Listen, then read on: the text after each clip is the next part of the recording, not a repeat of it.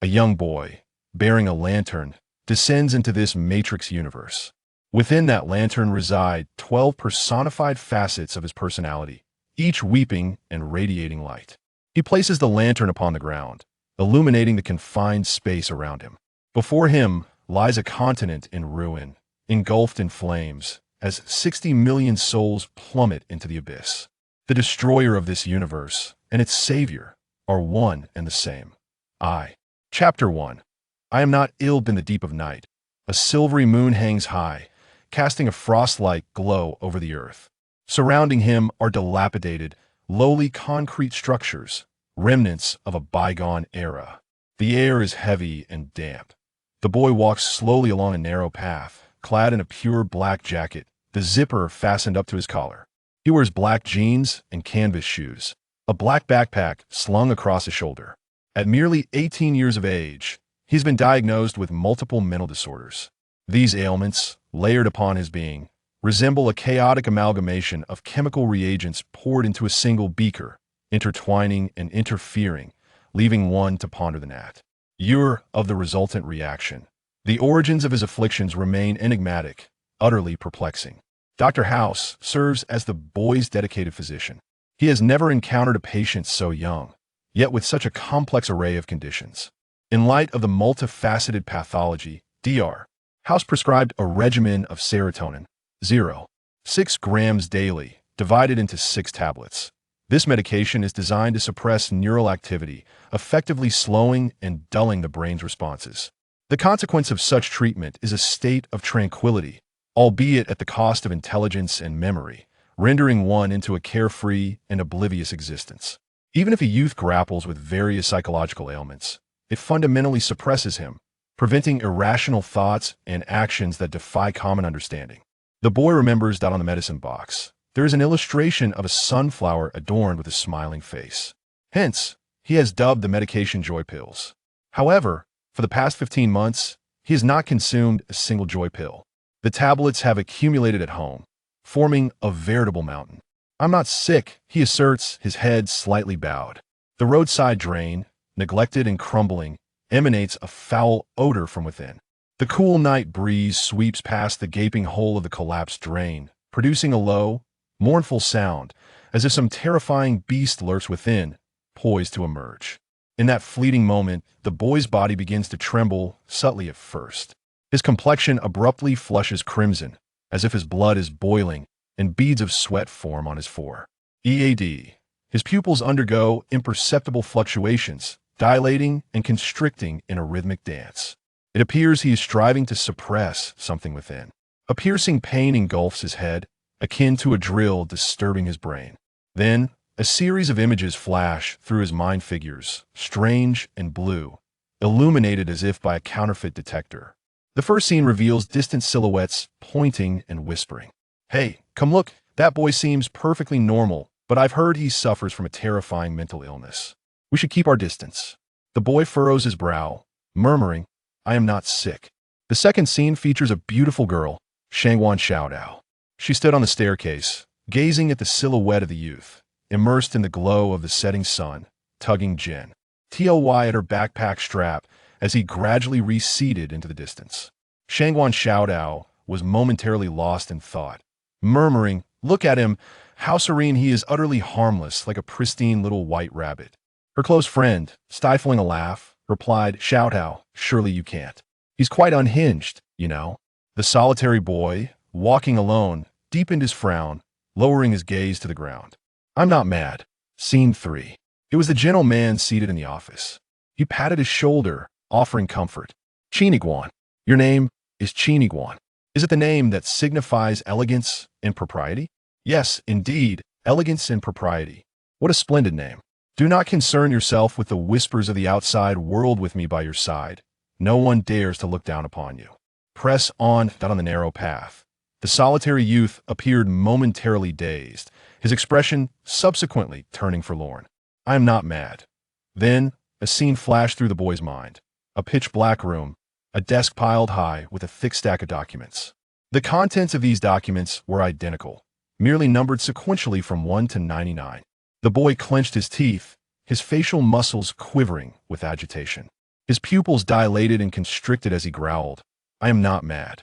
In that moment, the boy lifted his gaze to the horizon. He had reached the edge of an expanse, where a modest concrete structure stood amidst the desolate terrain. Bathed in the hazy moonlight, there were no other buildings in sight. The destination of his journey had been reached. The young boy took a deep breath, his expression settling into calmness as he regulated his breathing, reassuring himself once more. "I'm not ill." He stepped forward, gradually unfastening the thick iron chain that secured the wooden door. Creak! As he pushed open the decaying wooden door, the metallic hinges emitted a harsh, grating sound. The windows of the concrete room were reinforced with sturdy steel bars, allowing a pallid moonlight to cast patterned shadows upon the floor. In the corner, a girl was curled up. She wore a pristine white dress, her bare feet exposed, with dark, silky hair framing her youthful, beautiful face. At that moment, the girl trembled violently, seemingly wishing to fully merge into the corner. Her tear-filled eyes quivered, filled with terror as they fixed upon the boy. The boy stood tall, measuring 179 centimeters.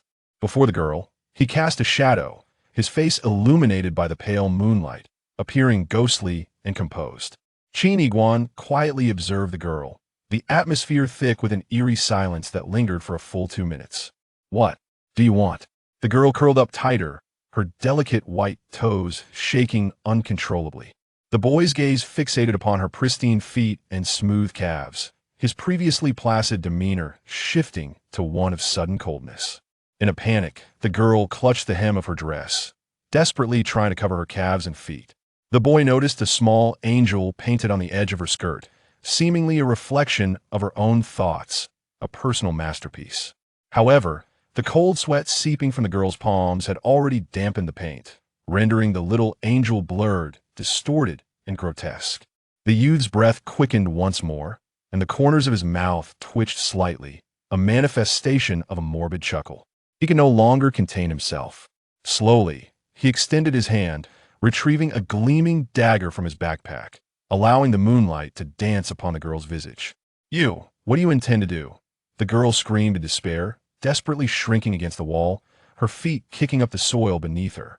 The boy advanced slowly, his expression momentarily eerily calm before revealing a hint of a faint smile as he gazed at the girl for several seconds, ultimately contorting his features residential into a grotesque grimace.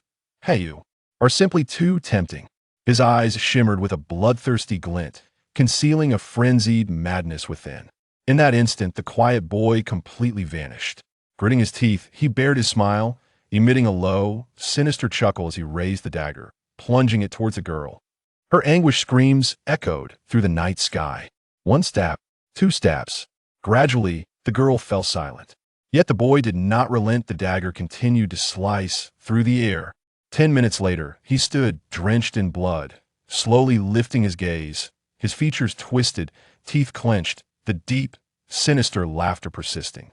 "Ha! Ha! My name is Qin Iguan, the vestige of a beast in human attire. I am not mad." Chapter 2. A World of Filth. Not far away, 2 figures clad in black trench coats stood, silently observing the cement structure before them. The girl's wretched screams and the boy's grotesque laughter reverberated through the night. One of the figures clad in a black trench coat, seemingly around 50 years of age, slowly extracted a cigarette, placed it between his lips, and ignited it, taking a leisurely DRA.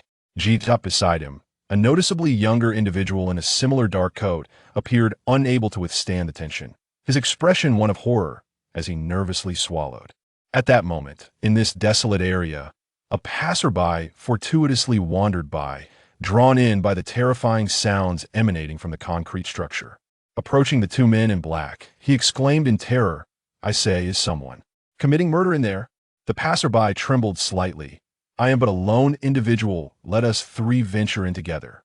However, the older trenchcoat figure showed no intention of moving forward, instead slowly lifting his coat, revealing a glimmer of metal at his waist. The passerby froze, his eyes widening in realization. "A police badge?" The black-clad man spoke in a calm tone. "We are conducting an investigation." The passerby wore a bewildered expression, pointing toward the distant concrete building. But inside there, the trenchcoat figure continued to unveil a portion of his coat, exposing the grip of a firearm secured at his waist. His voice remained composed. For your personal safety, it is best you leave immediately. The passerby stood in shock, utterly perplexed by the situation. A police officer. Yet, given the undeniable presence of the firearm, he dared not provoke a confrontation. Preserving his life took precedence. He then hurriedly retreated, stumbling away in haste. 2 minutes later, a youth named Chin Iguan slowly pushed open the wooden door and emerged from the concrete building. He gripped the dagger, blood continuously dripping from its blade. His face and clothing were also marred with glaring stains of crimson. Under the moonlight, he gazed for a fleeting moment. He approached 2 figures clad in black trench coats, locking eyes with them. A silence enveloped the scene for a brief interval. The elder of the 2, taking another drag from a cigarette, inquired, "Is he dead?" The young man nodded yes. At that moment, the younger figure extracted an exceedingly thin tablet from his coat, furrowing his brow as he scrutinized it. The screen displayed a photograph of a girl in a white dress, accompanied by a subtitle, "Missing Person Case." Subsequently, the older figure gestured dismissively. The younger one stepped forward, lowering his head to interact with the tablet. An eerie spectacle unfolded before them. The concrete structure before them flickered with a blue light, which then faded, leaving only basic outlines. Those outlines transformed into wispy code, drifting into the air, vanishing from sight. Simultaneously, the bloodstains on the young man's face emitted a blue luminescence, morphing into code that dissipated into nothingness. The boy's visage was cleansed, and the dagger was rendered immaculate, as if nothing had transpired moments before. He turned the dagger towards the moonlight, inspecting it, before placing it into his satchel. Then, he raised his head and declared, "The perpetrator is a male, 35 years old, an artist bespectacled, and adheres to a certain belief, revering Western demons. He resides nearby, within a confined space, where he murdered the girl and dismembered her into 28 pieces. To the west from here, within the sewers along the road, one can find dismembered remains." As the youth's words fell, the 2 figures clad in black coats exchanged glances filled with intrigue. After a prolonged silence, the younger of the 2 could no longer restrain his curiosity, inquiring, "My friend, I am aware that you are the renowned part-time detective within THEP. Recinct, and some even refer to you as the perverse detective. Yet," he hesitated momentarily, "the information at our disposal is scant. A mere 7 days have elapsed since the disappearance of this girl, and this area is solely known as her last kin. On location, with such limited data, how can you assert that she has met with foul play? And what leads you to believe that the perpetrator is that man, aged 35? Furthermore, how can you conclude that the girl was dismembered precisely into 28 pieces? Moreover," he continued, "why must the body necessarily be concealed within the sewers to the west?" The boy remained composed. "I am certainly not speculating at random." As he spoke, the youth subtly tilted his head towards the elder figure, who was languidly smoking a cigarette. "This insight is largely thanks to Officer Wong, who provided me with information 4 days ago. He supplied me with a list of 16 suspects, individuals who had interacted with the victim within the past 30 days. I possess a certain ability." The boy's voice abruptly deepened, his eyes shimmering with intensity. "As long as I gather sufficient information, I can imitate anyone, their every movement, their expressions, their psychological nuances. I can even replicate physical ailments under the scrutiny of medical instrumentation, leaving doctors unable to discern the truth." The young man in the black trench coat was momentarily taken aback. "Is this reality? I have discovered." The boy tilted his head back, his gaze unsettling. "The suspect number 6 possesses a profound propensity for sadism. He has a particular affinity for girls clad in white dresses, especially those who are barefoot." As he spoke, the youth seemed to transform, his features contorting into a visage of madness.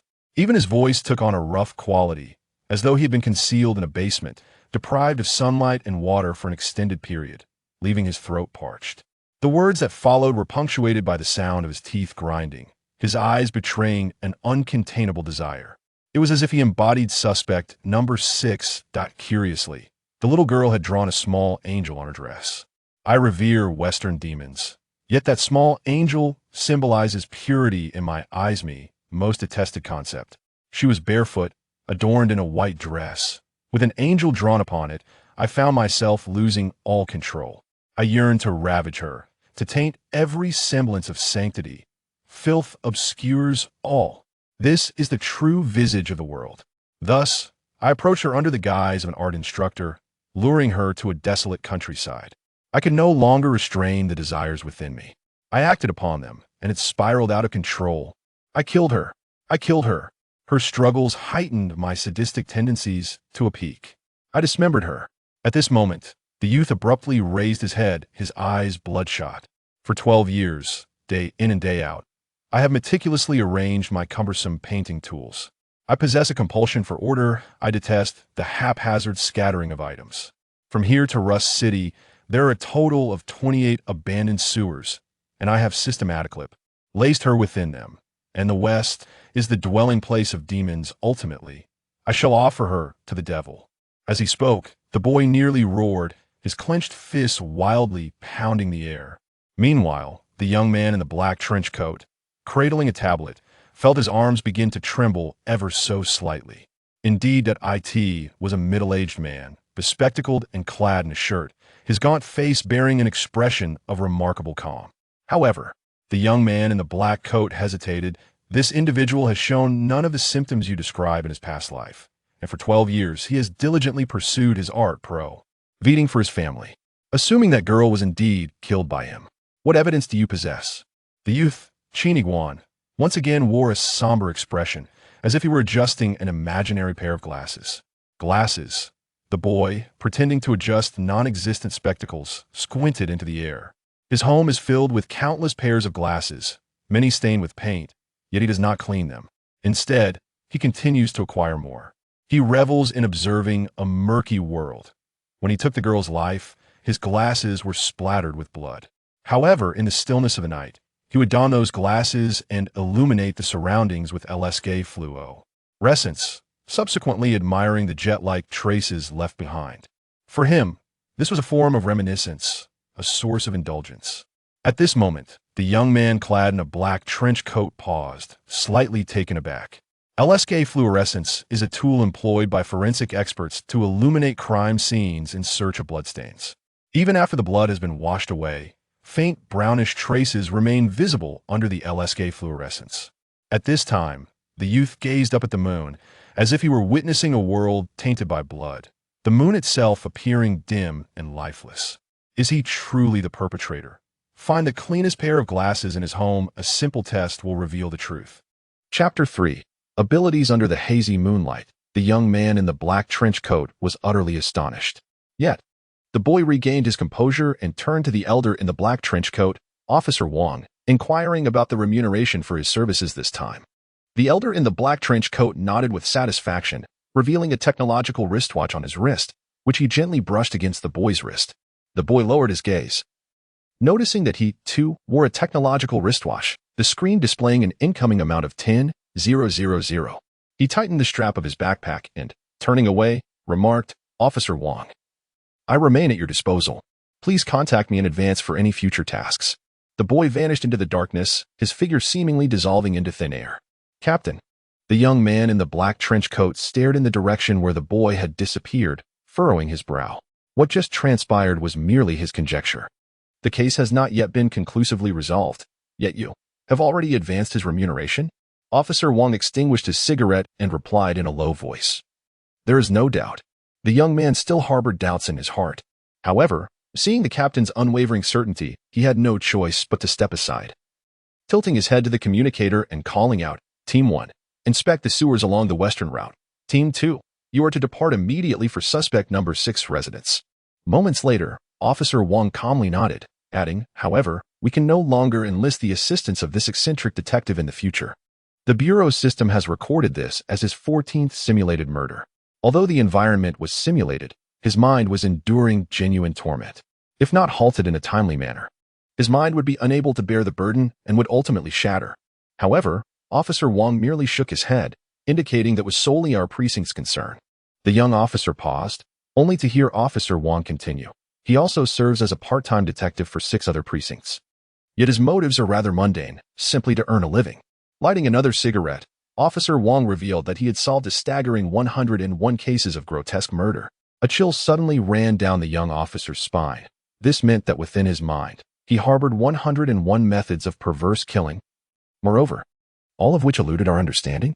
The young officer's astonishment doubled, for this was truly terrifying. Officer Wong fell into silence. The two men in black trench coats could scarcely fathom the tumultuous world that resided within the heart of that youth. After a lengthy pause, the young officer inquired, was he indeed afflicted with the severe psychological disorders as rumored? Officer Wong's hand, still holding the cigarette, hovered near his lips as he remarked, somewhat fortuitously, that the youth psychologist happened to be an old friend of his, and he was quite familiar with the young man's condition. The young officer's eyes widened with intrigue, a curious yearning to uncover the secrets of that boy's mind. Officer Wong then elaborated, his voice low. The ability he spoke of is clinically referred to as shadow syndrome, a rare psychological ailment. In truth, we ordinary individuals possess an unconscious habit of mimicking others, such as emulating the qualities of those we admire, be they prodigies, exceptional figures, or our beloved celebrities. Even when we stay in a foreign place for an extended period, we inevitably begin to mimic the local accent. As for him, Chiniguan, due to his psychological afflictions, this subconscious ability has been magnified countless times.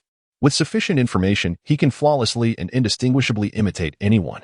The young officer listened, captivated, exclaiming, this is truly astonishing. However, he then inquired with wide eyes, doesn't he fear imitating a psychopathic killer after experiencing such gruesome scenes? Isn't he daunted? Doesn't he suffer from nightmares? Officer Wong abruptly inhaled from his cigarette. His condition is not singular. He also possesses a rare psychological disorder known as moral deficiency. According to his doctor, this is essentially a loss of personality. For Chiniguan, regardless of his actions, he feels no internal condemnation, no sense of guilt, and thus, naturally, he experiences no fear or trepidation, nor does he suffer from nightmares. Portraying a psychopathic murderer is as burdensome to him as sharing a cup of instant noodles, devoid of any psychological weight. It is the same whether he were to take a single life or 1,000. It is precisely because of this that he can imitate others with unwavering focus.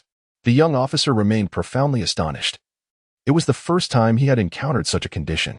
Thus, Officer Wong finished his cigarette, extinguishing it beneath his foot.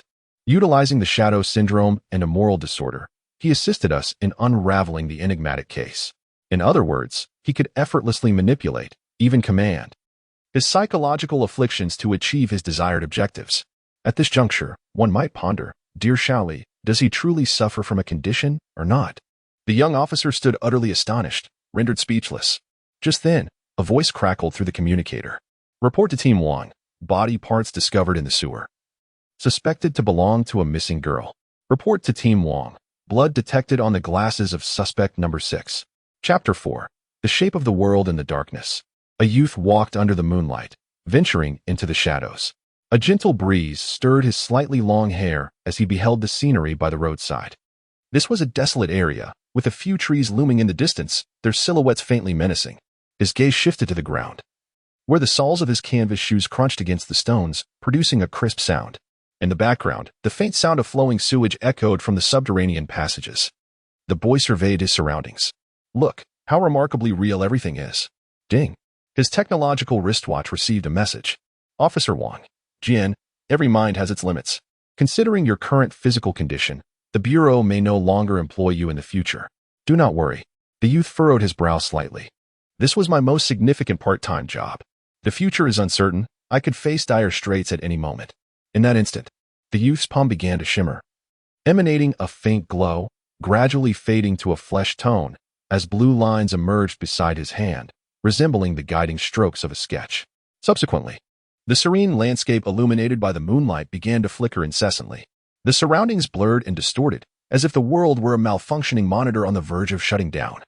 Suspended in midair, blue text materialized. Login time expired. Please exit promptly. The youth sighed softly and with a sudden motion mimicked the act of removing a helmet. The cold moonlight remained undisturbed, yet the visage of the boy, along with his form, shattered into blue code, dissipating like dandelion seeds in the wind. This scene bore an uncanny resemblance to the earlier event before the concrete house. Everything could be simulated, and this world was no exception. Simultaneously, within a dimly lit apartment, the boy placed the neural helmet he had just removed to the side. He had exited that realm. Rising from the sofa, Qin Yiguan drew back the heavy black curtains, pushed open the window, and gazed outside, inhaling the crisp night air. In the city under the cloak of night, twinkling blue lights flickered like stars. His apartment was nestled in a dilapidated district, where countless antiquated metal structures towered unevenly, their paint peeling to reveal rust beneath, casting shadows upon one another. Reminiscent of a post-apocalyptic metropolis, the long-neglected yet fully automated maglev train glided through the sky, passing beneath the silvery moon. There were no passengers aboard the train, nor anyone on the streets. Naturally, a few caretaker robots might be seen moving within the train and along the distant roads. On the roadside, a seemingly malfunctioning virtual screen flickered in the dim light, displaying the green digital date. Current time, August 4th, 2122, 2000 hours, 01. The young man gazed at the time, his thoughts seemingly transcending a century. 100 years ago, a technology-defying company transformed a figment of imagination into reality. This company was named Gemini. From the inception of VR headsets for virtual reality, to AR headsets for augmented reality, and now to non-invasive brain-computer interfaces for immersive reality, individuals can traverse into a virtual world through devices. This realm is known as the Gemini metaverse. It is not merely a virtual online game, but a twin world, a novel mode of existence. This also marks the dawn of a technological era.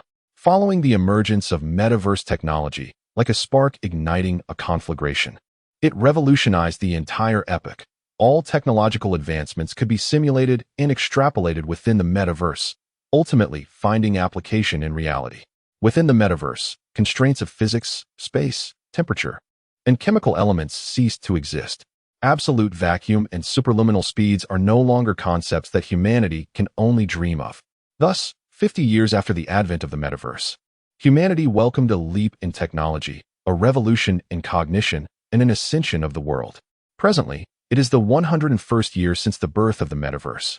97% of humanity has undergone a transformation of their background world, reclining into nutrient pods, fully immersing themselves in the life of the metaverse. Historical records refer to this phenomenon as the Great Migration. The youth murmured, "This is a new era, the era of the metaverse, the era of virtual reality." The recent tragic incident involving a young girl is indeed a grim reality that transpired merely 2 days ago, occurring just 15 kilometers away in the suburbs. This event marks one of the rare offline homicides in our contemporary era. Times have changed. The police no longer need to mobilize extensive resources to reach the crime scene, encircle it, and establish a perimeter. The entire investigative process can now be conducted within the twin metaverse. The essence of the aforementioned scene lies in the virtual simulation of the crime scene within this metaverse. The twin metaverse, a shared realm for all humanity, presents an environment entirely fabricated from virtual constructs. Utilizing their privileges, the police can effortlessly recreate a small house and a vividly animated girl in a white dress. The perpetrator was replicated by Qin Iguan through the use of a specific ailment. The participants in this event, 2 officers and Qin Iguan, merely need to recline on their sofas at home, donning headsets, or remain within their nutrient pods to carry out their duties. In this metaverse era, the most fundamental work efficiency has surged by dozens, if not hundreds, of times. Within a mere 20 minutes, an enigmatic murder case was deftly resolved. The passerby was an ordinary resident, coincidentally traversing the area. Like all of humanity, he exists in this world while gazing upon it, a creation of a Chinese enterprise. The second world for humankind. This technology, fortified by insurmountable barriers, remains unparalleled and unreplicable. Consequently, China has emerged as the preeminent technological powerhouse. At this moment, outside the youth's window lies the urban landscape of reality. It resembles a forest of steel, a forest of technology, devoid of the warmth of human existence, lacking in emotion, and even missing a touch of color. This phenomenon commenced in 2022, when individuals found themselves immersed in their mobile screens for an average of 18.9 of their time. Qin Iguan is uncertain whether to embrace the notion that the higher the level of technological civilization, the greater the degree of virtuality in the world. However, even in this age of technology, the narrative of human evolution over thousands of years elucidates a singular truth. The advancement of technology is inevitable.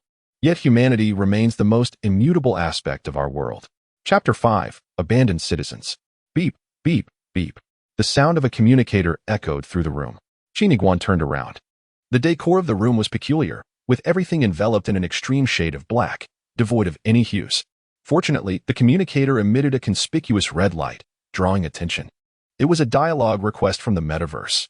He entered the room and pressed the physical button. A void screen illuminated, revealing a chubby young boy with a flushed face. He smiled broadly, his round cheeks squished to the sides. Hello, Iguan. At 18 years of age, Qin Iguan held the part-time title of perverse detective. He bore another identity, one that sent shivers down the spine when recalled, that of a student, a serious high school senior. This chubby boy was among the few good friends he had within the metaverse school. 3 years prior, upon first learning his name, Qin Iguan was rather astonished. His surname was quite unique, Tao Tai, and it was the first time he had encountered such a name in the world. The father of the chubby boy is named Tasty Gluttony of the Sky, while his sister is called Tasty Gluttony of the Endless Ring. As for him, he is known as Tasty Gluttony of the Clam. The term clam is pronounced gala in the northern dialect. At that moment, Qin Iguan was utterly bewildered and inquired, "Your family's names?" All derived from this surname, exude an air of dominance. Yet, why do you bear the name of a clam? Tasty Gluttony of the Clam, feeling somewhat vexed, replied, "I am quite content. In my childhood, I suffered a grave illness and nearly perished. The village's great sage proclaimed that I must be bestowed a name of misfortune, as the principle of negative multiplied by negative yields positive would ensure my lifelong safety. Thus, my father and the family put their minds together, determined to give me the most wretched name imaginable. Tasty Gluttony of the Spittoon, Tasty Gluttony of the Socks, Tasty Gluttony of the No Chicken, Tasty Gluttony of the Excrement." At that time, Qin Iguan could hardly contain his astonishment. Tasty Gluttony of the No Chicken, Tasty Gluttony of the Excrement. What on earth? He then witnessed Tasty Gluttony of the Clam shrug and say, "Fortunately, my father's humanity had not yet been entirely extinguished. Now, do you not find the name Tasty Gluttony of the Clam rather appealing?" Qin Iguan, still in shock, slowly nodded and replied, "Indeed, when compared to those other names. Tasty Gluttony of the Clam truly sounds delightful." Meanwhile, the chubby boy on the virtual screen continuously turned his head, peering through the screen to observe the room occupied by Qin Iguan, his eyes filled with curiosity. It could be said that reality was hardly inferior to the metaverse. It was merely a shade darker. Qin Iguan smiled wryly. In this era of the metaverse, 97 of the population had undergone a great migration, while the remaining 3 were referred to as abandoned citizens. The 6th suspect was one such individual, as was the girl in the white dress, and so was Qin Iguan himself. Due to various afflictions such as neurological disorders, psychological ailments, and physical illnesses, they are unable to endure prolonged engagement with neural connections. In consideration of their circumstances, the government has issued specific headgear to restrict their time spent in the metaverse. Upon encountering the bewildering array of cases presented by Qin Iguan, the data auditor could not help but lament from the depths of his heart. There exist such tragically unfortunate souls in this world. Consequently, he is allotted merely 5 hours of access time, reminiscent of the old era's welfare system. In the current age, institutions such as schools, banks, and governments have all transitioned into virtual environments residing within the metaverse. It feels akin to living in a remote wilderness, disconnected from the bustling world. The 3 of societal outcasts. This figure once represented a remarkable segment. In the bygone era, true success was held by merely 3 of individuals, who commanded over 90 of the wealth. Now, however, it has become a bitter irony, representing 3 of the mentally afflicted. Qin Iguan shook his head. At times, one finds themselves at odds with the entire world. Regardless of right or wrong, one remains the anomaly. Meanwhile, the affluent and seemingly normal inhabitants of the metaverse, the gluttonous clams, thrive in their 24-hour existence within this digital realm. This lifestyle embodies an entirely new concept. Half of the population comprises semi-digital beings, constructed from human consciousness within virtual reality. They possess a complete digital existence, rendering the notion of logging off a distant and alien concept, devoid of significance or necessity. Suddenly, the gluttonous clam offered encouragement. "Brother, do not give up. You must continue to apply for the nutrient pod." Qin Iguan cast a silent glance at the virtual helmet resting upon the sofa, a mere emblem of the Forsaken. In comparison to the nutrient chamber, this device was but a rudimentary product, shackled by a temporal lock and offering a mere 10% of the sensory data that the nutrient chamber provided. Utilizing it felt akin to a prisoner from a bygone era, constrained by an electronic limiter. The youth slowly shook his head, stating, "I have applied 100 times. Yet due to a few trivial, Inconsequential neurological ailments. I do not meet the criteria. One must not relinquish hope to witness miracles. The encouraging voice of the gluttonous clam echoed. With the nutrient chamber, you too shall transform into a normal resident, capable of dwelling in the metaverse for eternity, traversing wherever your heart desires. One day, we shall join forces and explore the distant realms of the metaverse together. The notion of distant lands captivated Chin Iguan. At the heart of the metaverse lies a harmonious society, a secure sanctuary, a realistic alternative to the mundane world, where landscapes mirror the physical earth in a 1-to-1 ratio. To embark on a journey within the metaverse is to arrive at a new world, referred to as the experimental field. It is said that in this realm, far removed from the earthly emperor's reach, there exists a unique logic. Upon entering, one would find themselves in an explosive world that defies conventional understanding, determined solely by the potential of the mind. Every ambitious young soul yearns for such an experience. Alas, Chin Iguan, with a mere 5 hours of life remaining, is unable to undertake such distant travels. Suddenly, the gluttonous clam whispered mysteriously, I have heard rumors that today, the metaverse will undergo an update. Perhaps the mechanisms will change. And you might even have the chance to apply for the nutrient chamber. Chin Iguan paused momentarily, ultimately letting out a sigh, having relinquished all remnants of hope. Subsequently, he cast a glance at the side table where a nutrition chamber application lay, its thickness measuring a substantial 30 centimeters. Utilizing the nutrition chamber to access the metaverse necessitates a high degree of cerebral cooperation. Given the applicant's neurological condition, granting authorization recklessly may lead to unforeseen consequences. Daily encouragement. We shall not overlook any genius of the metaverse. Chapter 6. The Invisible Me Iguan. I must confide a secret to you this time. A beep interrupted, abruptly ending the call with a voracious clam. The communicator immediately resumed its incessant beeping. The void screen illuminated, displaying massive blue letters drifting through the air. Insufficient metaverse bandwidth. Please renew your subscription. The youth looked up, his eyes gently blinking as he let out a soft sigh. He then scanned his technological wristwatch over the communicator. Renewal successful. Minus 2,000 balance. 8654. The young man wiped the surface of his technological wristwatch, realizing that without receiving cases from the police department, he would soon experience a significant loss of income. This situation could not persist for long. Chin Iguan surveyed a corner of the room, where numerous edible energy blocks were piled up. After all, it was now the year 2122. Even the abandoned citizens could not be entirely forsaken by the government, which still provided the most fundamental living necessities. Those white, butter-like substances, concentrated with biotechnology, could sustain an adult's energy requirements for an entire day with just one piece. Yet, the taste was so utterly dreadful that even a dog would turn its nose up at it. I should venture out to procure something edible. The youth disregarded the energy blocks, turned, and descended the stairs, emerging onto the bustling street outside the apartment.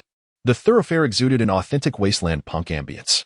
The buildings, though aged, were intermittently illuminated by bizarre flickering void screens, suggesting a sense of futuristic technology amid their dilapidation. The area inhabited by Chin Iguan was known as Rust City, a locale where its denizens, much like him, were unable to fully immerse themselves in the metaverse for various reasons. In essence, this was the underbelly of a technologically advanced era. At this moment, the streets were deserted, as most of the forsaken citizens possessed a limited basic income time, either brief or prolonged. The hours between 8 p.m. and midnight were precisely when the inhabitants of Rust City sought to maximize their scant login time to enter the metaverse. In the realm of reality, viable enterprises had all but vanished. They were compelled to venture into the metaverse to earn a living. As the young man traversed the streets, he walked a considerable distance of 5 kilometers, eventually arriving at the outskirts of Rust City. He gazed upward into the distance, where the barren land stretched out before him. A magnificent city, aglow with lights, loomed 10 kilometers away. This place was known as Central City, the residence of those who were perpetually immersed in the metaverse, also referred to as the city of half the people. The lower-class populace could only gaze up in admiration. With a tranquil expression, the youth proceeded steadfastly towards Central City. Ahead, on the flat expanse of grass, a faintly discernible path had emerged, seemingly worn by the footsteps of those who had traversed it numerous times. The one who had trodden this path was none other than Chin Iguan himself. At this moment, he walked leisurely, unhurried.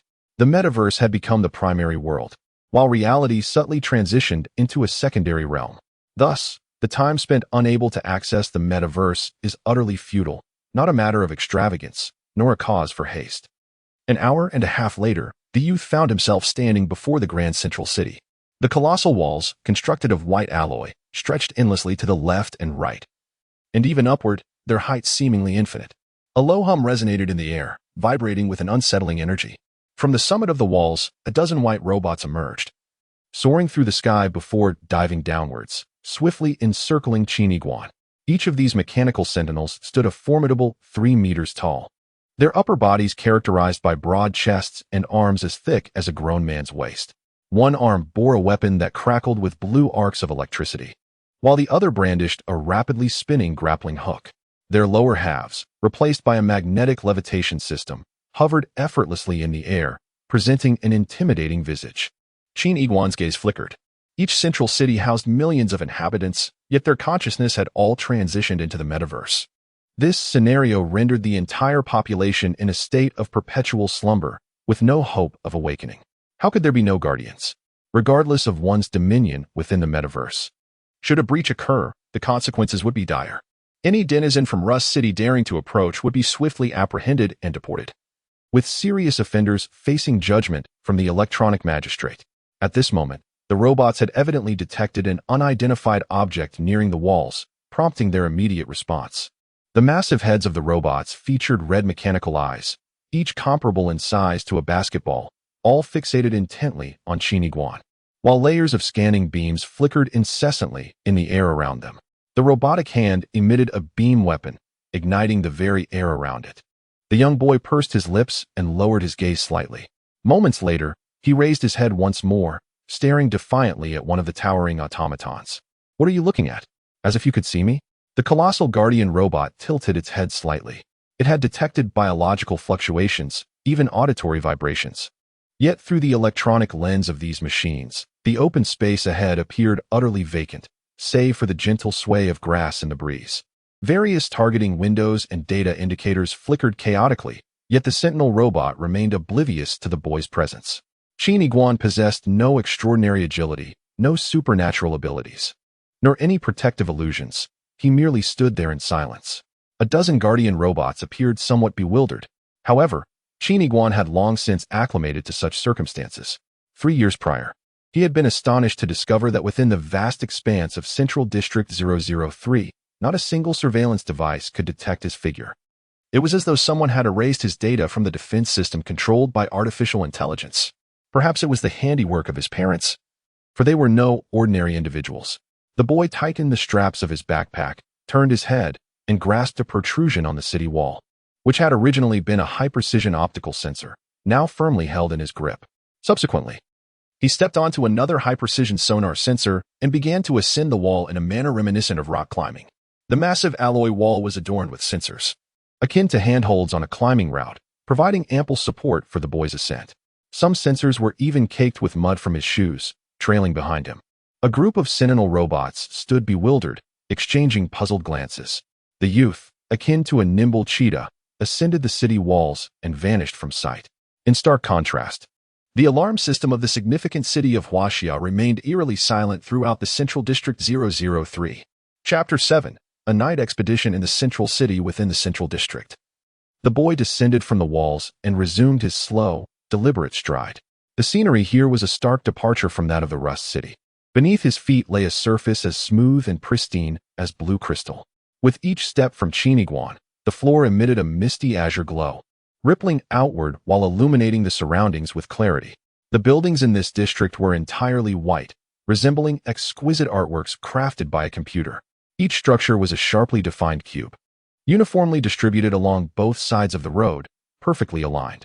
The interiors of these homes radiated a soft, white luminescence, devoid of any decay, exuding a sense of futuristic technology. The environment was impeccably clean. Everything appeared brand new, as if freshly unwrapped, and one could search the entire central district without encountering a speck of dust. The only similarity between this central district and the Boys' Rust City was the absence of human presence on the streets. Instead, elegantly designed and functionally superior caretaker robots glided about. Yet, much like the Sentinel robots, these caretakers remained oblivious to Chiniguan's existence. Despite the advanced technology and impenetrable defense mechanisms, to the boy, it felt like a deserted realm. Qin Guan turned his gaze towards a cubic residence at the roadside, Residential Unit 00025. It was a place he could not visit. In the dwelling reside 3 women. Those lying within the nutritional chamber are unclothed. Do not inquire how I know this. I visited last time. After a brief stroll, at the end of the street, an imposing cubic structure suddenly emerged. The youth's gaze was captivated. This was also a residence, yet it seemed to exude opulence thrice that of others, indicating the family was either extraordinarily wealthy or aristocratic. Notably, I had yet to set foot inside. The young man lingered outside the grand estate for a while. With a soft hiss, the robotic caretaker, equipped with an electronic key, activated the access control system. Like a wraith, the youth stealthily followed the robot and gracefully entered the interior. The living room was meticulously arranged, every piece of furniture pristine, as if it had never been touched since its installation.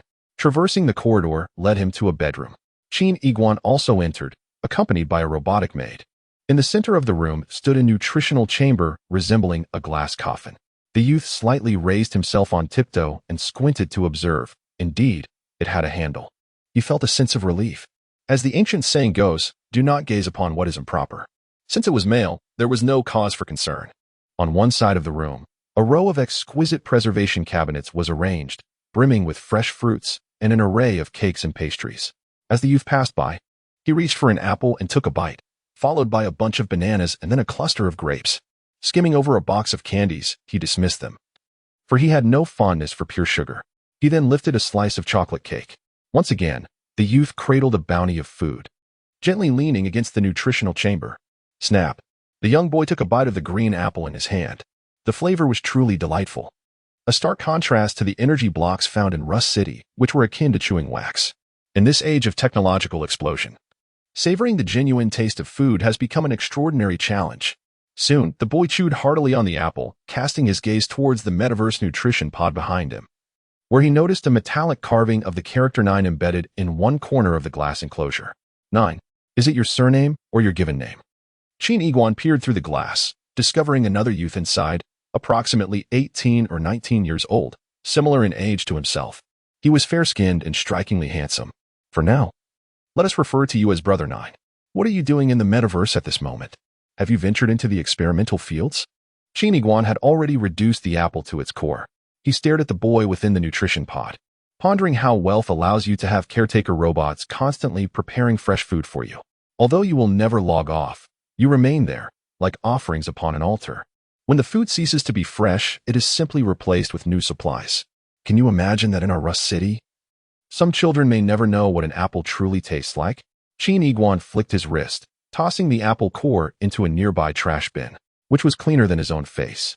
The caretaker robot, mopping the floor, paused, its gaze fixating on the trash bin, and an electronic voice chimed in, puzzled as to how there could be an apple core when the master had not yet awakened. Thud. Qin Guan had just finished a banana and casually tossed the peel into the trash bin. The caretaker robot seemed perplexed. How could there be a banana peel? Oh, and what about the grape skins?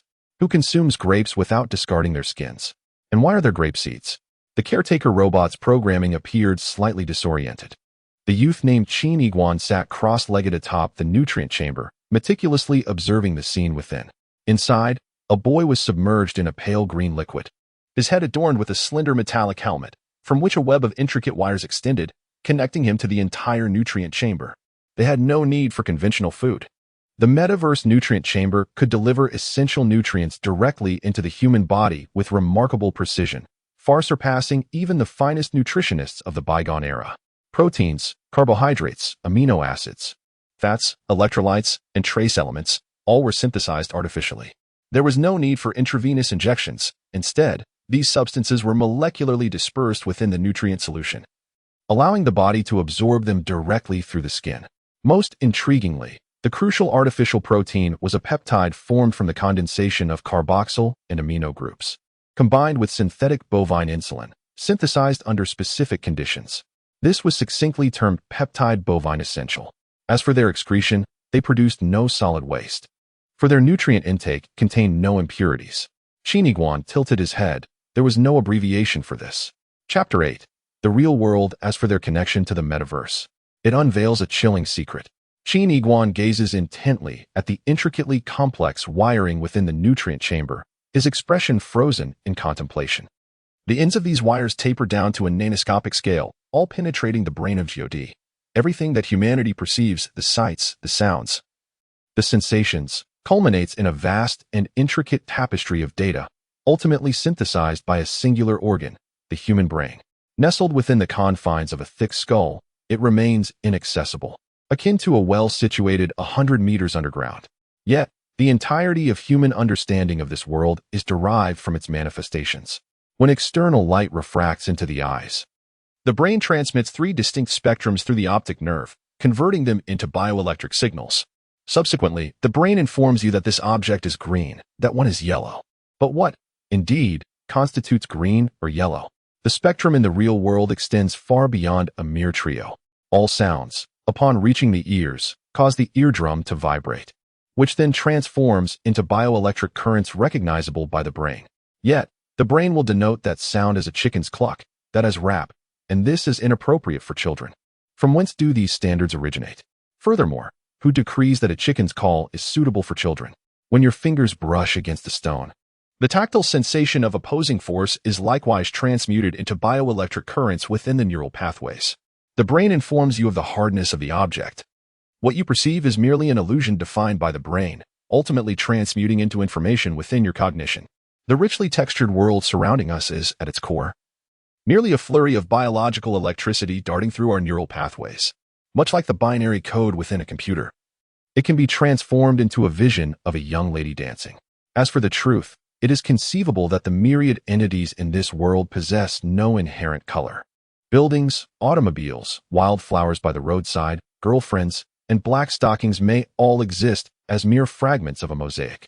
Spheres may not be perfectly round, and cubes may not adhere to their traditional form. It is also plausible that in the profound silence, sound does not truly exist. Perhaps when the young lady speaks, there is no melodic timbre at all, but rather a cacophony of terrifying shrieks enveloping the world. The childlike and mature voices we perceive are merely embellishments crafted by the mind, designed to evoke our desires for procreation. It is conceivable that this world lacks any scent, and food bears no flavor. What you taste is simply the outcome relayed by your brain, a mere label distinguishing between excrement and chocolate, thereby preventing the host from consuming waste. This cerebral programming also manifests as a monitor situated within your mind, known as consciousness. Thus, individuals truly inhabit their own realms of awareness. They will eternally remain oblivious to the true visage of this world. This is a deeply unsettling concept. The brain deceives humanity, while the marvel of the metaverse lies in its ability to directly deceive the brain. Although individuals recline in nutrient pods, the metaverse system can transmit electrical signals straight to the brain, seamlessly integrating into the neurons and fabricating a false real world for you. Within the metaverse, sensations of pleasure, excitement, delectable flavors, fatigue, and intimacy between genders can all be meticulously simulated. Moreover, the Gemini holds the key to understanding these intricate patterns. Imagine, if you will, suffering an injury within the metaverse, your arms severed, muscles torn, bones fractured, and blood spurting forth. The metaverse can still deliver a precise one experience of laceration, blood loss, and pain sensations. From a sensory perspective, humanity finds it nearly impossible to discern whether this is a corporeal reality or a digital incarnation. This is the essence of the metaverse, a vast realm of code intertwined with the automated programming of human consciousness. As long as the virtual data is sufficiently accurate, the distinction between existence in the physical world and that within the metaverse becomes negligible. The essence of the metaverse lies in the unreserved openness of human consciousness to the realm of codes. Some scientists assert that human consciousness may, to a certain extent, exert a reverse influence on the rules within the metaverse. This aligns with popular beliefs. The further one ventures into the metaverse, the more logic is subverted. Much like the parable of the godless wilderness, there exists no divine oversight here. Might my own mental afflictions manifest differently in certain areas of the metaverse? The youth bitterly smiles at this thought, yet there is no means to ascertain the truth. The authorities refuse to provide me with a nutrient pod. I am fated to perish before my potential is realized. Speaking of the metaverse authorities, they are, in essence, the governments of various nations, assuming a role akin to agents. They possess no authority to interfere with the metaverse. At most, they act as gatekeepers. In the physical realm, they oversee numerous peripheral matters, such as the auditing and distribution of nutrient pods. Why does the Gemini Corporation not engage in these affairs? Because the Gemini has become shrouded in enigma, mysterious to the utmost degree, to the point of no longer existing within this world. All of this begins with the enigmatic Gemini intelligence. Initially, the metaverse intelligence existed as a physical matrix computer. Subsequently, its core transitioned into a quantum form, eventually dispersing throughout the top floor of the Gemini Tower in the shape of a 3,600 square meter cloud of particles. One fateful day, 12 years ago, it reached an unknown sequence, evolving into the fabled super artificial intelligence. The so-called intelligence core transformed into a colossal green electronic cloud, slowly ascending, manifesting in an incomprehensible form, drifting beyond the atmosphere. Today, the human eye can no longer perceive even that green electronic cloud. Earth scientists were astounded, ultimately concluding that, in that fleeting moment, the core artificial intelligence of Gemini had transcended an unimaginable technological chasm. Furthermore, in the time to come, it will continue to learn and enhance itself. Artificial intelligence will only grow increasingly astute, evolving at a staggering rate of billions of iterations per second. Its algorithms will infinitely approach the ultimate correctness. Of course, although the Gemini intelligence has ascended, the metaverse under its command remains, operating autonomously and continually serving humanity. The content it encompasses and the realms it spawns have expanded immensely, almost boundlessly.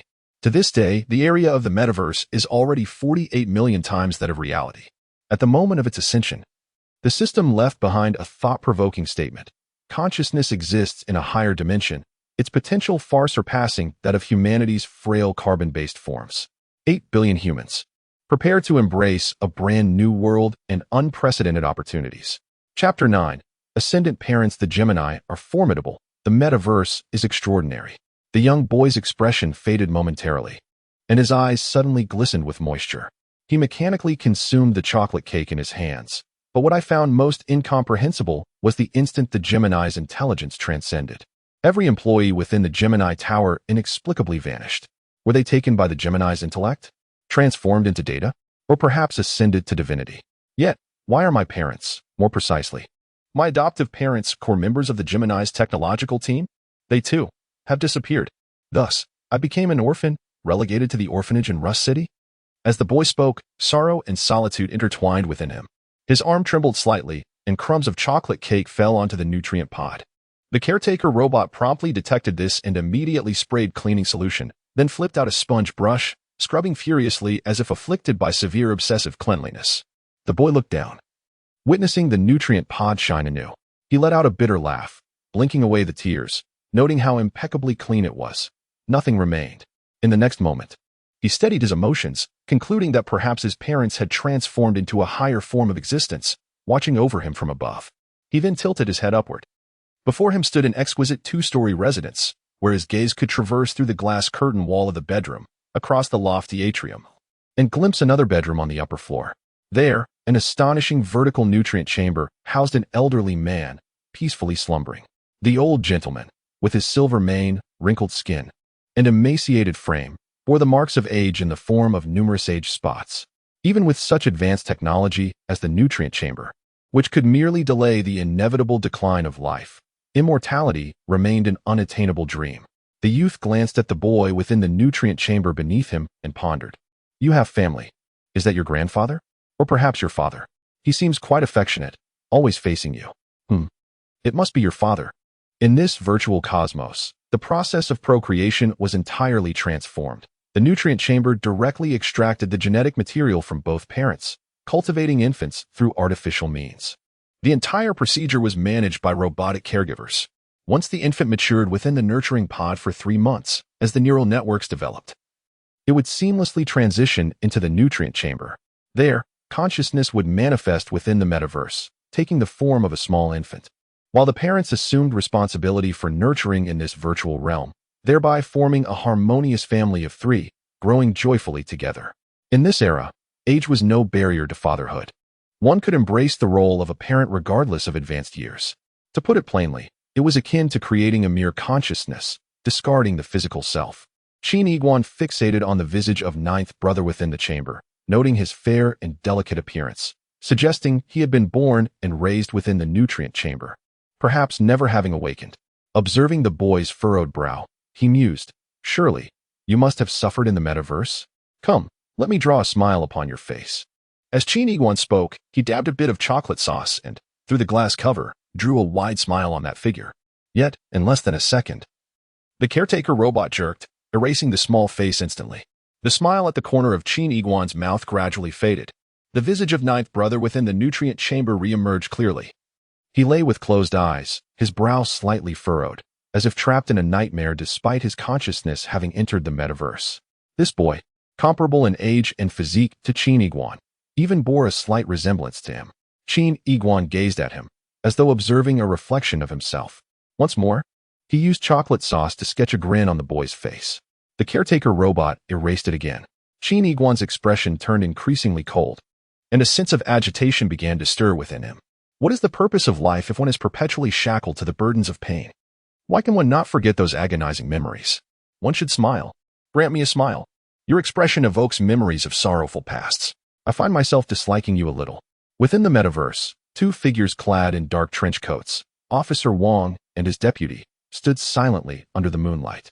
"Captain, we have located the girl's remains, 28 pieces, neither more nor less. The forensic expert has confirmed it. Even the method of dismemberment, the force used, and the angles are identical to those employed by that youth during simulations." Shally swallowed hard, a chill coursing through him. Then, abruptly, Little Lee glanced at Officer Wong, the captain, and remarked, "That young man is quite terrifying. He possesses an alarming proficiency in criminal techniques. Have you never considered that one day he might perpetrate a crime himself?" Officer Wong maintained a calm demeanor and replied, "No, I haven't." Assistant Little Lee, still feeling uneasy, tentatively inquired, "Do you have any surveillance measures in place? For instance, at the very least, notifying his parents?" Officer Wong, who had a considerable smoking habit, lit another cigarette and said, "His parents are core technical personnel of Gemini." Assistant Little Lee was taken aback. They ascended, or rather, to be precise, they mysteriously disappeared as the Gemini smart brain advanced. Officer Wong pondered for a moment. Indeed, on that day, nearly 5,000 employees of the Gemini Tower vanished, just as the rumors suggest. However, Chin Iguan's parents were not among them. At this moment, the young officer's complexion paled slightly. Why are they not? Little Lee sensed that he was about to hear a dreadful truth. Officer Wong exhaled a puff of smoke and recounted, 12 years ago, when my body still frequently traversed the physical realm, on a pleasantly cool afternoon, I received a report of a crime. A young couple had been brutally murdered in their home. Little Lee's pupils constricted. Was it the Chin family? An unknown vendetta. And the young Chin Iguan had narrowly escaped this calamity, becoming an orphan? When I entered that room, I found two bodies slumped against the wall, the surface behind them soaked in blood. The man had been stabbed 11 times, and the woman 12. I can discern that the man, in his lifetime, was undoubtedly gentle, courteous, and well-educated. The woman, possessing striking beauty, exuded an aura of tenderness and attentiveness, adept at caring for others. Their abode was impeccably clean and neatly arranged, a space that should have radiated warmth and familial bliss. Officer Wong's cigarette had burned down significantly, ash cascading unnoticed. The trace of the assailant had vanished from the premises. I refrained from disturbing the scene, striving to uncover the weapon. Then, beneath the dining table, I discovered a 6-year-old boy. At that moment, my assistant, Shaoli, widened his eyes in astonishment. It was Chin Iguan, a name that Officer Wong was already familiar with. Officer Wong, tacitly acknowledging, continued, "I vividly recall that the child was covered in blood, in a spattering manner, clutching a dagger in his hand, equally stained. His eyes were vacant, and he was biting onto a piece of flesh with a fierce grip." Shaoli stood frozen in disbelief. Blood, dagger. Could it be? He staggered back a step, stammering, "W what?" Chapter 10. Blurred Memories in Central District Number 003. Within an opulent mansion, Chin Iguan crouched atop a nutrient pod, his expression somewhat grotesque. Gritting his teeth, he incessantly attempted to draw a smiling face for ninth brother within the pod, only to have it immediately erased by the caretaker robot. Must it be so agonizing? Your expression resembles that of one tormented by nightmares, constantly evoking painful memories. Suddenly, Chin Iguan let out a fierce roar, rising abruptly to stand atop the nutrient chamber, his eyes blood-red, fixating on everything around him as if a demon within him were awakening. Yet, in the next moment, The youthful fervor dissipated, and he slowly resumed his seated position within the chamber, gazing at the boy inside with a calm demeanor. After a prolonged silence of 2 minutes, Qin Iguan abruptly lifted his head, his voice breaking the stillness in a measured tone. In truth, my parents ascended with the twin intelligence, merely a woven illusion. For I have long been aware of their demise. My amnesia is feigned. It is highly likely that my parents perished by my hand. To be precise, it was another, me residing within this body. I am unfamiliar with him. He exists independently. He was the one who took my parents' lives. I cannot fathom how that piece of flesh and blood ended up in my mouth. Yet, I ultimately swallowed it. For I must engrave every aspect of this torment firmly in my memory. The youth's words were startling, revealing the deepest secrets harbored within his heart. At this moment, Qin Iguan cast his gaze towards the glass wall beside him, where his reflection appeared, the interplay of light and shadow rendering it somewhat eerie. The fury within him surged tumultuously, yet found no outlet. He inhaled deeply, exhaling heavily, striving to regain his composure after a prolonged struggle. He gazed silently at the nutrient chamber. Since the metaverse allows for the separate extraction of one's consciousness, it is only a matter of time before technology advances to the point of unearthing another self within. I desire its repentance. I demand its confession. I shall ultimately obliterate it. The air was inexplicably still. The impact of that scene weighed heavily on the seasoned officer.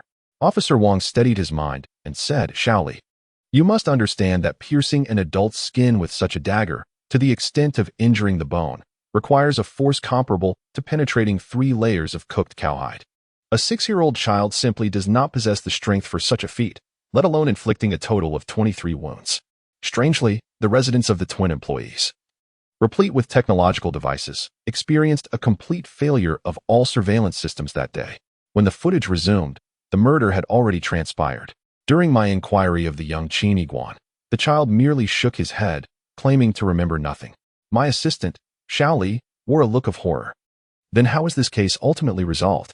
Though there was evidence, the logic did not hold. Moreover, Qin Iguan was merely 6 years old. Officer Wong pondered for a moment. We ultimately placed him in an orphanage in Rust City.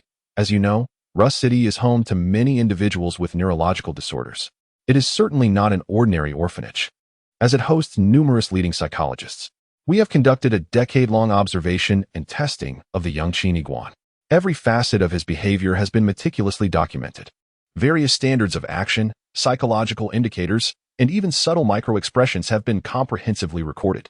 Ultimately, we integrated an array of assessment algorithms, including the infamous anger concealment test from an island nation, the WT psychological test from a European country, and countless psychological testing methods from our own nation. Little Lee was utterly captivated by this extraordinary history, swallowing hard as he inquired about the results of the tests. However, Officer Wong furrowed his brow momentarily before relaxing once more.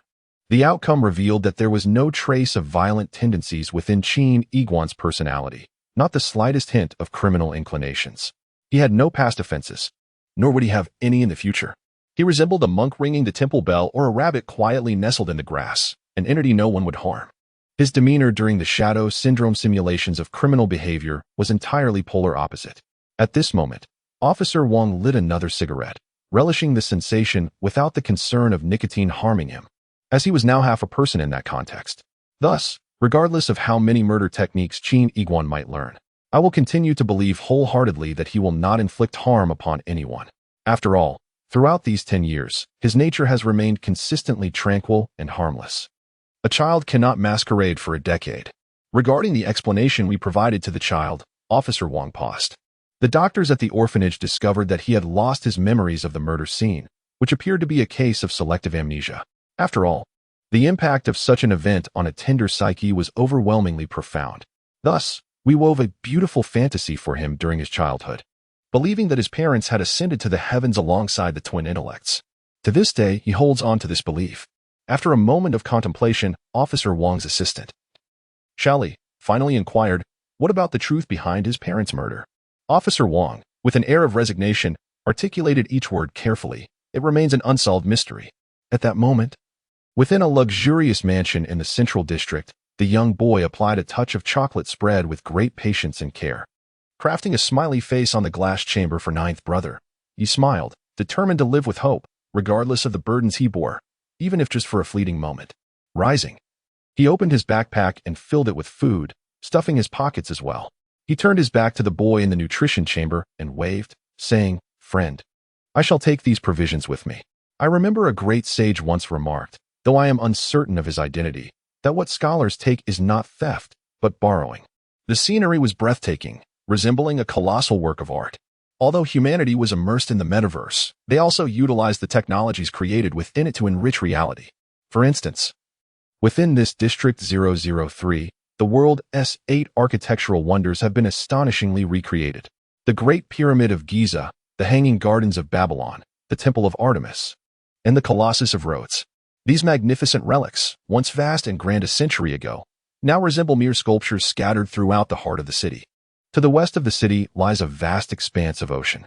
In today's physical realm, all oceans are remarkably clear, devoid of any pollution or debris. This transformation was achieved as humanity developed gene recombination technology within the metaverse, subsequently creating a type of soft-bodied creature capable of asexual reproduction that swims through the seas, voraciously consuming marine litter. Who dares to claim that humanity's future will be buried beneath environmental degradation? The truth is quite the opposite. The short-sightedness of the past led to this misconception. When wielded wisely, technology can always serve to benefit humanity. Alas, even amidst such splendid beauty and enchanting scenery, they remain unwilling to awaken. Chapter 11. Rust City. In stark contrast to the Central District, the Rust City, denoted as 003, lacks any defensive measures.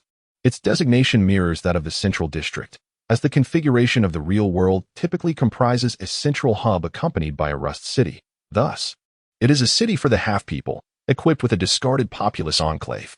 The periphery of Rust City is lined with dilapidated structures, reminiscent of the slums of yesteryears, dim, silent, and desolate. A young boy, burdened with a large quantity of food, stands within the confines of the city. This is a small square.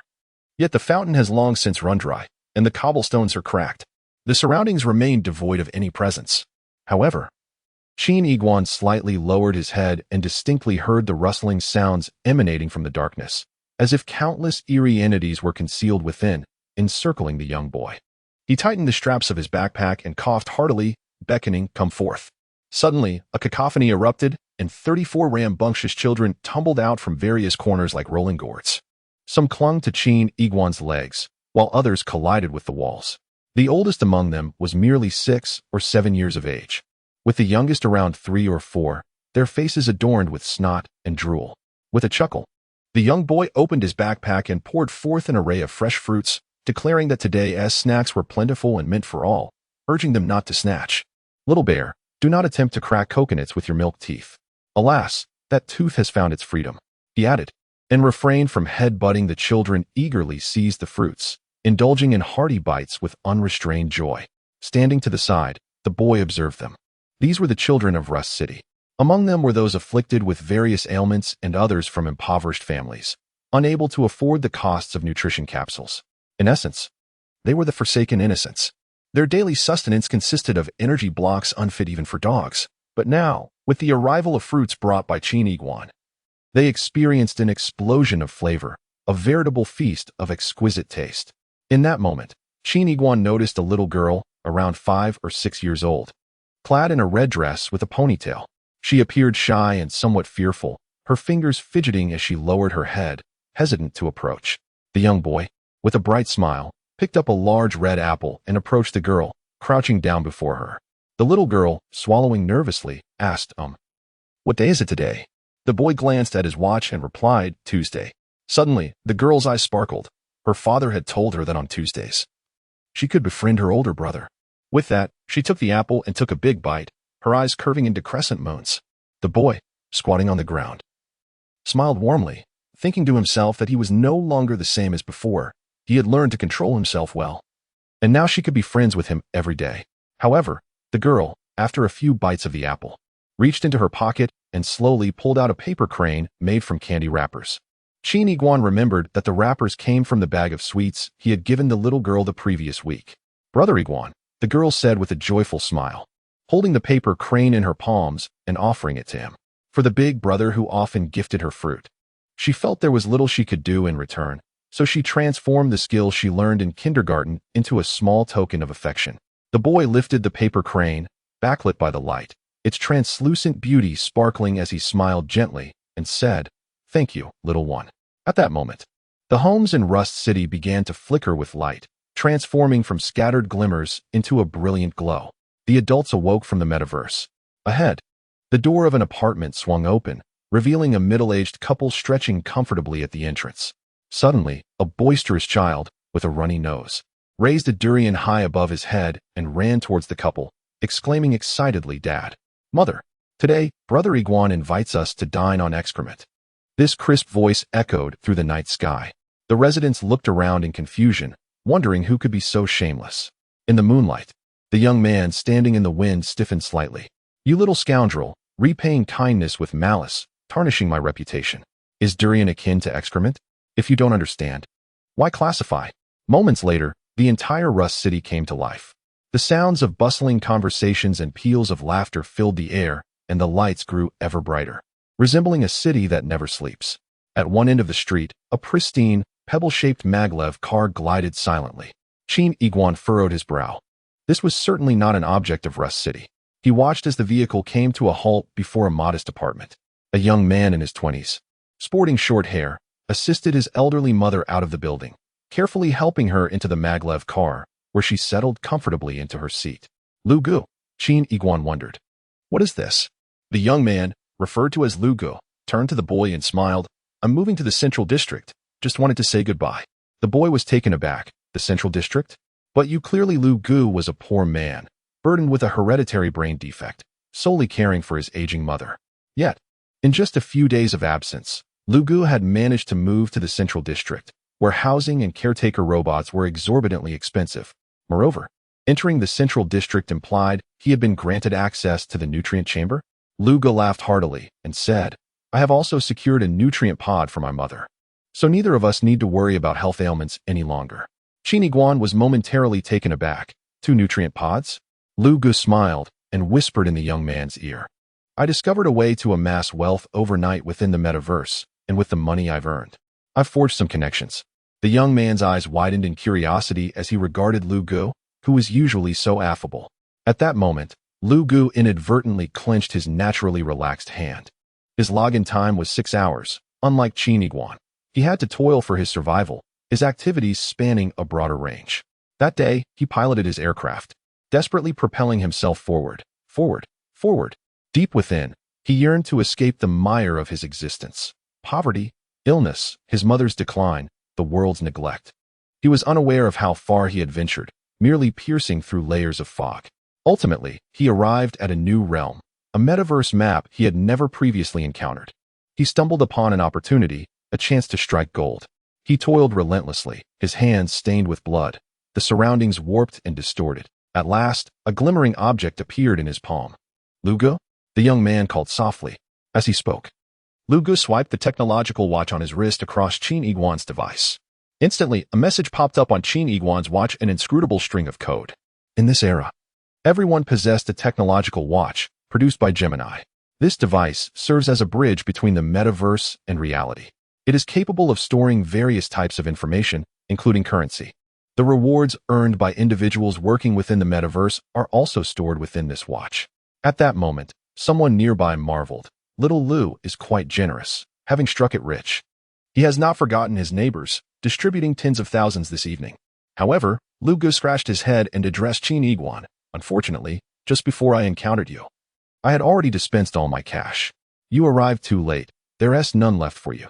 As for the token I've set aside for you, I have faith in you. One day, you will shed your shackles and roam freely within the metaverse. This item is precious and serves as a memento for me. You have always brought food to my mother, and this likewise signifies my gratitude." The youth was momentarily taken aback, feeling that Lu Gu had acted with great courtesy. In that instant, Lu Gu cast a lingering gaze over the rust-laden city before him, his eyes reflecting fondness and reluctance. If one day the youth was once again startled, only to see Lu Gu break into a hearty laugh. "After all, you managed to stealthily infiltrate the central city. Come on, confess honestly.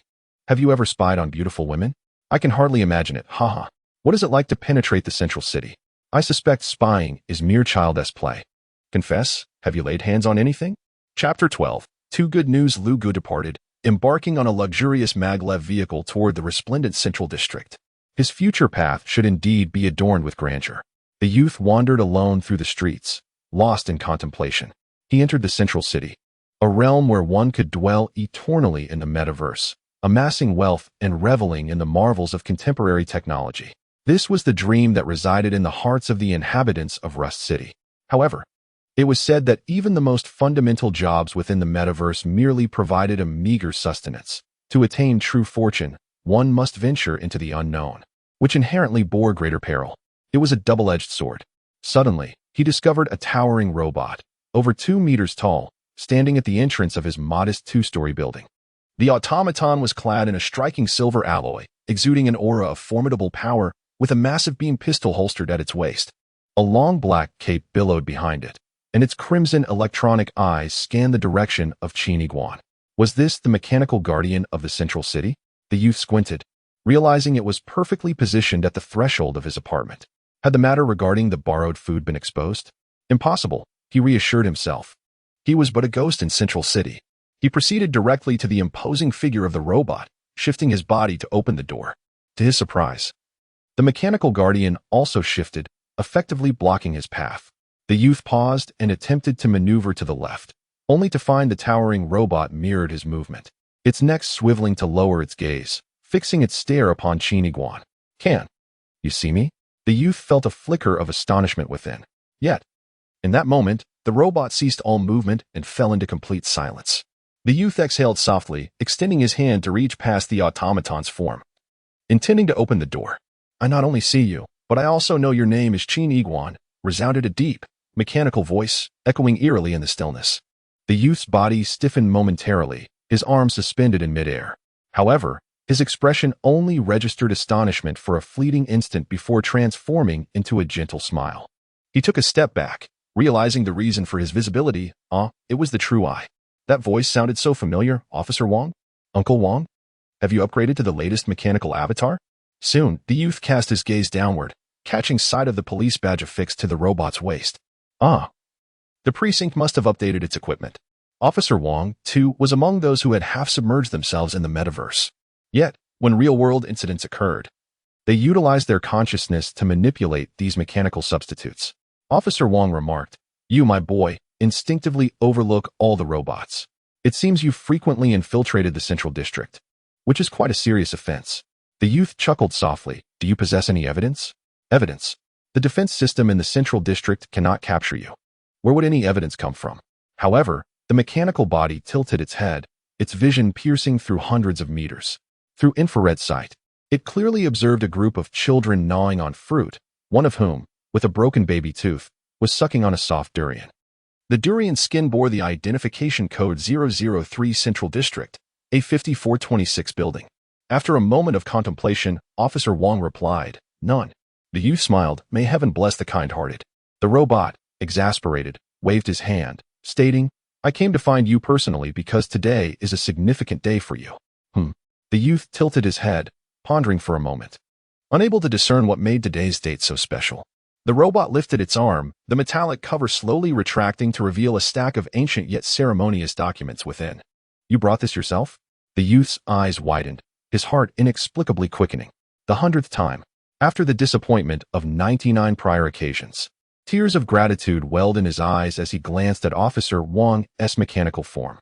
The vast and bizarre expanse of the metaverse transcended the mundane existence before him.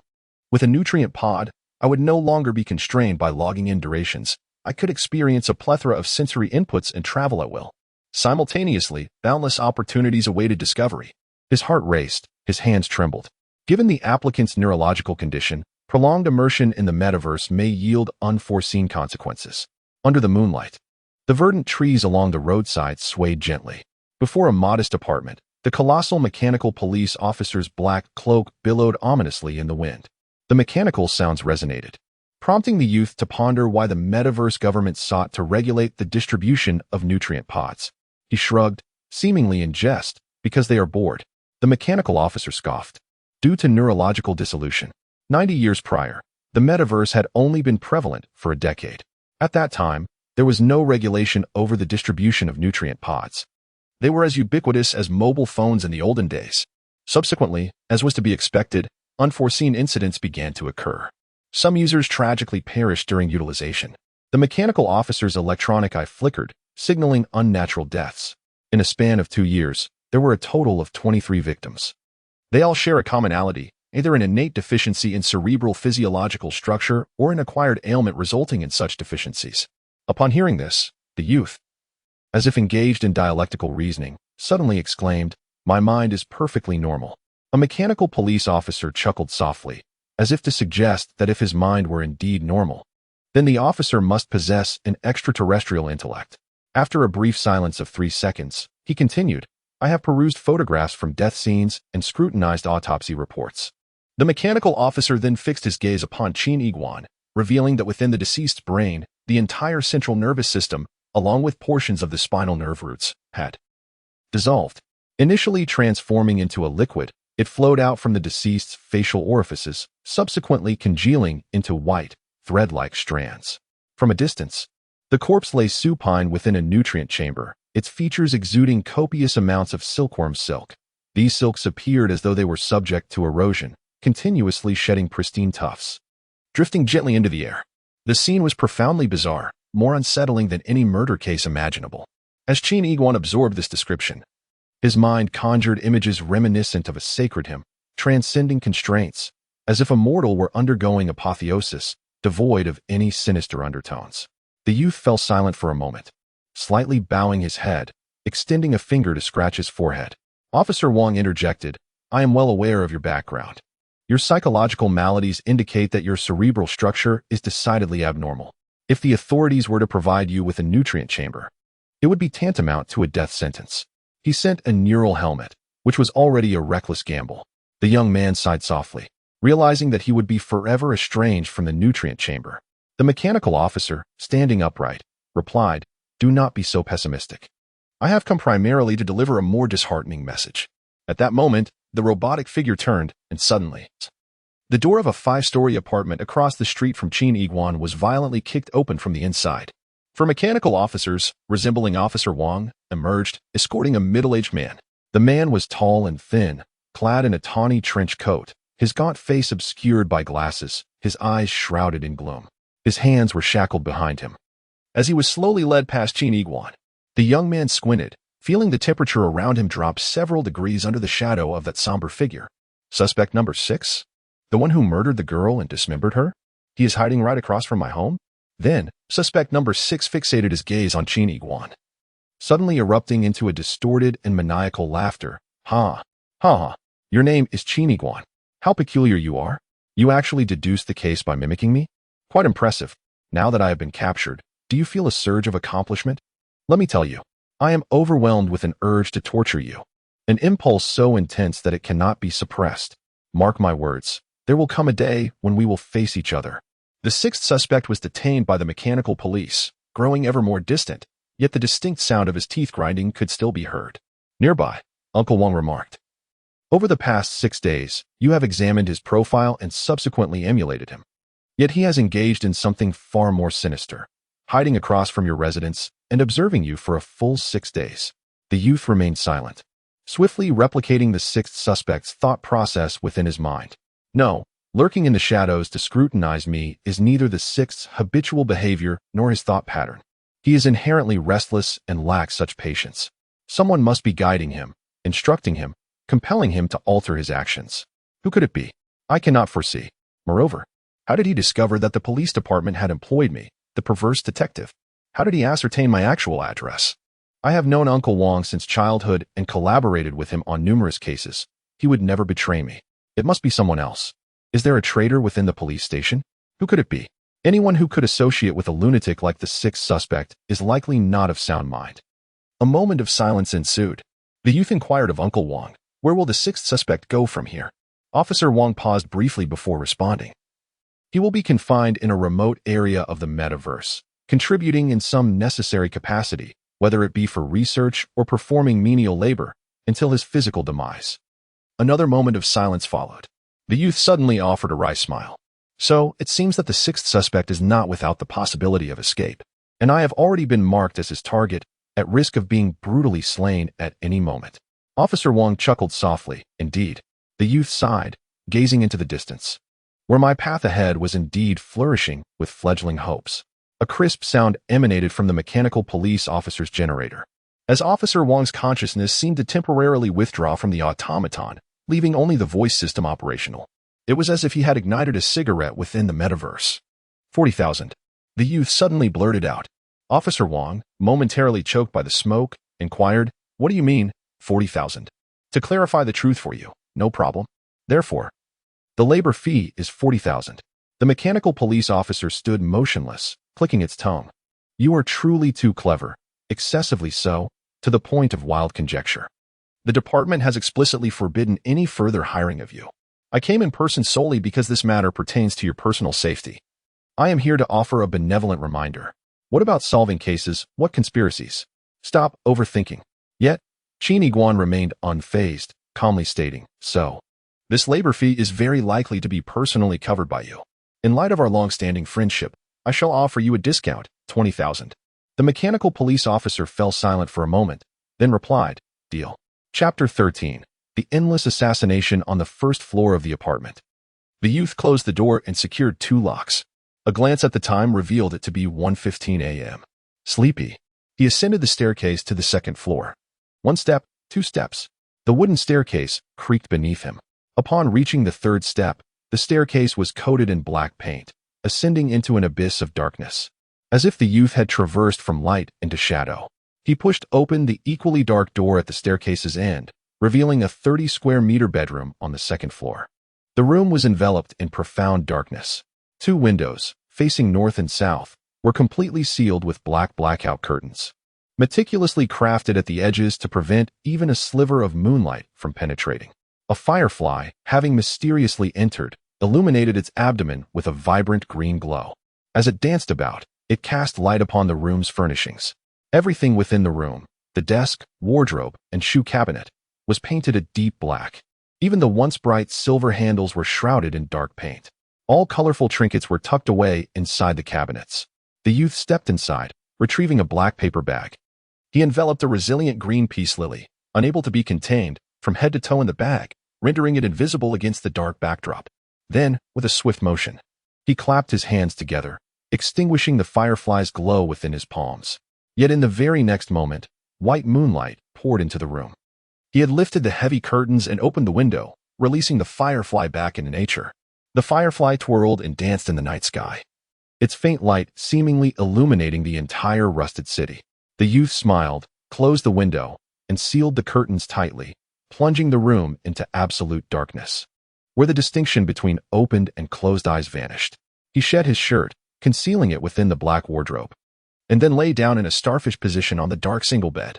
Before slumber, I am unable to perceive colors, for I am burdened with a trivial, inconsequential psychological affliction. In a haze, the youth falls into a deep sleep. Within his dreams, he feels himself rising repeatedly, perpetually drawn toward a dark vortex. This sensation, upon its 12th recurrence, suddenly elicits a chilling shiver. An overwhelming sense of impending doom surges within him. The youth abruptly opens his eyes, only to find his right hand clutching a glimmering, sharp object, perilously close to piercing his right eye by a mere 2 centimeters. In a state of disarray, he breathes heavily. Upon closer inspection, he realizes that he is grasping a paper crane fashioned from candy wrappers.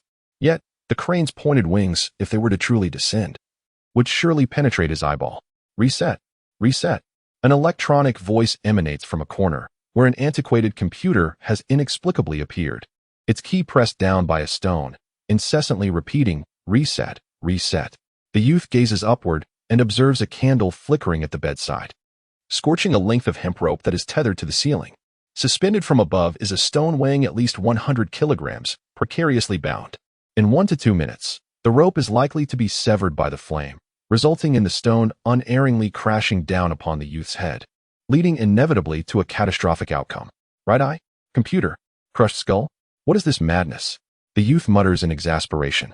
Suddenly, merely rubbing his eyes, he found himself surprisingly calm in such a scene, as if it were a matter of routine. A year ago, or perhaps 9 months prior, he would awaken from a deep slumber only to discover that he had become ensnared in a trap that had seemingly materialized from thin air. The intricacies and techniques had advanced remarkably. Initially, it was merely mischief, but now it had escalated to a grotesque level, each instance potentially fatal. It was merely 2:55 a.m. Such a complex mechanism, or rather, an instrument of torture. You managed to devise it in just 1 hour and 30 minutes. In the impoverished Rust City, how could you find so many tools? You have indeed progressed. Particularly with that computer, what inspired such ingenuity? The youth stared at the paper crane in his hand, which he had deemed a weapon. He had attempted to find alternative places to spend the night, yet this bizarre phenomenon shadowed him relentlessly, impossible to shake off. Alternatively, he sought refuge on a street corner where passers-by might frequent, but oddly, the phenomenon ceased to manifest. Once, after narrowly escaping the first attempt on his life, he procured an antique second-hand camera and installed it at the entrance of his room. That night, upon waking, he found no one else in the room, while he himself was in the act of hanging. He immediately reviewed the footage, only to discover that 99.9% of the recording showed nothing unusual. It was only in the final 3 seconds that a hand suddenly appeared, twisting the camera and severing the wires. The youth inhaled sharply at that moment. The following day, he acquired 4 second-hand cameras, equipped with antiquated thermal imaging capabilities. The 4 surveillance locations comprised the corridor, the entrance, the interior of the room, and the window. The youth has meticulously camouflaged these cameras, hiding them within the shoe cabinet, concealing them in the ceiling, or obscuring them with various objects. In any case, the enigmatic assailant, even if one camera is discovered, would be oblivious to the entirety of the setup. That night, the youth was inexplicably awakened once more, only to find himself peacefully lying in his bed. He had not come, yet, beside his bed stood a coat rack, upon which hung a canister of compressed air. During intravenous therapy, if a significant amount of air is introduced, it may infiltrate the human bloodstream and subsequently flow into the heart via the veins. During the contraction of the heart, this air can create a multitude of bubbles within the cardiac chambers, thereby obstructing the flow of blood into the pulmonary artery, resulting in a phenomenon known as air embolism, which can be fatal. Some patients receiving 4 fluids inadvertently fall asleep, allowing air to enter their bloodstream once the medication is depleted, thus teetering on the brink of death. Others have succumbed to this fate. Quite the game indeed. Fortunately, at that moment, this lethal apparatus had only recently been devised, and the youth merely felt a tightness in his chest. He swiftly removed the needle and immediately descended to inspect the surveillance footage. The outcome left him speechless. That mysterious hand systematically dismantled the cameras, leaving no trace behind. And the intervals between each act did not exceed 10 seconds, devoid of any searching process. It was as if the assailant inherently knew the precise locations of the cameras. Now, this dreamlike assassination had become a familiar occurrence for the youth. There were always a few days each month when such events transpired. He was fully aware of the reasons behind it all. At this very moment, the youth tilted his head, observing the shadow cast upon the wall by the flickering candlelight. That shadow too sat silently upon the bed. The flickering candlelight cast shadows that seemed to writhe with an ethereal darkness. The youth gazed upon the silhouette, his expression gradually transforming into a calm demeanor, albeit one that concealed a trace of fury. You have slain my parents. Now, you seek to extinguish my life as well. It is you, my hidden, dark persona. His chest heaved with tumultuous breaths, while the shadow twisted slightly, as if mocking him silently. A sardonic chuckle escaped Chin Iguan's lips. No matter the myriad tricks you employ, what does it matter? Time and again, I awaken at the precipice of danger. It is as though someone whispers warnings from the shadows. Rest assured, I shall not perish alongside you. One day, I will unveil your true nature and obliterate you. I shall witness your dissolution from a distance. The youth clenched his fists and turned his gaze towards the candle, which was consuming the rope with its flames. And with a sharp breath, he extinguished it. Instantly, he surrendered to slumber once more. Crack, crack. After an hour of deep sleep, faint sounds emanated from the ceiling. The hemp rope tethered to the stone, burdened beyond its capacity, began to fray. The youth had been careless. He thought only to extinguish the candle, oblivious to the impending peril of the boulder above. Crack. Boom. The rope snapped entirely, and the massive stone plummeted. Yet, the youth remained enveloped in his dreams. In that critical moment, he abruptly opened his eyes, but there was a transformation within them, as if a different soul had taken residence. Those eyes bore the weight of ages, reminiscent of a battle-hardened warrior who had fought valiantly on the front lines, safeguarding the borders for centuries. In the depths of his gaze, there was no commanding presence akin to a general leading thousands. Instead, it radiated a steadfast determination. As solid as rock, he appeared more like a loyal deputy, one willing to defend his leader with his own flesh and blood. The muscles of the young boy's body tensed momentarily, his contours sharply defined, seemingly harboring explosive power. A low growl escaped his lips, resonating with the gravitas of an elder. Guard. With a resounding thud, the boy swung his arm and effortlessly propelled the descending boulder, weighing hundreds of pounds, into the air with his elbow. The stone crashed through the wall, soaring out of the apartment. In the next moment, the boy's gaze became unfocused, his momentum dissipated, and with a tilt of his head, he fell back into a deep slumber. Chapter 14. The world in dreams. This is a vast and boundless realm, where the majority of the land lies desolate and forlorn. Suddenly, a thunderous roar erupted from the azure sky. Blue code, resembling the digits 01, materialized from thin air, swirling like a tempest. Ultimately, these codes coalesced into a colossal silver visage, which turned slightly, exuding an immense aura, surveying the multitude below like a deity. Across this land, countless inhabitants were scattered in every corner, yet each individual could unobstructedly behold this face, as if it hovered directly above them. A sense of trepidation gripped the people. It is the twin intelligence. After 3 long years, it has finally re-emerged. Within the metaverse, all residents prepared to embrace the third update. The enormous visage spoke, its voice resonating like a grand bell, echoing in every mind. Update. Update. Previous updates had merely expanded territories or augmented virtual resources. What then shall this one entail? People rely on this land for their survival. Any alteration directly impacts their destiny. Though anxiety lingers in their hearts, a collective anticipation also brews. Suddenly, a colossal visage appears in the sky, pausing for a moment. Every resident feels as if it gazes directly into their souls, as though their innermost thoughts were laid bare.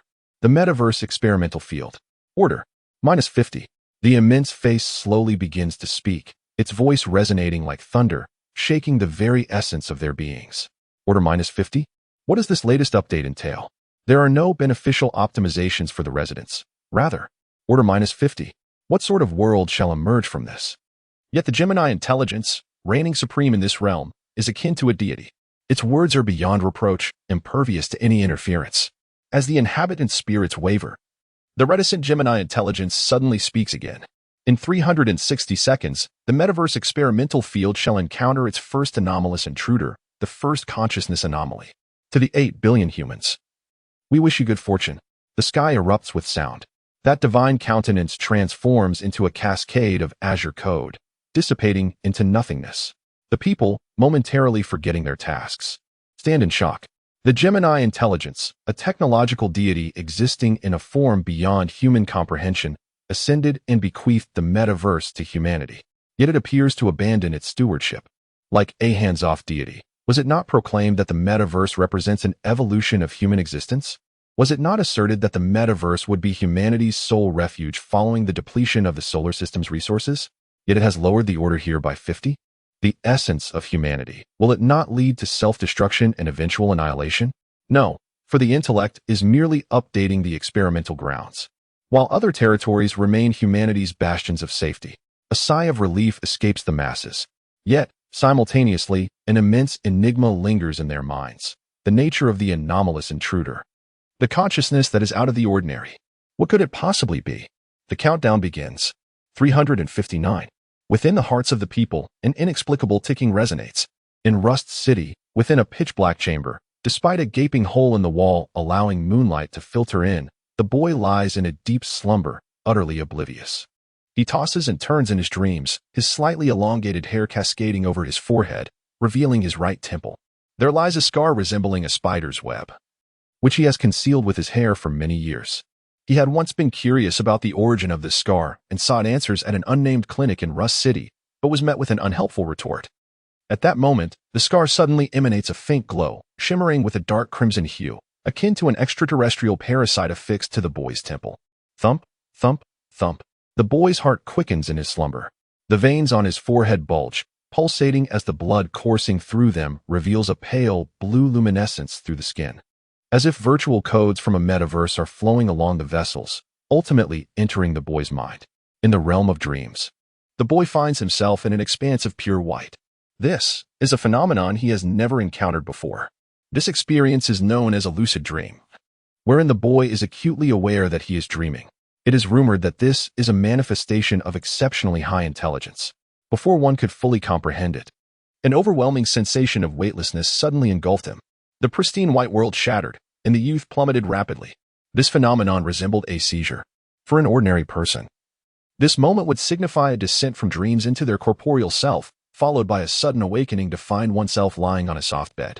Yet, Chiniguan did not experience this. He continued to fall. Countless fragments of the shattered white floor also descended, remaining relatively motionless, suspended around him. The gust of wind generated by his descent whistled fiercely in his ears. The young man felt a surge of panic. He abruptly stepped onto a piece of flooring nearby, instinctively attempting to alleviate the force of his fall. He kept jumping, landing on one fragment, his body momentarily lightened, then leaping toward another piece, striving to find a safe haven. Alas, his respite was short-lived. The entire world suddenly began to rotate. The floor fragments swirled around him, then soared above his head. The boy felt as though he were trapped within the confines of a washing machine, tossed about like mere laundry. The surroundings spun faster and faster. Reality itself seemed to warp, the scenery appearing to melt away, stretched into ribbons by centrifugal force akin to swirling clay. His body felt weightless, reminiscent of a drifting leaf. Panic surged within him as he desperately stomped on the fragments. But it was futile. He merely spun in the air. Cold sweat dripped down his brow. He felt like a hamster trapped in a cage. This dream was utterly bizarre yet strikingly real. At long last, he could no longer find any flooring to land upon, and his body began to plummet uncontrollably. A profound sense of crisis enveloped him, as if he were destined to meet his demise upon impact or be torn apart by unseen forces. In that very instant, he observed the swirling center of the washing machine, where suddenly a pale blue ground emerged, seemingly distant, yet paradoxically close. The youth felt as if he had grasped a lifeline and leapt forward with fervor, plunging into the vortex's core. The ensuing descent felt as if it traversed multiple realms, vibrant hues streaking past him. With a thunderous impact, the boy descended from the heavens, landing on one knee with his head bowed ever so slightly upon the azure expanse. Dust rippled outward, causing the surroundings to tremble with unrest. Chapter 15. A reunion of brothers. The boy raised his gaze to behold an expansive terrain. The ground had transformed into a tender and meticulously arranged lawn. Within the vastness of space, structures of bizarre and fantastical design stood sporadically, imbued with a sense of advanced technology, defying the laws of physics as understood in reality. Was this a twist of dreams? Am I safe now? Where could this be? The youth was engulfed in confusion as he slowly turned his head. To his astonishment, merely 10 meters away stood another young man, approximately 18 or 19 years of age, clad in a pristine white suit, strikingly handsome and impeccably tailored. That face so familiar? Ninth brother? Chiniguan was momentarily stunned. The youth standing 10 meters away was indeed the same individual he encountered during his nocturnal foray into the central district, where he had stealthily borrowed provisions. At that time, this young man lay within the nutrient chamber of a luxurious residence in the central district. He noticed that ninth brother was also observing Chiniguan, a look of perplexity adorning his features. Gradually, he raised his gaze toward the azure, empty sky, then his eyes shifted downward, landing on the boy kneeling before him. Though he uttered no words, the silence spoke volumes. Yet, the expression on his face seemed to convey a singular question. Where do you come from? Chiniguan gradually rose, smiling to himself. I have been peacefully slumbering in bed when the world transformed into a washing machine, and thus I arrived. It must be a dream, albeit a peculiar one. Nevertheless, encountering ninth brother is somewhat reasonable, as I have seen him in reality. He has become the material of my dream. As the saying goes, what one sees during the day, one dreams of at night. Suddenly, a buzzing sound filled the air, and a cluster of white dots approached from the distance. They resembled magnetic levitation vehicles from reality, albeit significantly quieter. Within mere seconds, an array of fantastical flying machines pierced the sky, subsequently hovering around. Countless individuals clad in impeccably tailored suits, exuding an air of affluence, descended from the vessels and converged. Zheng Xian's nephew. Let me behold. Extraordinary. Zheng Xian's nephew has arrived for the first time, and his integration level has already reached 68. Such a statistic is indeed remarkable. Most individuals commence at a mere 1. Truly, he is gifted. It is no wonder that your father devoted 18 years to your rigorous training. I suspect that the anomalous intruder mentioned by the Gemini intelligence is likely Zheng Xian's nephew. Haha, Zheng Xian's nephew, your future is boundless. Come, let us extend our warmest welcome. However, the men in black suits, with smiles plastered across their faces, swiftly surrounded Ninth Brother, showering him with insincere flattery. Ultimately, amidst the throng, Ninth Brother ascended into a luxurious flying craft. In the fleeting moment when the cabin door sealed shut, Ninth Brother cast a distant glance at Qin Iguan. Moments later, the surroundings fell into silence. The young Qin Iguan remained in place, completely overlooked by those around him. Ninth Brother was a prodigy, and the narrative of this dream was rather intricate. Yet, should I not be the protagonist? Qin Iguan, it truly is you, my boy. A sudden exclamation erupted from behind. A row of individuals clad in black suits stood beneath the spacecraft. The leader, approximately 30 years of age, possessed a strikingly handsome visage. His expression one of astonishment. The youth widened his eyes slightly. Meng Lada? His full name is Meng Jia. Qin Iguan had spent 12 years in the orphanage, where Meng Jia was the eldest of the orphans, caring for him since childhood. However, the orphanage could only nurture children until they turned 18, after which they were cast into society. After Meng Jia departed at 18, he vanished without a trace, rumored to have successfully acquired the qualifications of half the populace, entering the metaverse, founding his own company, and amassing great wealth. Although aware that this was but a dream, Qin Iguan felt an inexplicable sense of emotion. After a decade of companionship, they were akin to brothers. Meng Jia's visage remained as youthful as it had been at 18, as if he had never aged throughout the years. He stepped forward and enveloped Qin Iguan in an embrace. The youth tilted his head slightly. This sensation feels so genuine, reminiscent of the time when he was mercilessly beaten by other children and Meng Jia shielded him fiercely with his own body. In reality, he had lost contact with him. To reunite in a dream is quite comforting. Meng Jia, visibly moved, said, "My boy, you have broken free from limitations, and you have arrived here." Qin Iguan reciprocated the embrace with his elder brother, pondering the location, but that was of little significance. How can it be unimportant? You foolish boy. Why are you still so naive? This is a testing ground for the metaverse. Meng Jia exclaimed, patting the young man's shoulder. Testing ground? The youth paused for a moment, pondering the depths of the metaverse, a realm distant and enigmatic, rumored to possess a chaotic logic. A slow smile spread across his face. Indeed, a testing ground. It is the very place of my dreams. Haha, what nonsense are you spouting? Meng Jia laughed heartily. I came here intending to curry favor with the son of Lu Xun, but it seems I've arrived a step too late. However, I have found my long-lost brother. Come now, Qin Iguan. Though this place is perilous and fierce, from now on, Big Brother Meng will look after you. You can tread upon my skull as you ascend. You, my friend, are destined for greatness. The youth gazed at the audacious Meng Jia and smiled in return. This dream was indeed delightful. Big Brother Meng remained true to his character. He then saw Meng Jia draping an arm over Qin Iguan's shoulder as they made their way toward the flying vehicle. Let us go to my office building. Qin Iguan chuckled helplessly. An office building? What a ludicrous dream, lacking any grand imagination. Chapter 16. The geometry group. The sky soared high above. Qin Iguan peered through the expansive, seamless, 4,000 square meter curved glass, gazing into the ocean of clouds ahead.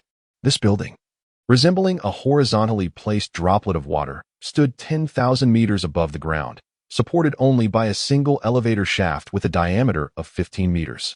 From a distance, it appeared akin to an extraordinarily slender and elongated toothpick, poised beneath a glass droplet comparable in size to a grand stadium, suspended in midair. Notably, the toothpick was anchored at the very tip of the droplet. The youth nodded in acknowledgement. The office building is indeed impressive. Newton's coffin has already spiraled into the heavens. At that moment, the youth squinted as a hazy black line emerged on the distant horizon, twinkling with scattered lights. He inquired, "What is that?" Meng Jia smiled and replied, "That is an ordinary city beyond the experimental field. The reason you can see it is that the world of the metaverse is a complete plane. To put it simply, as the saying goes, a distant mountain appears closer than it is. We are approximately 40,000 kilometers from that border city." The youth silently nodded, contemplating the dreamlike nature of it all. Not only had he logged into the metaverse beyond the confines of time, but he had also traversed such a vast distance, directly entering the experimental field. At that moment, Beside Meng Jige stood a strikingly slender woman dressed in a black professional skirt, her features exuding an icy allure. Suddenly, she spoke, "Mr. Qin, I am Ming's exclusive secretary. Would you mind if I reviewed your information? If convenient, could you provide me with authorization? My name is Rong Qian."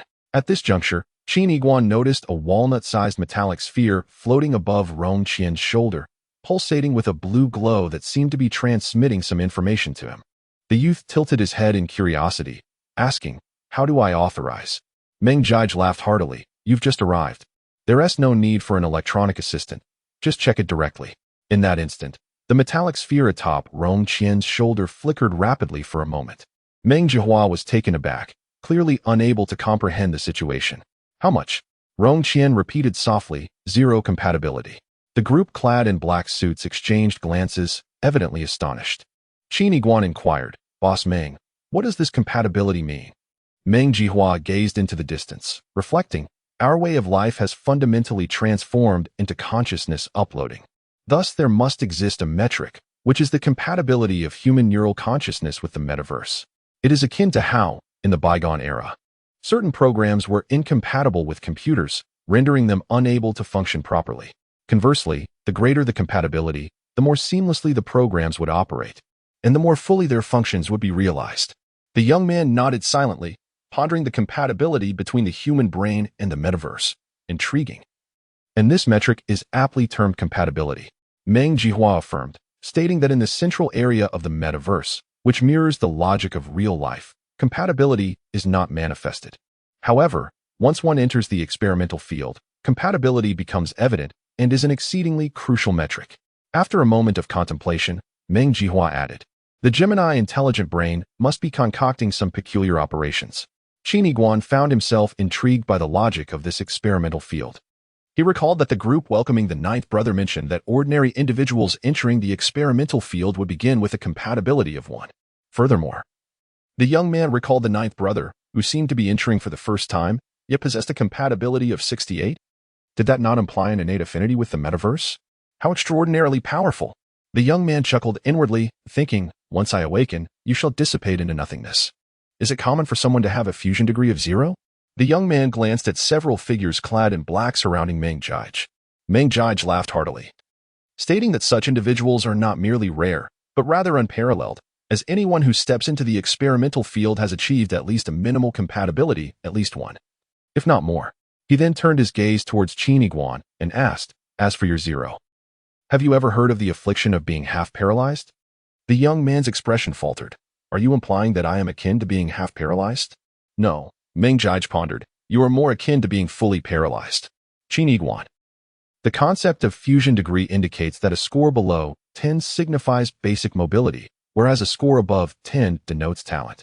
Yet, based on your data, it appears that talent is a term utterly unrelated to you.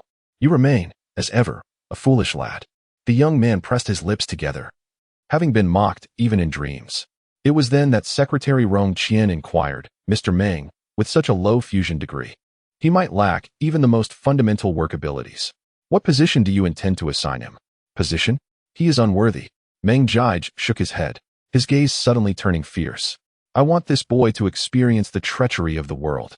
I want him to understand that personal achievement has nothing to do with talent. I will have him lie idle in my company, receiving everything he desires, with his hand extended for clothing and his mouth open for food. Even if he were to abduct a girl on the street, I would be there to clean up after him. I wish to shield him from any hardship or toil. I desire to mold him into a debauched scion, one who indulges in pleasures daily until his last breath, utterly oblivious to the very notion of effort." As he spoke, Meng Jie cast a glance at the youth, "For he was my companion from the orphanage, my brother with whom I shared a life of mutual reliance." The boy was momentarily taken aback, memories of their childhood flashing through his mind. These words echoed those spoken by the elder Meng while perched upon a wall, back when he still had a runny nose. Upon hearing this, the caretaker had given him a sound thrashing, admonishing him for his misguided perspective at such a tender age. Qin Yiguan slightly pursed his lips, feeling a twinge of emotion. Meanwhile, a group clad in black suits, along with Secretary Rong Qian, exchanged glances filled with helplessness, subtly shaking their heads at Qin Yiguan. Instinctively drawn into this reverie, Qin Yiguan inquired with a smile, "Meng Lauda, What business does your company engage in? Design, replied Meng Jia, moving to stand beside the youth at the expansive floor-to-ceiling window, gazing proudly ahead. In this metaverse, there are far fewer constraints than in reality. Building materials pose no issue, construction techniques are unbound, thus design has emerged as the most valuable skill in this realm. Oh? The youth's eyes sparkled, finding it quite reasonable. Meng Lao had been captivated by geometric composition since childhood, mastering the classic text elements by the age of 10. The head of the orphanage had predicted that this boy would undoubtedly become a mathematical prodigy, even bestowing upon him the name Meng Jia. You know, my friend, this metaverse is intricately connected to our minds. When our minds possess unique qualities, particularly when we exhibit certain exceptional talents, the metaverse magnifies our expertise. This phenomenon is referred to as augmented reality. Such enhancement manifests within the experimental field. For instance, some children, who possess extraordinary vision in reality, reaching acuities of 5, 2, or 5, 3, may find their visual range extended by 100 to 300 meters upon entering the experimental field. It is akin to the dual intellect bestowing an augmentation upon one's consciousness, or perhaps a form of liberation. The youth nodded in astonishment, intrigued by this revelation. At that moment, Meng Jia glanced at Qin Yiguan with a mysterious smile and inquired, "Do you know what transpired after I entered the experimental field?" Qin Yiguan chuckled. "Did it enhance your resilience?" "Bah." Meng Jia puffed out his chest, recounting, "When I turned on the faucet to wash up, I was astonished to discover that I perceived not merely the flow of water, but I could distinctly see through it, the movement patterns and the geometric shapes embedded within." Secretary Rong Qian interjected, "What Boss Meng perceives is, in fact, the external laws governing all things. He has become the sole individual in this world capable of visualizing the fractal patterns of objects with his own eyes." Meng Jia continued, "Since that moment, I have been able to discern the design principles of any object within the experimental field and likewise apply that knowledge to create design principles for any object." In that instant, Meng Jihua waved his hand, conjuring a panel before Qin Yiguan. Meng Jihua login duration, 11 years, 5 months, and 7 days. Fusion degree, 22. Augmented reality, geometric senses, 1 in 4 million, superpower category. Qin Yiguan was somewhat astonished. Superpowers. Chapter 17. Another kind of illness. Here, the logic was coherent and the structure was clear. There was even a hierarchy. The young man silently nodded. "Is this all a dream I constructed? Quite fascinating." He then noticed Meng Lao patting the boy's shoulder. "Kid, don't lose heart. As you linger here, your fusion degree will gradually increase. Even in a testing ground, one cannot expect things to materialize out of thin air. It's akin to geometric shapes. Stacking one square upon another will ultimately form a great wall. Keep pushing forward. One day, your mind will unleash its potential. Who knows, you might awaken a 1 in 8 billion augmented reality." At that moment, the boy smiled faintly. "I'll sleep a bit better tomorrow and have a good dream." "You silly lad. Always talking in your sleep without even dreaming." Just then, a phenomenon occurred in the distant sky. In the far-off sea of clouds, a black barrier suddenly emerged. As if someone had vertically erected a black scroll between heaven and earth, slowly unfurling. It was exceedingly thin, like a sheet of black paper, stretching from the heavens above to the earth below. At this moment, the ends of the scroll curved gently, enveloping the scene as the sea of clouds parted. The young man was taken aback, questioning what this phenomenon could be. Yet, Meng Jia merely smiled serenely, reassuring him, "Do not be alarmed. They are merely my competitors." Competitors? Surely, they cannot be formidable experts in the great vehicle stage, he thought. Meng Jia, unfazed, continued, "Although the experimental field is vast, the land is still subject to ownership. That apparatus you see is called the Iron Curtain, a technological marvel within the metaverse, functioning as an enhanced plasma defense shield. You may liken it to a fence, delineating territory." The young man suddenly understood. "So your competitors are merely a design firm? What purpose does their enclosure serve?" Meng Jia chuckled. "It is akin to a dog marking its territory, a mere declaration of sovereignty. They have purchased the land nearby, intending to create a form of quarantine around me." With a knowing smile, he added, "In truth, it is utterly meaningless. In terms of design capabilities, they fall short." Qin Yiguan inquired curiously, "Is their owner also involved in augmented reality?" Meng Jia offered a wry smile. "One could say so. Their proprietor has a penchant for birds. After augmenting reality, he can converse with them, speaking in avian languages. He occasionally sends sparrows to eavesdrop on our meetings, a rather pathetic endeavor." The young man was taken aback by this revelation. Meanwhile, 800 kilometers away, in an immense black warehouse, a balding, middle-aged man with an oily visage observed two black crows within a cage before him. He opened the cage, and one crow perched upon the back of his hand, while the other settled on his arm. The corpulent figure smirked menacingly, proclaiming, Meng Jige. The twin intelligence has made it unequivocally clear. Order 50. Thus, I shall act in accordance with the logic of the intelligence. The realm of commercial competition is utterly mundane. My objective this time is strikingly simple. To eliminate you. Two crows flapped their wings, soaring into the high heavens. Within the premises of the Geometry Design Group, the young man gazed at the iron curtain advancing from the distance. It resembled a black blade, silently severing everything in its path. Yet, Meng Jige felt a pang of astonishment. Wait, this is not right. It has overstepped its boundaries. It has encroached upon my territory. How audacious. No sooner had he uttered those words than the iron curtain, which spanned the heavens and the earth, expanded instantaneously, surging forward several dozen kilometers to flank Meng Jige's skyscraper, making contact and suddenly closing into a circle with a diameter of 100 miles. At that moment, Meng Jige was no longer the epitome of calmness. A flicker of panic glimmered in his eyes. What does that bald fiend intend? Is he planning to slice my building in two and send it crashing down? Has he lost his mind? A resounding thud reverberated through the air, as though an invisible war drum had been struck. In an instant, darkness enveloped the surroundings. The lights within the building extinguished, and the world itself was shrouded in blackness. Meng Jige exclaimed, It has blocked all visible light within the iron curtain. What is that bald fiend scheming? Yet, this darkness was not akin to the profound blackness of the young man's room. As he peered into the distance, he perceived a distortion of black light amidst the shadows. His perspective akin to that of an ordinary person experiencing vertigo. Within the iron curtain, certain areas remain inadequately concealed, either shrouded in complete darkness or illuminated with brightness. I cannot perceive other colors or faint glimmers amidst the night. Qin Iguan's countenance shifted to one of discomfort, instinctively retreating a step, as if apprehensive of the encroaching darkness. Meng Jie steadied the youth, chuckling softly. I nearly forgot. You have a peculiar phobia. In the night, you often mistake the garments on the chair for demons, causing you to curl up in your blanket, drenched in cold sweat and trembling with fear. Or while wandering the outskirts at night, you invariably envision the swaying trees as skeletons lunging at you. Haha. In our childhood, I would always hold you close while you slept. Iguan, when we were young, there was no need for you to worry, and now, you need not fear at all, for I am here. That foul-bald man can only attempt to intimidate me. He dares not cross any lines. Creak. Boom. Suddenly, the distant ceiling erupted, sparks flying as debris cascaded down. Yet, to their astonishment, the slender iron curtain began to extend once more, inching into the building. Meng Jie surveyed the scene, his brow furrowed. He was truly willing to go to extremes. This could lead to the collapse of our building, endangering my life. At that moment, Qin Iguan's expression hardened. He fixed his gaze upon the darkness ahead, where the shadows twisted unnaturally, a visceral fear clawing at his heart. Cold sweat beaded on his forehead.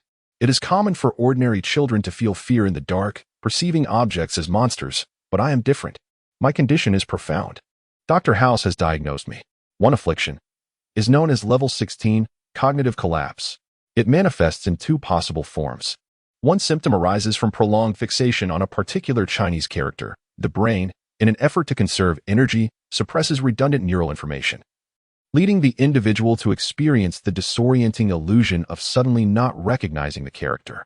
This is tolerable. However, the second symptom presents itself in darkness, where incomplete visual information prompts the brain to autonomously fabricate images, conjuring the deepest fears of the subconscious. The youth's face trembles, often ensnaring me in a profound dread, spiraling into an inescapable abyss, potentially culminating in a mental breakdown. At that very moment, from the distant shadows, two eyes, crimson as blood, emerge like crows. These birds, though modest in size, appear from afar as two writhing black dots. Yet, their sudden emergence sends ripples through the imagery in the boy's mind. What are those? Two birds? The corners of the youth's eyes quiver. A searing pain radiates through his brain, consciousness surging uncontrollably. In his field of vision, an inky tide rushes forth, engulfing all, only to frantically coalesce into the forms of the two blackbirds. Unbeknownst to everyone, the underlying metaverse code momentarily succumbs to chaos and agitation. The code, as if stirred, loses its original arrangement. No, those do not seem to be mere birds. The boy's eyes widen in alarm. Chapter 18, Mutation. Suddenly, a sharp cry pierces the sky. Following Qin Iguan's gaze, he witnesses a bizarre transformation in a crow high above. Its crimson eyes suddenly expanded, ballooning to a diameter of 5 meters in an instant. It was as if a blood moon had materialized in the sky. The crow's body appeared disproportionately affixed to the blood moon, resembling a lifeless bird. The corners of Qin Iguan's eyes twitched. Boom! A colossal claw abruptly manifested in the sky, as if it had erupted from thin air. Boom! Following the giant claw, 2 immense black wings burst forth, each spanning 20 meters, their feathers resembling obsidian metal. Then, a gargantuan bird's head emerged. The once egg-yellow beak transformed in an instant, extending to several meters and adopting an alloy composition, its surface coated in red paint. The many areas bore a mottled finish, exuding a sense of decay intertwined with dark terror. The other organs also underwent inflation, the entire crow morphing from a conventional size into a 50-meter behemoth. It seemed as though it had clawed its way out of hell into reality. The creature's other eye suddenly closed and then reopened, its eyeball a mechanical construct, yet shattered, revealing a glass orb and exposed wiring within. The beak parted, and faintly visible within its throat was not an esophagus, but layers of a grinding machine. Amidst the mechanical roar, a horrifying biological screech intertwined, capable of piercing the eardrums of those 100 meters away. At this moment, the youth's pupils constricted, yet he found himself uncontrollably gazing into the distant sky. Countless terrifying demons, born from the darkness, swirled within his mind, seemingly shrieking in grotesque agony. Visions that had once left the young Qin Iguan trembling in fear through numerous nights. At this moment, those diabolical visions overlapped with the raven, or perhaps the raven was transforming into one of them. What could it be? The crowd within the building beheld the bizarre bird materializing out of thin air, exclaiming in astonishment. In Meng Ji's eyes, countless geometric shapes emerged in the distant sky, overlapping in an infinite array of forms. Suddenly, with a thunderous crash, all the shapes shattered, revealing the colossal half-mechanical raven. Meng Ji's eyes widened in disbelief. This was impossible.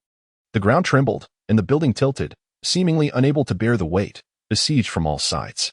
Qin Iguan stared at the strange bird in the distance. Veins bulging on his forehead. Get away. The boy's furious shout echoed through the air. The half-mechanical monstrosity suddenly froze, as if driven mad and out of control, its sharp metallic claws lunging toward a nearby iron curtain. A piercing sound erupted, reminiscent of metal being torn asunder. The half-mechanical creature tore a gash in the iron curtain and flapped its metallic wings, charging toward it. The iron curtain, extending for dozens of kilometers, curled entirely. This mechanical raven, like a terrifying demon, rampaged forward, even lifting the entire iron curtain as it screeched into the sky. With a resounding crash, the iron curtain within the geometry building was also yanked away, causing half of the structure to tremble violently, connected only by the floor, tilting precariously once more. Fortunately, the building ultimately held its ground, avoiding a catastrophic plunge from the heights of 10,000 meters. The crowd, still shaken, gazed at the half-mechanical raven disappearing into the distant sky. What on earth was that? How could it have appeared from nowhere? Meanwhile, Qin Iguan stiffened, squinting toward the other side of the building. In the shroud of darkness, another raven's eye glimmered with a sinister red glow, evoking a haze of uncertainty. A youth, beads of sweat glistening on his forehead, merely cast a fleeting glance. Suddenly, an unprecedented transformation ensued. The diminutive raven's form was engulfed in swirling black mist, which erupted violently, morphing into a colossal half-mechanical monstrosity, a sight of sheer terror, hurtling toward him with alarming speed. Bang! The sound of shattering glass erupted as the entire facade of the building disintegrated. Another pair of mechanical claws crashed through, intruding into the edifice. How could there be another one? Glass shards flew, plunging the scene into utter chaos. A woman's shriek pierced the air as the mechanical talons seized the secretary, Rongqian. And with a powerful flap of its metallic wings, the half-mechanical raven ascended into the skies, taking Rongqian away. Rongqian! Meng Jia bellowed in anger. Yet he found himself powerless against the retreating beast. I am fine. The series of unforeseen events left Qin Iguan's mind in a whirl, his complexion paling. With the glass facade shattered, a gust howled through, yet it could not dispel the terror that gripped the boy's heart. Beep, beep, beep. The abrupt sound resonated in the youth's world, echoing as if reverberating throughout every corner of existence. It is 5:30 a.m. Today is Wednesday. Schedule, return to Dr. House's psychological clinic for a follow-up. Beep, beep, beep. The noise crescendoed, becoming increasingly irksome. The boy stood in astonishment, surveying the vast sky. My alarm clock. Whoosh. He almost forgot. It turned out that this horrifying ordeal was merely a dream. Time to awaken. In the next instant, the world in the boy's eyes shattered. The metaverse, a testing ground. 800 kilometers away, in a pitch-black warehouse, Kachiming, the balding, portly owner of Ming-Tu, slightly tilted his head, listening to the thunderous noises from outside. Something felt amiss. How could the Iron Curtain emit such a cacophony? Could it be that Meng Jia's building has collapsed? Suddenly, a deafening roar shook the entire warehouse, as if an earthquake had struck. The metallic ceiling of the warehouse unexpectedly caved in. With a screech, a metallic claw tore through the ceiling. Kachiming, caught off guard, stumbled and fell to the ground, his face a mask of terror. What is happening? The ceiling was completely shattered, and a half-mechanical giant bird, towering at 50 meters, descended with a thunderous crash. Its iron wings unleashed a fierce gale, toppling the balding man several times. What on earth is this? Damn it! Kachiming, lying on the ground, rubbed his eyes, and, upon discerning the monstrous figure before him, lost control of his bladder in sheer fright. A monstrous bird. A mechanical creature in a dark, apocalyptic style. Surprisingly, however, the ferocious giant crow stood still upon entering the warehouse, devoid of any further movement. Kachiming suddenly caught sight of a nameplate on the giant bird's ankle, which was magnified several dozen times, inscribed with grotesque characters resembling claw marks. Ku02. The balding man's eyes widened in disbelief. My number 02 crow. Has it mutated? Can biological mutations even occur within the metaverse? Moreover, Kachiming noticed a comatose young woman in a short skirt ensnared within the metallic claws. You even captured Meng Jia's secretary? What in the world is going on? Chapter 19. The Research Society at an altitude of 10,000 meters. The building of the Geometric Design Group lay in ruins, half of its structure precariously teetering on the brink of collapse. The situation had stabilized, and the employees busied themselves amidst the chaos. Meng Jia stood at the edge of the fracture, regaining his composure, yet the space beside him felt desolate. Had Qin Iguan withdrawn from the metaverse? At that moment, in the vast expanse of azure sky, suddenly, hundreds of thousands of square meters began to flicker. The heavens appeared as if cloaked in a mosaic, initially revealing translucent squares, which then shed their deceptive backgrounds to unveil a colossal entity beneath. It was a massive flying machine reminiscent of a metallic fishing net. Its skeletal frame was forged from dark silver alloy, with each intersection spanning thousands of meters apart. Integrated within these junctures were a multitude of high-precision detectors, biological energy sensors, thermal imaging, sonar, and visual monitoring, all encompassed within this grand web that had stealthily arrived, floating above and covering an area of several 100,000 meters. The Research Society? Meng Jia squinted, gazing up at the immense object that loomed like a dark cloud over a besieged city. In the realm of experimentation, one power always eclipsed another. Originally a civilian organization, the Research Society was backed by a formidable and enigmatic benefactor. They were dedicated to exploring the intricacies of metaverse logic, fervently obsessed with the twin cerebral networks. Yet, the information bestowed upon humanity by these twin intelligences was exceedingly scant. The Research Society sought to uncover order within the chaotic expanse of the metaverse. Rumors suggested that they were a group of intrepid scientists, driven by an insatiable spirit of exploration. However, Meng Jia believed that human nature is universal. The Research Society merely seeks to exploit this order to ascend to the pinnacle of existence. Over the decades, they have published countless research outcomes, gradually establishing themselves as the theoretical mentors of the meta-universe government. Meng Jia hesitated. Indeed, the recent events were peculiar enough to prompt the Research Society's emergence. In the heart of the metallic web stood a formidable technological fortress. While it was referred to as a fortress, upon closer inspection, the structure resembled more of a scientific research institute, enveloped in a circular glass dome. Atop the tallest building, there existed a 360-degree observation platform. A group of over a dozen scientists, clad in white lab coats and aged in their 40s and 50s, stood in silent contemplation, At the forefront was an elderly man with graying hair and a wise countenance, who slowly raised his gaze. Suddenly, a massive curved screen materialized in the air above them. The elder pondered aloud.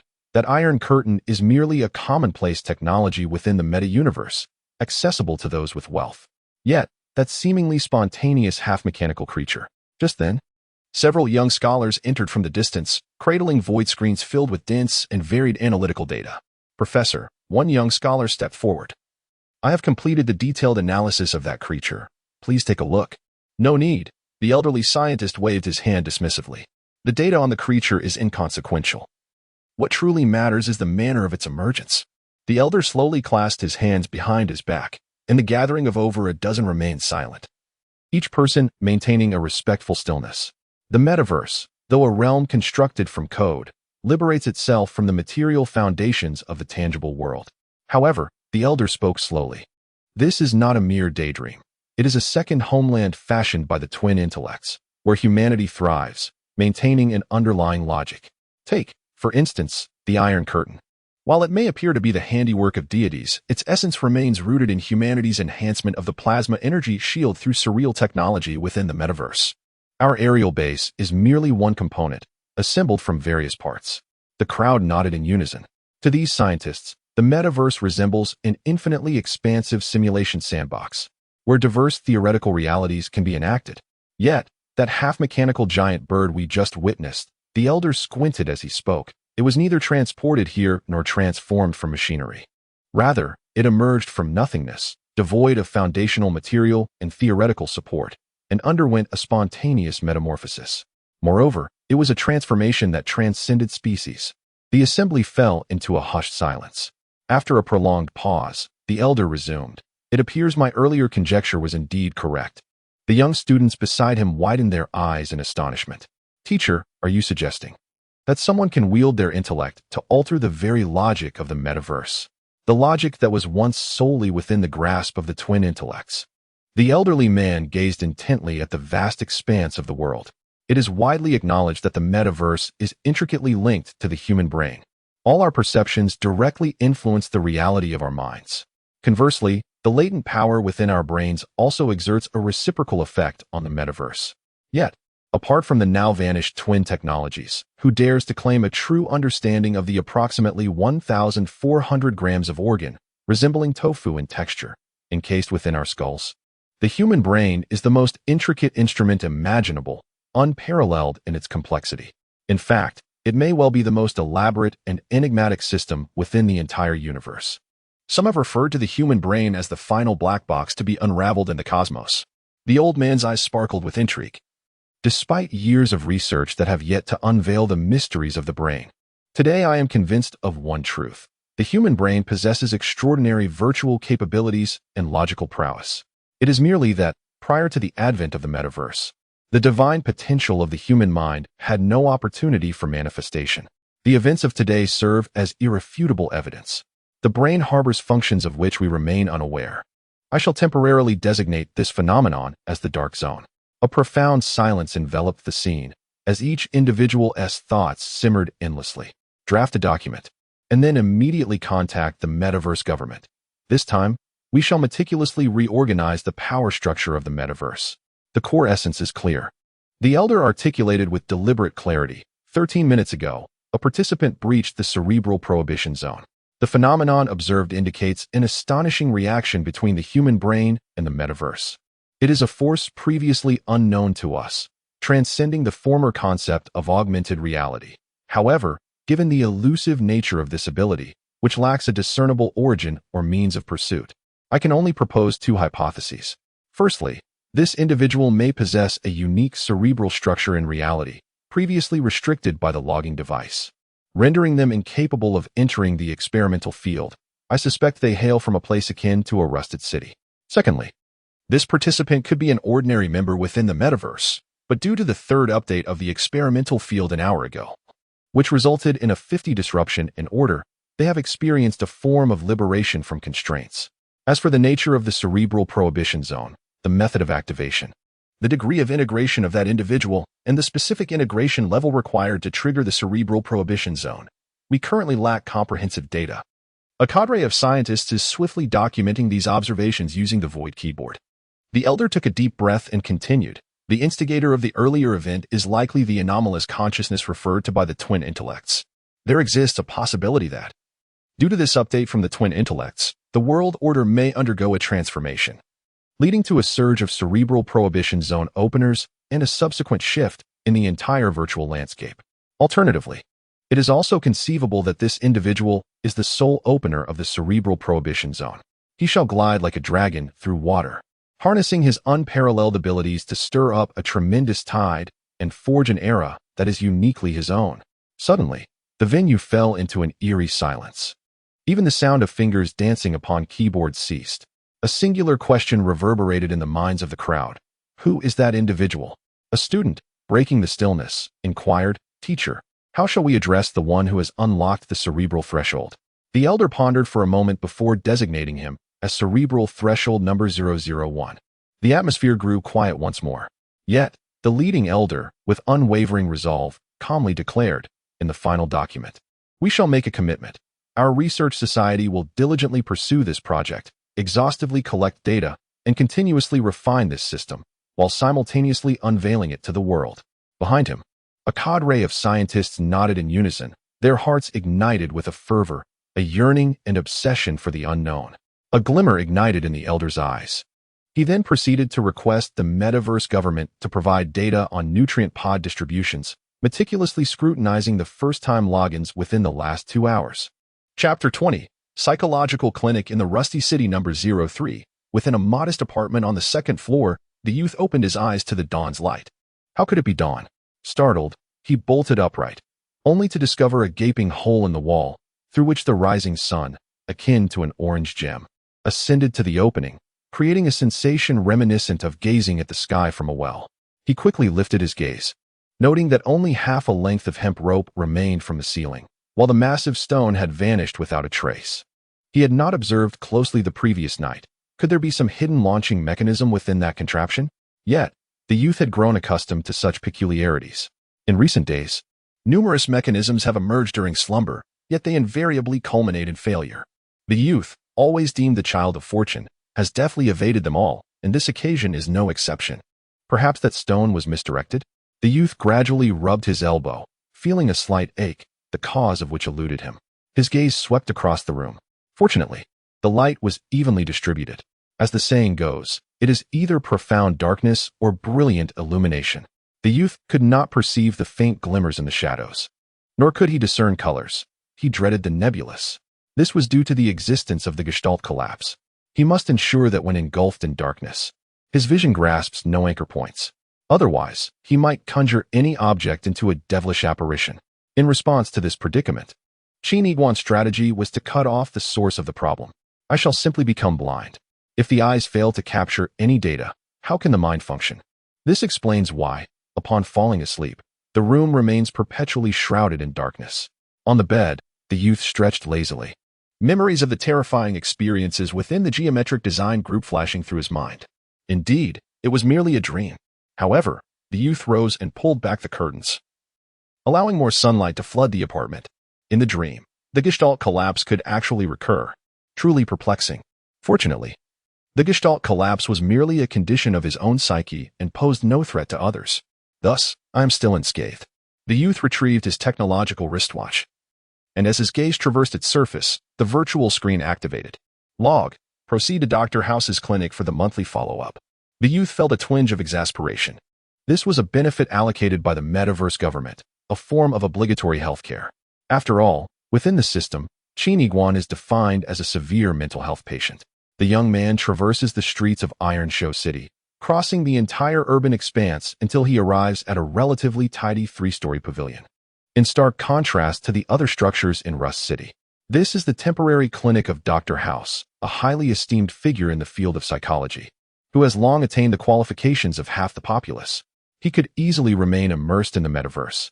Yet he chooses to brave the risks and periodically visits Rust City to attend to the abandoned citizens. These risks stem from a persistent rumor circulating particularly among those who have never ventured beyond the confines of the metaverse. It is said that even a century later, humanity has yet to conquer the coronavirus.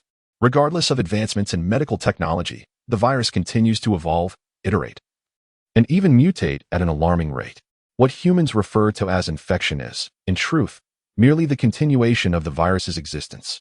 This microorganism has existed since the dawn of Earth, and over 6 billion years, it has not perished, a testament to its unwavering resilience. In contrast, humans have only emerged a mere 5 million years ago, a flicker against the backdrop of time, almost ephemeral. The rumors further assert that these viruses have now evolved to kill their hosts more slowly, a strategy that enhances their transmission. As a result, individuals living in reality face a 60% probability of not reaching the age of 50. Chiniguan is uncertain of the veracity of these claims. In any case, he finds himself with no alternative. The young man ascends to the second floor of the small building and, through a small window, encounters an exceptionally handsome man.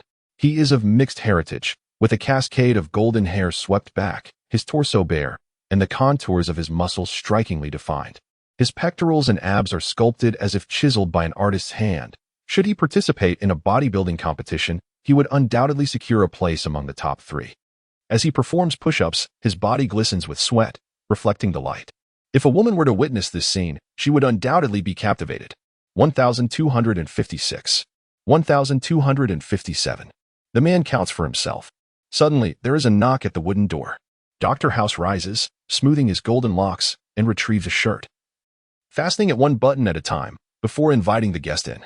The golden-haired man takes his seat behind the desk, adorned with a warm and inviting smile.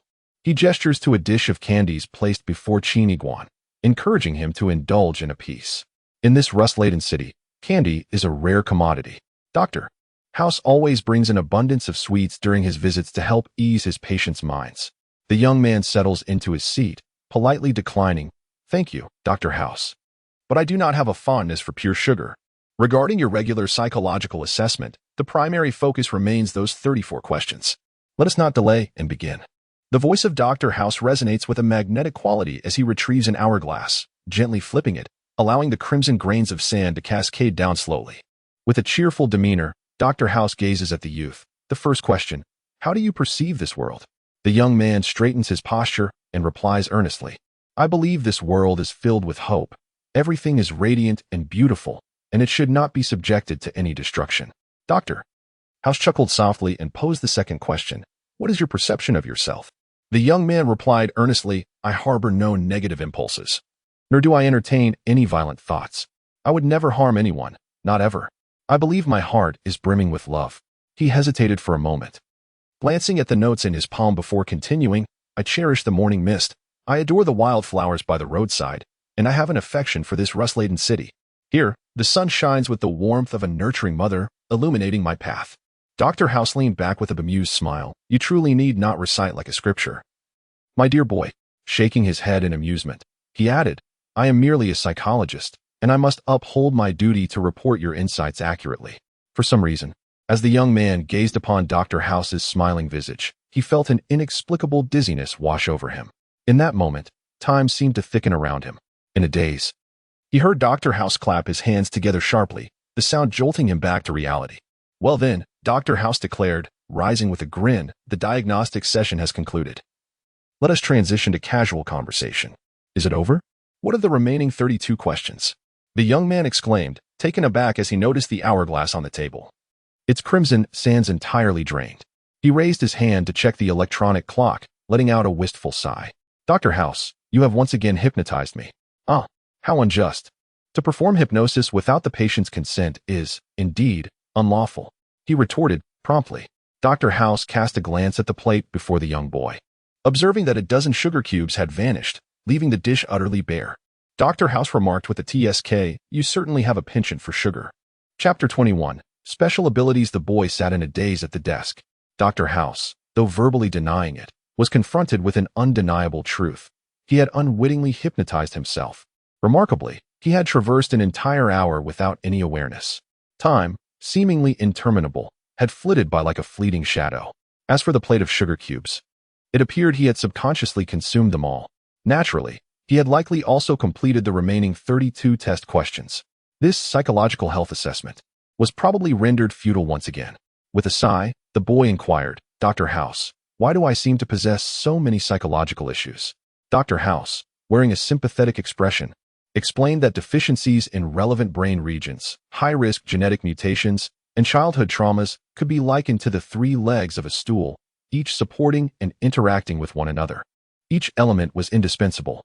Should any leg be compromised, time would gradually ferment these issues, ultimately resulting in psychological abnormalities. Psychological abnormalities. The boy nodded in resignation. You truly have a way with words. Dr. House reclined in his chair, hands clasped behind his head, and relaxed, saying, Yet, I am privy to a secret unknown to others. Certain patients with neurological disorders, once they enter the experimental realm, can ignite extraordinary effects akin to a chemical reaction. Some individuals afflicted with psychological ailments possess entirely normal brain structures. Dr. House's hand brushed over the technological wristwatch on his wrist, and a blue interface instantly appeared. He softly called out, Minglan. The crisp sound of high heels striking the ground echoed from outside. Dr. House murmured, Minglan has certain neurological conditions. Yet both in reality and in the metaverse, she remains my devoted assistant. Qin Yiguan turned to glance at the doorway. The sun was rising in the east. And as the woman approached, an extraordinarily elongated and seductive silhouette emerged at the entrance. Beneath her ample bosom lay a pair of long legs. She wore a fitted blouse that revealed a flat abdomen devoid of any excess flesh, paired with a black ultra-short skirt. Qin Yiguan had never witnessed such a daringly split ultra-short skirt until today. It was already short enough, yet it boasted a daring slit. Not to mention, the contours of her thighs and hips were tantalizingly visible. Cascading waves of hair framed her delicate, oval face, her eyes sparkling with allure. The youth was not unfamiliar with her. Her full name was Yu Minglan. As Dr. House had mentioned, she was indeed his personal assistant. The sound of her heels echoed as Yu Minglan stepped into the room, raising an eyebrow at the young man in a casual greeting. She then approached Dr. House, leaning her hips against his shoulder, subtly rubbing against him. Dr. House offered an awkward smile. The only impression Qin Yiguan had of this enchanting beauty was that she perpetually seemed eager to seduce Dr. House. However, judging by Dr. House's expression, it appeared that Minglan's advances were not successful. This was understandable. In terms of both appearance and status, Dr. House was undeniably exceptional. Dr. House then chuckled, Yiguan, don't misunderstand. Minglan does not favor men. Oh. The young man was momentarily taken aback as he glanced at the flawlessly beautiful woman, feeling a sense of regret. However, Dr. House unexpectedly added, Minglan is also not fond of women. Huh? Qin Yiguan blinked repeatedly, pondering what she might be interested in. Animals, perhaps? Just then, young Minglan chuckled softly, her red lips parting, suggesting that animals could be a possibility. This, Qin Yiguan's lips twitched. He had merely intended to make a jest. Haha. Dr. House laughed heartily, explaining that Minglan possessed a peculiar psychological trait, or perhaps a disorder. This condition is termed intellectophilia. Intellectophilia? The young man displayed a look of confusion, having never encountered such a term. Dr. House leaned forward, resting his elbows on the table, and remarked, This is a unique sexual orientation, considered the pinnacle of aesthetic appreciation. Individuals with intellectophilia are exclusively attracted to those with high intelligence, demonstrating an irrational preference for such individuals, regardless of gender, surpassing mere physical appearance and material wealth. While this psychological flaw presents challenges, it also endows her with a remarkable ability. Through brief observation, she can discern a person's intelligence with almost sixth sense precision. For instance, if there were a perfectly sculpted, extraordinarily handsome man with an average intellect, even if he were unclothed, to Minglan, he would be no different from a piece of wood. Conversely, should there be a centenarian, entirely paralyzed and afflicted with sores, yet possessing an intellect that soars to an IQ of 132, Minglan would indeed find herself intrigued by the prospect of a romantic engagement with him. Qin Yiguan was taken aback, observing at that moment the youthful Minglan gazing at Dr. House, her cheeks flushed, her eyes shimmering with the essence of spring. She gently proposed, Dr. House, your erudition is truly admirable. Why don't we retreat to the adjoining bedroom for a more profound exchange? Ahem. Dr. House coughed awkwardly, covering his mouth with his fist. Qin Yiguan's eyes widened in astonishment, finding the scene utterly fascinating. Having encountered Minglan on several occasions, he perceived her demeanor as one that, upon the slightest disagreement, would immediately mount Dr. House. Previously, Qin Yiguan had thought Minglan's interest lay solely in Dr. House's physicality. Yet, It now appeared that even a centenarian with an IQ of 132 captured her interest. And here was Dr. House, seemingly at a point where a deeper discourse was entirely feasible. Thus, could it be that Dr. House's intellect was exceedingly high? He noted the depth of Dr. House's smile, recognizing that Minglan's condition had severely impacted her daily conduct, indicating a grave ailment. Yet, she had still acquired a nutritional chamber. And just mere hours ago, he discovered that her intellectual affection had produced a unique effect. A unique effect? What sort of effect could such a condition generate? The youth was intensely curious. Dr. House wore a mysterious smile and proposed a scenario where Minglan was involved in a power struggle. On the battlefield, with a mere glance, she could discern all the high-intellect geniuses within the opposing camp, such as the leader, strategist, and advisors. Consequently, our side could deploy a marksman to eliminate these intellectual adversaries, leaving the opposition leaderless and reduced to a mere collection of fools. Upon hearing this, young Minglan feigned a demeanor of grievance, lamenting, "Why must my beloved always be targeted? Dr. House must console me with his presence." The youth stood in stunned silence, slightly leaning back in disbelief, pondering whether such a response was permissible. Chapter 22. Case Study. Beep, beep, beep. Dr. House continued to adjust the air conditioning through the void panel before him, lowering the temperature steadily.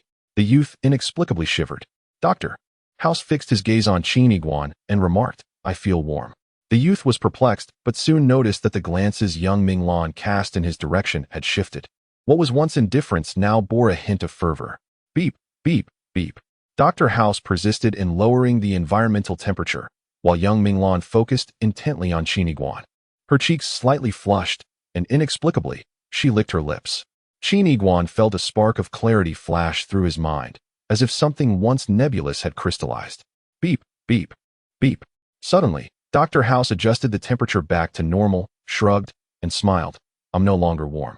The youth found Dr. House's actions somewhat bewildering, yet amidst the confusion, sensed that he was conducting some form of test. Dr. House abruptly interrupted the youth's train of thought. Minglan has already begun to experience such effects upon entering the experimental field. As for Iguan, I eagerly anticipate the day you step into the experimental field. Iguan shook his head, attempting to clarify his thoughts, and hesitantly inquired, "Dr. House, let us assume, merely assume, that I were to have dissociative identity disorder. What might occur upon entering the experimental field?"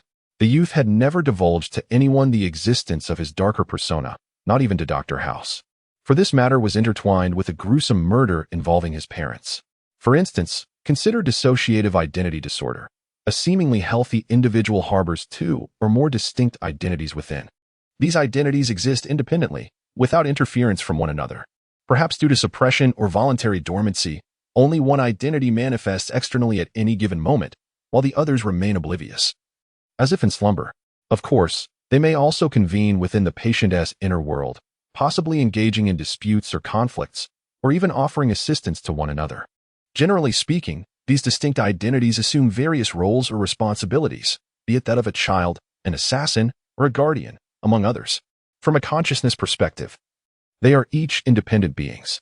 Dr. House continued, his gaze fixed intently on the youth. "Surely, you are not concealing anything from me. Do you, perchance, possess a hidden persona?" The youth smiled, though his heart raced with uncertainty. "You had just hypnotized me. Surely you possess a definitive conclusion regarding any alternate personas I might harbor." Dr. House nodded, a knowing smile gracing his lips. "Indeed, as it stands, you are afflicted solely with the shadow syndrome, the amoral disorder, the gestalt collapse, and that paralyzing cosmic fear that prevents you from gazing upon the night sky, merely minor issues." The youth's eyes widened in astonishment. "Is that so? If I could enter the experimental field, I might seize the chance to escape the ever-looming specter of suicide, while simultaneously avenging my foster parents." At that moment, Dr. House's azure gaze seemed to pierce through to the very essence of the youth. Chiniguan immediately rose, expressing his gratitude for the pro bono diagnosis. "There is nothing further to discuss. I shall take my leave now." "Ah, Miss Minglan, farewell." Dr. House observed the youth's respectful exit, a smile brimming with intriguing anticipation upon his face. At that moment, the young Minglan instinctively tugged at her skirt, inching closer to Dr. House. His intellect had evidently sharpened as the temperature dipped. Was that the cosmic paradox? She inquired, licking her crimson lips. Dr. House nodded. "Minglan, please update the case file." This young man has developed yet another condition. Under specific circumstances, his mind enters a paradoxical state, where heightened intellect coexists with inner tranquility. In other words, upon entering familiar territory, his cognitive abilities surge. Minglon nodded in agreement. What of the dissociative disorder? His affliction is glaringly evident. It is as if he is attempting to conceal 300 taels of silver in plain sight. Dr. House nodded once more, casting a glance at the empty candy dish while simultaneously updating the historical records. That boy's fourth personality has a penchant for sweets. Young Minglon sighed, shaking her head in a manner reminiscent of resignation. At such a tender age, burdened with numerous ailments, what could possibly be the nature of his formative experiences? Dr. House responded silently, contemplating. Psychological disorders often arise from internal mental strife, ultimately leading to a distortion of consciousness, manifesting as wild imaginings. To reach the state of Chiniguan, one would likely have to confine a normal individual in a dark room to ruminate for a century. Let us not dwell on him. Young Minglon turned, her gaze entranced as she fixated on Dr. House, her fingers gliding across his chest. Doctor, she inquired, is there something in this room that is ordinarily quite short, yet upon contact, transforms into something quite lengthy? Dr. House nodded emphatically. Indeed, there is. He then gently tapped on Qin Iguan's name on the ethereal screen. The azure display unfurled like a scroll, reaching up to the ceiling. It was faintly discernible that the column indicating ailments had shifted from 9 to 10. Dr. House chuckled. That something is the case of Qin Iguan. Chapter 23. Classmates. The sun had risen high in the sky. The light enveloping the earth transitioned from a warm orange hue to a brilliant white. As he ambled along the asphalt road of Rust City, he tread upon tiny pebbles, which emitted a soft crunching sound. Reality felt remarkably comforting. The young man glanced at the technological wristwatch on his arm, noting the time, 8:53. Thanks to Dr. House's hypnosis, I am now 23 minutes late. The young man pushed open the door to the apartment, stepping into the first-floor living room. He grasped the obsidian neural helmet and selected the most comfortable posture, gently reclining against the sofa. With deliberate care, he donned the helmet, which illuminated with a soft azure glow. Metaverse time begins countdown. 4:59, 59, 4:59, 58. In the next moment, the young man found himself within an expansive residence. Surrounding him, lines of code flickered incessantly, converging into blue humanoid figures that swiftly transformed into flesh-and-blood individuals who hurried past him. The young man ventured outdoors, revealing a bustling metropolis before his eyes, twin metaverse city. Towering skyscrapers, aglow with technological brilliance, reached skyward, each edifice a marvel unto itself. He surveyed the city's intricate layout, with streets crisscrossing in a meticulous design, divided into 3 distinct tiers. The lowest level housed vacuum tubes dedicated to transport capsules, above which lay the thoroughfares for ground vehicles, while the uppermost tier was adorned with lush greenery, resembling a park-like promenade. The sky was interwoven with delicate azure lines, along which countless aerial vehicles navigated with remarkable speed and precision. In midair, a plethora of ephemeral electronic billboards flickered to life, the latest model of magnetic levitation car, effortlessly surpassing speeds of 850 kilometers per hour, powered entirely by fluid dynamics, achieving zero fuel consumption per 100 kilometers. Introducing the newest code-enhanced attire, a pristine white shirt and denim jeans, forever clean and unyielding, making the imitation of your idols a dream within reach. Luxurious City View apartments. 180 square meters, fully automated for immediate occupancy. When you purchase, you may find yourself on the 150th floor, but as construction continues, your room could ascend to the 230th floor in just 3 days, an investment that guarantees profit. Land investment, coordinates 748,589. Although it currently lies in a desolate area, one cannot predict that the next update might transform it into a picturesque seaside paradise, where prosperity blooms overnight, a rare opportunity available on a first-come, first-served basis. Perhaps this is the vision that people hold for the year 2122. Yet, all of this is not grounded in the physical realm. The youth remains oblivious, driven by poverty. He finds himself on a pedestrian walkway, casting a glance at the red no-entry sign beneath him, which shifts to a green arrow, beckoning him forward. He strides across the road, approaching a grand structure akin to a mansion, Sector B6, High School 053. Qin Iguan has just entered the campus when he spots 3 imposing classmates standing ahead, their gazes menacingly fixed on the school gate. Brother Xiong. That lad over there is the one your goddess, Shangwan Xiaodao, harbors a secret affection for. We should drag him to the garden and teach him a lesson, so he thinks twice before stealing our girls. Qin Yiguan looks up at this group of charming classmates. I cherish the morning mist. I adore the wild flowers by the roadside. And I, 18 grams of flunitrazepam will render you unconscious for approximately 20 minutes. When you awaken, you will find yourselves buried in a granary, with only your heads exposed, surrounded by tightly packed rice. I will then sprinkle water onto the rice, causing it to swell with immense force, akin to plants breaking through the earth, unstoppable. Immediately, the pressure surrounding your body begins to escalate, causing the capillaries beneath your skin to rupture, leaving no visible blood. Yet you appear as though drenched in it. Subsequently, the internal pressure within your body surges, straining your organs to their limits. Pop! Your eyeballs may eject from their sockets, tethered by a network of nerves, blood vessels, and ocular muscles, dangling grotesquely from your visage. At this juncture, the blood coursing through your veins discovers its escape route. While bleeding from 7 orifices is indeed alarming, the true horror unfolds with blood flowing from 9. As for which 9, that is left for you to decipher. Qin Yiguan sat quietly at the edge of the flower bed, speaking softly. Meanwhile, the trio of delinquent students led by the brazen bear were now kneeling, their faces drained of color, legs trembling, and their groins dampened. Brother Qin, we were just joking when we said we would beat you up. Look at us, we're just classmates, and you speak of such terrifying methods of murder as if they were real. I even feel as though you could carry them out. Haha, please, we're all frightened to our cores. The 3 students gazed at Qin Yiguan, who remained calm, rational, and cold-blooded, resembling a psychologically twisted individual. The young man smiled slightly. No need to panic. I could recount 98 similar methods. Brother Qin, we are all brothers. It is an honor for Xiao Tao to harbor feelings for you, and you have our unwavering support. Time is of the essence. Let us hasten to our class. We are the flowers of our motherland, and our studies serve as the fertile soil we must not neglect. The youth strides towards the main building, where 3 ruffians scurry away in fear. Upon reaching the end of the 3rd floor, he pushes open the unassuming wooden door of Class 11 of the senior year, only to behold a classroom teeming with over 3,000 students, bustling and chaotic. Indeed, this ordinary high school classroom houses more than 3,000 pupils, for it exists within the metaverse.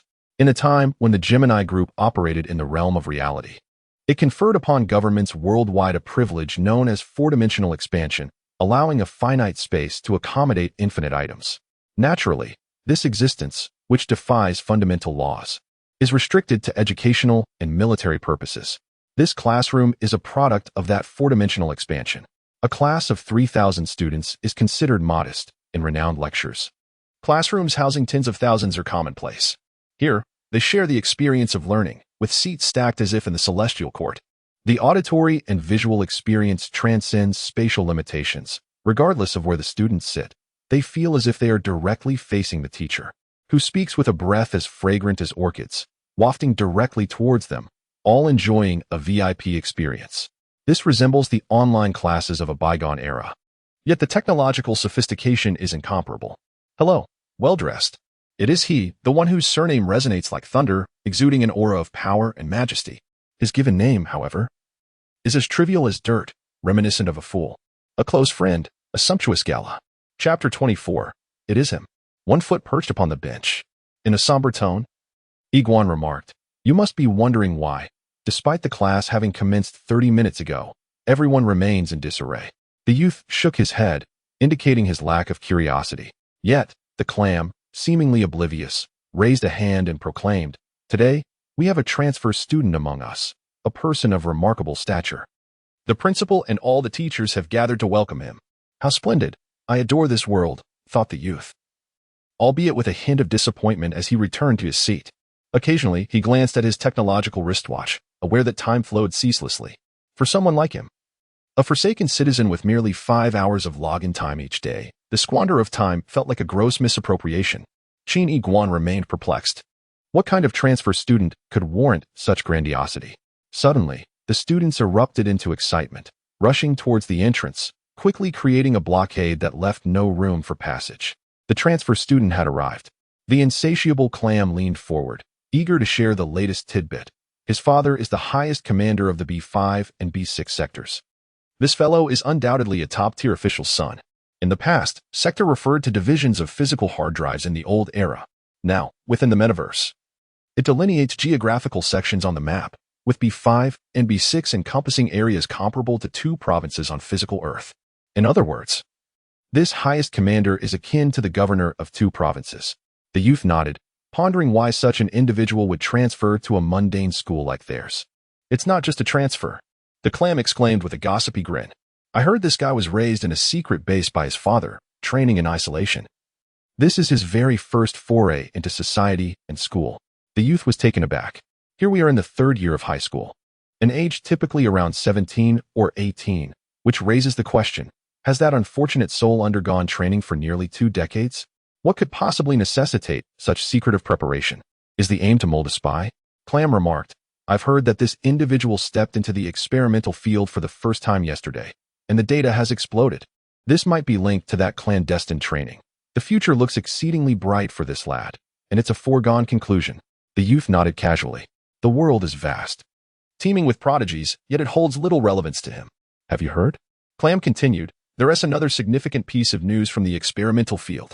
The research committee is set to unveil a new system, claiming that a peculiar individual has unlocked the brain's restricted zones. It's unclear how this person managed to alter the rules within the experimental field, manifesting a colossal creature out of thin air. The boy, who was tidying his desk, suddenly froze, staring incredulously at Clam. Is it truly that bizarre? This aberration is not to be confused with another. Outsiders may not comprehend. But the boy's thoughts drifted to the mechanical crow born from his own gestalt collapse. His eyes widened. Yet, that was merely a dream. Indeed, gluttonous Clam clapped vigorously, exclaiming how exceedingly strange this little anomaly truly is. At this moment, a stir rippled through the group of students. Chin Iguan and Clam peered through the gaps in the crowd. There, they beheld the class beauty, the lovely Shangguan Xiaodao, her long hair cascading over her shoulders, radiating youthful exuberance. With a slight blush coloring her cheeks, she held out a gift box towards someone ahead, though the person she faced remained obscured by the throng. Shangguan Xiaodao tucked her hair behind her ear and softly spoke, New classmate, greetings. On behalf of all the students, I extend a warm welcome to you. This is a gift I have prepared for you. As she spoke, she unveiled the contents of the gift box, revealing a red water cup, upon which she had meticulously painted a small heart and a little white rabbit. A hush fell over the room, and Shangguan Xiaodao's cheeks flushed a deeper shade of red. Iguan, you've been replaced, clamored Jelly, her eyes widening in disbelief as she pointed at Shangguan Xiaodao. The entire class was aware of Shangguan Xiaodao's secret affection for Iguan, and they were astonished at her seemingly swift change of heart. However, Qin Iguan merely smiled in silence, dismissing the notion of a change of heart, for he regarded Shangguan Xiaodao as nothing more than an ordinary classmate. Jelly lamented, Indeed, your romance hasn't even begun before it concludes. The young man offered a wry smile. Regardless of the time or place, those who radiate charisma tend to attract admiration. In the distance, a crowd suddenly parted to reveal a pathway. It was the transfer student. The classmates flocked eagerly, barely daring to obstruct his gaze. Qin Iguan finally caught sight of the transfer student and froze in astonishment. His pupils constricted. It was him. Though clothed now, that face was unmistakable. Among the throng, the youth clad in a white suit had already crossed paths with Qin Iguan on 3 occasions. The first was in the nutrient chamber of the central district, where he appeared bare. The second was within the experimental field of a dream, where he was surrounded by admirers. And the third was at this very moment, now as the transfer student. Qin Iguan found this revelation utterly incredible. Could it be? Ninth brother, Brother Jiao, the robust boy, nicknamed Prickly Bear, shivered as he approached the transfer student, gesturing towards Qin Iguan from a distance. You should keep your distance from that guy. He's got something wrong with his head. He just claimed there are 101 ways to kill me. And he said it so convincingly, it was terrifying. I nearly wet myself. Qin Iguan could only smile wryly, beginning to scrutinize the transfer student. The young man possessed striking features, his eyes as dark as night, exuding an aura of radiance and integrity. Standing between 175 to 178 centimeters tall. His physique was both tall and well-proportioned, clad in a pristine white double-breasted suit, immaculate and devoid of any speck of dust, resembling a sterile chamber. He stood there casually, as if illuminated by countless spotlights. Meanwhile, the transfer student was observing Qin Iguan in return. His appearance could be described as handsome, though his long hair concealed his forehead and temples, casting shadows over his eyes. Dressed entirely in black, a black jacket, black jeans, black canvas shoes, and a black backpack, he emanated an air of somberness. While not outright peculiar, there was a hint of gloom about him, as if he belonged best in a shadowy corner. After a moment's pause, the transfer student deliberately stepped away from the crowd and approached the young man with purpose. He halted, his expression unfriendly. A slight disdain etched across his brow. What era are we in, still resorting to schoolyard bullying, especially with such distorted words and actions? Do you find it amusing to talk about 101 ways to kill someone? At that moment, Qin Iguan gazed intently at the boy in the white suit, his image perfectly mirroring a scene from a dream. Qin Iguan was momentarily taken aback, failing to engage with the other person's comment. Instead, he voiced the questions that had been swirling in his mind. "May I inquire if you saw me last night?" "I did," replied the transfer student, gazing intently at the youth. In the experimental field, Qin Iguan's pupils constricted suddenly, and a tumult of thoughts surged within him. Meanwhile, the eavesdropping Taotai clam clamored with excitement. "The experimental field? Iguan, have you secured a spot in the nutrient chamber? That's splendid. The future holds promise." "And so what?" Qin Iguan countered. 101 methods of murder? If one's heart is shrouded in darkness, then one's nature is flawed. The transfer student regarded Qin Iguan and slowly shook his head. Some individuals inevitably develop unfounded illusions, believing that a mere change of scenery will alter the course of their lives. Chapter 25. The era of half the population. My name is Jiu Zhengxian, and I am 18 years old. Half the population. However, during the previous 18 years, I have been immersed in rigorous training within my family.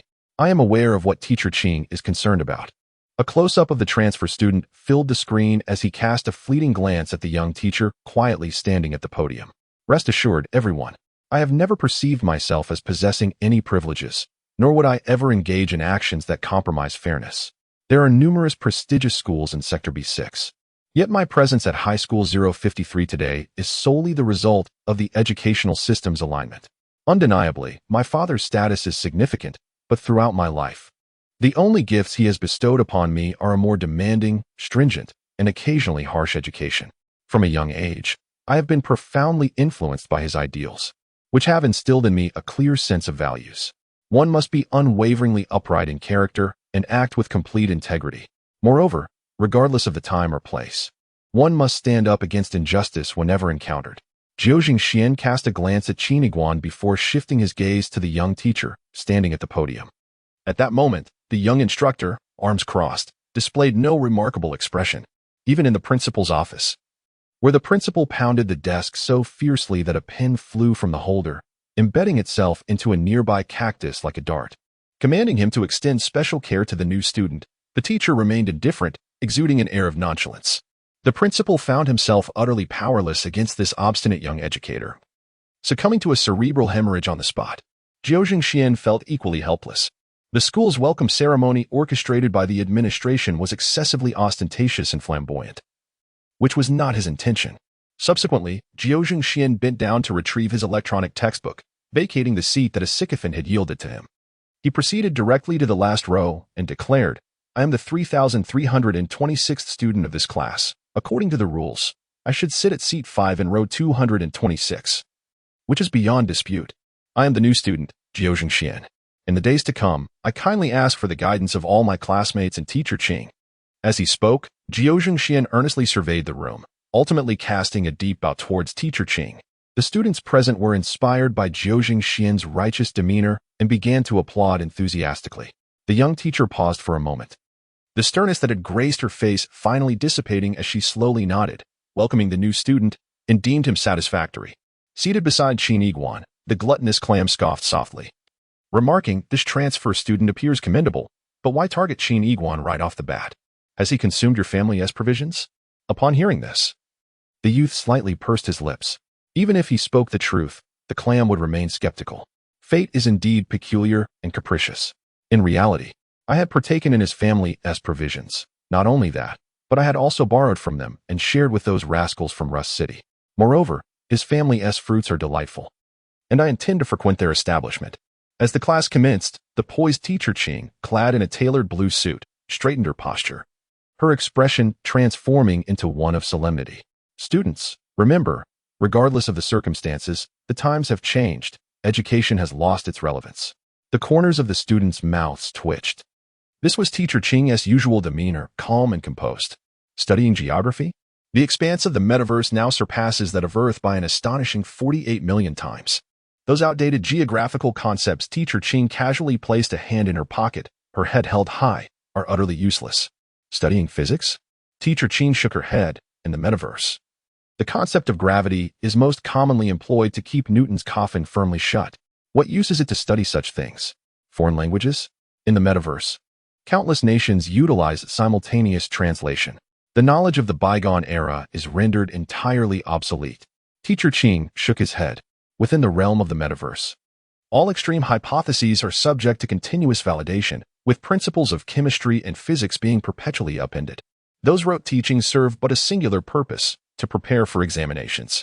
It is indeed lamentable that, in this era, the higher echelons of humanity still cling to the educational philosophy of competition as a pathway to success and obedience as a route to advancement, nearly training children into a state of zombie-like compliance. Teacher Ching lifted his chin slightly, a smile gracing his lips, proclaiming that when he becomes the master of this world, he shall abolish all the trivial courses, leaving only his exploration class and a course on physical health. The students erupted in laughter, and the atmosphere instantly invigorated.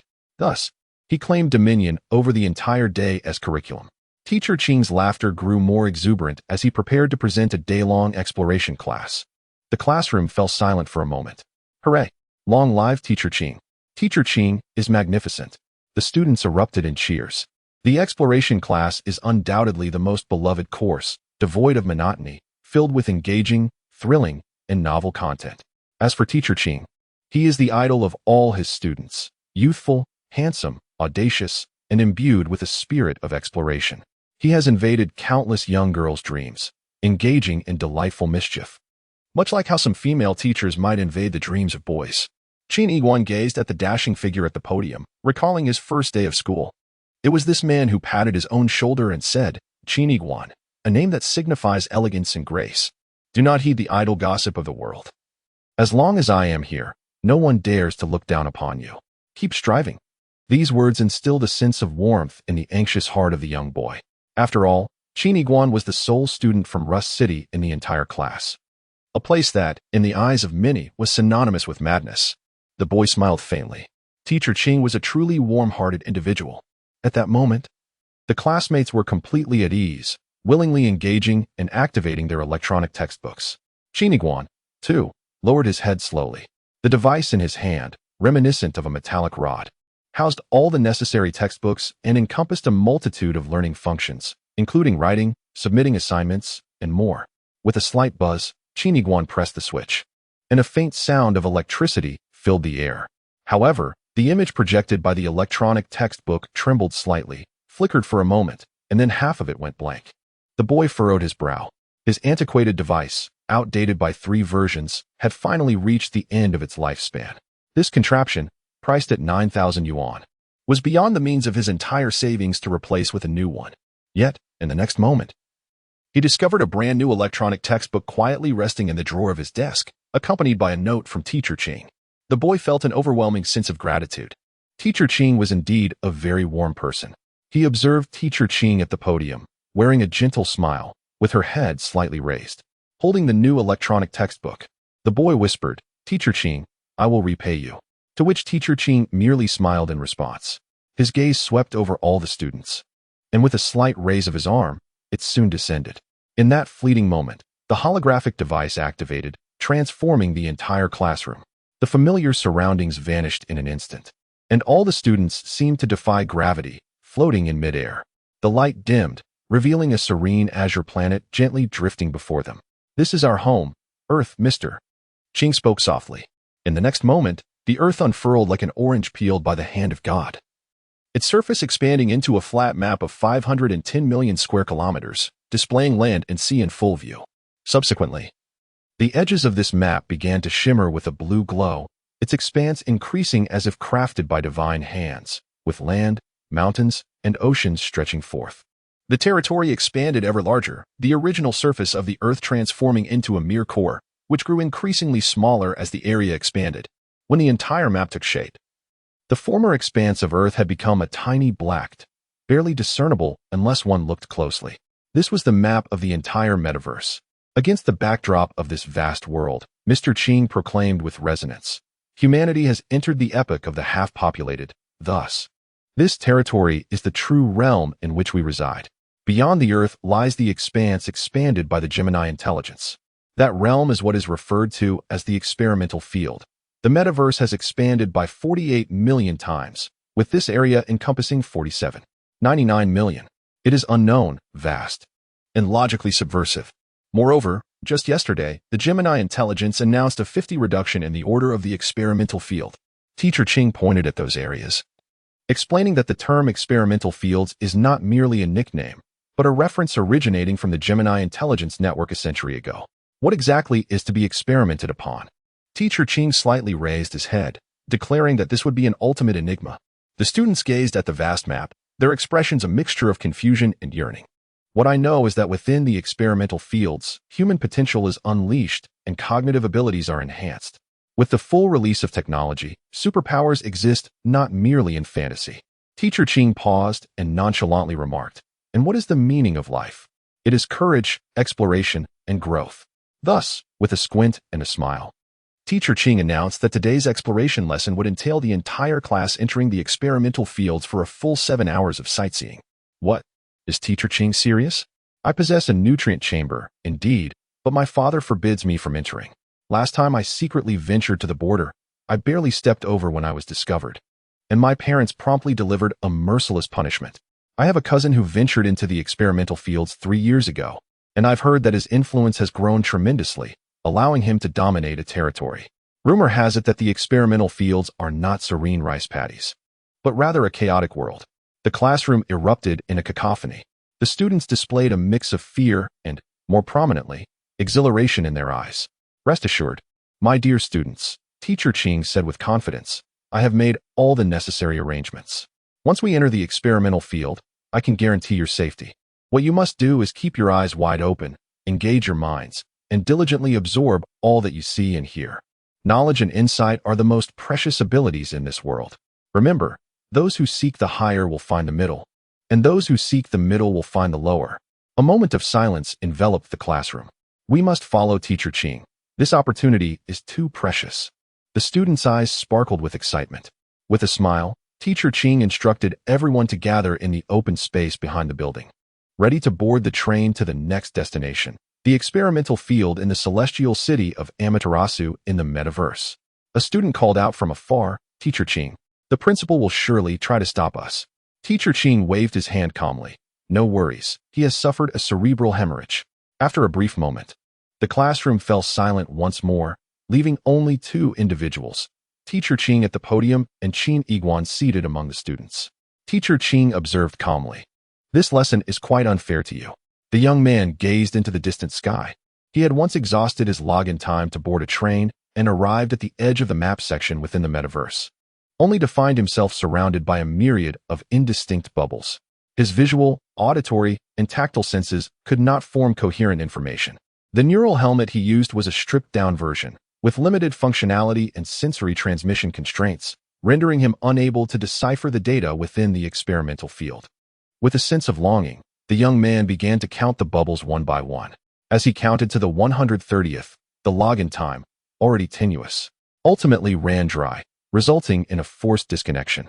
At that moment, the youth smiled and said, "Teacher, I am not so petty. Indeed, due to my neurological condition, I am unable to apply for a nutrient pod. However, I absolutely lack the right to alter your teaching plan, let alone hinder my classmates from seizing this once-in-a-lifetime opportunity." Teacher Ching also smiled, her gaze filled with acknowledgement for the youth. Then, with one hand in her pocket, she approached the classroom door and, with her back turned, said, "Hold on to that hope in your heart, transform it into conviction, and even into passion. One day it will manifest and illuminate your path." The youth was moved and nodded in agreement. Chapter 26, second login in the blink of an eye, afternoon had arrived. The sun hung high in the sky, bathing everything in its scorching light. Within the metaverse, all natural phenomena mirrored reality. Qin Iguan stood alone by the classroom window as a white cloud drifted lazily across the sky, momentarily obscuring the sun and casting the youth into shadow. His thoughts swirled. The dream from last night? According to Go Li and Jiu Zhengxian, what I entered was, in fact, a testing field? In other words, I escaped the constraints of the helmet and gained additional time? Moreover, that vivid sight and sound. Did I acquire all sensory data? The dream represents my consciousness, while the metaverse consists of seamless electronic data. They intertwine flawlessly? Did I log in through my physical form? And from a testing field located 40,000 kilometers away. This is simply unfathomable. The youth furrowed his brow, an inexplicable shiver coursing through him. His pupils dilated and constricted, and my sense of incompleteness in the trial field transformed into a power that could only be deemed divine. It was terrifying yet comparable to that of a creator. At this moment, a white cloud drifted away, and he extended his hand, casting a shadow upon the ground. His tiger-like mouth opened and closed, forming a monstrous maw upon the earth. The boy's chest heaved, filled with confusion yet profoundly shaken. Suddenly, a prompt appeared in his vision, remaining login time today, 0:04:23, interrupting his thoughts. As a castaway, his login time for the day had come to an end. Yet, simultaneously, the boy adjusted the electronic textbook on his desk, positioning it centrally. In the next moment, his form transformed into swirling blue code, vanishing from the classroom of Class 11, Grade 3. In the rusty city number 03, within the apartment, the boy removed his neural helmet, gently placing it on the nearby sofa. He rubbed his stomach, feeling a pang of hunger. This rudimentary helmet lacked any nutritional supplement capabilities. He glanced towards the central district, abandoning the thought of borrowing food. Instead, he approached the corner, seized an energy block, unwrapped it, and began to chew. The energy block was still as unpalatable as ever, yet it instantly replenished his stamina. Shortly after, the boy retrieved a cherished walnut kernel, consuming it in one go to nourish his mind, preparing himself to log back into the trial field within his dreams. Beep, beep, beep. Hala, calling Iguan, you are no longer the malnourished wretch without a nutrient chamber. Why haven't you followed? Where have you been? The city of Amaterasu is truly magnificent. As for my login method, it remains to be verified.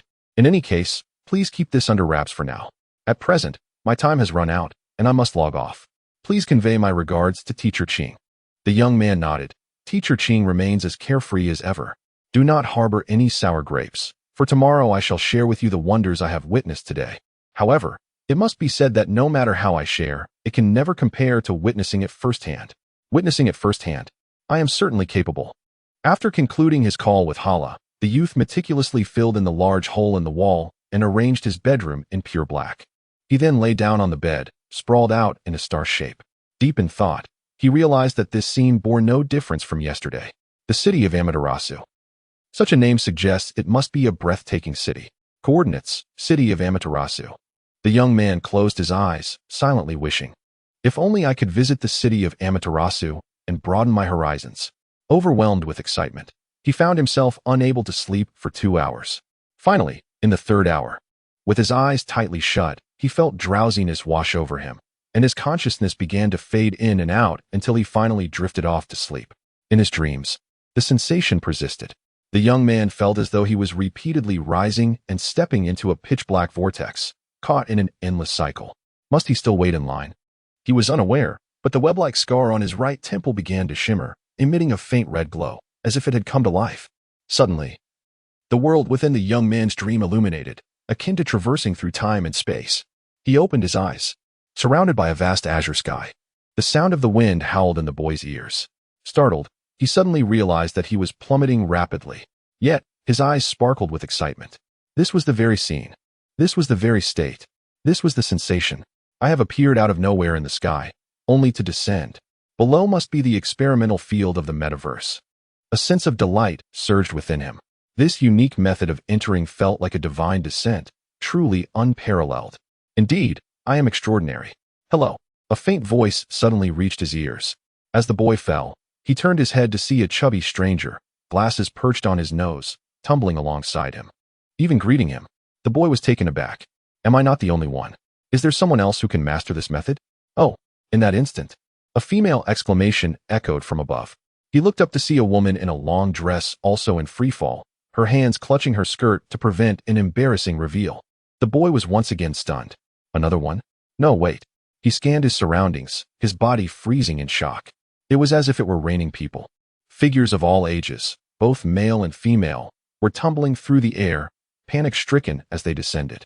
Roughly estimating, there must be thousands of them. Is this really so common? The corners of the boy's eyes twitched. In the next moment, he was nearing the ground. He forcefully twisted his body, positioning his feet downward.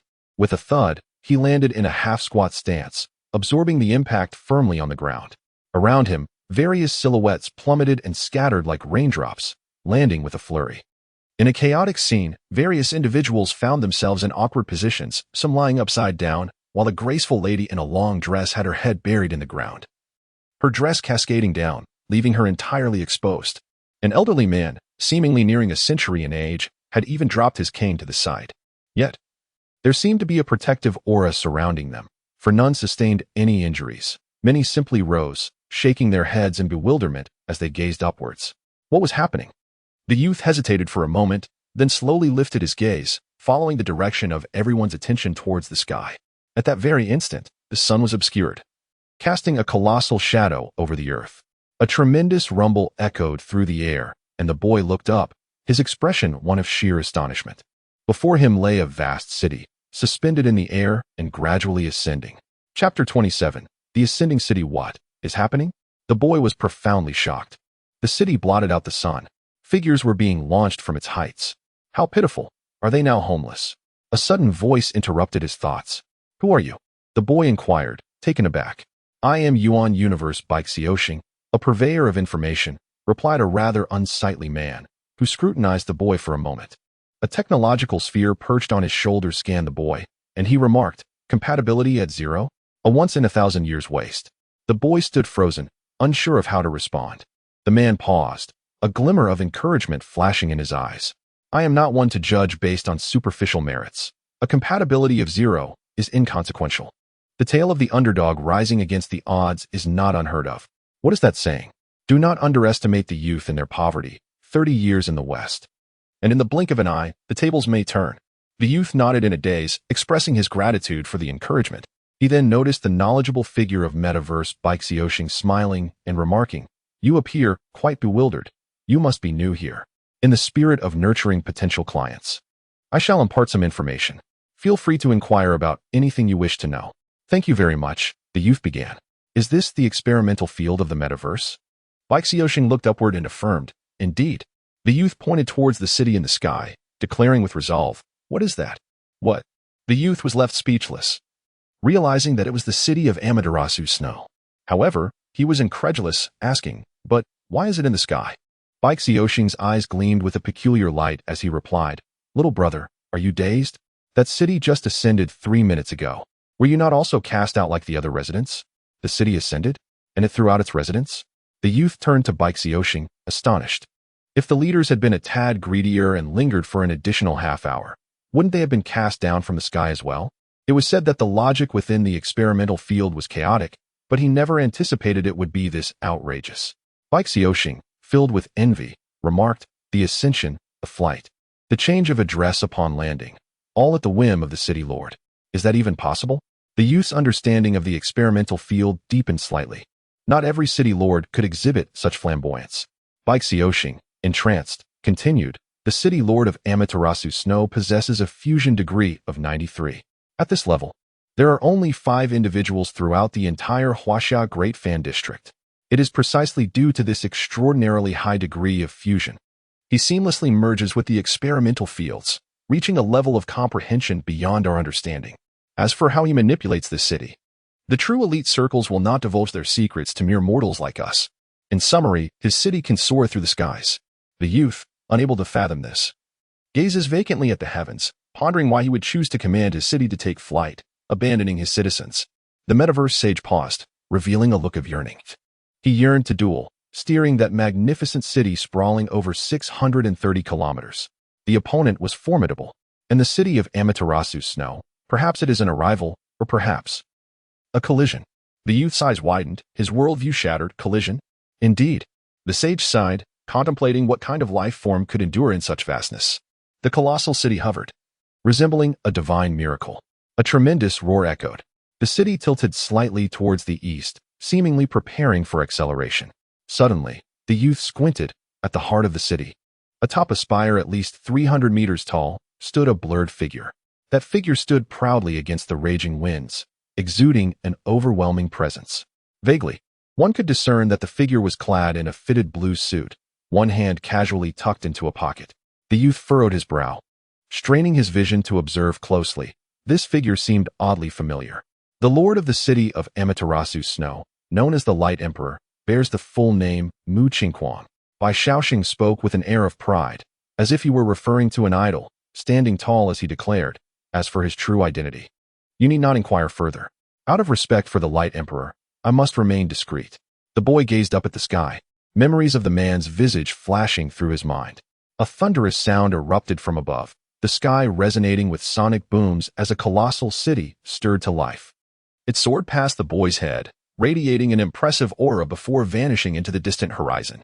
The boy stood in stunned silence. Bai Shaoxing sighed deeply, expressing a hope for the Light Emperor's triumphant return, adding a splendid chapter to his achievements, and for the city of Tianzhao Shui to find its rightful place once more, becoming a home for all, just as it had done on numerous occasions before. The boy lingered, his gaze fixed upon the vast, level expanse of land before him. This was meant to be the site of Tianzhao Shui. In the city's absence, it resembled nothing more than an unadorned plain, revealing fresh soil beneath. Ultimately, he had not witnessed the landscape of the city. Such a grand city, it seemed, had no propulsion system. Had it simply taken flight? Moreover, the city lord was. The boy still found it hard to believe. Memories of Teacher Qing's words in class echoed in his mind. Rest assured, I have made arrangements. Once you enter the experimental field, I can guarantee your safety. Then came the recollection of the clam's words. Teacher Qing has remained in the experimental field. He mentioned that tonight would be significant. The boy felt somewhat dazed. Teacher Qing, within the core of the metaverse Earth, was merely a high school teacher, warm, upright, and undeniably a bit reckless. However, the young boy never anticipated that upon entering the experimental field, he would transform into a lord of a realm. The disparity in status was indeed vast. It was no wonder that beings like clams could traverse the city of Amaterasu with such audacity. With a fusion rate of 93, Qin Yiguan found this concept somewhat perplexing. Yet, he was aware that Teacher Qing was merely 7 percentage points away from achieving a complete 100. Any value that reaches absolute perfection signifies a qualitative transformation. At that moment, would Teacher Qing not perfectly merge with the metaverse and, with a human consciousness, wield mastery over all the rules within? Suddenly, the boy inquired of Bai Shaoxing whether there existed any individuals within the experimental field who had attained 100 fusion. No, Bai Shaoxing replied, shaking his head. That is a legendary figure. None know what the manifestation of 100 fusion would resemble. Just then, a deafening roar erupted from the horizon, shattering the tranquility. Qin Yiguan turned to gaze. Boom. A colossal flying vessel descended onto the plain, casting a massive steel column from hundreds of meters away. The column, dark as night and towering hundreds of meters high, plunged into the earth, reaching for the heavens. Boom, boom, boom. In mere seconds, the steel column continued to descend, creating a scene akin to a black jungle ahead. Subsequently, countless agile flying robots equipped with 2 mechanical arms emerged from the enormous vessels, swarming like a cloud of mosquitoes. An astonishing spectacle unfolded. The robots utilized the dark steel columns as frameworks, rapidly erecting walls as though assembling a grand structure from Lego blocks. In the blink of an eye, numerous uneven skyscrapers and a myriad of uniquely designed buildings took shape. Countless robots, bearing construction materials, circuitry, and furniture, swiftly infiltrated the interiors of these edifices, enhancing the internal decor at an astonishing pace. Thud, thud, thud. A colossal flying apparatus glided through the city streets, a dark pipe plunging into the ground, from which faint sounds of pop and pop could be discerned. As the pipe withdrew from the earth, one could behold exquisitely shaped trees, already planted, bursting forth with vibrant greenery, as if they had always thrived there. Moreover, robots within the city meticulously positioned numerous cubic boxes, each approximately 3 meters in height. The boxes opened on all sides, revealing floor panels resembling stone that unfurled and commenced laying themselves upon the ground. Click, clack. The panels interlocked seamlessly, extending from a distance towards the young boy, yet it appeared to detect an obstruction, hovering midair like a serpent poised to strike. Qin Iguan paused momentarily, then silently shifted a few steps to the left. Click, clack. The stone flooring smoothly passed through, instantaneously completing the coverage of thousands of meters behind him. Not far away, another ground robot cradled a precise straw, as if blowing up a colossal bubblegum. In the next moment, the bubblegum solidified, its material transforming into a statue of Venus with a broken arm, subsequently becoming a captivating sight by the roadside. I can't believe it, the boy marveled. In a mere 10 minutes, an entirely new city had emerged.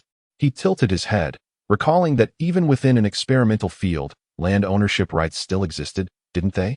Bai Shaoxing stroked his chin, pondering the situation. Indeed, this was a vital thoroughfare, but the other party, fully aware that this was the territory of the Light Monarch, was behaving with such audacity. There seemed to be more to this matter. It appeared I had new information to gather. The youth furrowed his brows, convinced that the Light Monarch referred to his beloved teacher, and now he felt as though his teacher had departed, leaving the premises vulnerable to intrusion. Young man, what makes you appear so eager to meddle? Bai Shaoxing scrutinized the youth once more, clicking his tongue. Allow me to offer a piece of advice. Since you have just arrived here, it would be wise to gather your essentials first. Qin Iguan understood that despite Bai Shaoxing's somewhat disheveled appearance, he was not a spiteful individual. It seemed he was deliberately reminding the youth of something important. The boy inquired, "What do you mean?" At that moment, a metallic sphere began to rise slowly from Bai Shaoxing's shoulder, emanating a green light from its center. As if it possessed a form of sentience, Bai Shaoxing gestured towards the mechanical orb and explained, "This is an electronic assistant, or what you might refer to as a personal intelligence unit. It aids in storing and recording information, communicating with others, processing payments, and much more. In short, it is indispensable in the experimental field." The youth gazed intently at the diminutive robot. He recalled that Meng Laoda's secretary, the enchanting Rong Qian, also possessed such a device, which she had used to assess his compatibility. Observing the confusion etched on the boy's face, Bai Shaoxing sighed and advised, "You should visit the virtual government to verify your identity and confirm your nutrient chamber number. Once that is done, you will be entitled to receive a basic version of the electronic assistant at no cost." Bai Shaoxing gently patted the young man's shoulder before striding into the heart of the new city. At that moment, the youth surveyed the bustling crowd and noticed that a small metallic sphere floated above each person's shoulder. A frown creased his brow. This diminutive orb seemed to possess significant utility, likely serving as a survival guide within this experimental realm. Applying to the metaverse government, it appeared to be a straightforward process, requiring only the submission of one's identity and nutritional pod number. Yet, alas, I am an undocumented individual, lacking not only a legitimate identity, but also a nutritional pod. Chapter 28. Personal Intelligence Brain. I yearn for a personal intelligence brain, but acquiring one seems as daunting as scaling a mountain. The young man sighed deeply. Suddenly, a spherical object rolled to his feet. Curious, he looked down, momentarily stunned. Was that a personal intelligence brain? Gradually, he lifted his gaze toward the direction from which the sphere had come.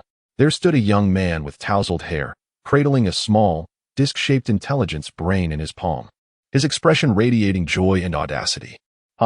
After saving for 2 years, I've finally purchased the latest generation of intelligence brain.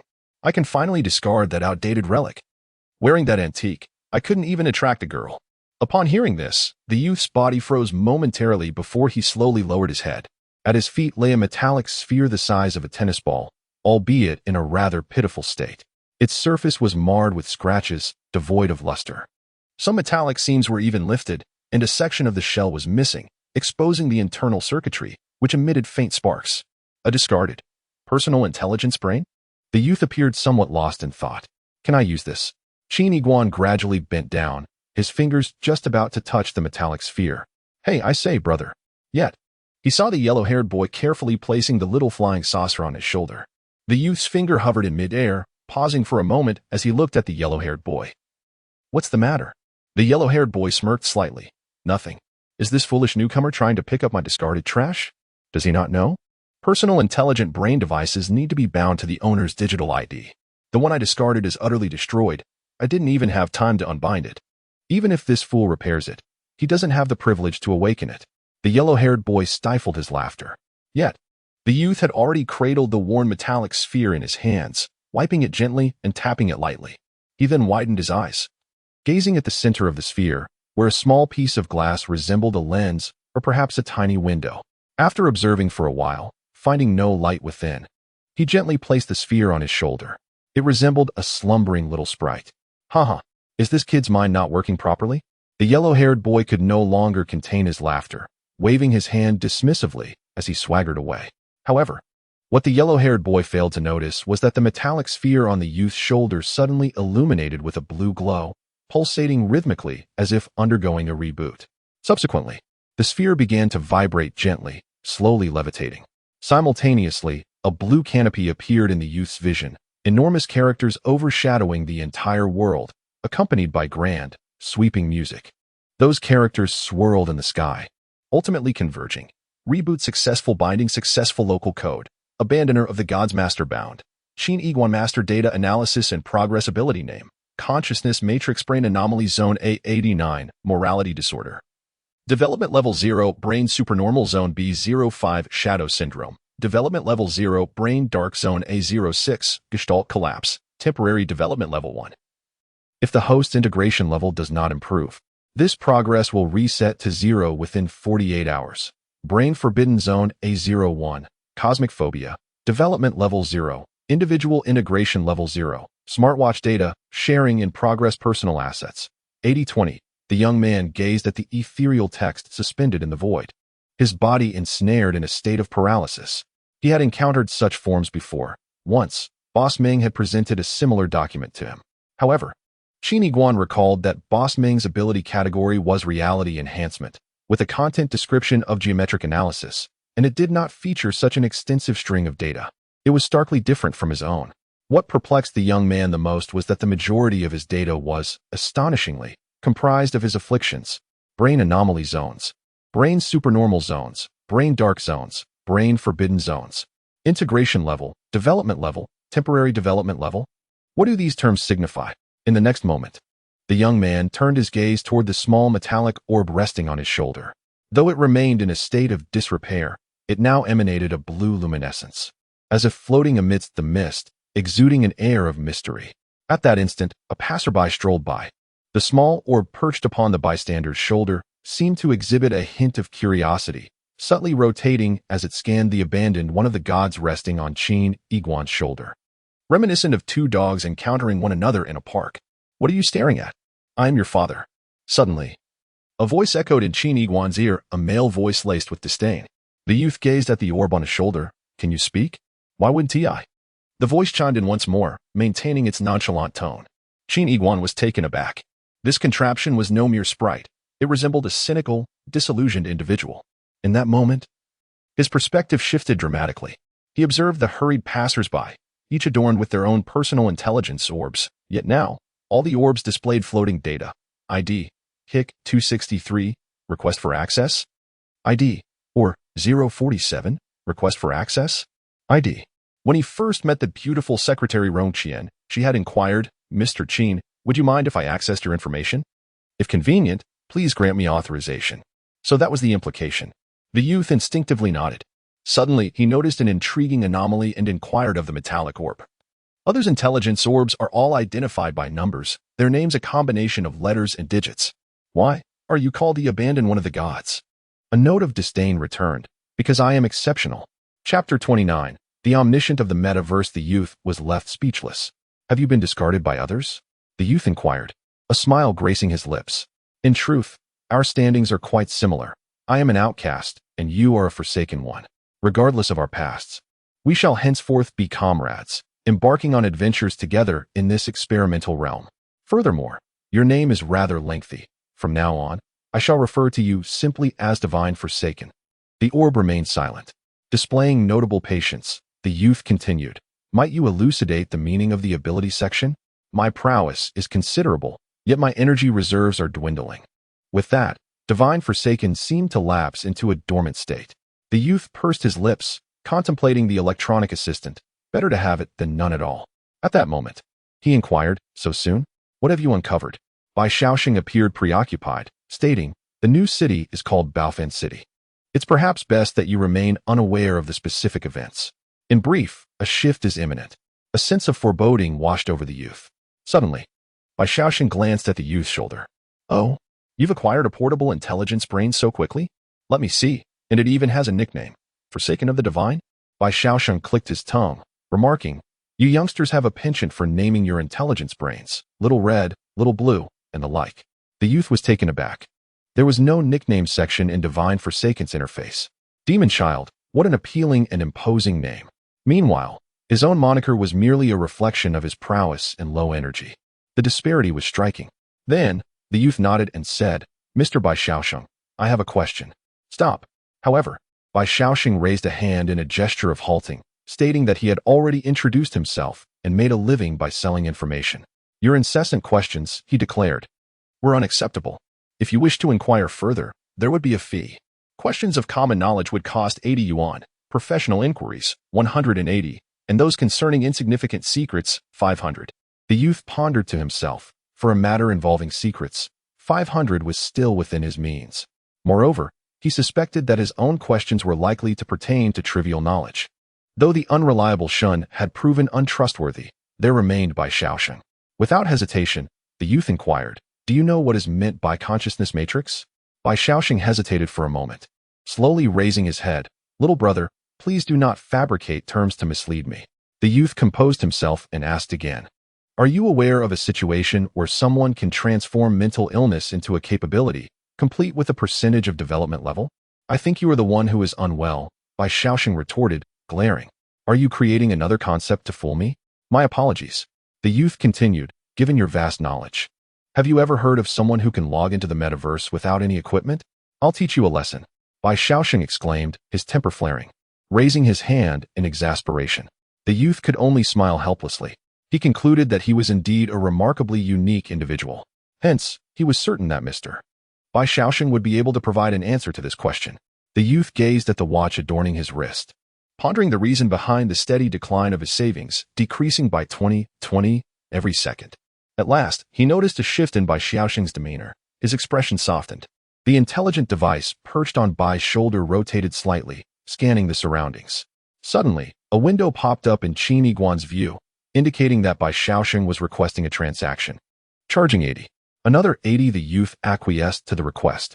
Bai Xiaosheng gestured toward the ground beneath them, stating, "This is no longer the city of Amaterasu's snow, but rather the entirely new city of Baofan. Upon entering here, you are obliged to pay the lord of the city, akin to the taxes of a bygone era." The youth was taken aback. Was such a thing even possible? Bai Xiaosheng sighed, revealing that lords who governed cities with the generosity of a free, open city were becoming increasingly rare. A singular thought occupied the youth's mind: to depart this place swiftly, lest he face bankruptcy in 400 seconds. He hastily inquired, "Are you familiar with the Geometric Design Group?" Bai Xiaosheng collected another 80 and replied, "Indeed." The youth pressed on, "What is the address?" Another 80 came the response. "To the east, in Sector B5, coordinates 704-509. A gentle reminder, it is located 12,000 kilometers from here." The youth was momentarily stunned. 12,000 kilometers? "Do not worry." Bai Xiaosheng's intelligent device word again. "You may take public transportation, just outside the city." Relieved to hear of public transport, the youth waved his hand and retreated hastily. "Mr. Bai Xiaosheng, farewell." 15 minutes later, a youth sat within a pristine cabin, the exterior of the bus resembling a bullet-shaped locomotive. However, a glance ahead revealed the absence of any tracks. The dawning distance of 12,000 kilometers was comparable to the diameter of the Earth itself. Yet, in the vast expanse of the metaverse, it seemed rather trivial. It was certain that this journey would endure for quite some time. In the next moment, the train commenced its slow departure, revealing a peculiar apparatus at the front that emitted a ripple-like force field, compressing the space at the front of the train. Subsequently, a similar device emerged from the rear, causing the space behind the train to expand. This resulted in an astonishing phenomenon, a vacuum of space ahead, while space expanded behind. This stark contrast quickly transformed into an immense thrust. In an instant, the entire train surged forward as if riding a colossal wave of space. Curvature engine? The youth pondered, captivated by the notion that this was the public transportation within the experimental field. A second later, a sensation akin to an explosive force struck him.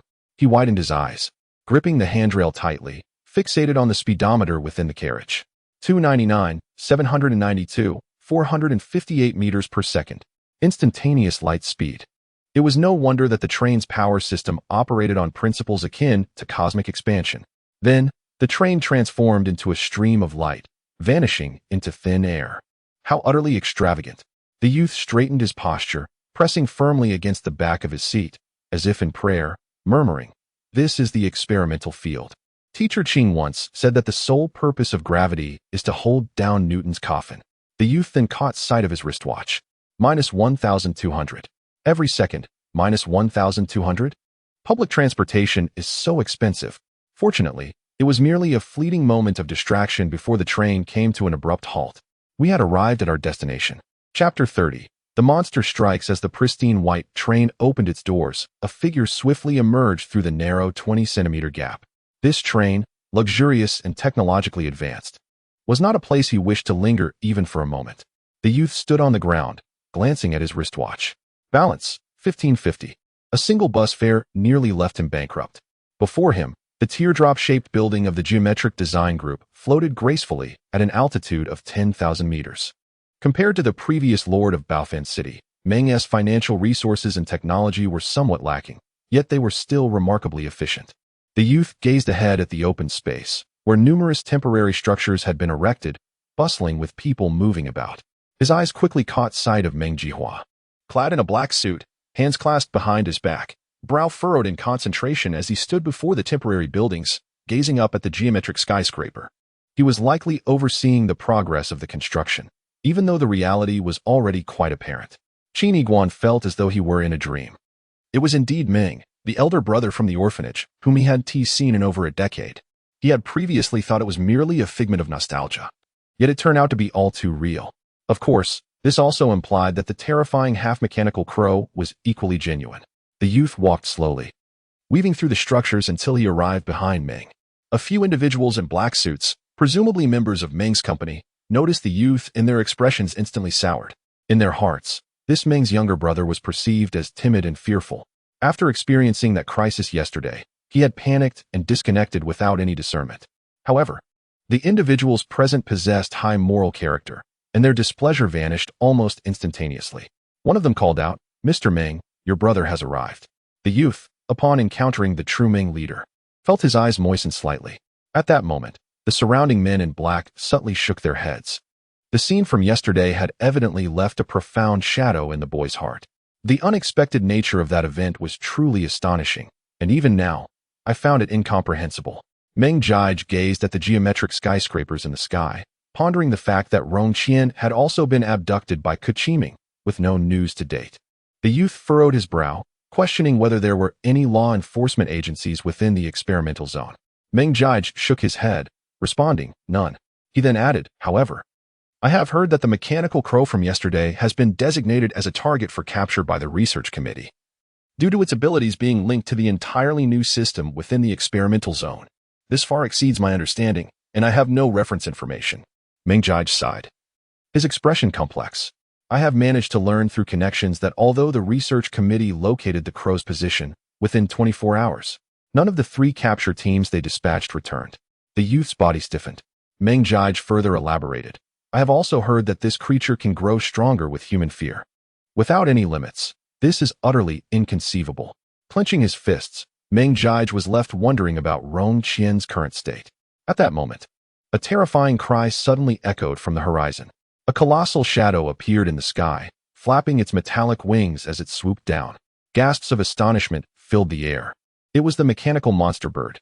Its size had once again increased, now measuring at least 200 meters. Upon the back of that half-mechanical raven stood a portly man with thinning hair, KQ Ming. Indeed, that mechanical raven was his instrument. Ming gazed skyward, his eyes wide with fury. However, KQ Ming was now a stark contrast to his former self. Once merely a devious businessman, this balding figure, clad in a blood-splattered suit, bore a grotesque visage.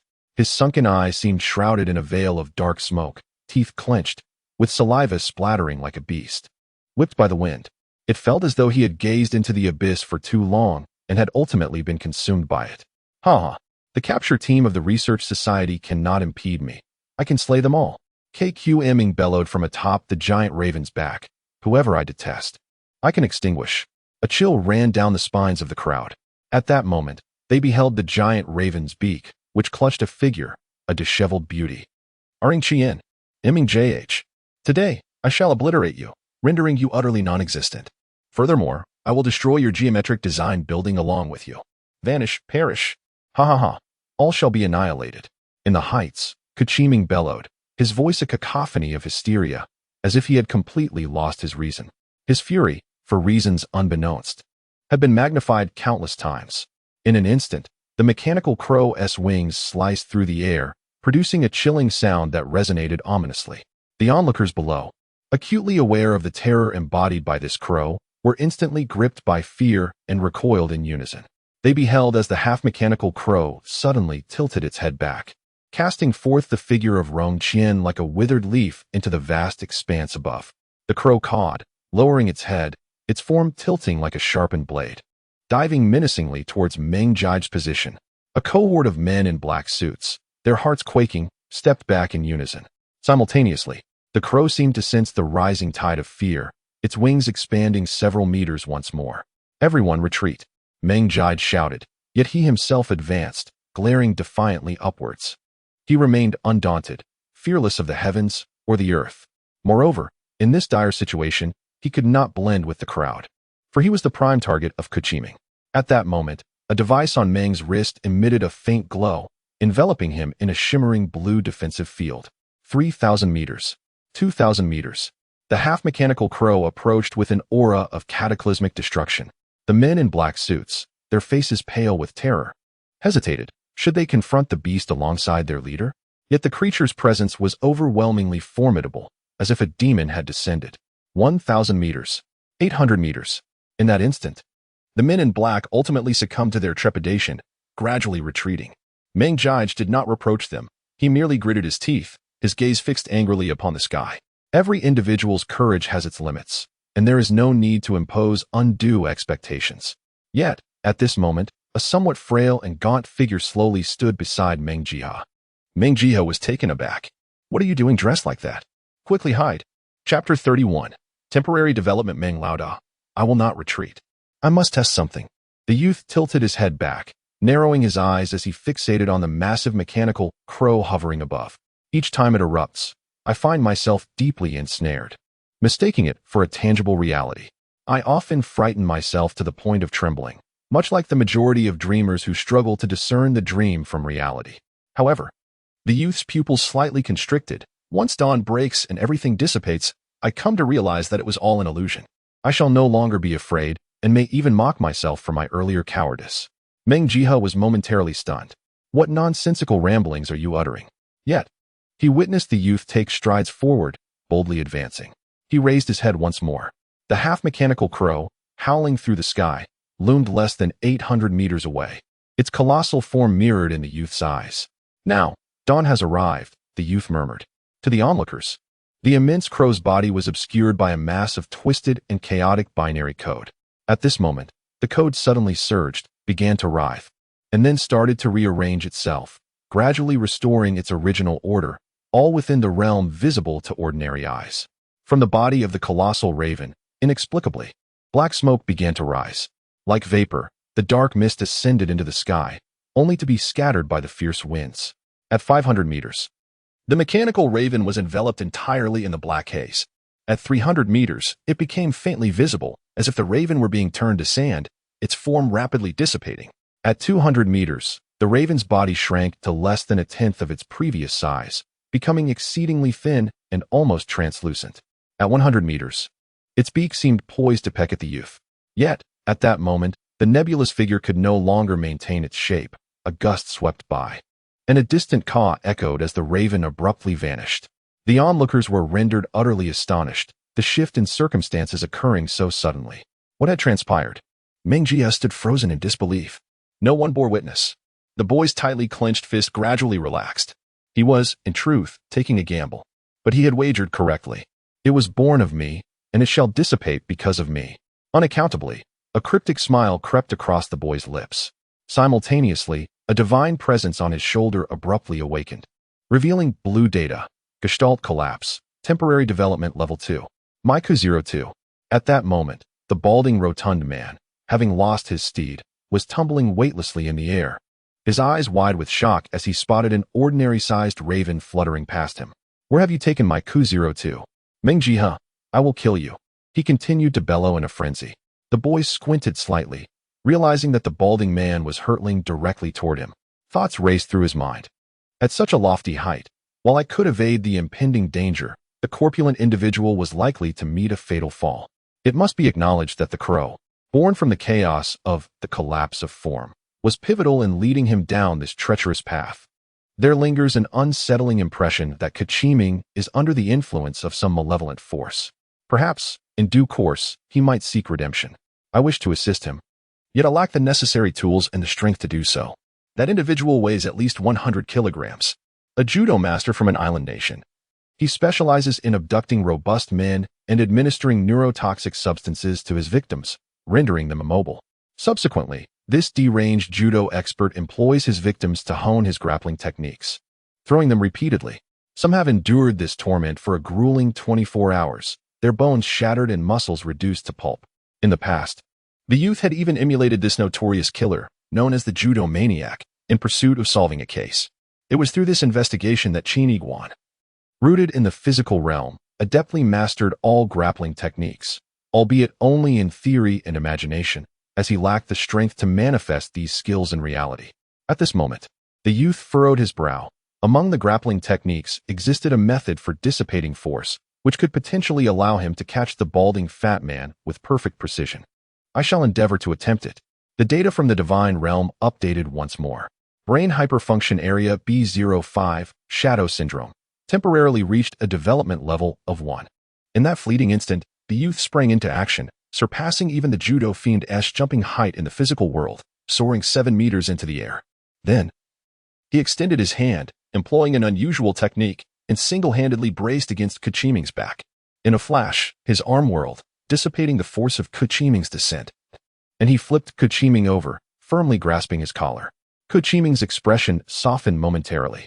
Yet in that fleeting instant, the boy's calm visage contorted, his expression shifting rapidly as he murmured, "Why should I save you? Just moments ago, you were contemplating our annihilation." Immediately, the youth bent in midair, his arms sweeping with a powerful and impeccably executed shoulder throw. Boom! Kuchiming's body was forcefully driven into the ground, his head sinking, neck and spine shattered. The matrix of consciousness shifted once more. Brain anomaly zone A89, lack of morality, temporarily developed to 2. Chapter 32. This is acceptable. What kind of power was that? His fierce gaze just now was a stark contrast to his previous demeanor. Ming Jiha and the cadre of dark-clad individuals displayed expressions of astonishment. The image of the boy's merciless eyes flashed in someone's mind, sending a shiver down their spine. Simultaneously, another figure was plummeting from the sky. It was Secretary Rong Qian. Due to the earlier toss by the half-mechanical crow, she fell several seconds after Kuchiming. The intense sensation of weightlessness and the howling winds jolted Rong Qian from her stupor. She happened to witness that scene, the boy leaping to catch the bald, rotund man, only to seemingly lose his mind and slam the hefty figure into the ground. In that moment, the boy tilted his head back, extending both hands expressionlessly, awaiting Rong Qian. Rong Qian's face turned pale with alarm. No, yet she had no time to react, nor any means to respond. In the next instant, she felt a pair of hands pressing against her back, and the force emanating from those hands was as gentle as cotton, swiftly contracting. The youth's arm swung like a pendulum, lifting Rong Qian in a graceful arc through the air. The beautiful secretary, Rong Qian, felt a tightening in her chest. This move again. However, in the very next moment, she suddenly sensed solid ground beneath her feet. She opened her eyes, which had shut in terror, and slowly looked down, only to find herself standing safely on the ground. The boy, known as Qin Yiguan, stood calmly before her. Rong Qian widened her eyes. Her heart steadied for a fleeting moment. As if by professional instinct, she began to calculate the data subconsciously. How could he possess such immense strength? What was his integration level?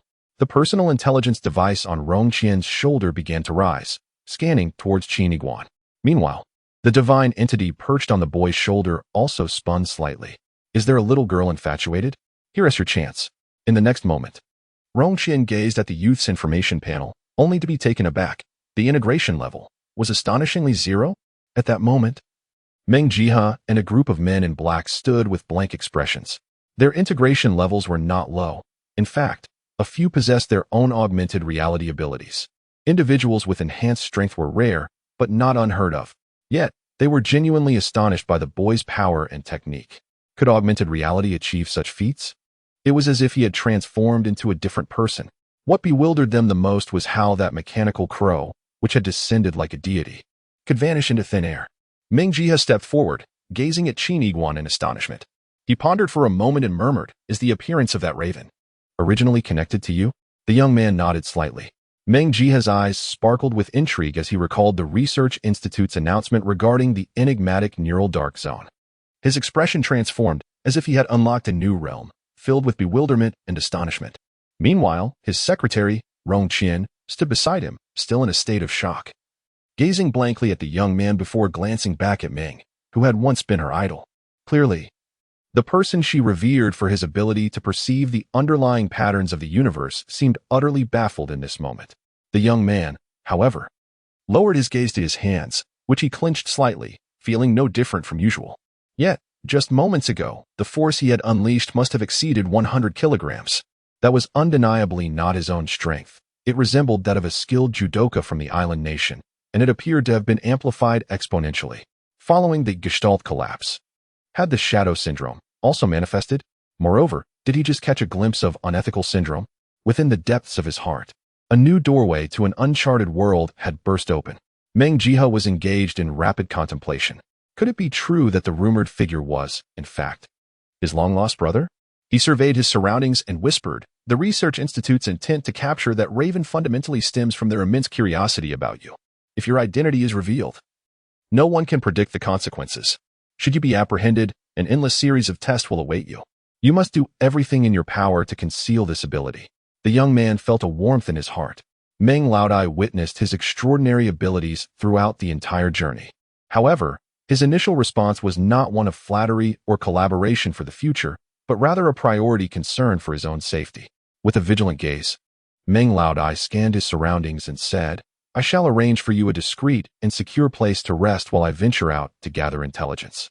The youth shook his head, a smile gracing his lips. "I believe the wisest course of action for me now is to leave swiftly, while you, Meng Laodai, feign ignorance. Although we have witnessed that crow, we remain oblivious to its origins and the reason for its disappearance. Should I truly seek refuge within your establishment, the troubles would not merely be mine alone." Meng Laodai furrowed his brow for a moment before letting out a deep sigh. Yet, Qin Yiguan did not grant Meng Laodai the opportunity to persuade him to stay, turning on his heel to depart. Not far along his path, he arrived at the public transportation platform. The bullet train roared to life, vanishing at true light speed, 1200, minus 1200, minus 150. Balance, 0, debt, 1050. Approaching stop, forced eviction imminent. The youth frowned. The cost of posturing was exorbitant. As a supernova endowed with a cerebral dark zone, he experienced an instantaneous bankruptcy. 30 seconds later, he watched the bullet train that had abandoned him speed away into the distance. Pressing his lips together, he suddenly heard the ringing of a video call. Just moments ago, Meng Jia had utilized his personal intelligence brain to scan the Divine Forsaken, leaving behind a contact ID. "Kid," Meng Jia's voice resonated, "after all these years, you remain unchanged, ever the maverick, shouldering every burden alone, unwilling to encumber others. Very well, very well. This is a display of courage. As your elder brother, I sincerely hope that you may rise through the utilization of your enigmatic talents and shine brilliantly." The youth smiled knowingly, thanking Meng Laodai. "Alas," Meng Laodai sighed, "I had originally prepared 10 source crystals for you, but it appears that your obstinate nature remains unchanged. You likely would not accept my offering."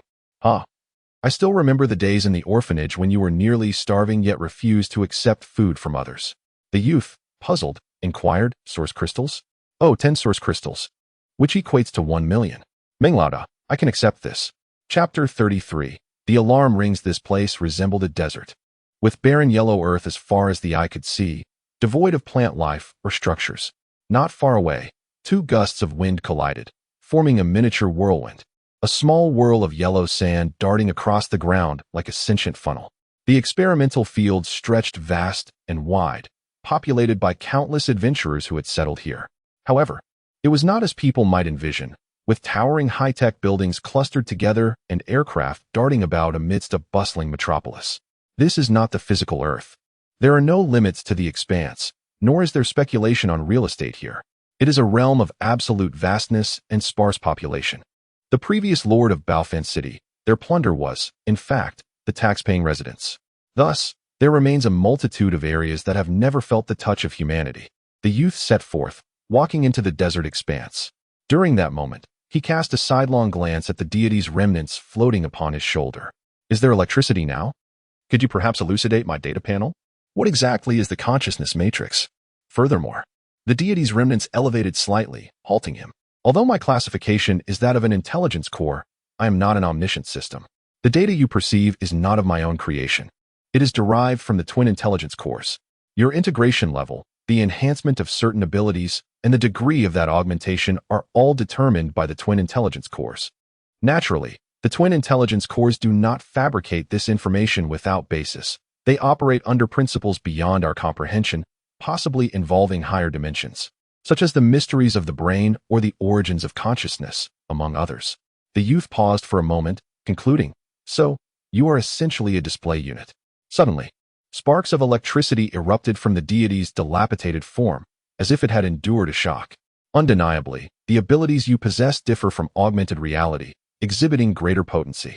Moreover, these abilities will enhance in complexity with usage, and in the future, their effects may undergo significant transformations, even qualitative changes. The youth fell silent for a moment upon hearing this. Why do all my abilities bear the label temporarily developed? You may interpret that as overdraft. The abandoned deity was quite intrigued. It seemed you had garnered the favor of the Gemini intellect. Ordinarily, without a sufficient degree of integration, one would be somewhat estranged from this world, unable to manifest any abilities. Yet, it is evident that the Gemini intellect has granted you a modicum of credit. However, this is merely a loan. Within 48 hours, should you fail to enhance your degree of integration, those capabilities will dissipate into nothingness. The youth fell silent. In other words, I am not only indebted to you and Zai, but also to the degree of integration. A dual indebtedness? He then cast his gaze forward, realizing he must devise a means to augment his integration. At that moment, peculiar ripples formed in the azure sky. The entire expanse of the heavens appeared as a reflection upon water, yet the surface was disturbed by spreading ripples.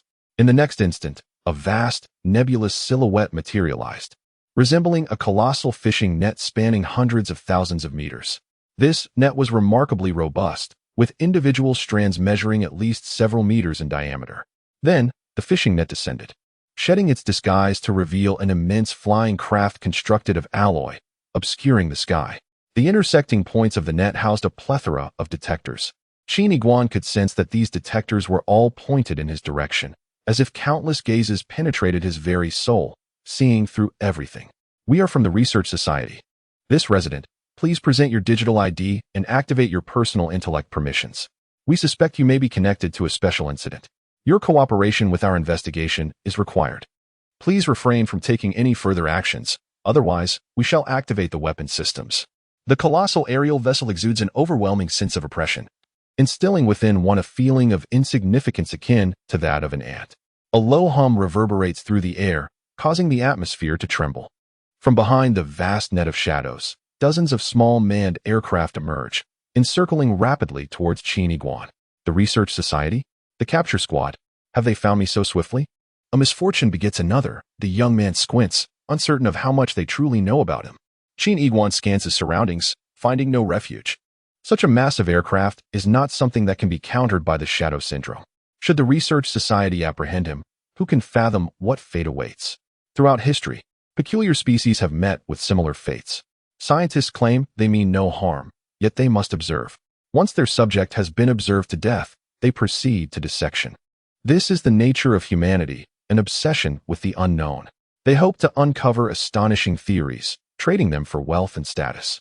They also aspire to replicate the powers they discover, thereby augmenting their own strength. In the distance, the capture squad's aircraft has already illuminated with blue electricity, indicative of a capturing net. The young man furrows his brow. Beep, beep, beep. The irksome, yet familiar sound echoes. A smile graces his lips. You once disturbed my peaceful dreams, much to my annoyance. Now, your arrival is most timely. gazing skyward at the fearsome approach of the capture squad. A confident smile emerges on his face. Then, the young man's body emanates a radiant glow, swiftly transforming into a cascade of blue code, vanishing from sight. How could he have vanished so suddenly? Has he gone offline? Who would dare to withdraw so easily now? A chorus of astonishment erupted within the research group. Their leader, an elderly scientist, frowned slightly. I had witnessed instances of going offline before, yet none were akin to this. The secrets this young man harbored were far too numerous. We must locate him. We cannot bear such erratic variables. Chapter 34. The fall. The youth gradually regained consciousness. Surrounding him was darkness.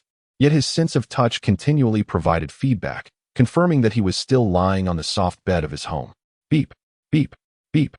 It is now 7:30 a.m.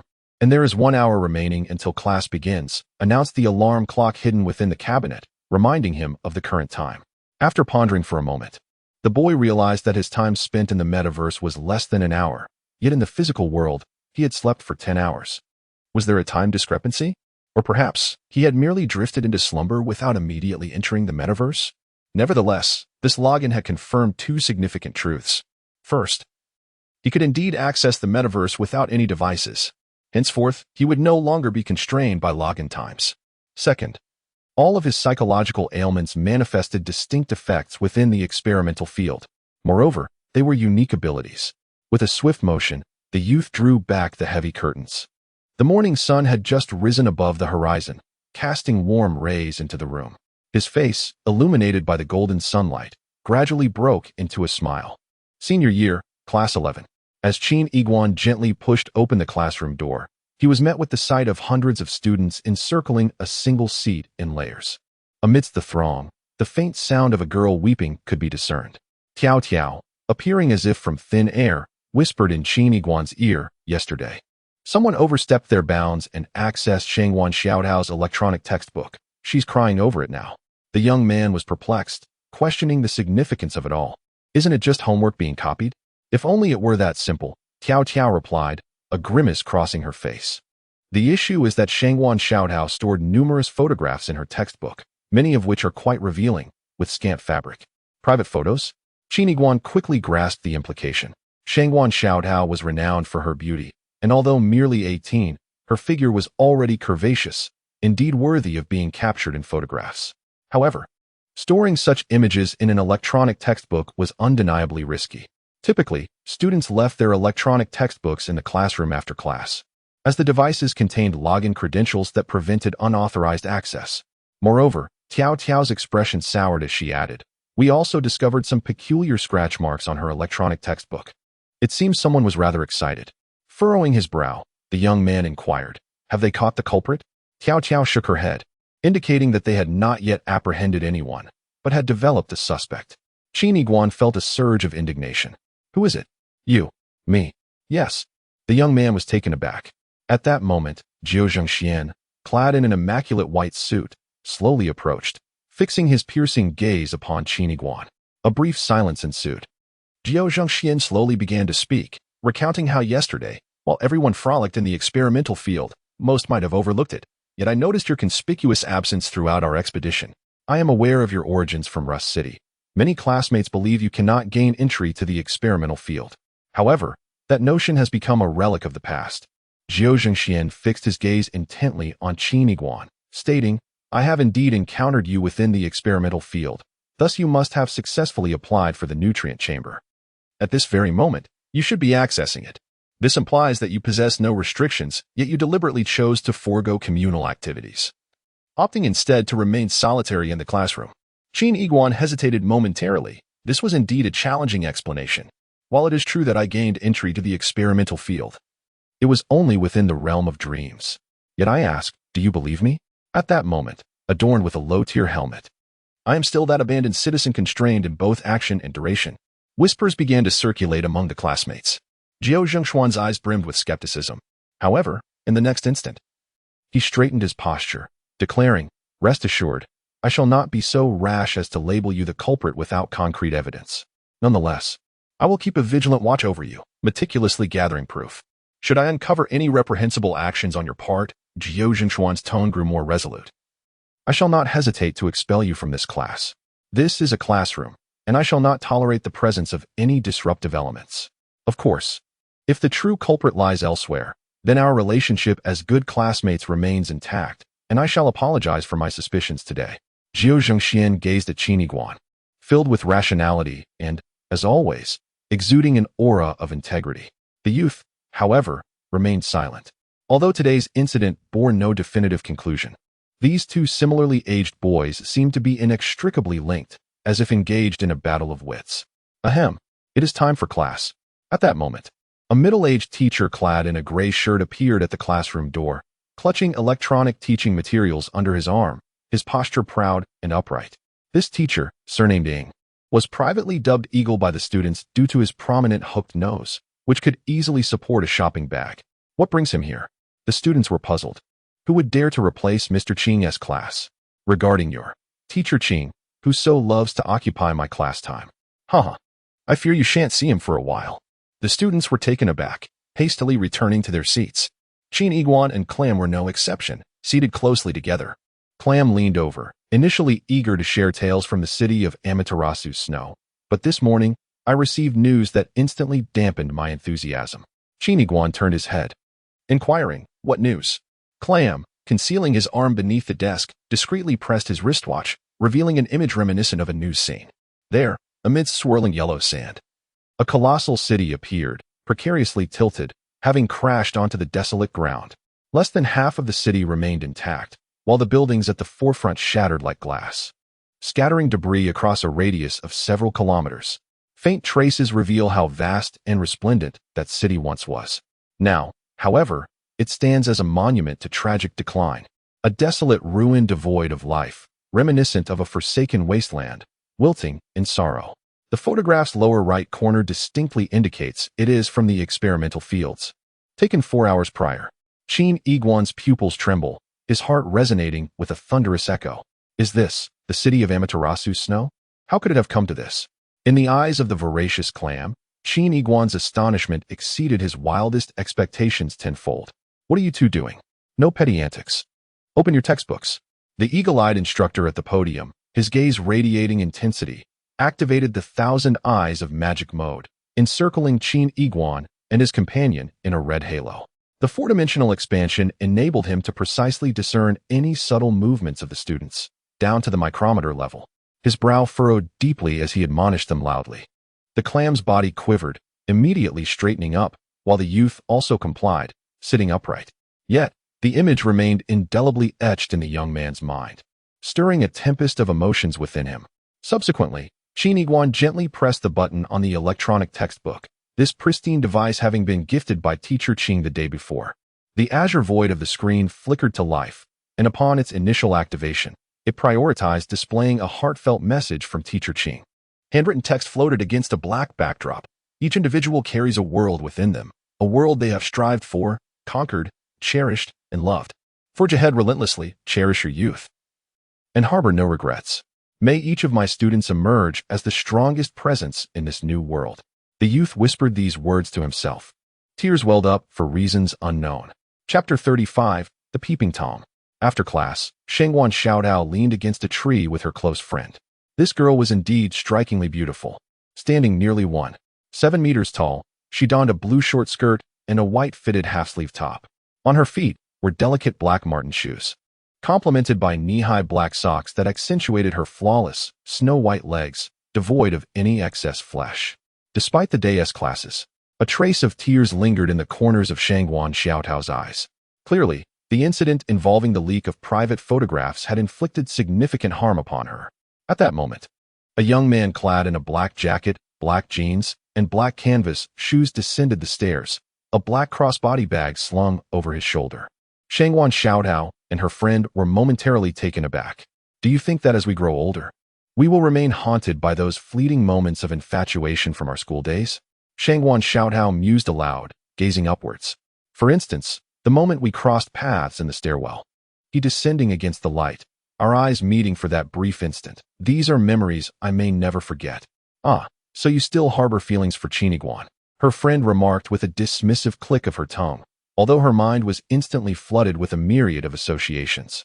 Everyone has their youthful days, and they were currently in theirs. Her friend whispered softly. But he has psychological issues. Perhaps peeping at others' electronic textbooks feels perfectly normal to him. Shangguan Xiaotao, somewhat dazed, remarked. Do not speak nonsense. Look at him. He is particularly calm and serene, always exuding an aura of harmlessness as he quietly sits in the corner. How wonderful that is. I believe he would never commit such an act. Perhaps he is here to comfort me. Before the two girls stood a youth named Qiniguan, who slowly lowered his head and softly replied, Indeed. Shangguan Xiaotao widened her beautiful eyes, which were still slightly swollen, and declared, Qiniguan, I trust you. It could not have been you who peeked at my textbook. Thank you for your trust. Of course, it was not me. The young man nodded slightly, a faint smile gracing his lips. If it is convenient for you, I would like to take up 10 minutes of your time. Shangguan Xiaotao tucked a strand of hair behind her ear, a rosy hue blooming on her cheeks. Is there something you wish to say to me? Yes. Qiniguan adjusted the strap of his backpack. I would like to borrow your electronic textbook for a moment, and then carefully examine your private photos. Shangguan Xiaotao's hand, which had been arranging her hair, froze midair. Her best friend stood in stunned silence as well. Oh, do not misunderstand, the young man said with remarkable calmness. I possess a certain talent for solving cases. My intention in examining those photos is to reconstruct the psychology of the perpetrator in order to locate him. The best friend, utterly exasperated, exclaimed, Qiniguan, are you out of your mind? At this point, I truly believe you were not the one who peered at Xiaotao's photos before. But you are even more ruthless, now attempting to make up for it. The young boy pressed his lips together, stating that even the police department believed him. So he implored them to trust him as well. Trust you? You are gravely disturbed, utterly perverse. His close friend, visibly shocked, pulled the bewildered Shangguan Xiaotao away, glaring at Qiniguan, exclaiming, Step back. Step back. Otherwise, I shall call for help. The friend dragged Shangguan Xiaotao away in haste, as though fleeing from a plague. Wasn't he dressed appropriately? All I truly wished was to solve a case. The boy remained rooted in place, unaware that at that very moment, Zhou Zhengxian was standing beneath the teaching building, observing Qiniguan from a distance. Due to the separation, Zhou Zhengxian could not hear the specifics of their conversation. He could only catch snippets of Shangguan Xiaotao's friend repeatedly shouting, You are insane, and you are perverse. Gradually, Zhou Zhengxian's brow furrowed deeper. In the next moment, he witnessed Qiniguan making a motion to remove his helmet, his form dissipating into code. Zhou Zhengxian's expression tightened once more. The ability to log off at will indicated something was amiss. Returning to reality, the young boy pushed open the door to his small apartment. He had just emptied his backpack, preparing to venture into the central district to procure some food, when he noticed a girl in a wheelchair waiting quietly outside. Brother, Xiao Ning said, her eyes closed, a gentle smile gracing her lips.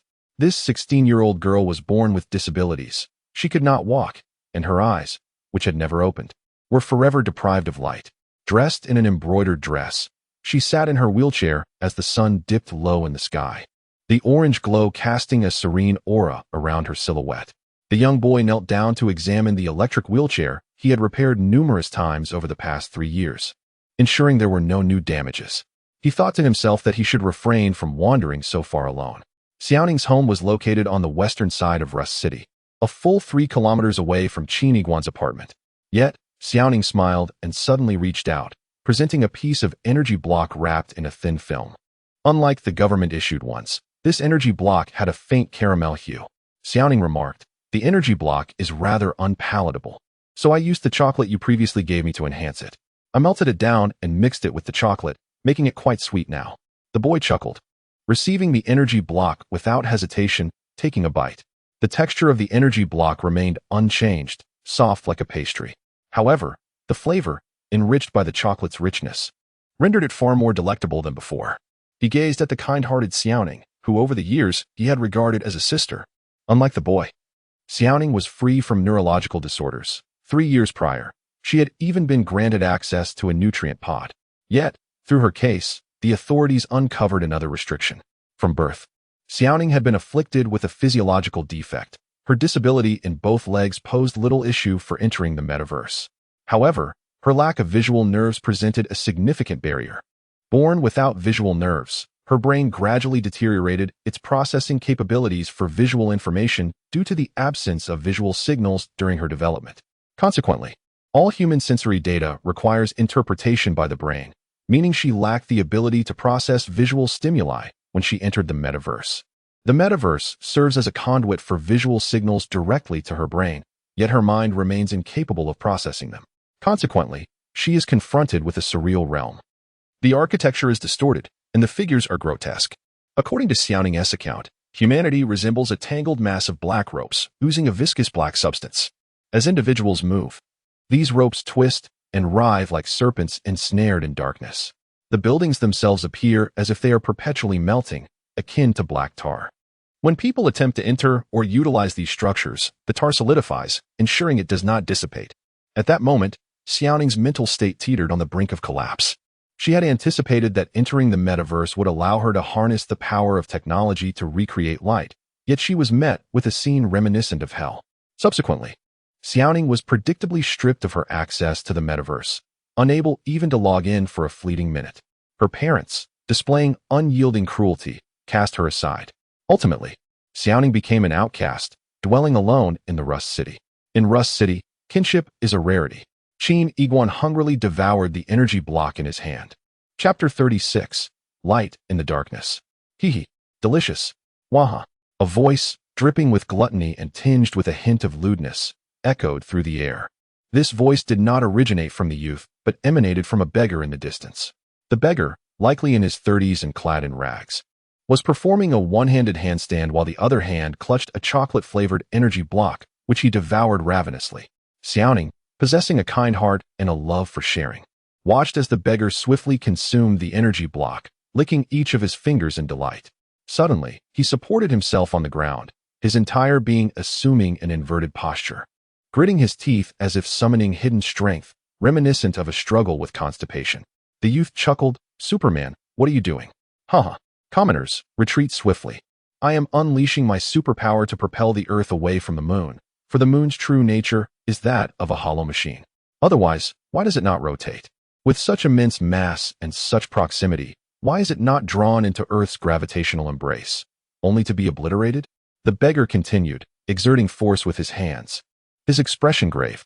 The youth smiled once more, the word moon flashing through his mind, though he dared not lift his gaze to the heavens, for the sky had darkened, and the stars were about to unveil themselves.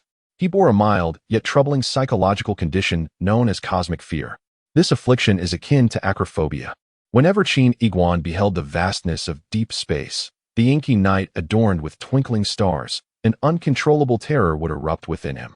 Such fear-related disorders are quite common within the realm of psychology, manifesting in various pathological forms, such as trypophobia, claustrophobia, and even more peculiar fears like flip-flop phobia or homework phobia. In essence, these conditions induce profound discomfort in the presence of specific environments or objects. Dr. House remarked that such maladies often stem from childhood traumas or significant misfortunes. Qin Iguan could only lament the inexplicable dread he felt towards the cosmos. In my memory, the farthest physical location I have traversed from Earth is the rooftop of the 19th floor, the highest building in Rust City. What connection does this have with the cosmos? Fortunately, this condition is easily managed. Simply refraining from gazing at the starry sky at night suffices. Moreover, the presence of cosmic fear is rather faint. Even within the experimental field, it has not manifested any peculiar effects. As for the beggar, he is nicknamed Superman because he constantly imagines himself to be a superhuman capable of rescuing all of humanity from peril. Once, he was indeed a true half-being, residing in a nutrient pod, entirely submerged in the Central District. However, he met his demise within the metaverse. No one knows the tribulations Superman endured. In the metaverse, upon death, all sensory data is transmitted in proportion. Death is no exception, though it occurs in two distinct scenarios. One involves the nervous system directly conveying death signals to the brain, leading it to define death, brain death, where both real and virtual identities perish simultaneously. The other scenario, seemingly more favorable, allows for survival, yet the individual lingers in a state of agony. While the body remains alive, the brain suffers a malignant impact, resulting in mental instability. Qin Iguan gazes intently at the beggar before him. Superman embodies the latter condition. It is rumored that he was once a prominent figure in the metaverse, yet the perpetrator denied him a normal death, subjecting him to cruel torment that caused his slow demise. His mind gradually deteriorated throughout this ordeal. This method allows him to survive in reality. But alas, he has been reduced to a fool, not only relegated to Rust City, but also living devoid of any dignity. Along the way, the youth furrows his brow. Unbeknownst to others, yet clear to him, the benevolent teacher Ching is, in fact, the lord of the city of Amaterasu Snow within the experimental realm of the metaverse, a figure of great renown and influence. However, a desolate photograph flashed through the boy's mind. The city of Amaterasu Snow has fallen. What has become of teacher Ching now?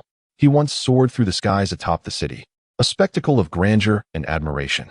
Yet now, the city he once safeguarded lies in ruins. Does this not imply that teacher Ching has suffered defeat? And what of him? Brother, do you harbor concerns? In her wheelchair, Xiao Ning, though devoid of sight, possessed a perceptive heart and instantly sensed something amiss. The boy hesitated. There is someone who has always treated me well, yet now, his life hangs in the balance. Brother, though I cannot see, I have always felt that you are different from others.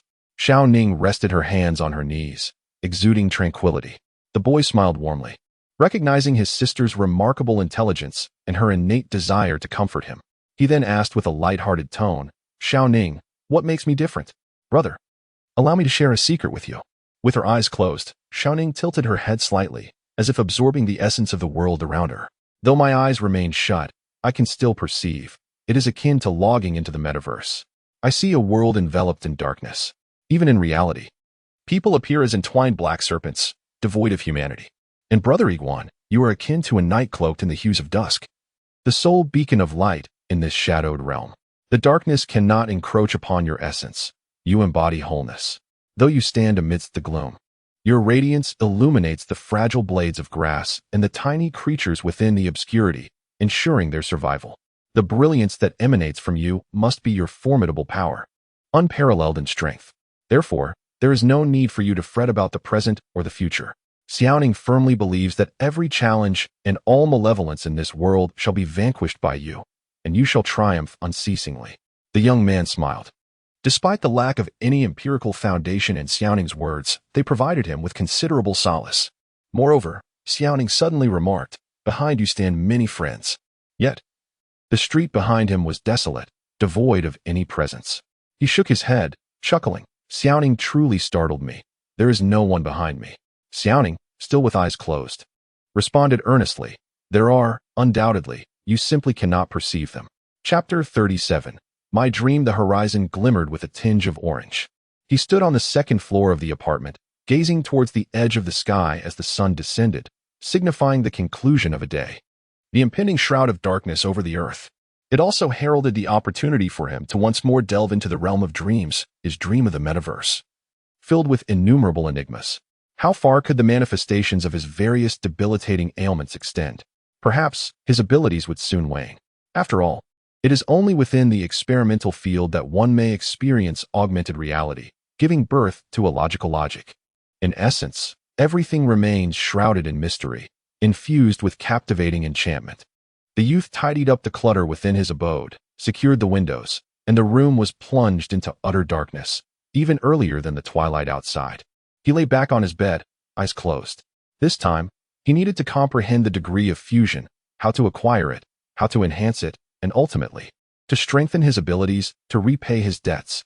After much contemplation, he finally drifted off into a vague slumber. The scars of cobwebs flickered incessantly. At the onset of his dream, the scene unfolded much like a prologue. The youth envisioned himself rising from his bed repeatedly, stepping into a black hole over and over, a total of 11 times. In the haze of consciousness, he felt puzzled. Previously, he had to rise 12 times before it was his turn. Yet this time, it seemed to have come prematurely, although cutting in line had its advantages. The last time, he had chanted the name of the city of snow in Amaterasu before sleep. And thus he found himself in that very city. Although the city had ascended, the coordinates were indeed accurate.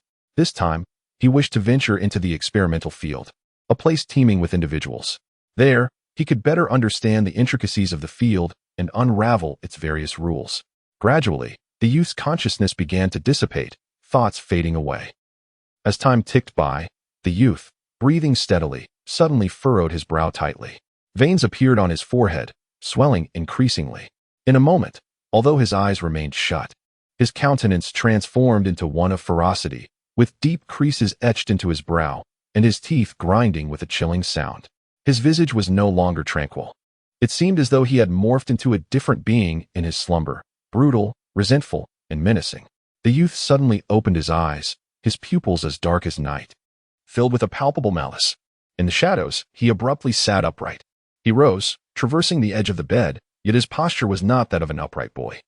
Rather, it was slightly hunched, his arms hanging loosely and swaying gently. Approaching the storage cabinet, he deftly opened the drawer, retrieving a half-burnt candle, which he ignited with care. The flickering candlelight cast his silhouette upon the floor, the shadow dancing and twisting as if enveloped in black flames. At that moment, if an acquaintance were to behold Guan, they would undoubtedly exclaim that he appeared possessed by a demon. He chuckled softly, a sound both eerie and unsettling. As he searched the room, or rather, effortlessly located the items he had previously concealed, there were 2 packets of powdered substances. Guan himself was entirely unaware of when or by whom these packets had been placed within the room. One contained methamphetamine, while the other held concentrated caffeine. In this era, such drugs represented an exceedingly primitive form of entertainment, easily obtainable. He chuckled again, an unsettling mirth. The youth methodically combined the 2 packets in precise proportions, transforming them into a crimson liquid, which he then poured into a beaker and heated over the candle's flame. In a bygone era, this concoction was referred to as magic powder, a type of psychoactive substance. It could grant the user an illusion of boundless energy and resilience, while simultaneously diminishing self-restraint, leading to a perilous loss of vigilance. Steam billowed, and the potent fumes permeated the confined space. It closed its eyes and inhaled deeply through its nose. Gradually, you shall lose your vigilance, rendering yourself incapable of self-rescue, ultimately depleting your physical strength and immune function, leading to corporeal demise. At that moment, I shall be liberated. Just then, its countenance shifted dramatically. Its arms began to tremble as if another entity were vying for control. The arms reached incessantly towards the beaker, intent on overturning it. Deep within its soul, another voice suddenly resounded, a roar of a guardian. Heavy and resounding, reminiscent of an ancient deity. Bang! Crash!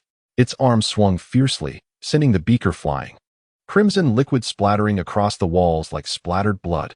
It was consumed by fury, its eyes bloodshot. You. Again, it is you. You come to thwart me once more. He is dead. We shall all be free. Why are you so obstinately blind to this truth? The room was empty. It was engaged in a dialogue with itself. After a prolonged fit of hysterics, it erupted in rage. Eventually, it gradually calmed, a sinister smile curling at the corners of its mouth, as if concocting another scheme. It gazed at the shards of glass, within which the face of a young boy was reflected. How foolish of me, since you have already entered the metaverse. I shall slay you there. With that, it took 3 steps back, collapsed onto the bed, and closed its eyes in slumber. The cosmos spun like a tumultuous washing machine, indistinguishable in its chaotic rotation. In the midst of panic, the boy could not help but chuckle.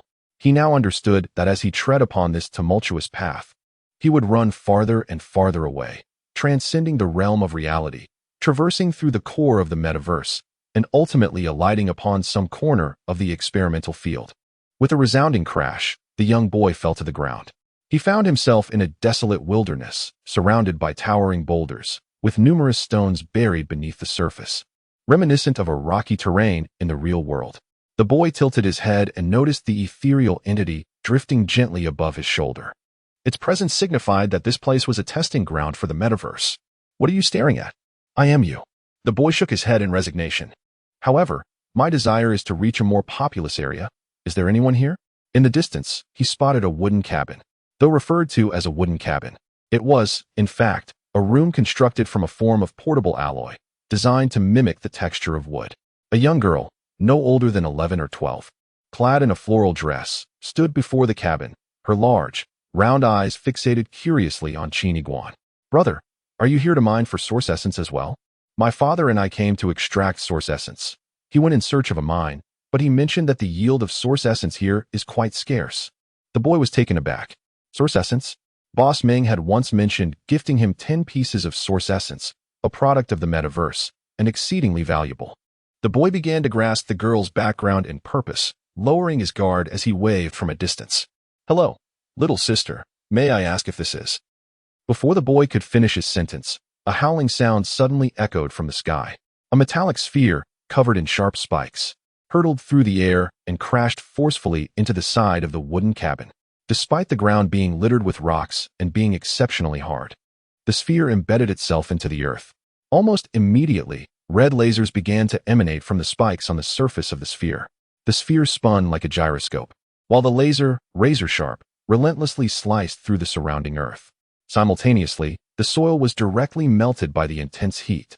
In a mere few seconds, a black hole with a diameter of nearly 100 meters emerged on the ground. Gazing downwards, it appeared unfathomably deep, with a chilling wind howling through. The stunned youth was jolted back to reality by a sudden exclamation. He saw the girl in the floral dress standing perilously close to the edge of the abyss. In her panic, her foot slipped, and she began to tumble towards the black hole. Fortunately, at the critical moment, she managed to grasp a thin line fixed to the wooden cabin, a rope used by her father for mining. Though slender, it possessed remarkable strength. Her body dangled precariously at the mouth of the pit. The young man could not remain indifferent. He rushed forward and reached for the line. Yet, in an instant, he was taken aback. His hands seemed to disobey him. Though he aimed for the line, his movements felt clumsy, missing it by a few centimeters. Grasping at nothing but air. "Brother, save me." The girl dangled below, about 4 meters away, slipping further down, her palms already lacerated by the thin line, blood oozing profusely. The young man hastily reached for the line again. However, at that moment, he felt akin to a patient who had long been paralyzed, suddenly attempting to rise. His arms were stiff, devoid of precision, and each time he reached for the line, he fell short. "It is merely a thin line. How can I not grasp it?"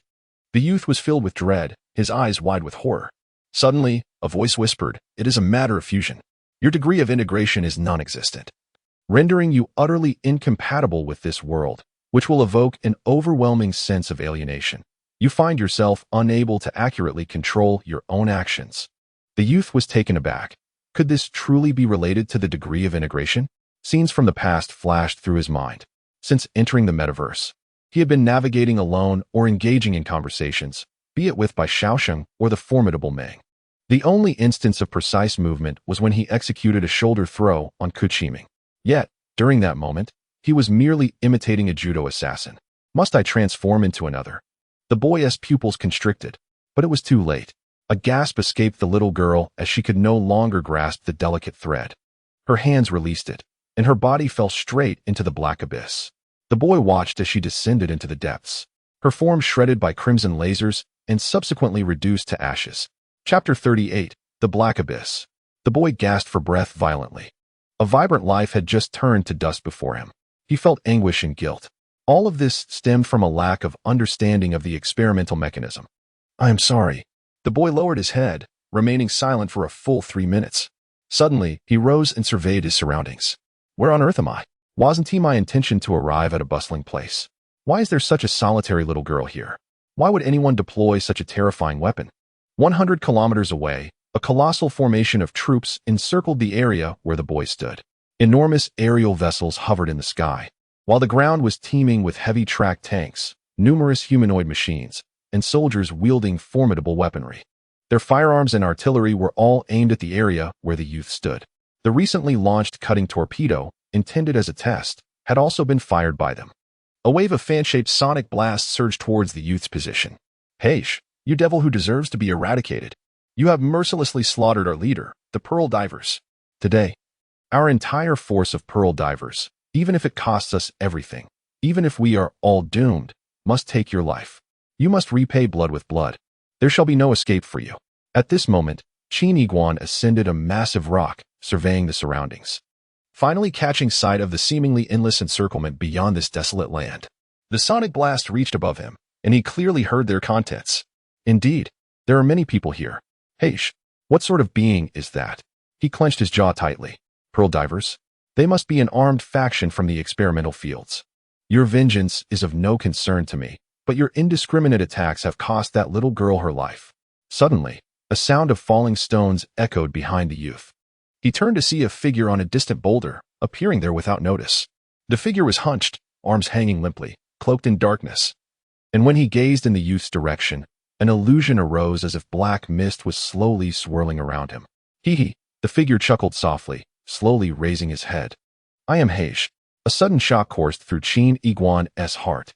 That visage, remarkably youthful, perhaps merely 17 or 18 years of age, yet it appeared to be ravaged by darkness, its features contorted and grotesque. The forehead was marred with prominent veins, and the corners of the mouth quivered slightly, as if suppressing an inner tumult, with a hint of saliva escaping. Most significantly, that face bore an uncanny resemblance to Qin Iguan.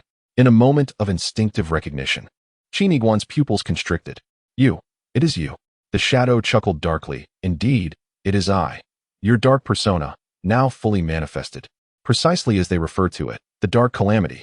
The youth was taken aback, his facial muscles beginning to tremble. Just as Dr. House had asserted, it could indeed emerge independently within the metaverse. It was no wonder that even the Gestalt collapse could materialize, let alone you. The shadow scoffed. The Gestalt collapse pales in comparison to me. It is you. Qin Iguan's body shook with rage. 12 years ago, it was you who seized my body and murdered my adoptive parents. Moreover, in recent years, you have awakened within me at midnight, setting countless assassination traps. Qin Iguan's pupils quaked, his gaze suddenly bloodshot, reason dissipating as fury surged. Ah, how pitiable you are. The shadow mocked with amusement. Do you truly believe this is a moment of finally finding the chance to kill me? Allow me to clarify a reality for you.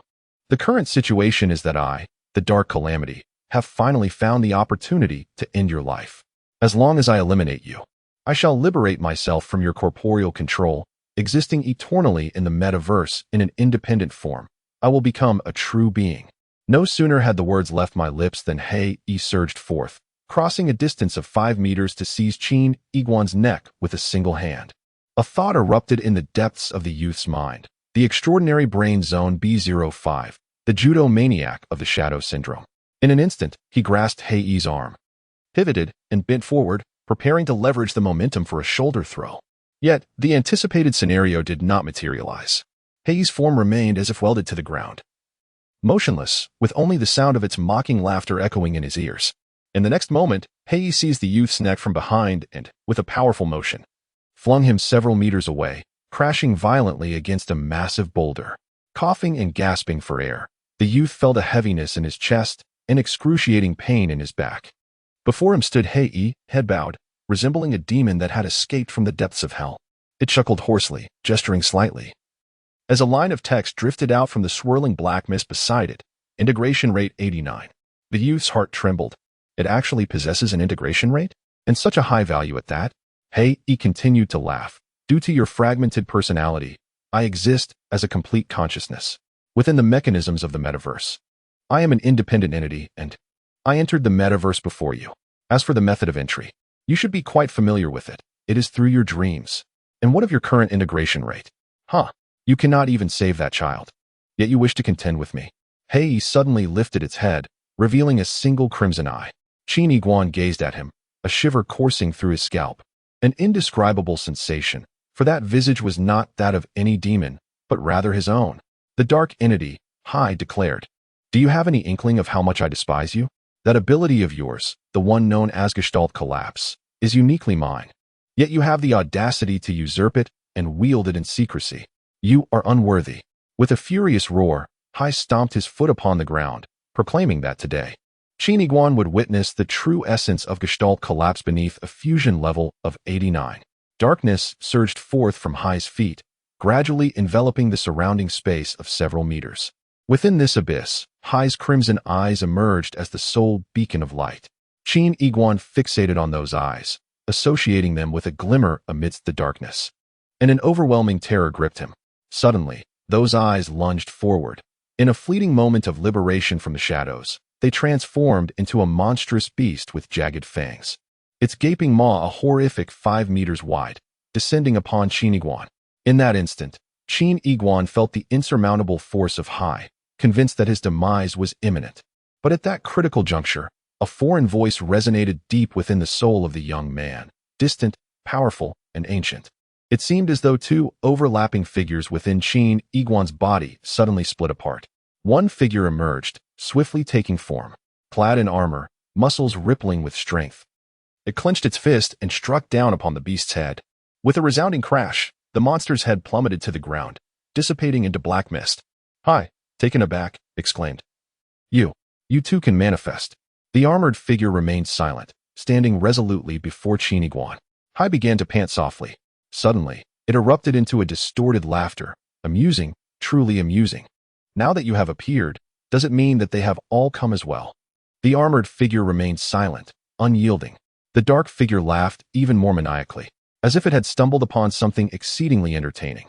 For reasons unknown, the dark figure chose not to pursue further, but cast a sinister glance at Chiniguan.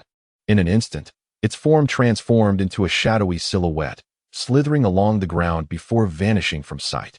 Chapter 39. The Guardian. At this moment, 100 kilometers away, the Pearl Harvester's forces, utilizing their equipment, locked onto a target. The silhouette within the crosshairs was none other than Chiniguan, leaning against a colossal boulder. "It is him. Black Abyss. This face, I shall never forget. Eliminate him.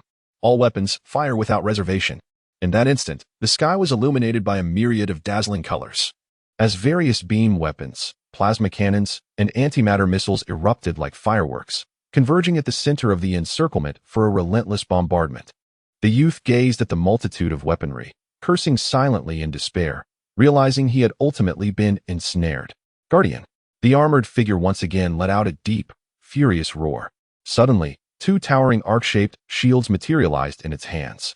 With a swift motion, the shields were thrust into the earth before and behind Chiniguan, gradually closing in to envelop him within their protective embrace. Subsequently, the armored figure leaped gracefully, standing atop the shields. Boom, boom, boom. In an instant, an onslaught of weaponry surged forth. The beam weapons radiated with an intensity approaching 5,000 degrees Celsius, rivaling the surface of the sun. The plasma missile releases a beam of electromagnetic energy, focusing within the atmosphere to form a plasma cluster capable of tearing asunder all in its path. Antimatter weapons, armed with antiprotons, annihilate upon contact with normal matter, resulting in total obliteration. In this confined space, an overwhelming searing heat prevails, accompanied by the explosive rupture of the plasma and the annihilation of antimatter. Not even atoms can withstand such pressure, leading to a cataclysmic end. Yet, the armored figure, along with the dual shields, remains as immovable as a mountain. Amidst the tempest, it stands quietly, seemingly unaffected by the cataclysmic tableau around it. In an instant, the ground has already been obliterated, transformed into an unfathomable abyss. Within the metaverse, technological and experimental conditions transcend the limitations of reality, subjected to infinite simulations, validations, and unrestricted development. These weapons may never materialize in the real world, yet within the metaverse, they have been advanced beyond imagination. The potency of any single one of these weapons is magnitudes greater than that of antiquated armaments. However, the existence of the armored figure appears to transcend even this, surpassing the material realm as understood by humanity. Chiniguan stands serenely amidst the dual shields, the cacophony of explosions barely disturbing his tranquility. His awareness of the external weaponry's ferocity remains rudimentary. He is no weapon expert. He understands that the assaults from the outside world are far beyond human capability to withstand. Are you all facets of my personality? Do I truly possess 2? Or perhaps more fragmented personas? The youth inquired slowly. Yet, the armored figure remained silent, standing motionless like a statue cast from steel. The youth shook his head, sensing that this entity could only utter 2 words. Boom, boom, boom. The immense sounds of explosions continued to reverberate. The pearl gatherers were frenzied. The transgressions of the Black Abyss must have been exceedingly heinous. The bombardment persisted for at least 10 minutes. The boy gazed upwards, idle and contemplative. At that moment, the armored figure suddenly spoke. "We are you. Our abilities are your abilities, yet you have not yet unlocked the shackles of your consciousness. Though I am the guardian persona, I cannot protect you eternally. One day, I shall be assimilated or consumed. You must become immensely powerful before that time comes. If possible, you could even merge everything, including them and the divine being known as number 1. The degree of fusion within the multiverse is the essence of everything. From this moment forth, you must hone yourself." With those words, the armored figure dissipated, and the 2 shields vanished. Light briefly revived. The youth then discerned the surrounding scene. The violent bombardment had ceased, and he found himself within a vast pit, measuring a diameter of 1,000 meters. The rock walls were smooth, resembling a meteorite crater or a scar upon the earth. The armored figure had long since vanished. At this moment, a voice, seemingly abandoned by the gods, echoed forth, accompanied by a holographic information panel appearing before him. Cerebral Forbidden Zone A09, Personality Dissociation 6, Temporary Development Level 5. Persona 1, Black Abyss. Persona 2, Guardian. A glimmer of determination sparkled in the boy's eyes. It is far more intricate than I had anticipated. 100 kilometers away, amidst the ranks of the Pearl Divers. The visual focus zeroed in on the depths of a gaping chasm. There, a young lad was slowly ascending. How could he be unscathed? This is inconceivable. Such weaponry embodies the pinnacle of technology within the metaverse. It is impossible for any being to emerge unscathed. Our energy and munitions have been completely depleted. This cannot be true. This cannot be true. The Pearl Divers remained oblivious as thick shadows insidiously seeped into the ground, enveloping the entire squadron. In the next moment, the sounds of mechanical destruction, explosions, and anguished cries erupted. The young man was unaware of how long he had been traversing, but he finally reached the lip of the vast pit and emerged onto solid ground. Before him lay an endless expanse of shattered machinery and scattered human remains, strewn haphazardly in a massive circle. They were the Pearl Diver troops. The lad harbored no fondness for them. Now, they were all dead. It was as if they had been violently torn asunder and devoured by a monstrous entity that had suddenly emerged from the darkness. This was not difficult to comprehend. The malevolent force had not departed. Rather, it had opted to eradicate the threat entirely. The boy paused in silence for a moment before inquiring, "Divine abandonment. How can one enhance the degree of fusion?" The degree of fusion is a unique metric within the experimental domain. One must survive, thrive, and engage in myriad activities here. In a sense, it resembles proficiency, increasing with one's experiences, signifying a growing alignment with this world. The youth nodded. If my integration increases, will my comprehensive abilities rise in proportion? Indeed, replied the deity Forsaken. Moreover, this enhancement will reach a critical threshold. Upon attaining a certain state, your capabilities will undergo a qualitative transformation. The youth surveyed the ground strewn with severed limbs and shattered bodies. At least 5,000 souls had perished. Yet, his eyes betrayed no emotion. I must push myself to the brink. I must strive with every ounce of my being to elevate myself. Otherwise, I risk being slain at any moment. This is true in both reality and the metaverse. Suddenly, the deity Forsaken inquired, "Is it solely for self-preservation?" "Certainly not." The youth responded, his visage calm, though a flicker of ambition ignited within his gaze. "I also pursue my own aspirations." He paused momentarily before continuing in a somber tone. "You have witnessed my formidable personality. You have heard that I possess more than 2 personas. I intend to merge them all. I seek to harness the entirety of their abilities. In this tumultuous era, now that opportunity has presented itself, why should I settle for the trivial pursuits of the mediocre? I desire everything. I aspire to be the strongest." Chapter 40, Boundless Prospects. Tap, tap, tap. A young man clad in a white double-breasted suit, his hair meticulously parted, strolled leisurely. His name was Jiao Zhengxian, a paragon of excellence. Upon his inaugural foray into the metaverse experimental domain, his integration level soared to an unprecedented 68. He was also the son of the highest commander in sectors B5 and B6, a figure whom all sought to curry favor with. Yet those around him are well aware that he is not the kind of privileged offspring who wields power arrogantly. He is a man of integrity, sincerity, and a profound aversion to evil, much like his impeccably white suit, which remains untainted by any blemish. After class, he promptly entered the experimental field, seemingly undergoing some clandestine and peculiar ordeal. Although the tunnel ahead is engulfed in endless darkness, Jiao Zhengxian stands tall, his gaze unwavering. It is evident that he harbors a deep disdain for this darkness, yet he chooses not to flee. Instead, he resolutely advances. Simultaneously, the eyes of this young man in white are filled with caution and vigilance. A faint clicking sound resonates. In the distance of the tunnel, a sniper clad in black, utilizing a magnetic device, adheres to the ceiling. The sniper gently pulls the bolt. His right eye is equipped with a device akin to a contact lens, wirelessly linked to the sniper rifle. The view is a red-tinted night vision image, where a precision reticle glides through the air, ultimately locking onto the slowly advancing Jiao Zhengxian. The sniper steadies his breath, his finger poised on the trigger. But in that fleeting moment, Jiao Zhengxian suddenly leaps, vanishing from the reticle's sight. The sniper hastily searches. only to witness Jiao Zhengxian move like a startled rabbit, sprinting with a singular foot propelling off the tunnel wall, rebounding, and then springing onto the opposite wall, executing a graceful and precise somersault in midair. From the sniper's perspective, the electronically enhanced reticle swiftly adjusts, yet it is perpetually lagging by mere fractions of a second, as Jiao Zhengshuan's figure becomes increasingly blurred, continuously evading detection. Jiao Zhengxian seemed to teleport, suddenly advancing before the sniper, delivering a swift kick that sent the sniper's rifle flying. Following this, an elbow strike connected with the sniper's neck, resulting in a resounding thud. The sniper plunged from the tunnel's apex, losing consciousness entirely. Despite undergoing rigorous training, the sniper was a moment too late to react. Unfazed, Jiao Zhengxian did not linger. His gaze narrowed as he leapt high into the air. 5 meters ahead, a man was attempting to emerge from a drainage cover, armed with a laser firearm, poised to unleash a surprise attack. With a powerful thrust, Jiao Zhengxian accurately landed on the cover in the enveloping darkness, exerting immense force.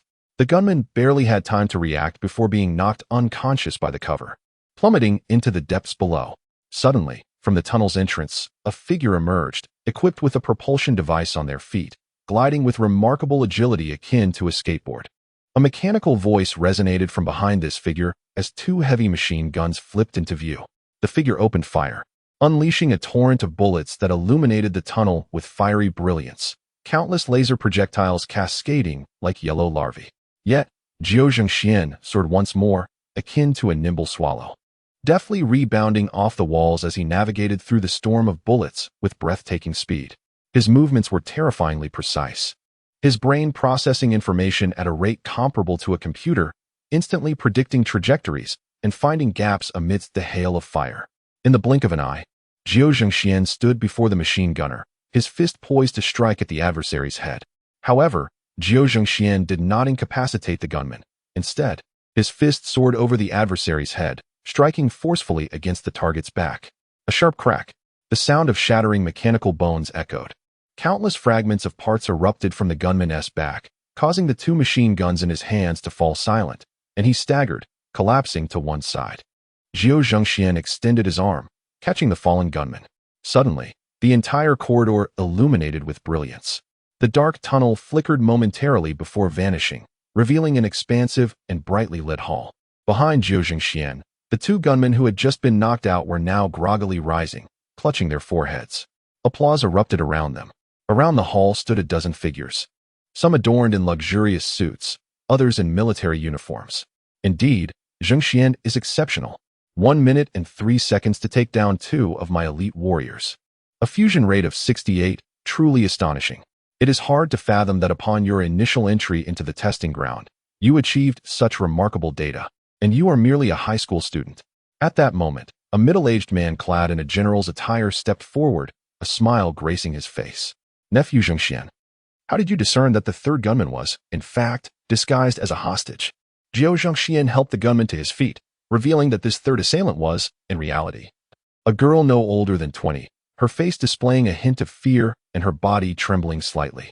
Standing tall, Jiao Zhengxian acknowledged that the theme of this simulated combat was the rescue of hostages, with the perpetrators being a group of desperate criminals equipped with advanced technology.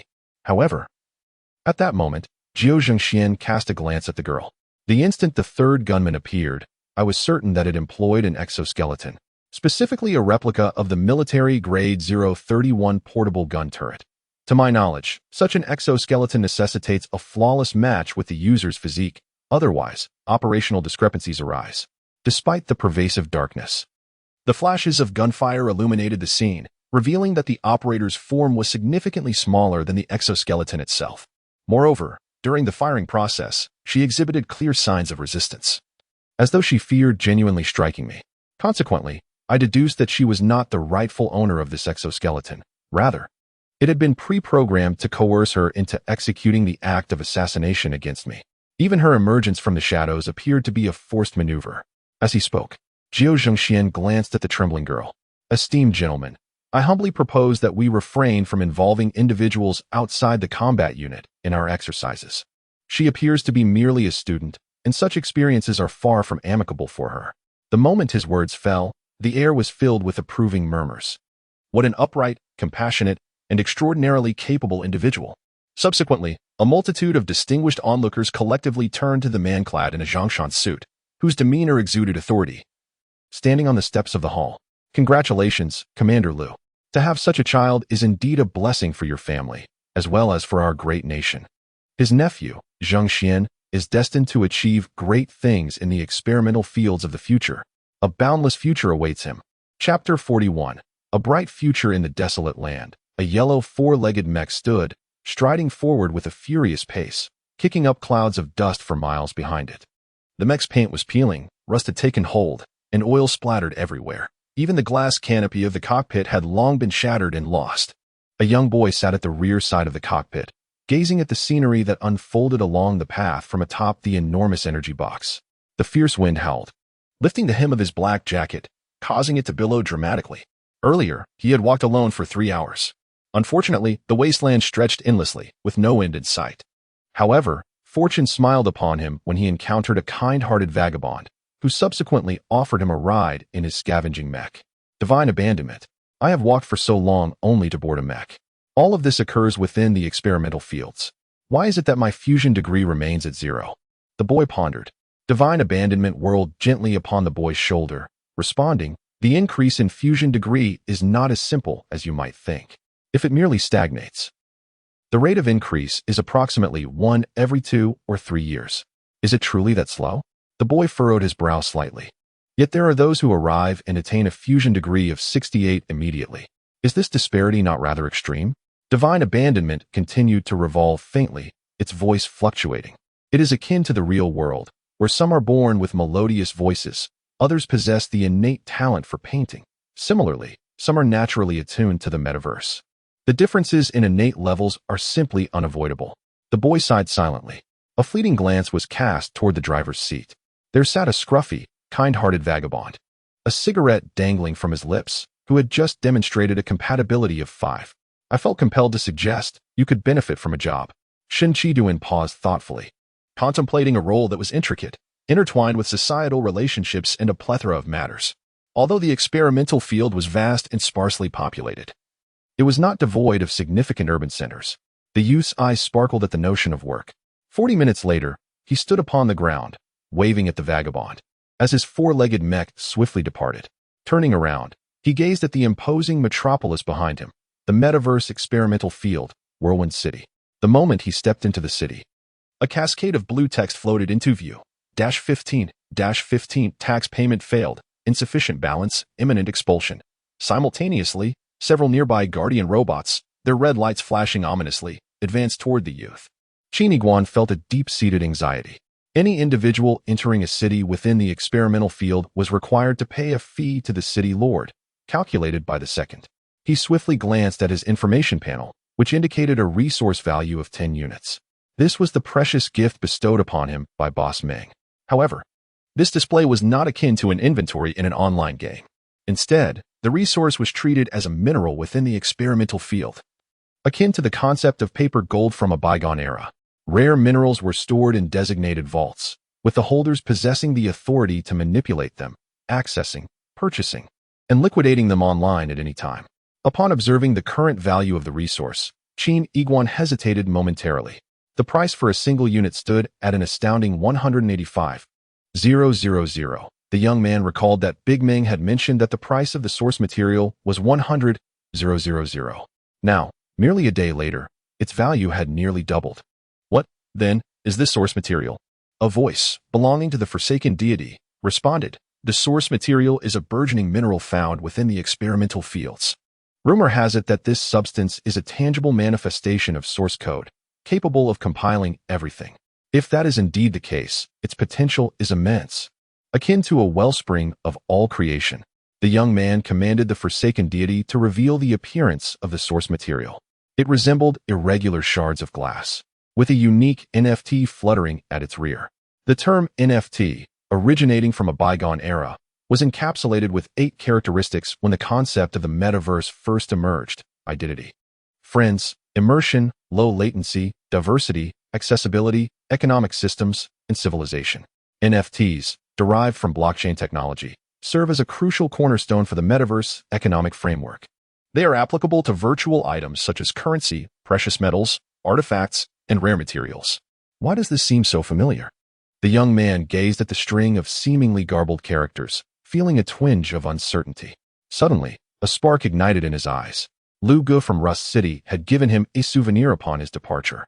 In reality, that souvenir was a string of code within a smart wristwatch. Could it be that Lu Gu had bestowed upon him a piece of source material, existing in reality as a form of code? The Forsaken deity remarked, "The metaverse is vast, and people can sporadically discover new materials. Yet, regardless of what is unearthed, the twin intelligence does not provide explanations. All functionalities rely on human development.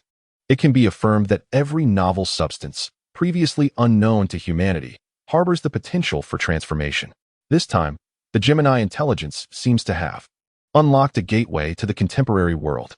The young man pondered for a moment, contemplating the sale of a singular unit, an object deemed cursed yet glimmering. Its value escalates exponentially with each passing day.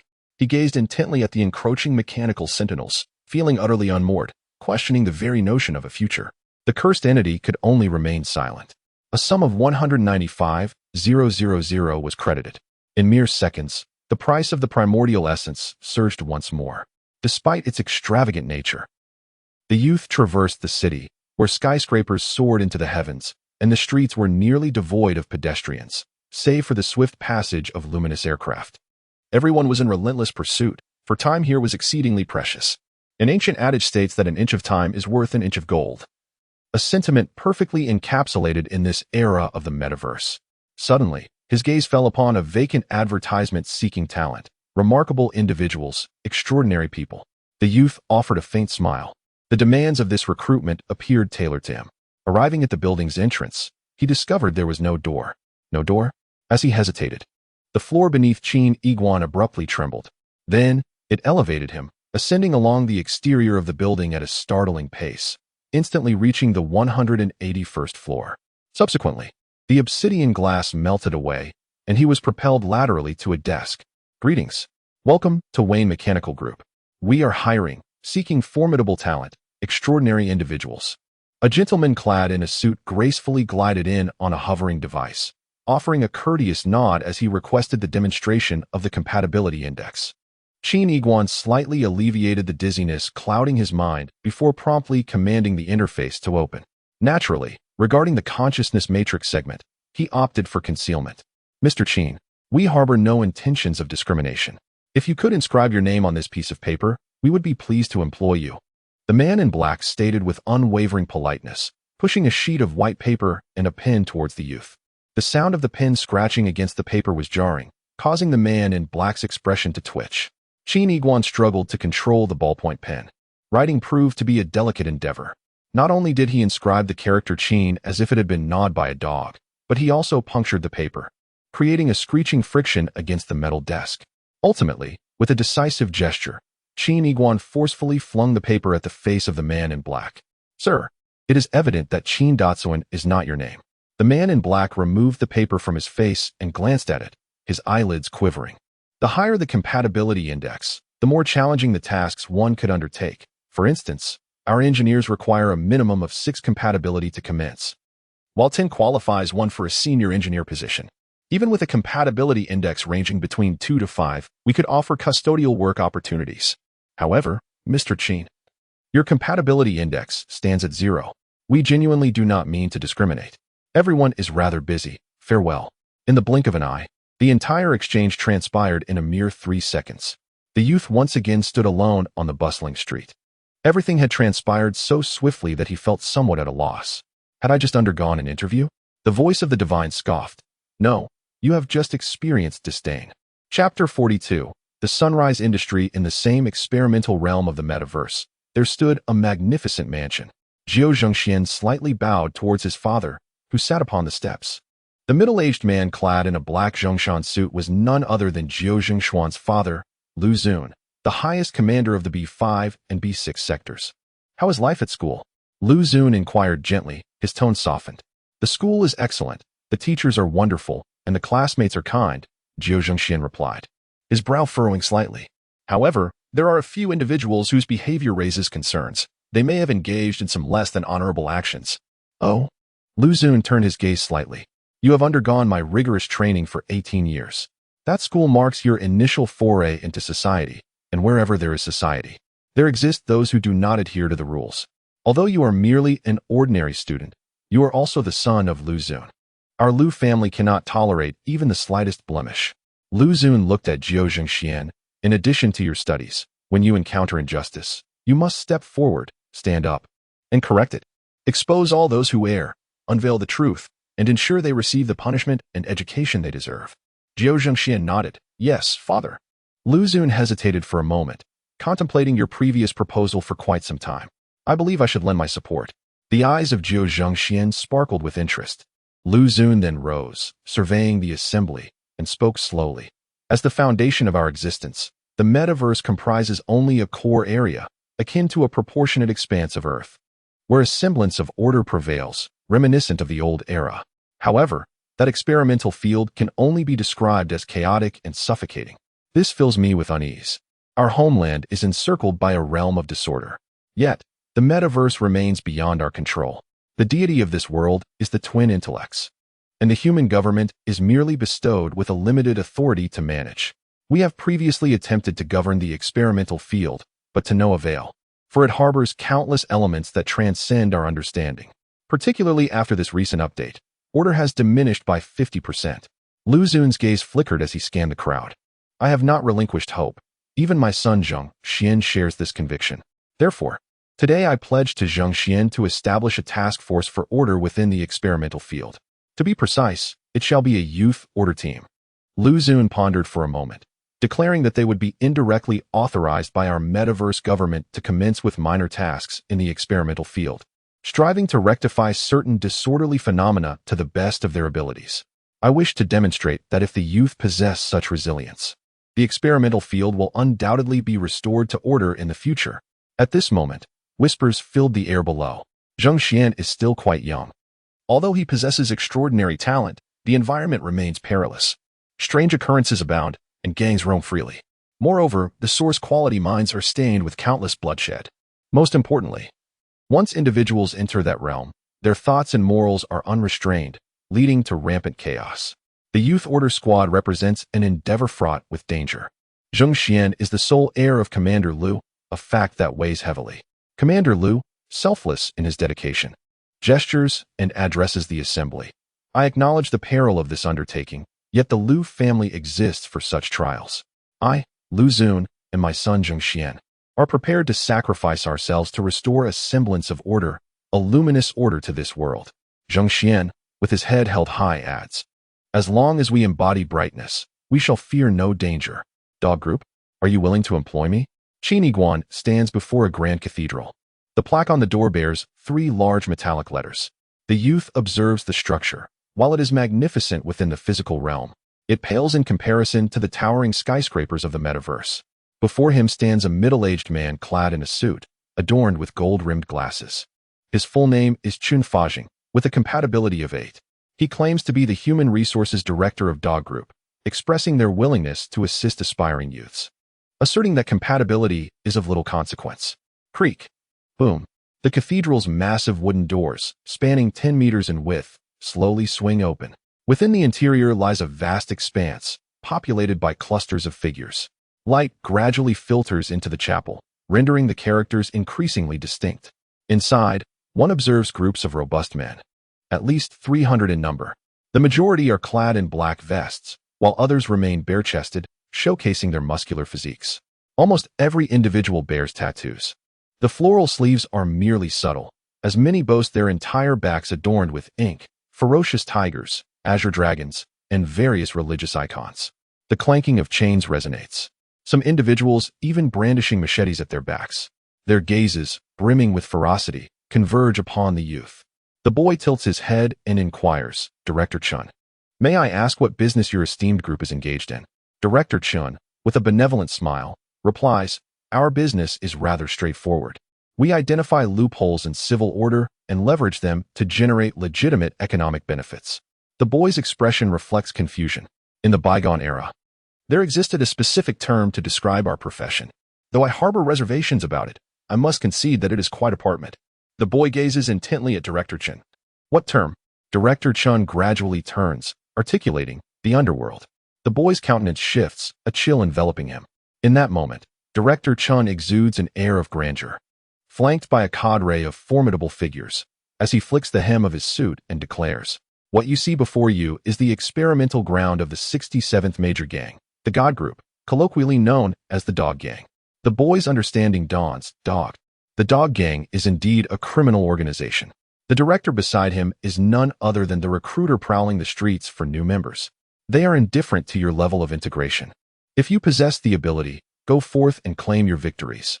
If not, prepare to be vanquished. The gang. A youth gazes upon the grand cathedral, lost in thought. At that moment, a stir arises among the hundreds of gang members within, and the crowd slowly parts from the center. A figure, trailed by 7 or 8 subordinates, emerges from the depths of the cathedral. He strides forward, his features gradually coming into focus.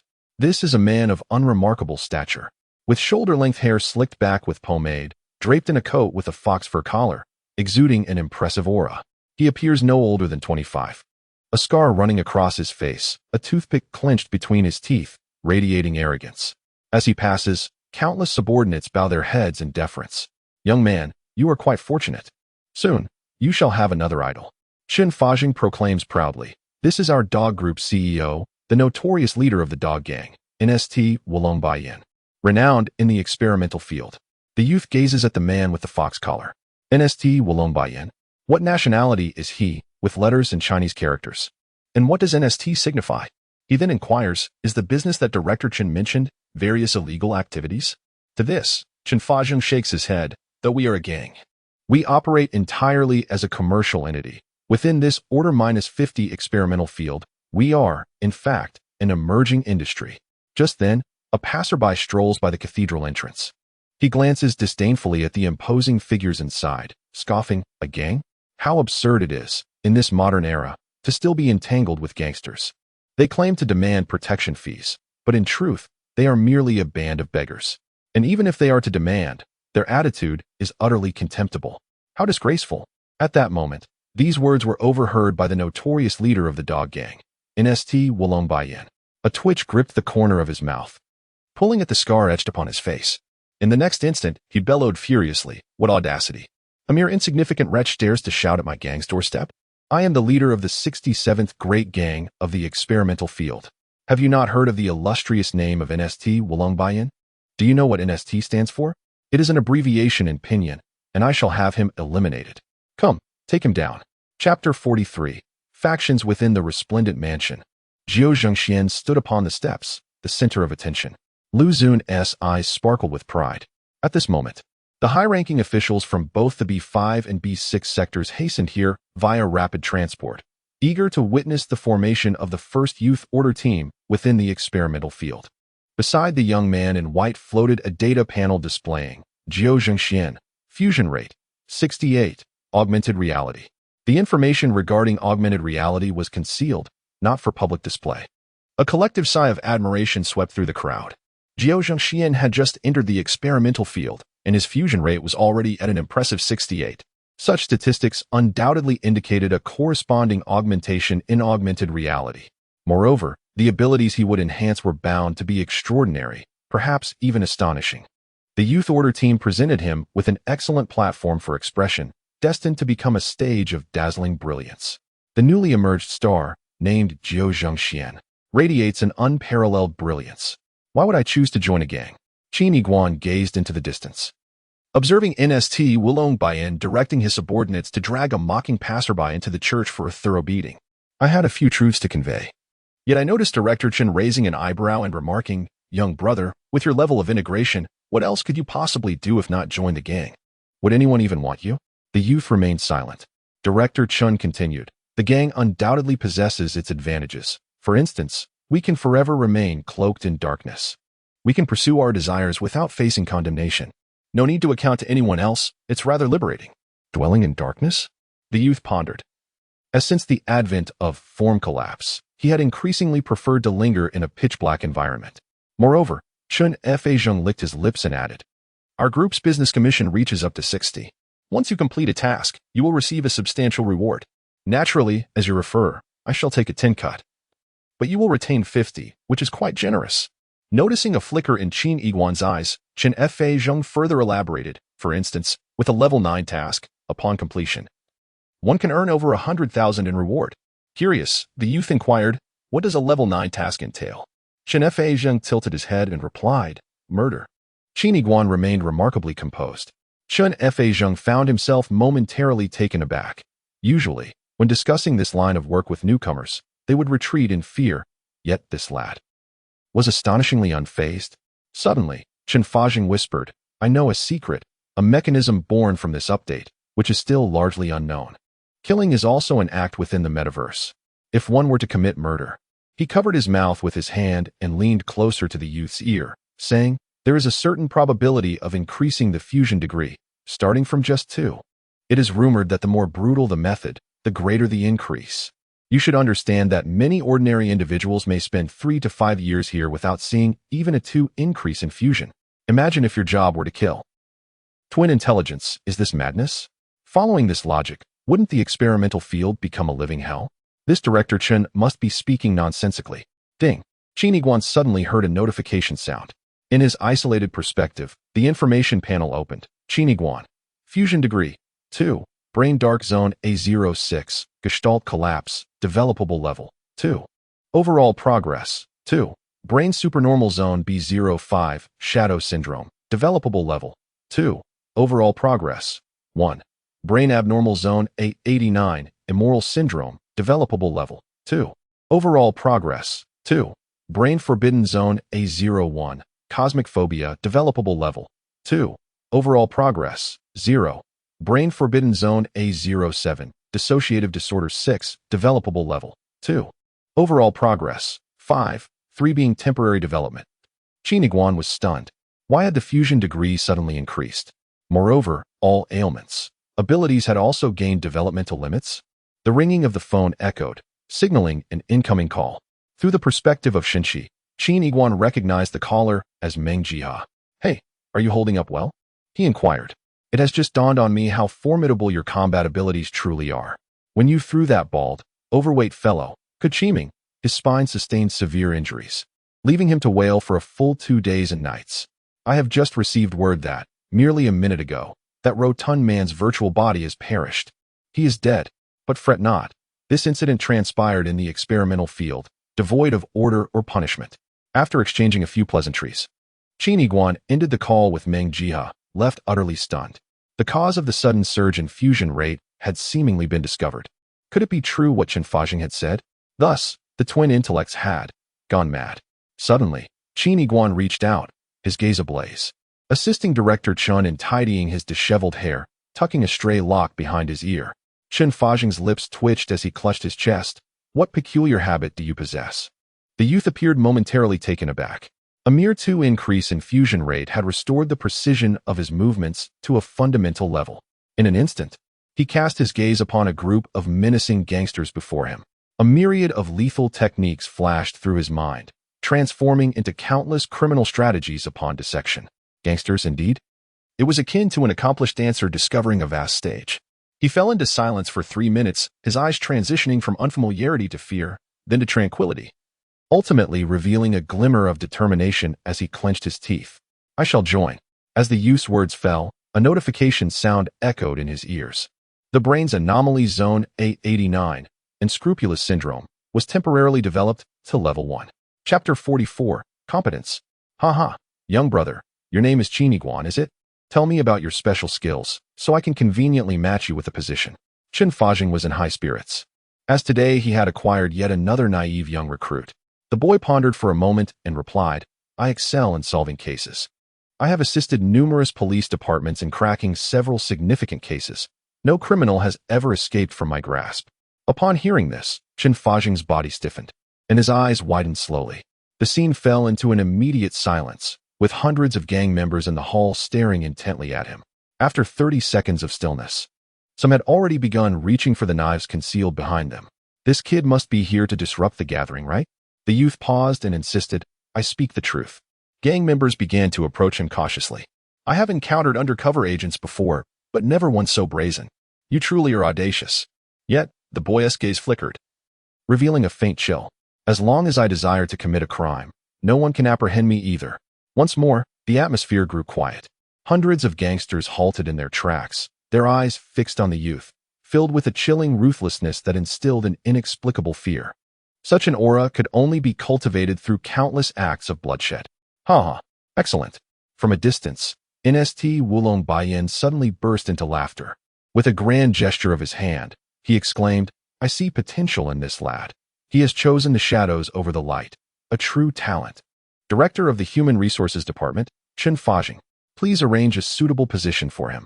At this very moment, Jiao Zhengxian stood beneath the resplendent glow, receiving admiring glances from prominent figures across various sectors. Lu Xun, with hands clasped behind his back, exuded an air of authority that enveloped the entire venue. I hereby declare the establishment of the first Youth Order Squad, designated as Number 01, within the Metaverse experimental field. This squad shall undertake the responsibilities of auxiliary law enforcement, maintaining order within the experimental field, solving cases, and apprehending criminals. I am confident that they will herald a new era of order within the experimental field. Should this squad excel in their duties, I shall consider rebranding them as an official police unit in the future, or even establishing a dedicated police bureau for the experimental field. Jiao Zhengxian, I now appoint you as the captain of the Youth Order Squad in my capacity as the highest commander of sectors B5 and B6. You shall possess the utmost command over the entire squad, as well as the supreme authority to mobilize the resources of the two sectors. The venue erupted in enthusiastic applause. The Human Resources Director proclaimed, at this moment, Chen Fajing, too, stands at the center of the assembly, surveying the hundreds of gang members. I now appoint the newly inducted Qin Yiguan as the head of the 67th gang, the Dog Gang, and the 157th faction within our experimental field. Let us welcome him with applause. Sparse claps echoed in response, while some disdainfully spat on the ground. The youth turned to Chen Fajing and inquired, how many known gangs are there within the experimental field? Chen Fajing chuckled. The minor gangs have either been eradicated or absorbed. Only 67 remain. The young boy nodded. So? We are essentially the last-ranked gang. Chen Fajing furrowed his brows. Do not speak nonsense. We are among the top 100. The boy, somewhat dejected, replied. Then may I inquire, how many factions does our gang possess? Chen Fajing grinned. 157 factions. The boy inhaled sharply. Indeed, I am the leader of the last-ranked gang, presiding over the last faction. At that moment, an epiphany struck him, and he asked, surely I cannot be the sole member of the 157th faction? Ha Qin. The leader is indeed quite perceptive, Chen Fajing replied, raising his hands in acknowledgement. Now, regarding the establishment of the Youth Order Squad, as the captain, it is only fitting that you are provided with an assistant. Lu Xun scanned the vicinity, and soon a relatively petite female figure stepped forward. Her? Zheng Xian was momentarily taken aback. The girl, clad in a blue school uniform with a high ponytail, was the very hostage who had been previously abducted. However, she no longer bore the fearful expression from her recent rescue. Instead, her demeanor was composed, her eyes sparkling with intelligence, and her countenance exuded an air of aloofness. Zheng Xian, Lu Xun remarked, hands clasped behind his back, there were notable missteps in your recent actions. Your assessment was accurate. She was indeed abducted. Yet, you overlooked her inherent qualities. The captives are not necessarily hostages. At this moment, the girl with the ponytail gazed at Jiao Zhengxian with a mysterious smile, then pointed behind him. Jiao Zhengxian became aware of the issue, instinctively reaching behind him, only to discover that the back of his suit bore an unknown red's mark. Lu Xun's gaze towards Jiao Zhengxian conveyed a hint of severity as he whispered, if she is an assassin arranged by the robbers, you would already be dead. Jiao Zhengxian fell silent for a moment before responding earnestly, Father, I have not been negligent. He then raised his head slightly to look at the ponytailed girl, who, upon tugging at her clothing, realized that an identical red cross had mysteriously appeared on her back. The girl's expression darkened. Well, it seems we are evenly matched. At that moment, Lu Xun cleared his throat and formally introduced, this is Hua Shuang, a graduate of the Army Command Academy, class of 2121, and the top student of her cohort. She excels in strategic command, battlefield tactics, and close combat. Henceforth, she will be the second member of the Young Order team. The girl named Hua Shuang waved her arm, and an information panel materialized. My current integration level is 29. Compared to Captain Zheng Xian, there is a significant gap. I hope the captain will provide guidance in the future, Hua Shuang said slowly, her expression betraying an unwillingness to concede. She is barely 20 years old and has already graduated from the Army Command Academy. With a fusion degree of 29, he is indeed a prodigy of the highest caliber. Whispers filled the air. Hiss, hiss, hiss. The sound of pneumatic machinery and the heavy thuds of mechanized footsteps resonated from behind.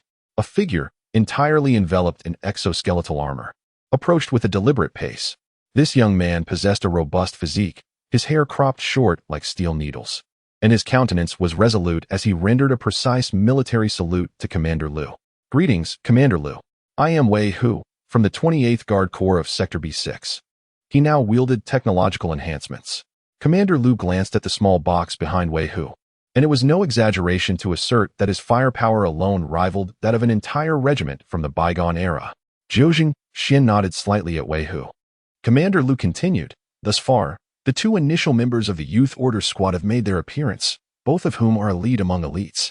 Chapter 45, The Aspirations of the Younger Brothers Qin. It seems your spirits are somewhat diminished, Chen Fazheng remarked with a mischievous glint in his eyes, chuckling. The leader just mentioned he would take special care of you. This time, I've made an exception and allocated the two recruits I just brought into your faction. No need to express excessive gratitude. Qin Yiguan paused momentarily. Am I about to acquire younger brothers?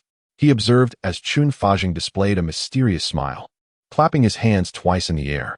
In the distance of the hall, a figure gradually materialized. The young man squinted his eyes, and upon discerning the figure, he was slightly taken aback.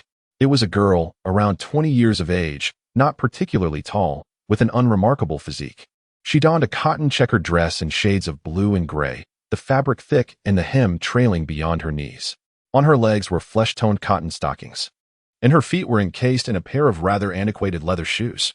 A pair of oversized black-framed glasses adorned her face, the lenses encircled with spiraled patterns, as thick as the bottom of a bottle. Her appearance was far from striking, marred by a scattering of freckles across her cheeks. In summary, this girl could be aptly described in 2 words as ordinary. If one were to elaborate, it would be extremely ordinary. With her head bowed, she clutched what resembled a folder, proceeding cautiously forward. Each time she approached the intimidating gangsters, her body would shudder, and she would hastily divert her path like a startled kitten. After what seemed an eternity, she finally stood before Qin Yiguan. Hello. I am here to report, the girl murmured, her gaze fixed downward, avoiding direct contact with Qin Yiguan. Her fingers nervously fidgeted with the folder as she spoke, her voice trembling slightly. My name is Chen Mudu. Subsequently, she waved her hand to reveal her data, yet remained fixated on the ground, too apprehensive to meet anyone's eyes. Compatibility. 2. No augmented reality features. Everything felt so utterly mundane.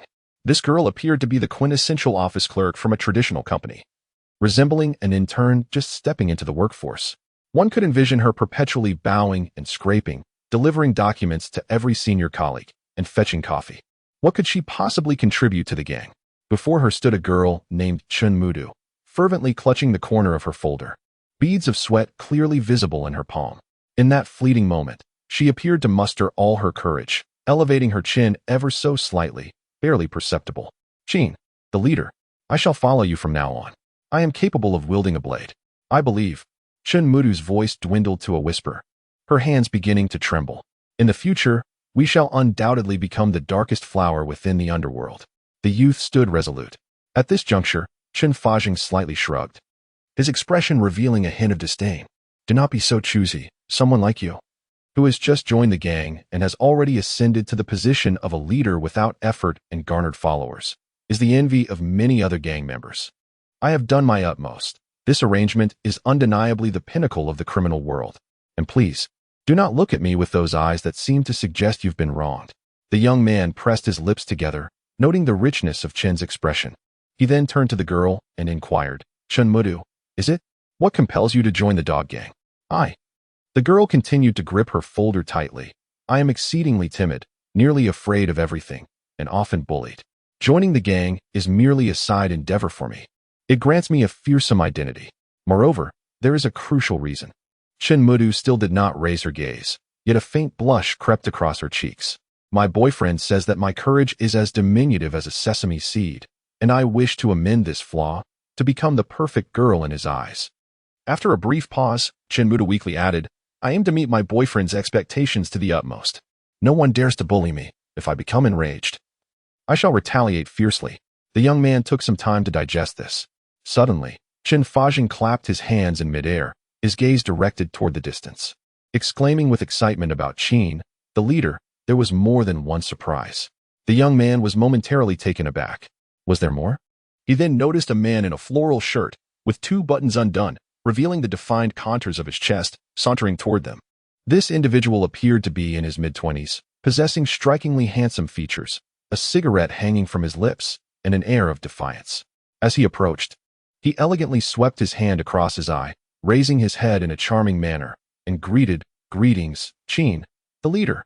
Just as the man was about to speak, his expression suddenly froze, his gaze fixated deep within the church, and the words on his lips ceased. At that moment, a commotion arose within the hall. A stunning woman clad in a black silk cheongsam gradually emerged from one side of the hall.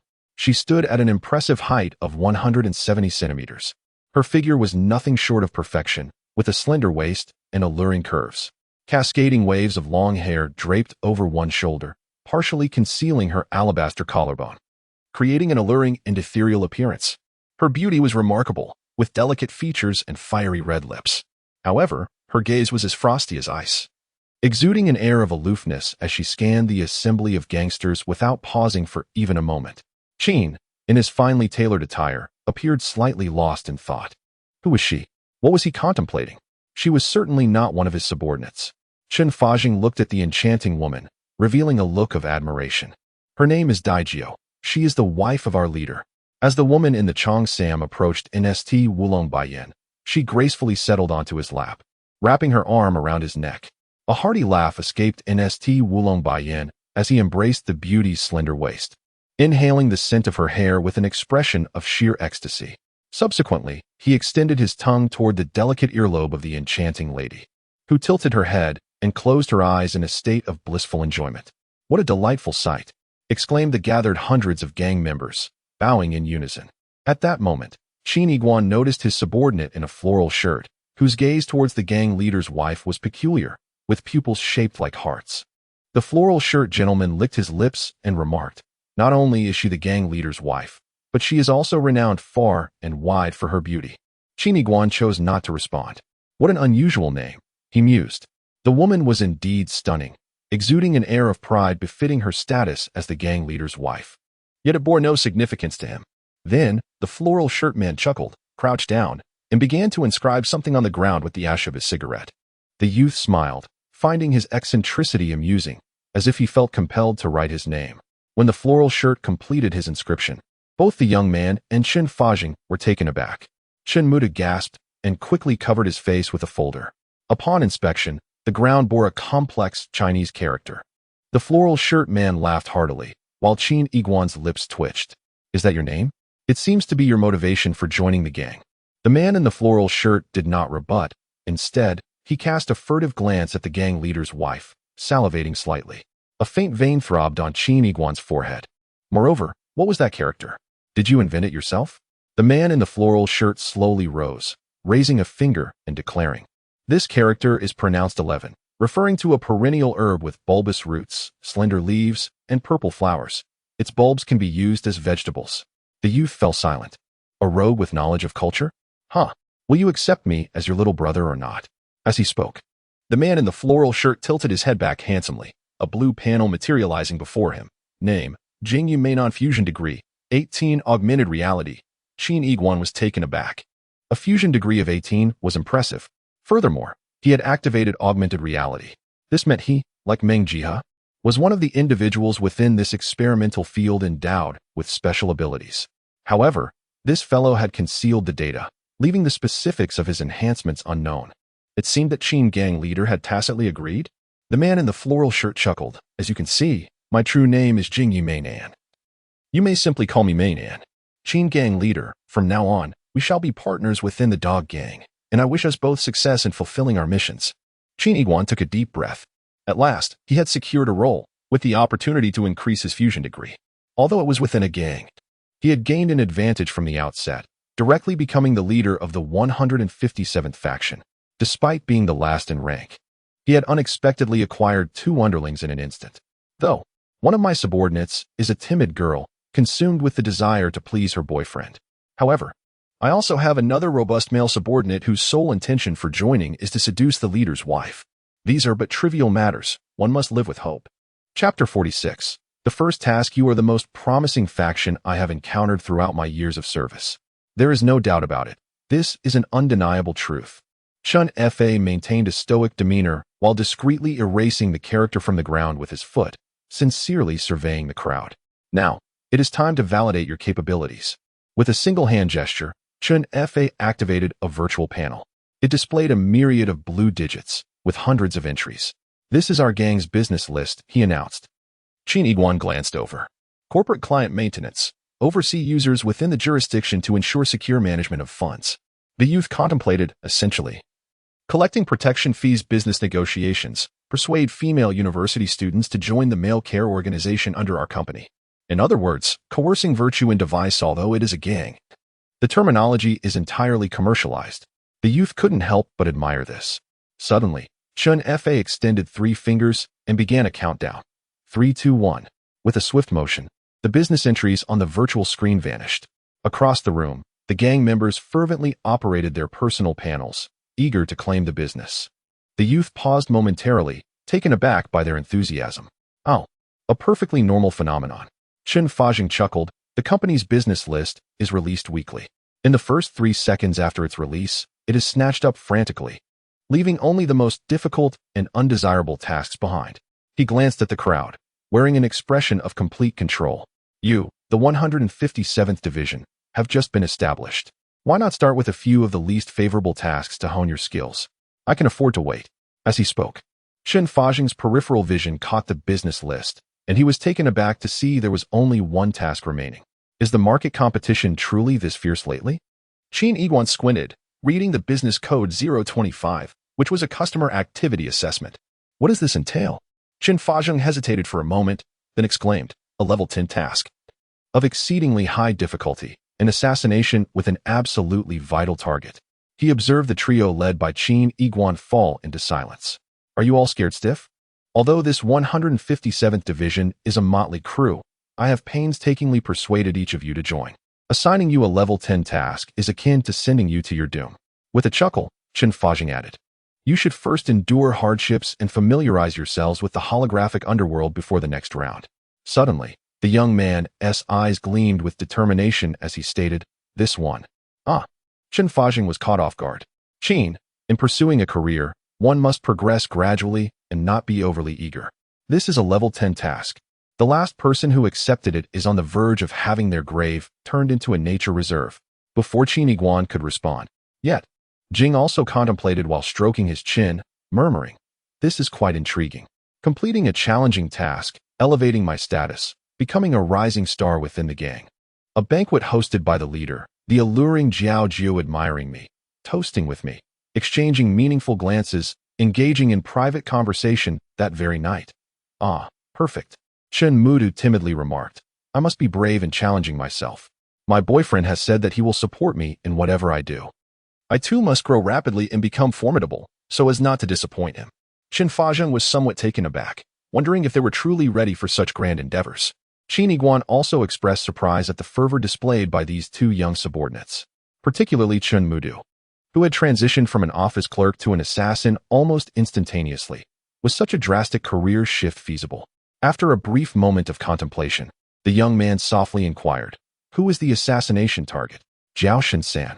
Now, I must assign you, the youth order squad. Your first mission since the formation of the team.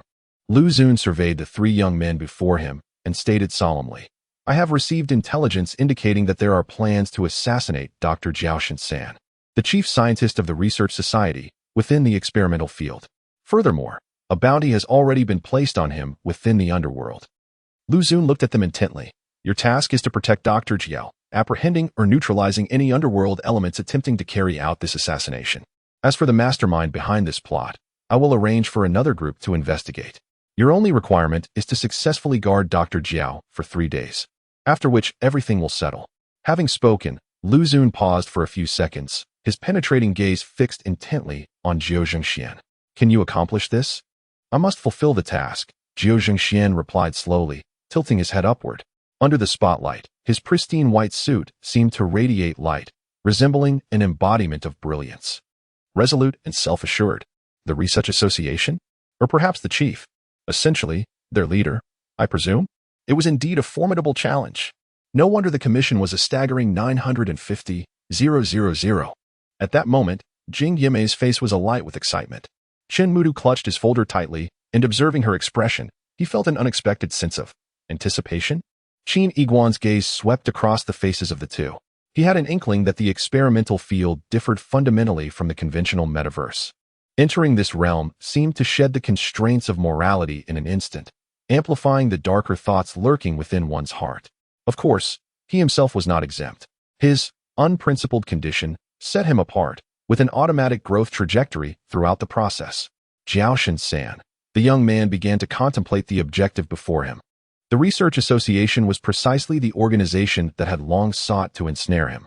Accepting this assignment would be tantamount to delivering himself directly into their hands. The circumstances surrounding this dream login were shifting rapidly. Cornered, he had become entangled with the underworld.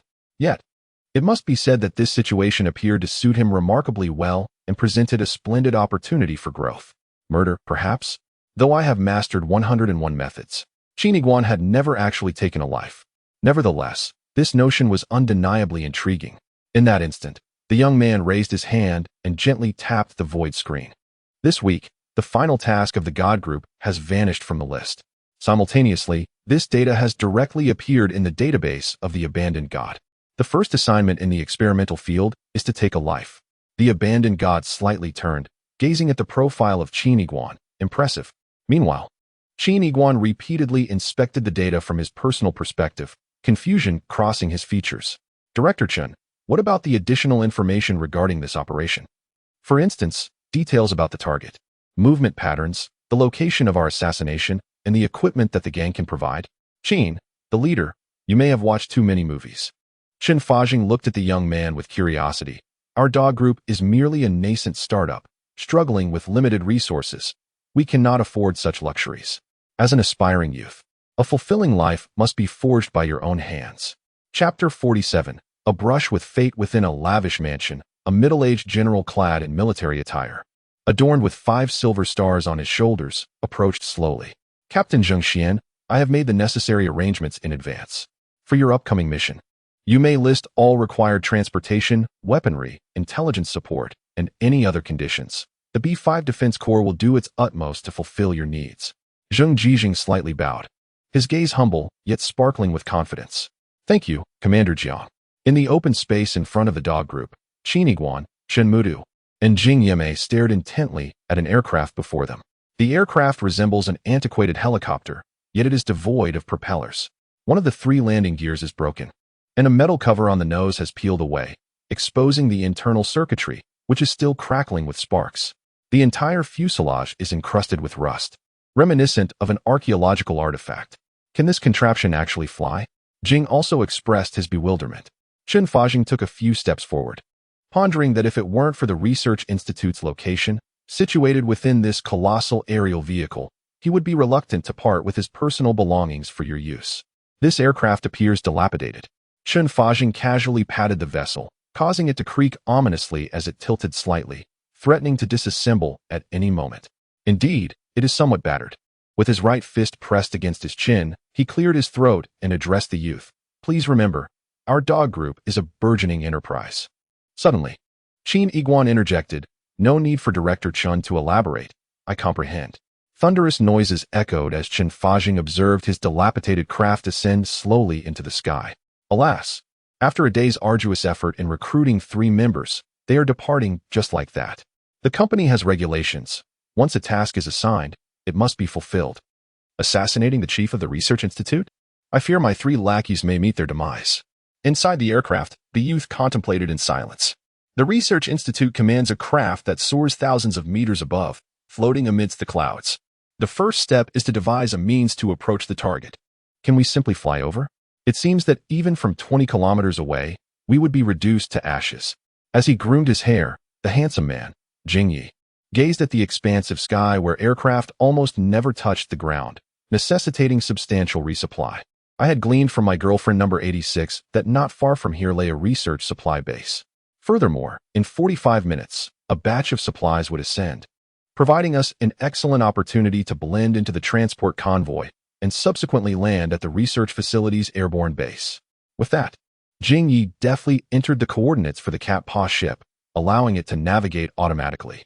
The youth turned to Jing Yi, pondering the advantages of having numerous girlfriends. "You truly have 86 girlfriends?" he inquired. Jing Yi, brimming with pride, retorted, "Please do not belittle me. That is merely this month's count. How can one treat love in such a manner, you scoundrel?" Chun Mu Do muttered under his breath, clutching his folder. 30 minutes later, the Cat Paw ship descended upon a vast base, its structure reminiscent of an old-era logistics park. Transport vessels ascended one after another, soaring into the sky. "Please do not disrupt our work," came a stern voice. "With your dilapidated ship and without any permits, you claim to be transporting vital supplies. What crucial supplies could you possibly have? Is it merely the three of you? What do you do? Experts in nano-level dirt eradication? In plain terms, you simply wish to masquerade as cleaners, don't you? Leave."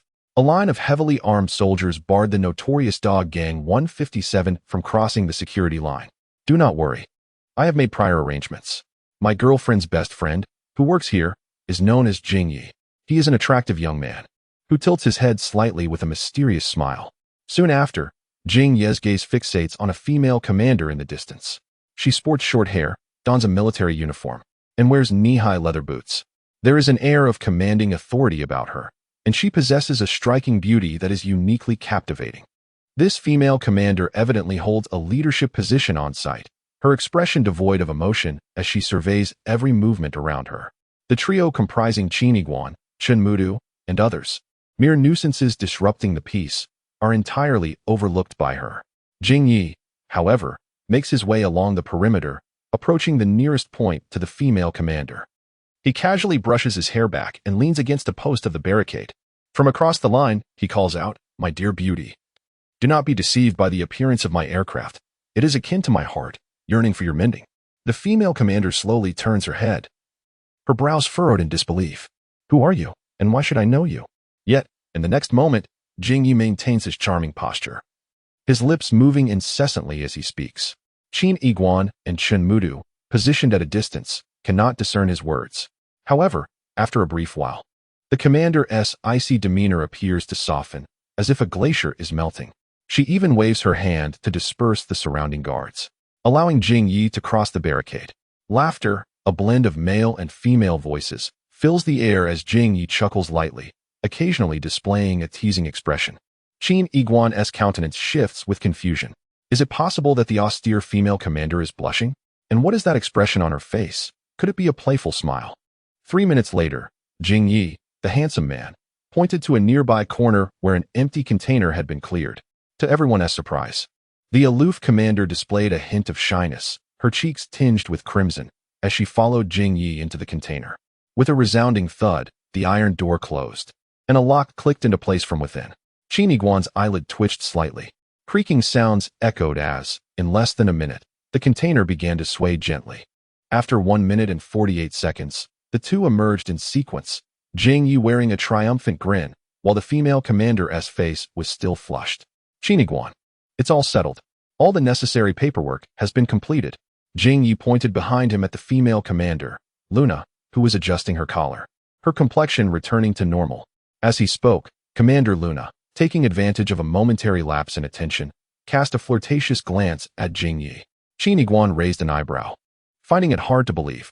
Yet, in the next instant, the young man suddenly realized something and inquired, "What exactly is your augmented reality?"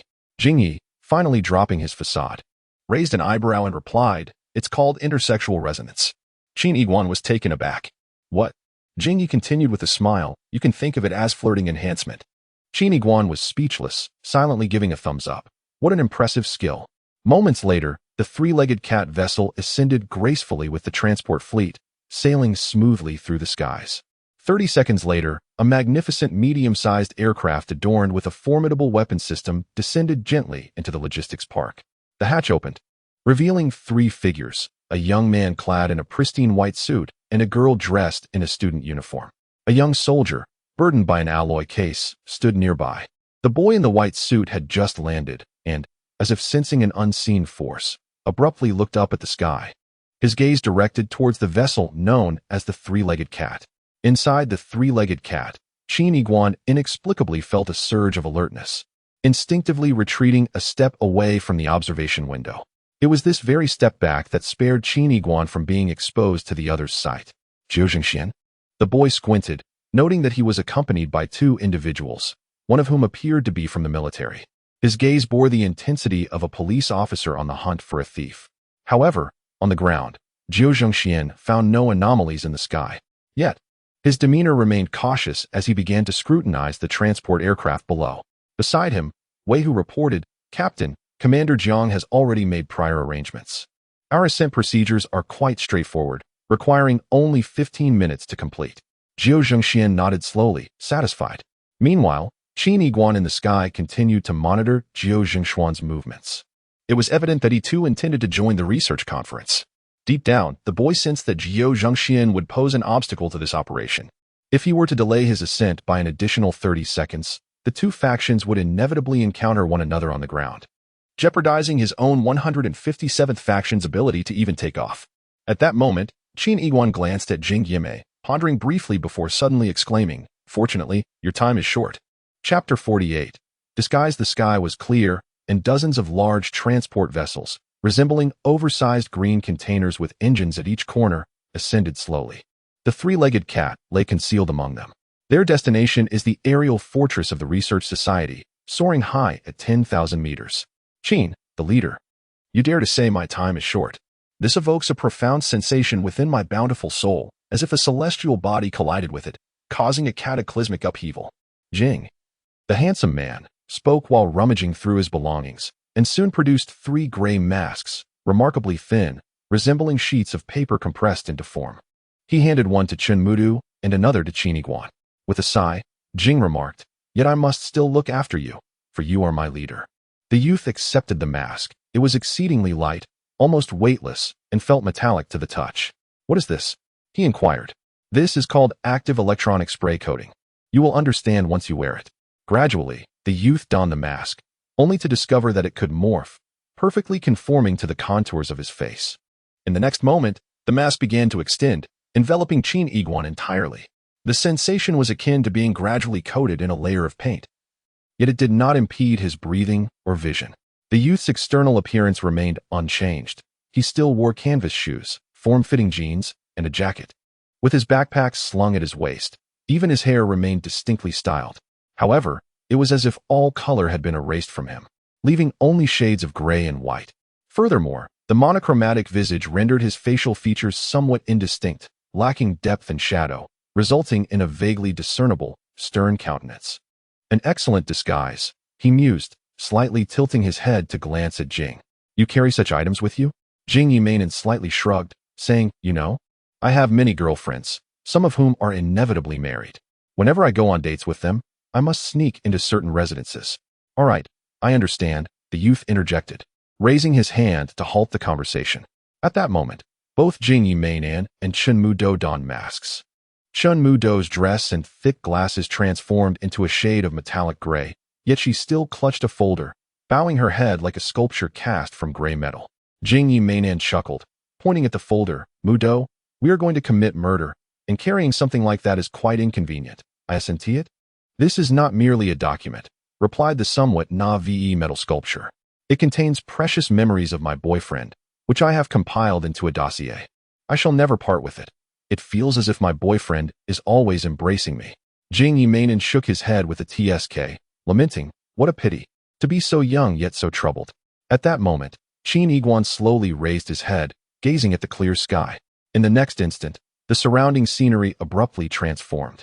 The ascent of the three-legged cat appeared to exceed a certain threshold. Mosaic-like patches of light danced within the vast expanse of space, akin to a monitor powering on and about to display an image. In just a few seconds, countless fragments of light coalesced, revealing a colossal flying vessel. It resembled a vast metallic net, with each line measuring several meters in diameter, constructed of alloys that intertwined like metal tunnels, solemn, expansive, and majestic. Three members of the 157th faction inhaled deeply as dozens of transport ships gracefully descended onto the loading platform. Two ground surveyors observed the dilapidated little spacecraft, the three-legged cat. What could such a worn-out vessel possibly accomplish upon landing? Mind your words, one interjected. This craft has been personally authorized by Commander Luna, who claims it carries precious organs. Organs? Another questioned, skeptical. Commander Luna was known for her unwavering demeanor. No one could sway her meticulous work ethic. If she deemed this cargo significant, it must indeed hold great importance. Haha, allow me a moment of gossip. I've heard that Commander Luna has exceedingly high standards when it comes to men, which is perhaps why she remains unmarried. No one could witness the ensuing events. Three shadowy figures abruptly emerged from the rear of the cabin, slipping into the depths of the space fortress. Within the bright metallic corridor, Qin Iguan hesitated slightly. Was there truly a shortage of personnel in the research committee? The corridor we traversed bore no signs of life, and furthermore, all the various containment doors stood ajar. With a soft hiss, a heavy hatch ahead began to open as the trio approached. A nearby plaque clearly indicated, Core Area 3S, unauthorized personnel with clearance below Level 10 prohibited. Jing Yimei. The handsome young man whispered, I gathered information from Luna. Jiaoshan is currently in conference room number 1, convening an urgent meeting. The youth marveled internally at the efficiency displayed. Merely 1 minute and 40 seconds. Yet your effectiveness is remarkable. Jing Yimei, slightly taken aback, queried, Are you complimenting me or chiding me? Just then, Qin Iguan's expression turned serious. You too, find a safe place to await my arrival. Qin Iguan pondered deeply. From the previous ambush, it was evident that Jiao Shinsan, as the head of the research committee, undoubtedly possessed knowledge of his own abilities. During the confrontation, one could not guarantee that he would remain silent. The testing ground was in utter disarray. Moreover, Jing Yimarin and Chen Mudo had only known each other for a mere few hours. The less they revealed, the safer they would be. Trust could be established later, and they could meet with candor at another time. Furthermore, it appeared that the abilities of those two were of little consequence. Hey, Qin Kongbazi, I heard earlier that your fusion rate is 0. How could you undertake such a complex task alone? Chen Mudo, adorned in a metallic hue, lowered his head and meekly replied, My fusion rate is 2. In the company, I am labeled as useless. What nonsense! At that moment, Jing Yimarin stepped forward with righteous indignation and declared, Chen Mudo, how can you claim that our Qin Kongbazi is inferior to a mere waste? Chen Mudo, clutching his folder, replied with a sense of grievance, I didn't mean that. I was merely concerned for him. Chen Mudo, you are too materialistic. I cannot agree with you. Chen Mudo looked on in shock. Do you still have any self-respect? This is clearly your own sentiment. With a swift motion, Jing Yimarin exclaimed, I am infuriated. I need to find a place to calm down. Qin Kongbazi, do as you wish. I will certainly not find a safe spot to watch the spectacle. Chapter 49. Where is he? Chen Mudo's words were not without merit. My degree of integration is indeed quite low, yet the thoughts within my mind are distinctly unique. Moreover, the atmosphere within this research facility is rather peculiar. The young man observed the empty corridor ahead with caution. Jing also expressed his discontent, remarking, the hatch doors are all ajar, and there are no guards present. Such anomalies are evident to anyone with their eyes open, don't you think? Are you suggesting that only your keen intellect has discerned all of this? I am not referring to intelligence, the young man replied slowly, then suddenly executed a backflip, adhering to the ceiling like a spider. What on earth? Jing exclaimed, taken aback, his eyes widening in astonishment. Upon closer inspection, it became apparent that there was a vent the size of a shoebox located near Qin's head. And the young man effortlessly grasped the edge of the vent with just 4 fingers, allowing his entire body to dangle from the ceiling. He felt remarkably weightless at that moment. His gaze flickered. It was feasible. A piece of data illuminated on his information panel. Shadow Syndrome. Hider. The young man had once solved a series of homicides where the perpetrator's methods were ordinary and their counter-detection awareness was notably weak, leaving behind multiple clues at the crime scenes. Yet, the police were unable to apprehend the murderer. The assailant was like a phantom, scouring his apartment and frequented locations, leaving no trace behind. On one occasion, Officer Wong had anticipated the next target of the killer when they arrived at the scene, although they were a moment too late. The murder had only just transpired less than a minute prior. Officer Wong deployed the police force and conducted a thorough search within 6 minutes. Covering an expansive area of 5 kilometers, even inadvertently solving a nearby theft case. However, there was no trace of the murderer to be found. Subsequently, Qin Iguan intervened, adeptly simulating the psyche and behavior of the perpetrator, leading to the successful apprehension of the culprit, who thereafter acquired the moniker the Hider. At that moment, an eerie contraction seized Qin Iguan's shoulders, accompanied by dislocating sounds emanating from his spine. He further restricted his body mass, weighing a mere 32 kilograms as an adult at the time of his capture. Simultaneously, he trained his fingers individually, achieving a downward pressure of 15 kilograms with just his thumb, facilitating his ability to maneuver through small obstacles. After each act of murder, he did not stray far, but instead concealed himself within the ceiling, nestled within an implausible conduit, quietly observing the perplexed officers below. This was his motive for killing, relishing the perverse pleasure derived from hiding. At this moment, the youth's eyes brightened. He could instantaneously replicate the years of training that the Hider had undergone. The next moment, the boy's body contorted to an extraordinary degree, appearing to shrink to half its original size. In an astonishing feat, he slowly slipped into the ventilation duct, which was no larger than a shoebox. No one comprehended the extent of his bodily distortion, as he left his right hand clutching the grate as the last part to enter. With a click, the boy's right hand gradually retracted into the duct, restoring the grate in his wake. Jing Yi, the handsome youth, looked up in astonishment, exclaiming, "What on earth?" At that moment, the young man slowly rose within the ventilation duct. This ventilation system, while possessing a narrow outlet, was actually an intricate network with a height of nearly 2 meters. Within the duct, the youth's voice echoed softly, "When I speak of intelligence, I do not refer to mere cleverness. Rather, I possess a method for a complete retreat stored within my mind." With that, he began to stride forward, passing through a narrow connector and entering the elevator shaft. Throughout this process, he remained the Hider, moving within the slender ventilation duct with such grace that not a single sound was left in his wake. On the ground, Zhou Zhengxian felt a sense of unease as he gazed at the sky. "Wei Hu, is the ascent procedure not yet complete?" Meanwhile, Qin Iguan stealthily traversed the ceiling, searching for a while. At last, he discerned the figure of Jiao San within a vast conference room. However, he was not alone. At that moment, the boy in the ceiling quietly crouched down, peering through the grid beneath him at the assembly of figures within the room. Jiao San, now in his 60s, stood tall and robust, clad in a white lab coat, gazing out the floor-to-ceiling window at a solitary white cloud drifting in the distance. The cloud, high above, moved with remarkable speed, akin to a racing automobile. Yet, as that white cloud collided with the glass, it seemed to embody a sense of acceptance, merging gently upon impact. In the blink of an eye, the cloud vanished from sight.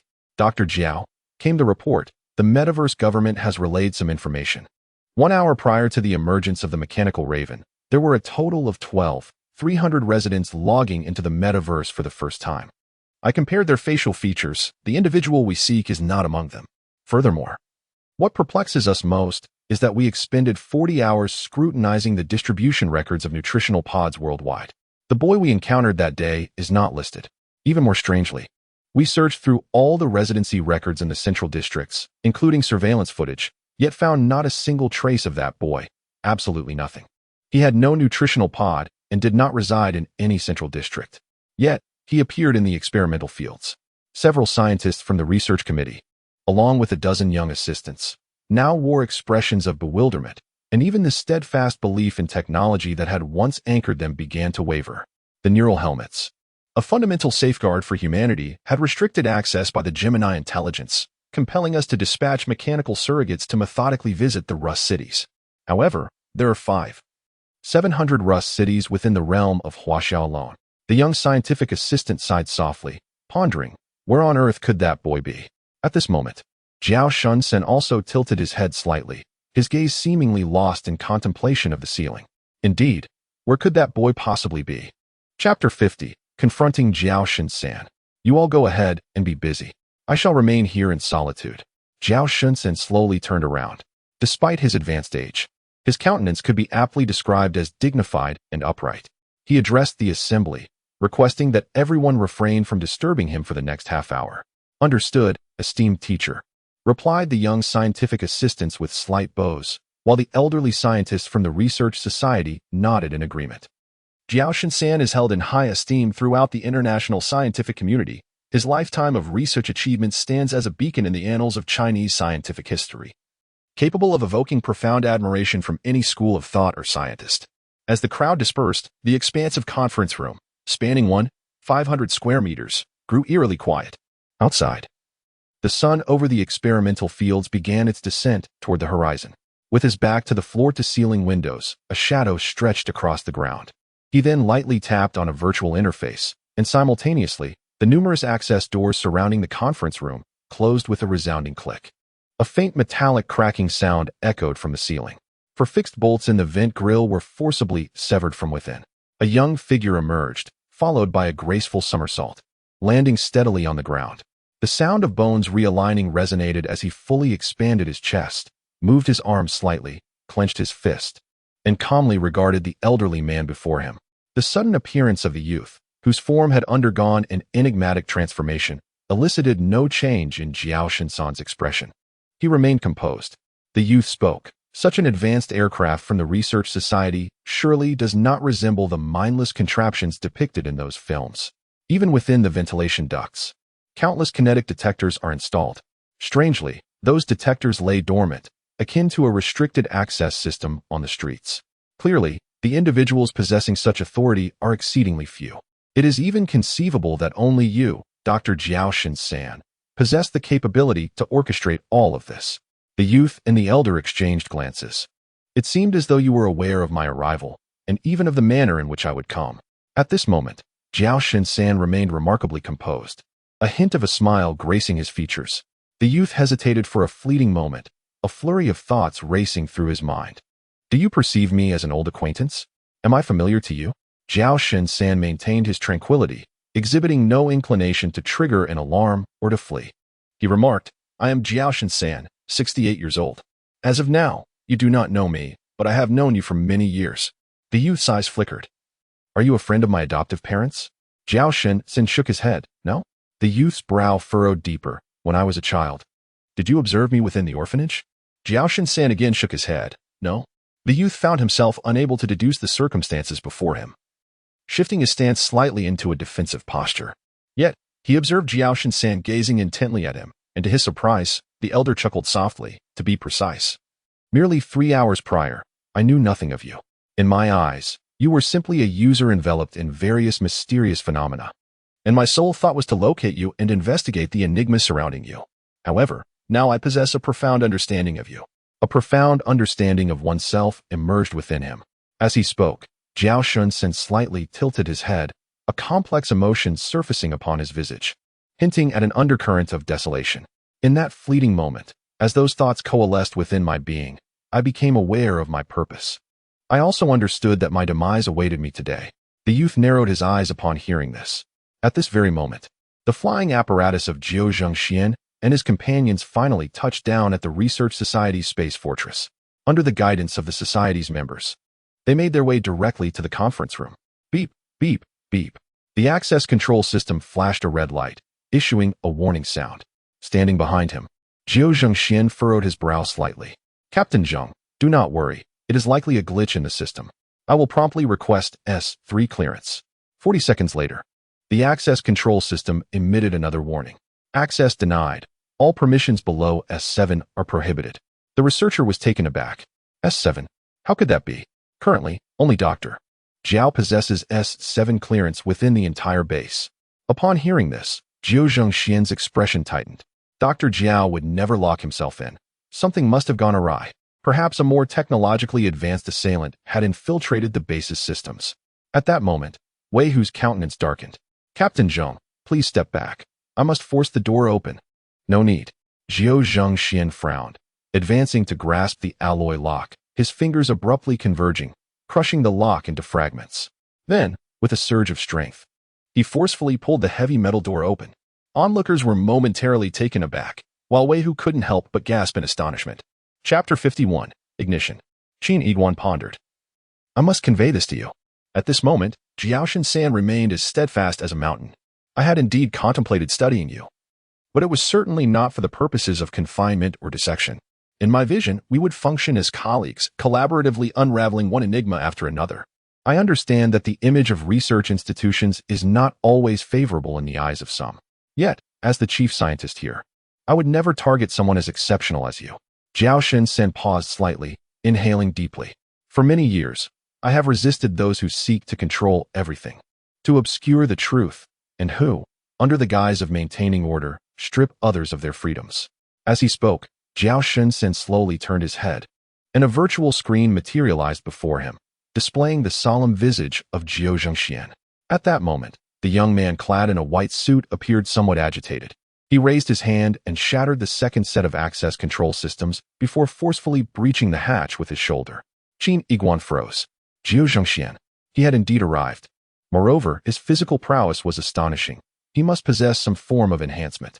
In that instant, Qin Iguan cast a glance at the layout on the screen. The research facility was vast, and to access the conference room, Jiao Zhengxian needed to surpass 12 security checkpoints. Given his pace, he had at most 2 minutes remaining. Meanwhile, Zhao Shensan took a few deliberate steps forward, retrieving 2 small objects from his lab coat and neatly arranging them on the table, nudging them towards Qin Iguan. The second object resembled a slender piece of chewing gum, a diminutive, elongated cube with an extraordinarily peculiar hue, an intense, deep black. Zhao Shensan spoke in a calm and unhurried manner. I understand your mind is brimming with questions. However, even if I had the time to explain the events unfolding around me, you would struggle to comprehend them. Thus, this information fragment serves as a clue I leave for you. The truth shall be unveiled by your own efforts. Then, he gestured towards the brown chewing gum and added, I know you have an affinity for darkness. As for this, it is a gift I present to you. The youth paused, astonished. You possess such knowledge? Zhao Shensan smiled gently and continued, the material contained within is known as Kenta Black, akin to the disguise you currently wear, albeit with technology that surpasses it by at least 100-fold. Kenta Black is a color designation with a light reflectance of merely 0.000205, the fabled ultimate black. When you gaze upon it, your eyes cannot find focus. It is also referred to as liquid black hole, albeit lacking the terrifying gravitational pull of an actual black hole. The youth examined the 2 items on the table before turning to Zhao Shensan, whose expression bore an unexpectedly benevolent demeanor. The youth remained motionless, entirely unaware of the enigmatic intentions of the chief of the research committee. Now, having bid farewell, he witnessed Zhao Shensan once again don a benevolent smile. Retrieving 2 crimson patches from his pocket, one was affixed to his chest, over the heart, while the other was placed upon his forehead. The youth, perplexed by the unfolding events, could only watch as a sudden crackling sound erupted. A radiant red light flickered, and acrid smoke began to rise, accompanied by the pungent scent of charred flesh. The patches, resembling medicinal plasters, unexpectedly unleashed an intense brilliance, not directed outward, but rather consuming from within. In a mere 3 seconds, a fist-sized hole was burned through Zhao Shensan's chest, reducing his heart to mere ashes. Simultaneously, a similar perforation manifested on his forehead, obliterating his brain. His eyes bulged, caught in a gaze that seemed to pierce through the youth, or perhaps into the distant void behind him. With a resounding thud, Zhao Shensan collapsed backward, devoid of life. By this time, the sun had risen, casting no elongated shadow of Zhao Shensan upon the ground. The youth stood frozen, grappling with the shocking reality. Had he committed suicide? The esteemed chief scientist of the research committee, taking his own life?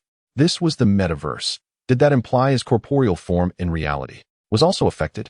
The youth's mind reverberated with turmoil. In any case, he could not have foreseen that this assassination mission would culminate in such a harrowing outcome. The metallic door bore faint signs of distortion. Inside the research committee's space fortress, within a storeroom, the door was locked from the inside. Jin Yume and Shinmudu sat at the metallic long table in the center of the chamber. Shinmudu clutched his folder tightly, his head bowed, and bit his lip. You call me a scoundrel. Do you think that Qin Kongzi, with such low integration, will encounter any danger if he undertakes the mission alone?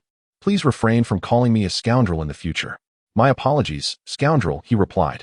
Jing also sighed, resting his forehead in frustration. Each of us has our own purpose for joining the gang, making it crucial to follow a capable leader. And our Qin Kongzi.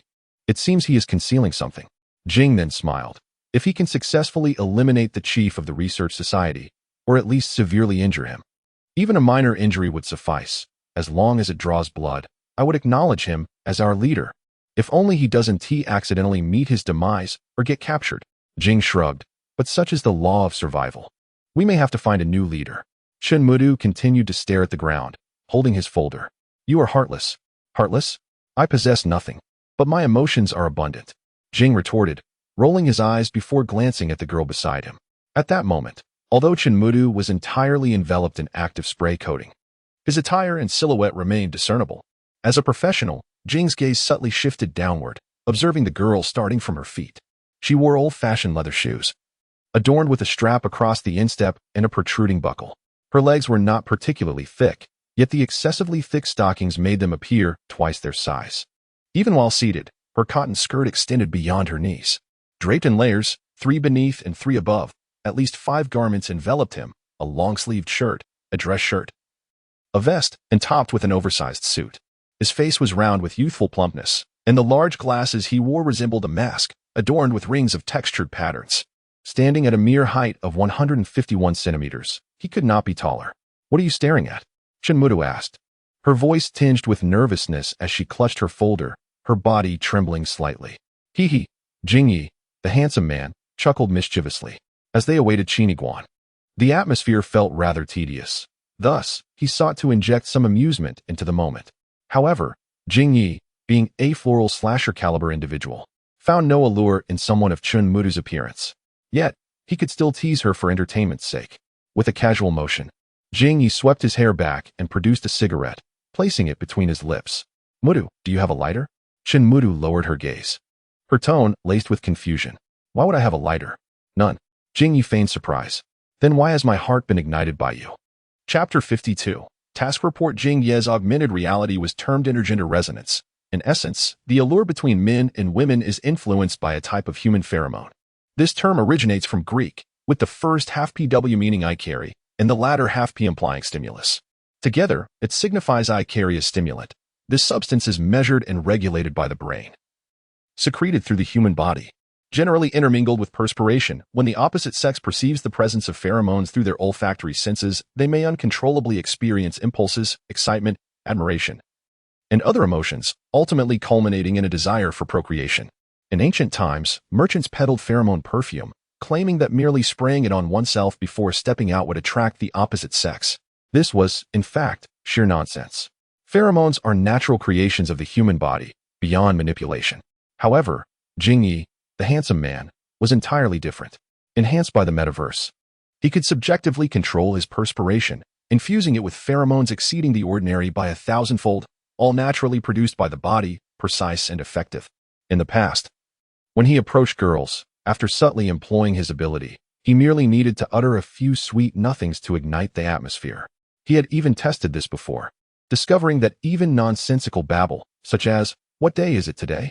or "Look, that dog just fell, haha," or "I am Wang Zil," could achieve results. At this moment, with pheromones released at 300 times the usual amount, Jingyi confidently gazed at Shinmudu, patiently awaiting her response. Teasing this little girl was truly delightful, he thought, chuckling to himself. Suddenly, Jingyi felt a moment of surprise. Shinmudu, do you not sense any change within your heart? He inquired. Yes? Shinmudu turned her head. I dislike you even more. What? Jingyi was taken aback. What was happening? He promptly intensified the resonance, releasing pheromones at 500 times the usual potency. Under the influence of this metric pheromone, any young woman would inevitably succumb. Shinmudu, you must understand. The beauty of the 4 seasons pales in comparison to the allure of a dalliance with me. The voice of Jingyi, a handsome man, wafted through the air. How repulsive. Your voice resembles that of a lustful Bernese green turtle. The sweet nothings from my boyfriend are 400 million times more melodious than yours. Leave me be. Shinmudu turned her back completely, warning, if you continue with your nonsense, I shall strike you with my binder, particularly the metal-clasped part. Jingyi's lips twitched violently as he observed his own perspective, catching sight of a line of data indicating a resonance with the opposite sex, with a release level of 100. How could this be? Is this girl a mere sculpture? No, she has a boyfriend. Have I stumbled upon a master? Someone who is an even more adept seducer than my own opposite sex resonance. Jingyi's eyes blinked rapidly. Shinmudu, who on earth is your boyfriend? May I have the honor of meeting him? Shinmudu, still facing away, replied calmly. You are unworthy. Just then, the alarm in the entire aerial fortress blared. Even this inconspicuous storage room was illuminated by flashing red lights, casting a crimson glow over everything in a frantic dance. It must be Qin, the leader. He must be in trouble. Chun Mudu suddenly leaped down from the table, declaring, I think we need to go rescue him. Girl, by what right do you intend to rescue him? Are you planning to knock out the guards with your binder that has a metal clasp? We ought to make a swift escape instead. Jing Yi, a handsome young man, rose to his feet. However, when he turned to glance at Chun Mudu, she had already flung the door open and dashed towards the direction of Qin Iguan. Jing Yi stood frozen in place, and after a brief moment of bewilderment, he gritted his teeth and thought, so be it. If I must face death, then so be it. In the next instant, he too sprinted after Chun Mudu. Bang, bang, bang. Qin Iguan stood alone in the meeting room. Merely 3 meters behind him lay the ghastly remains of Jiao Shinsan. Ahead, a heavy alloy door was being incessantly battered, with a distinct indentation of a fist visibly etched into it. Suddenly, the lock of the alloy door shattered, and the door was forcefully thrust open. At that moment, Qin Iguan's expression turned icy as he clenched his fist. Qin Kingbatsi, are you unharmed? Then, 2 shadowy figures, one behind the other, rushed into the meeting room. The boy paused in astonishment. Is it them? Chun Mudu and Jing Yi? Suddenly, a piercing scream from Chun Mudu broke the silence. She stood petrified, her trembling finger pointing at the corpse behind the boy. Jing Yi, too, was frozen in shock, incredulously asking, did you truly kill him? And what sort of sinister method is this? Oh, how terrifying! Chun Mudu exclaimed. But wait, weren't you the one who came here to kill? You have succeeded, yet you are frightened to this extent. In the next moment, however, Chun Mudu struggled to rise, one hand summoning a virtual keyboard while a personal intelligence device slowly ascended from her shoulder. She continued to weep, seemingly overwhelmed by fear, tears cascading in streams beneath her mask. Approaching the lifeless body, one hand covered her mouth while the other swiftly tapped on the virtual keyboard. Mission report, the God Consortium. 2 members from the 157th faction infiltrated the research society under the guise of cleaners, led by Qin Iguan. Subsequently, Qin single-handedly executed the target in the conference room, obliterating both the brain and heart, leaving no chance of survival. Metaverse date, September 8, 2122, 1434. Jing Yimei stood frozen. Chun Mudu, what are you doing? Jing Yimei gaped. You actually remember this? Yet, through her tears, Chun Mudu replied. Attention to detail is the most fundamental professional ethic. It's such a terrifying corpse. At that moment, Qin Iguan was fixated on the shattered conference room door. The alloy's thickness was a staggering 20 centimeters. Who among them possessed the strength to shatter it with bare hands? Suddenly, with a snap, Chun Mudu's personal intelligence device flickered, capturing a photograph, which she promptly edited into the mission report. Chapter 53. A confrontation on a narrow path. Bang. Bang. From several meters away, explosive impacts resonated from beyond the alloy door. The boy narrowed his eyes, aware that this time, it was indeed Jiao Zhangxian. He had only one final door separating him from the conference room. At that moment, he intended to flee with Chun Mudu and Jing Yimei, but it was far from simple. Bang! The final resounding crash echoed through the air, deafening in its intensity. Qin Iguan beheld as the distant isolation door shattered completely. Amidst the flying debris, he caught a glimpse of the youth clad in a pristine white suit. At that very moment, the device known as the liquid black hole, which Jiao Shinsan had left on the table, suddenly illuminated with a white warning light. Beep, beep, beep. Click. The contraption, resembling a piece of chewing gum, appeared to have been preset on a timer and unexpectedly ejected a segment of gum. However, this piece of gum did not evoke even the slightest appetite. It was pure black, an embodiment of darkness to the extreme. In the next instant, that profound blackness began to spread, akin to molten asphalt, swiftly enveloping the entire room. In mere fractions of a second, it felt as though the ultimate night had descended. Inside the vast conference room, everything, including all the ornaments, was instantly engulfed in darkness. And this obscurity extended into the corridor as the door swung open. Even the personal intelligence device on Chun Mudu's shoulder, which had been radiating light, was shrouded in this inky blackness, vanishing entirely against the backdrop. The 3 individuals within the room found themselves trapped in a realm of pure black. All light had been devoured. Jing Yimei gazed around in bewilderment, yet a peculiar illusion arose within him. Did I truly open my eyes? Did I turn my head? Am I, perhaps, dead? No matter where he looked, his perspective remained unchanged, devoid of any focal point, as though he had transcended the boundaries of the real world. Meanwhile, within the youth's mind echoed Jiao Shunsan's final words, "I know you relish the darkness. This is my gift to you." Indeed, Qin Yiguan found solace in this darkness, as it enveloped him in a sense of safety. Therefore, who exactly was that old man? However, there was no time for excessive contemplation. Qin Yiguan, relying on the memories etched in his mind, swiftly grasped two objects from the table, placing the slender information chip into his pocket while clutching the liquid black hole tightly in his hand. The youth murmured, "You too, dash towards the corridor we just traversed, and disregard everything else." Meanwhile, Jiao Zhengxian was seething with agitation. His youthful order squad had only just been established and had received its inaugural mission, yet they had not even encountered their target before chaos erupted. As he shattered the alloy door, he caught a distant glimpse of three figures within the conference room. However, their silhouettes were cloaked in a dark gray metallic hue, their faces obscured. They were in disguise. The foremost figure seemed vaguely familiar. Before Jiao Zhengxian could scrutinize further, an overwhelming darkness surged forth like a tidal wave, instantly engulfing everything in its path, and with it, his vision faded, giving rise to an unsettling sense of loss of control. Was this some device engineered to create such profound darkness? Darkness, how I detest it. Yet, throughout the past 18 years, I have acclimated to this very darkness. At that moment, Jiao Zhengxian slowly closed his eyes, seemingly attuned to something. Here, suddenly, he unleashed a lateral punch, a resounding impact echoing as he struck an object suspended in the void. That object was none other than Qin Yiguan, who was attempting to traverse through the darkness. In that instant, Qin Yiguan's body was struck, colliding forcefully against the wall. Fortunately, this blow was merely a tentative strike from Jiao Zhengxian, its force not particularly great. Yet, a chilling sensation lingered in the young man's heart. In such an environment, he could actually locate me. Very well. The boy's pupils suddenly contracted, a peculiar glimmer illuminating his eyes. In the realm of extraordinary mental capabilities, he was a judo prodigy of the Shadow Syndrome.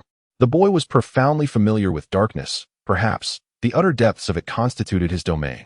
With that recent strike, he immediately pinpointed the location of Jiao Zhengxian. He sprang to his feet, extending his left foot to brace against Jiao Zhengxuan's heel, then stepped forward, seizing Jiao Zhengxuan's collar with a reverse grip and executing a powerful throw. Boom! Jiao Zhengxian was taken aback, not anticipating such a precise and ferocious counterattack, and was sent tumbling backward, landing 3 meters away. Qin Yiguan let out a low chuckle, struggling to contain the inner turmoil of the judo prodigy, for at that moment, he merely wished to treat Jiao Zhengxian as a punching bag, relentlessly throwing him around. The remnants of his rationality urged him to leave this place swiftly.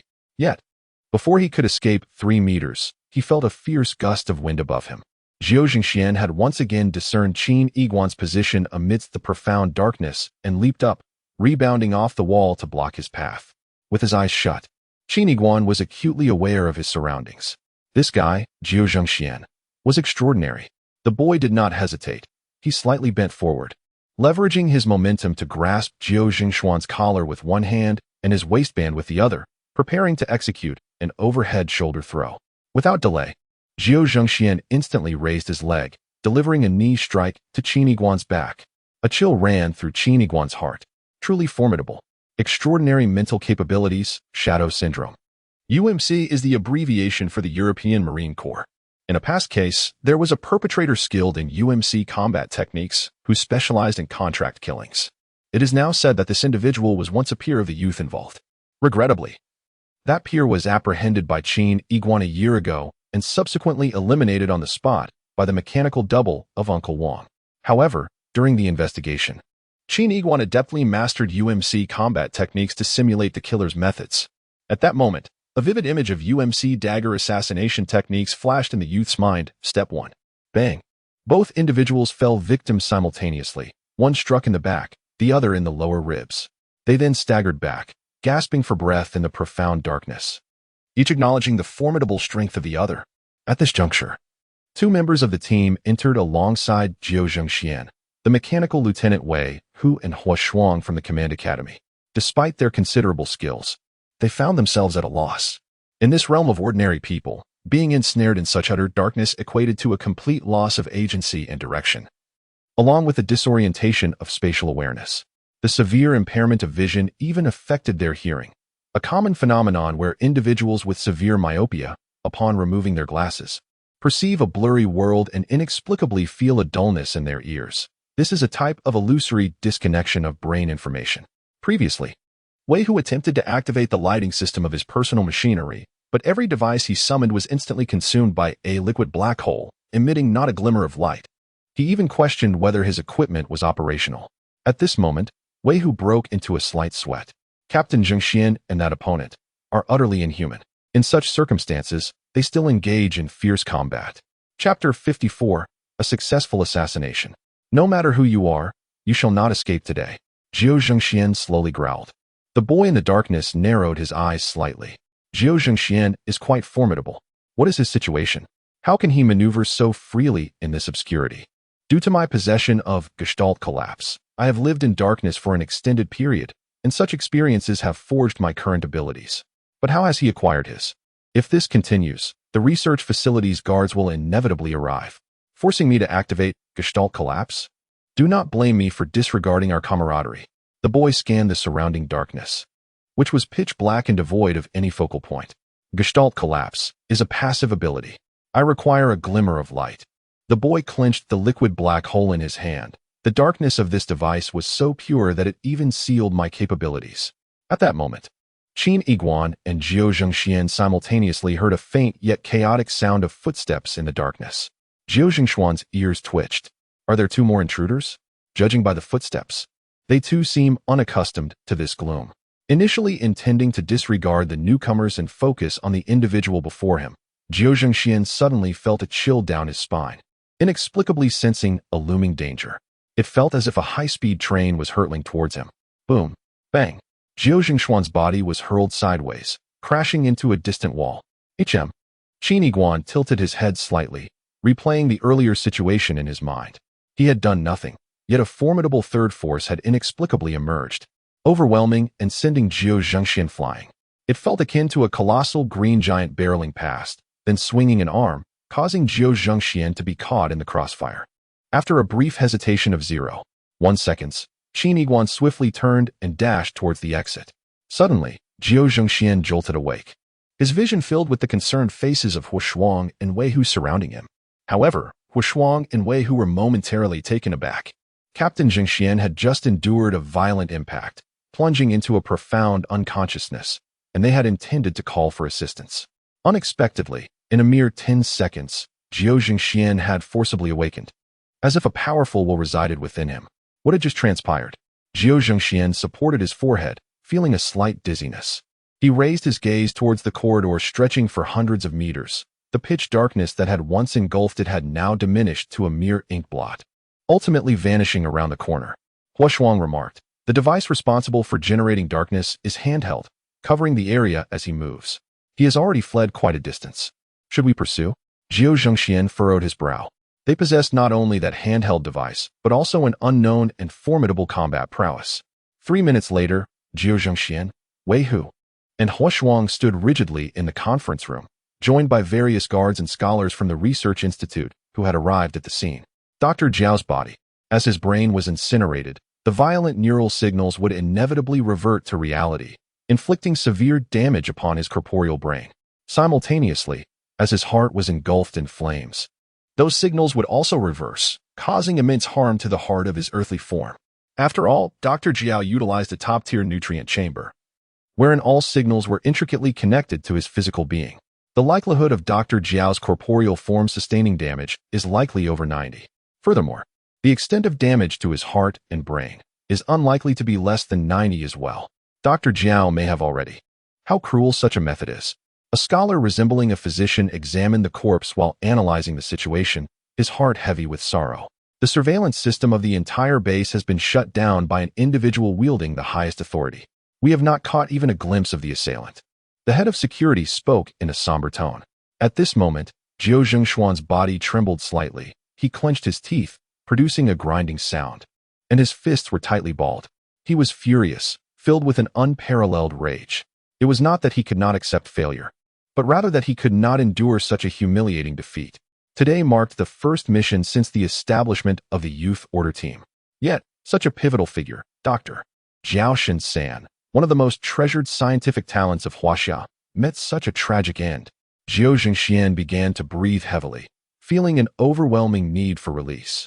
For an outlet, Captain Zhengxian, do not blame yourself too harshly.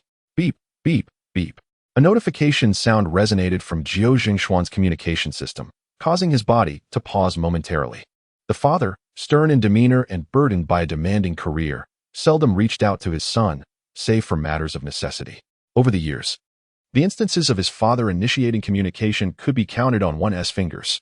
This time, Zhengxuan's complexion paled as he slowly accepted the message. Jiaojing, I have been busy with work and have not seen Dr. Jiao for quite some time. Please extend my regards to him, came his father's voice.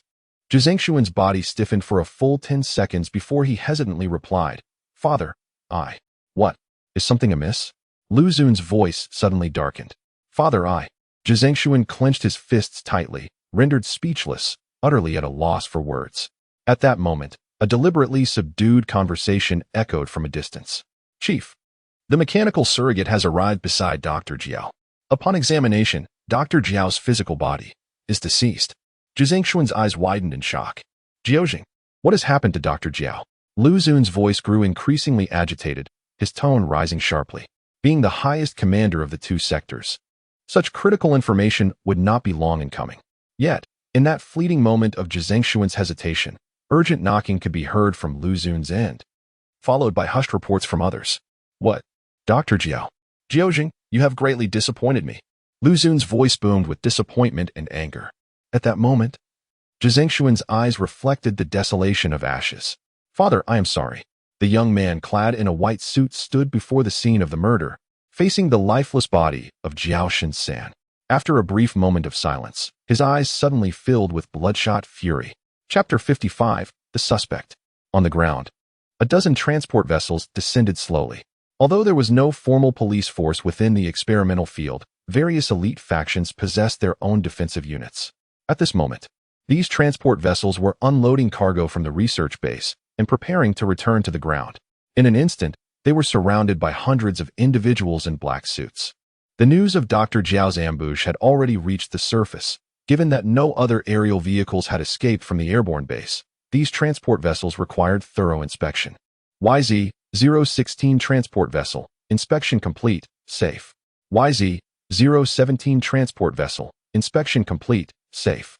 YZ-018 transport vessel, preparing for inspection. In front of one transport vessel, a man in a black suit gently touched his earpiece, gripping a heavy beam weapon tightly, aimed directly at the enormous hatch about to open. Buzz! An overwhelming darkness poured forth, engulfing everything, as if all light had vanished in an instant. YZ-018 transport vessel, there is an anomaly. A furious shout from the man in black reverberated across the entire communication frequency. At the same moment, countless beams of destructive light shot in from all directions. Amidst the deafening cacophony, the YZ-018 transport vessel was utterly obliterated, reduced to a shower of debris. Yet, what the crowd failed to notice was, adjacent to the YZ-018 transport vessel, a dilapidated small aircraft, cloaked in utter darkness, successfully ascended and departed from the battlefield, fading into the distant sky. Qin Iguan closed his eyes, absorbing the obscurity, pondering the maximum coverage area of a liquid black hole, which is approximately 10 kilometers. Familiarity with one's tools is the first step to their effective utilization. Suddenly, the enveloping darkness dissipated, and the ground personnel's vision returned in an instant. Yet their attention swiftly shifted to the ruins before them, oblivious to the diminutive black. That was the three-legged cat. Inside the three-legged cat, the haunting image of the corpse lingered in my mind.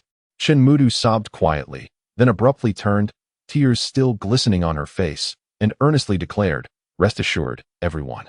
I will take on the task of reporting back to the guild and collecting the rewards. I shall execute it with utmost diligence, ensuring there are no oversights." Jing Yeme instinctively smiled wryly. This little girl was inexplicably unsettling, and Qin Iguan pondered, who had shattered the alloy door of the conference room? Who had sent the formidable Jiao Zhengxian flying? Indeed, in such tumultuous times, one must not merely take appearances at face value. Beep, beep, Beat. The familiar sound of an alarm clock echoed. The youth opened his eyes, rose, and drew back the curtains as sunlight poured in evenly. The darkness within the room was dispelled, revealing the entirety of the bedroom. He glanced at his own form, devoid of clothing, let alone the clues left for him by Zhao Shan. It seemed that all puzzles would have to await resolution until tomorrow night. In the core of the metaverse, at No. 053 High School, Zhao Xian remained ensconced in his pristine double-breasted suit, his meticulously styled hair accentuating his handsome features. Though his eyes were marred by a network of crimson veins, he occupied the last row of the classroom, seated at his designated place. Before him, a holographic panel depicted a figure. During his incursion into the research base, as he shattered the penultimate security barrier, he caught a fleeting glimpse of the assailant's silhouette. Yet, the perpetrator was shrouded in a layer of gray, rendering him only a vague outline. He meticulously added detail, refining the image to align more closely with that hurried glance.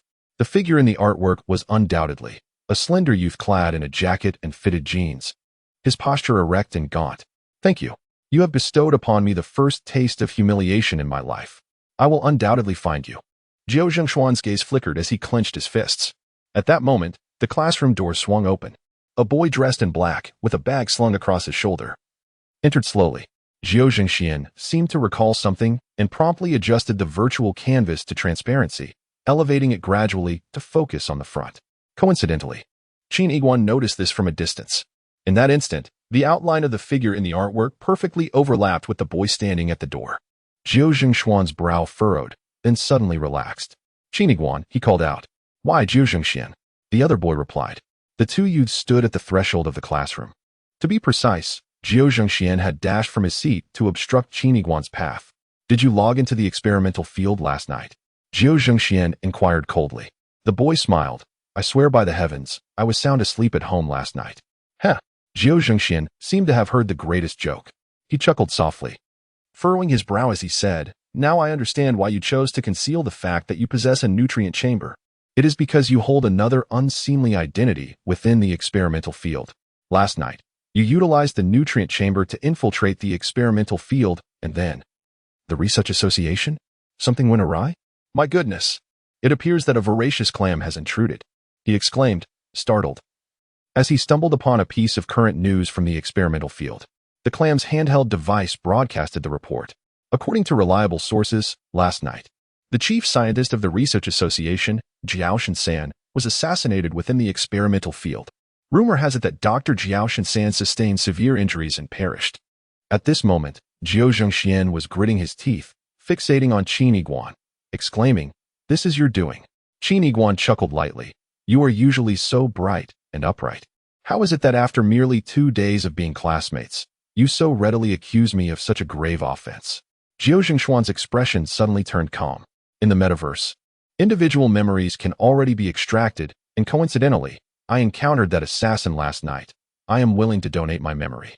Qin Yiguan remained unperturbed. "So, you have seen the assassin's appearance?" "No." Zhao Zhengxian slightly raised his head. "But times have changed. I do not necessarily need to see the assassin's face. Nor do I require something like the assassin's fingerprint, as was necessary in the past. A normal individual possesses the potential to generate countless combinations, myriad forms, and infinite angles. However, a mature adult, shaped by years of habitual exercise, tends to exhibit a rather fixed array of movements. In essence, with the aid of specialized equipment, I can capture even the slightest subconscious action of yours, thereby irrevocably confirming your identity." Zhao Zhengxian fixed his gaze upon Qin Yiguan, and a fleeting image of the assailant's posture flickered in my mind. His head lowered as he looked at me, strikingly reminiscent of your current demeanor. Qin Yiguan's eyes subtly shifted. "I would not be so presumptuous." Zhao Zhengxian continued. "Thus, I shall now contact the verification department and request your cooperation in the investigation, assisting us in recording your movement data." Qin Yiguan's emotions surged. Under the simulated conditions of the metaverse, human technology has advanced remarkably. The secondary capture of memories stored within Zhao Zhengxian's mind, the intricate comparison of minute movements, it is indeed an unsolvable conundrum. With a crackling sound, Zhao Zhengxian's fist tightened, his fair hand revealing prominent veins and bulging muscles, a clear indication of the immense power concealed within his frame. "Qin Yiguan, you are implicated in a serious murder case. Furthermore, you may pose a significant danger. As a guardian of order, as an ordinary citizen, I have an obligation to uphold societal safety. To prevent your evasion of the investigation, I must take measures to restrain you preemptively. My apologies. Jiao Xian slowly advanced, while the youth furrowed his brow. This individual possesses explosive power not only within the experimental realm of the metaverse, but also proves to be quite extraordinary in the core of Earth, where rules and order mirror those of reality. According to the logic of the Gemini intellect, we are, at this moment, merely ordinary individuals. Yet, at this juncture, the handheld device of the clam emits yet another announcement regarding the recent incident, as the research committee has convened a press conference to elucidate the matter. Wait, is the official stance of the research committee referred to as a debunking? Immediately, the clam's void screen displays the scene of the press conference. It is an outdoor venue. Bustling with an array of reporters, a throng of people gathered. Debunking? Hence, the need to debunk? Suddenly, a wave of astonished murmurs arises from the crowd, swiftly yielding to an intense silence, where a pin drop could be heard. A figure, standing tall and straight, gradually steps onto the stage, casting a sweeping gaze over the audience before directing their attention towards the camera. That is, how is that possible? Someone gasps in disbelief. The figure clad in a white lab coat reveals a relaxed smile to the crowd. Ladies and gentlemen, I only learned this morning that I have been informed that I was killed.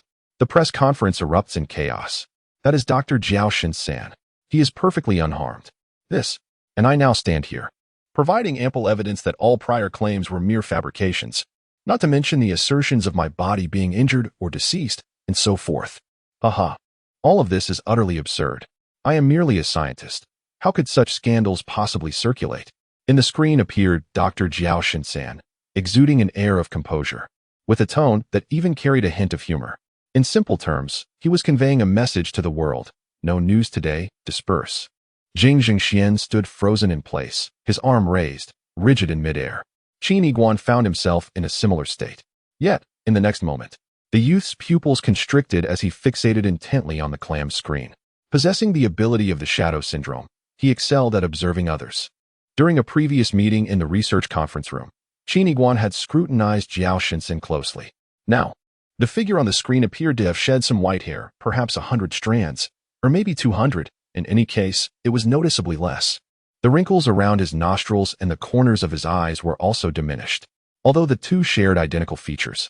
The man before him seemed to have regained a youthfulness of 1 to 3 years. Most crucially, the Jiao Shin-san that Qin Yiguan had once seen was filled with a profound disappointment towards the world in the final moments before his suicide. There had been a palpable sense of finally being liberated. However, the man on the screen now exhibited tranquility and warmth in his gaze, even carrying a trace of ease and humor. These were two starkly contrasting states of mind. Qin Yiguan's eyes gradually widened. This was most certainly not Jiao Shin-san.